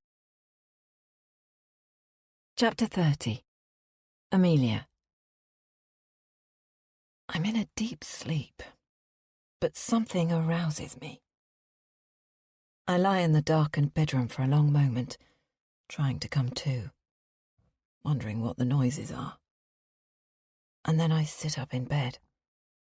There's banging and screeches. And before I know it, I'm out of bed, the light on, and racing out of my bedroom down the corridor. The noises are coming from Marnie's room, and terrible images of a stranger dressed all in black, attacking, or even worse, raping, Marnie and Taryn, flood my brain. I rush into Marnie's room, and to my confusion, see Marnie and Taryn. Marnie is on the ground. Taryn is kneeling up. The cord of Marnie's dressing gown around Marnie's neck, and Taryn's pulling, tugging. "Stop!" I shout. Taryn releases the cord and immediately jumps up. She's sobbing as she speaks. "Marnie tried to kill me. She took my phone and then she attacked me. She actually said she was going to kill me, that she hated me because you like me more than her, that I'm cleverer than her, and she's so jealous of me. Amelia, I had to stop her. I didn't want to hurt her, but she was trying to kill me." I stare at the two girls, and then I'm down on my knees, trying to get Marnie to sit up. She's coughing and choking as I rub her back. "Mum," she says. Her voice sounds hoarse and sore. "Get Taryn's phone. Everything's on there." The room falls completely silent. The two girls are both staring at me, waiting for me to do something. Two sets of imploring eyes, two differing stories.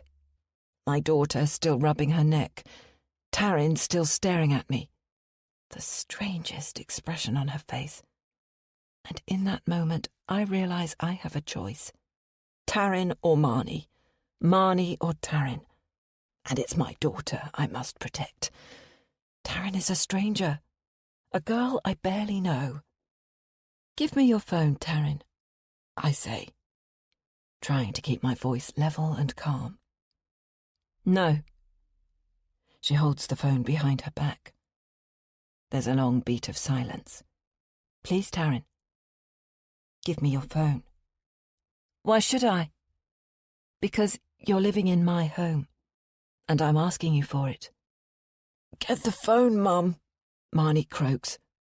My daughter is shaking with fear and shock. I glance back at Taryn. There must be something incriminating on Taryn's phone. Otherwise, why would she hide it from me? Why would Marnie be so desperate for me to see it?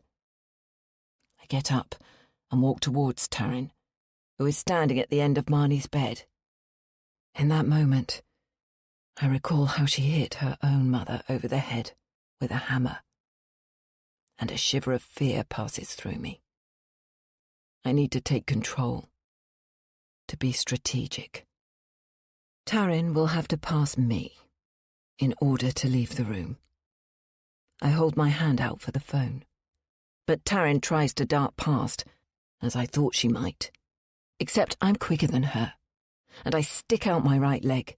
She topples over it, falling to the ground, her phone skidding out of her hand. "Stop her, Mum!" Marnie yells as she crawls across the floor and grabs the phone. I pounce on Taryn, sitting on her back. She struggles, but Marnie joins me, and together we're strong enough to pin her to the floor. "I'll sue you for assault," she shouts as she tries to wriggle free from us. "You need to read this," Marnie says, as she opens Taryn's phone. "It's not true," Taryn yells. "Marnie wrote all of that shit to incriminate me. I didn't write it. She's been jealous of me ever since I came to live with you. Haven't you noticed how she's been trying to get rid of me?" Taryn stops struggling for a moment, and there's a long beat of silence. A beat of silence in which I must decide. The decision is easy. I choose my daughter. "Give me the phone," I say to Marnie, "and stay sitting on her." Taryn tries to buck upwards, but between us, Marnie and I keep her pinned to the carpet.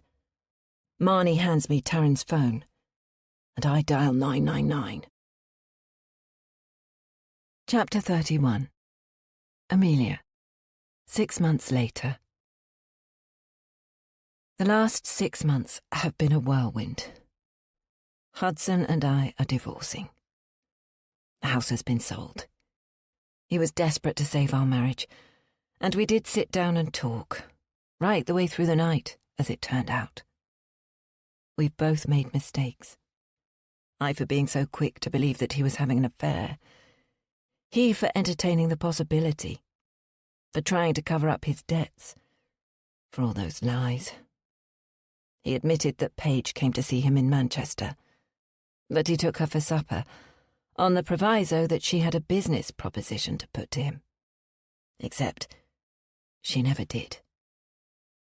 He woke up the next morning with literally no memory of what had happened that night. To begin with, I didn't believe Hudson when he said that she drugged him. I saw the photo of him naked. But the more I got to understand Paige, the more I think he's probably right. Paige left clues for me. The lipstick on the wine glass, the makeup pad in the bathroom. Taryn may claim her mother was impulsive, but she also knew how to plan. I wish I hadn't lost my savings, but what Hudson did was way worse. It was misplaced pride that stopped him from admitting how bad things had got financially. I can never forgive him for allowing the bailiffs to turn up without giving me any warning. With hindsight, I worked out that it was most likely that Paige stole the money from me, especially when I discovered that she had been convicted of fraud and served time in prison. Romy reminded me how strangely drunk I was that evening we all went out, how I got a phone call from the bank. I feel like such an idiot for never suspecting her. I'm pretty sure that Paige drugged me, and if she drugged me, then she probably drugged Hudson too. So perhaps he didn't have a fling with Paige, or perhaps the woman he was in bed with had nothing to do with Paige. I guess I'll never know for sure. I have told the police about all of this, and they promise me that they're actively trying to trace the money, scouring Paige's finances. Even if they do discover that Paige stole my money, I doubt I'll ever get it back. We will never know for sure if it was Paige who started the rumours about us abusing Marnie. I don't need surety on that. Our lives were already unravelling, and all Paige did was pull hard on the thread. At least Hudson and I are on regular speaking terms now. Marnie and I had long chats, and we decided that a new start would do us all good. I'm renting a small apartment a few streets away from Hudson in Manchester. Marnie is at sixth form college and is able to relax, away from Taryn, away from Ryan, and all the kids who made her life hell. Her GCSE grades weren't the best, but she did well enough to allow her to study A-levels in psychology and biology. She's already made new friends and has settled into our new way of life remarkably well.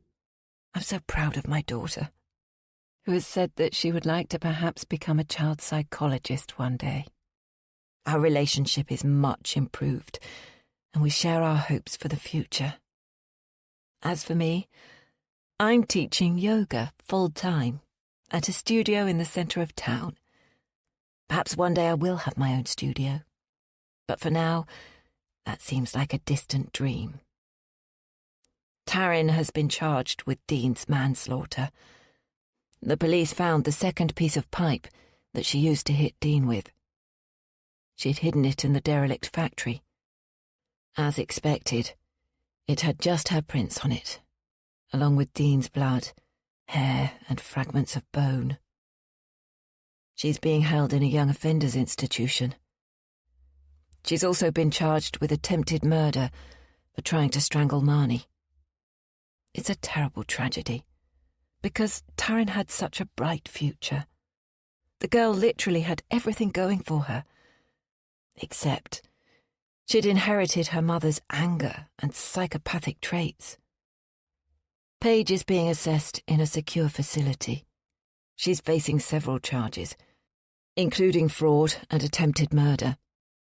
Before we put the house on the market, the police opened up an investigation into the gas leak in our home, and Paige's prints were all over the hob. Our house key that she must have taken from Marnie was found in her home. She was obviously so sure that the house would blow up that she didn't even bother to wear gloves. There's also talk about investigating the death of Paige's mother many years ago, who apparently died of emphysema, although there were also suspicious circumstances. A couple of weeks ago, I set up a fundraiser for the leading meningitis charity. I've called it In Memory of Jasper. Hudson, Marnie and I are training to run a marathon, and I've got lots of other ideas in the pipeline to raise money. I'm setting up a yogathon, and even Vanessa has promised to promote it and get her staff and clients involved. Money is already coming in online, helped, of course, by the reams of publicity and column inches over the devil duo that the press is dubbing Paige and Taryn. Marnie and I are eating breakfast when the post arrives. Normally it's bills, so the post isn't something I look forward to. However, in amongst the leaflets, advertising double glazing and orthopaedic shoes, there's a handwritten envelope addressed to me. I don't think too much of it as I tear it open, but when I remove the piece of paper and glance down at the signature, my heart feels as if it's going to leap out of my chest. It's from Taryn. Marnie looks up at me with a querulous expression. "What is it?" she asks. I've promised Marnie and Hudson that we will always tell each other the truth, that secrets will only hurt us. Except it's my job to protect my daughter, and right now I can't tell her the truth. "Just a letter from the estate agent," I say, walking out of the room and into the bathroom. I lock the door and perch on the edge of the bath. "Amelia, it's been brought to my attention that you've established a fundraiser in Jasper's name. Jasper is my brother. He was and is nothing to do with you. How dare you use his name without my or Mum's permission? You're exploiting us, and we will never forgive you for it. I can promise you one thing. When I'm free, and I will be free, sooner rather than later, by the way, I will come after you. I will come after Marnie. And I will finish off what my mother started. I hope you and Marnie are scared, because you should be. Taryn." My hand is shaking when I finish reading it. This was written by a 17-year-old young woman. It's articulate and to the point. And even though I know she can't touch me or Marnie, I'm fearful. I call DC Singh. That's the trouble with fear. Once it's touched you. When something bad has happened once, you know at a visceral level that it can happen again. Except fear is so destructive. It stops you from living your life to the full. I will never tell Marnie about Taryn's threats, because it's my job to ensure that my daughter lives her life to the full. I will hold the fear close to me forever. I will do whatever I need to, so long as I can set my daughter free. This recording of You Can Trust Me was presented by Dreamscape Media, LLC. Narrated by Hannah Curtis and Harry Dobby. Published by arrangement with Incubator Books. Copyright 2025 by Miranda Reichs. Recording copyright 2025 by Dreamscape Media LLC. Thank you for listening. Please check dreamscapepublishing.com for Dreamscape's latest releases.